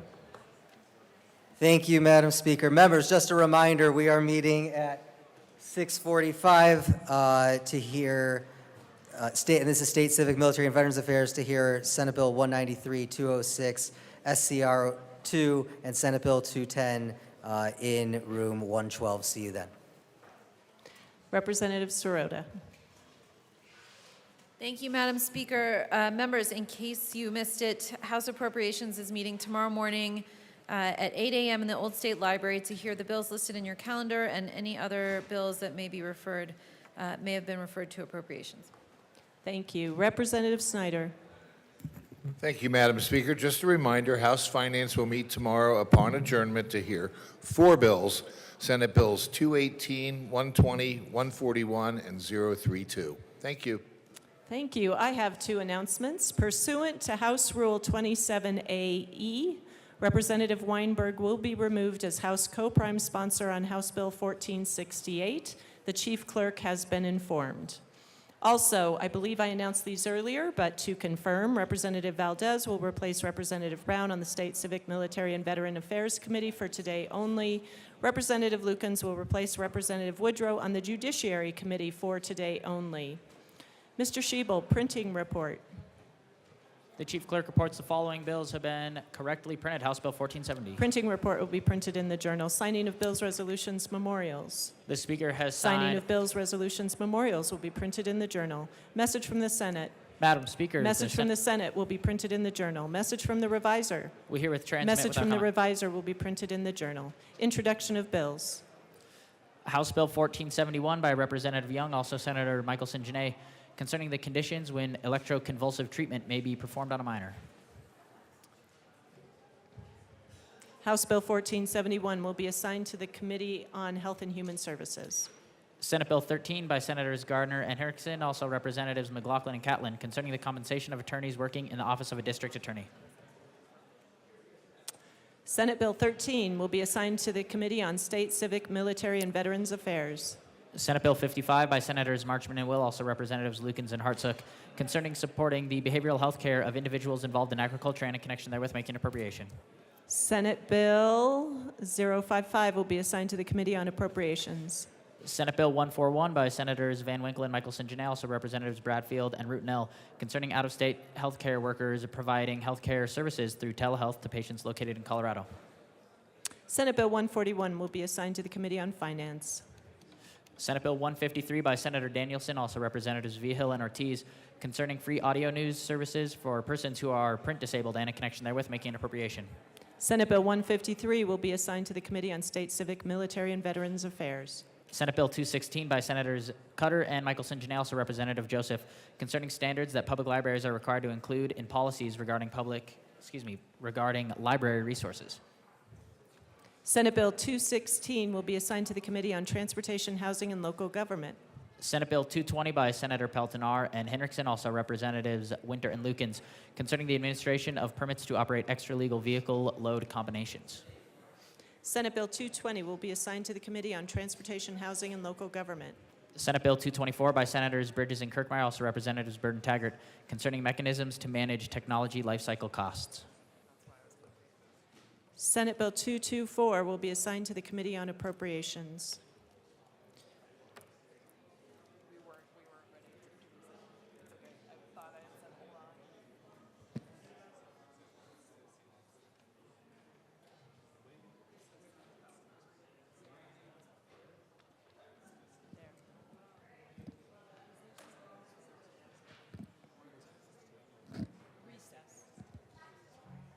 Madam Majority Leader. Madam Speaker. Madam Speaker, I'd like to take a brief recess. The House will stand in recess.